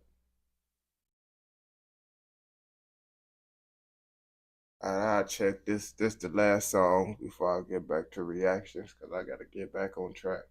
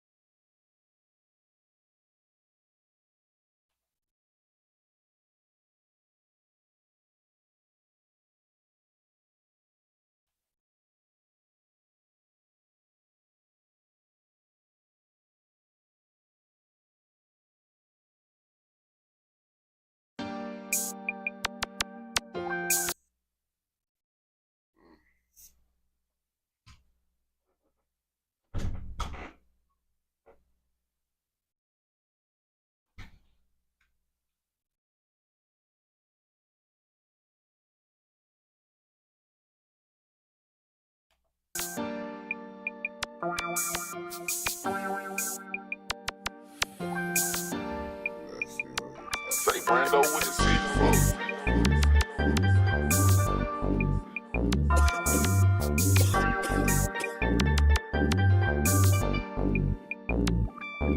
Mama pray for me, she feel the life I'm living. be too risky. Niggas out to get me, so I clutch my glizzy with a fit. I barely trust my niggas, I barely trust the bitches I been hitting. Shit, to tell the truth, I barely trust myself, I've been a minute. Back up in elementary, I was thinking bricks and having millions. Real cartel killing, spinning, hit the target, not civilians. Nigga fake killing, fake drug dealing, what you want? Like I'm living to a rent, this moment proud, make it home. While I be in the streets, 24/7, clutching Mac 11. Say you want smoke, I pop a with it at your door like Mac and Devin. 211, turn 187, we picking shit, no intercept. Get in them bigs, I sell it quickly, blitz, you gon' meet the rest. The life of a gangster. What will I be in 5 years? To keep it real, it ain't no telling. Do anything to be famous. Cloud chasing, leave you stink, bitch, I'll bust your fucking melon. Shout out to that old I throw up threes, that be my section. You could die behind the post, don't go on Insta without infection. Check my jacket, I say in a minute, but it take a second. Talk about that, that toilet. Real deal, bro. I ain't gonna back to you, gang. My grandpa and them said it's because it's inside my blood, bro. Because little do y'all know, bro. My grandma, she used to be off that stuff on gang. Like my grandpa, he used to be on that stuff too, like I said, bro. My grandpa, when he caught his first body, he was off that stuff. I ain't gonna back to you. My grandpa caught 2 bodies. My grandpa ended up beating 1 body, and then he ended up doing time for another body. I ain't gonna lie to you, but folks, he used to be off that stuff too. I ain't gonna back to you.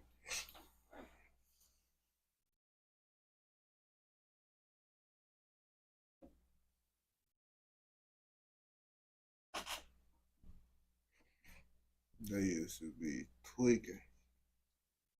I ain't gonna back to you. Like me, bro, I ain't gonna back. I feel like, cause my mama didn't want me to be around my dad and them side, cause she thought I was gonna turn into them. So I wasn't allowed to be around my dad and them side till I turned 16. So I didn't even be around them, and I still end up getting their behavior. I ain't gonna back to you. That's diabolical.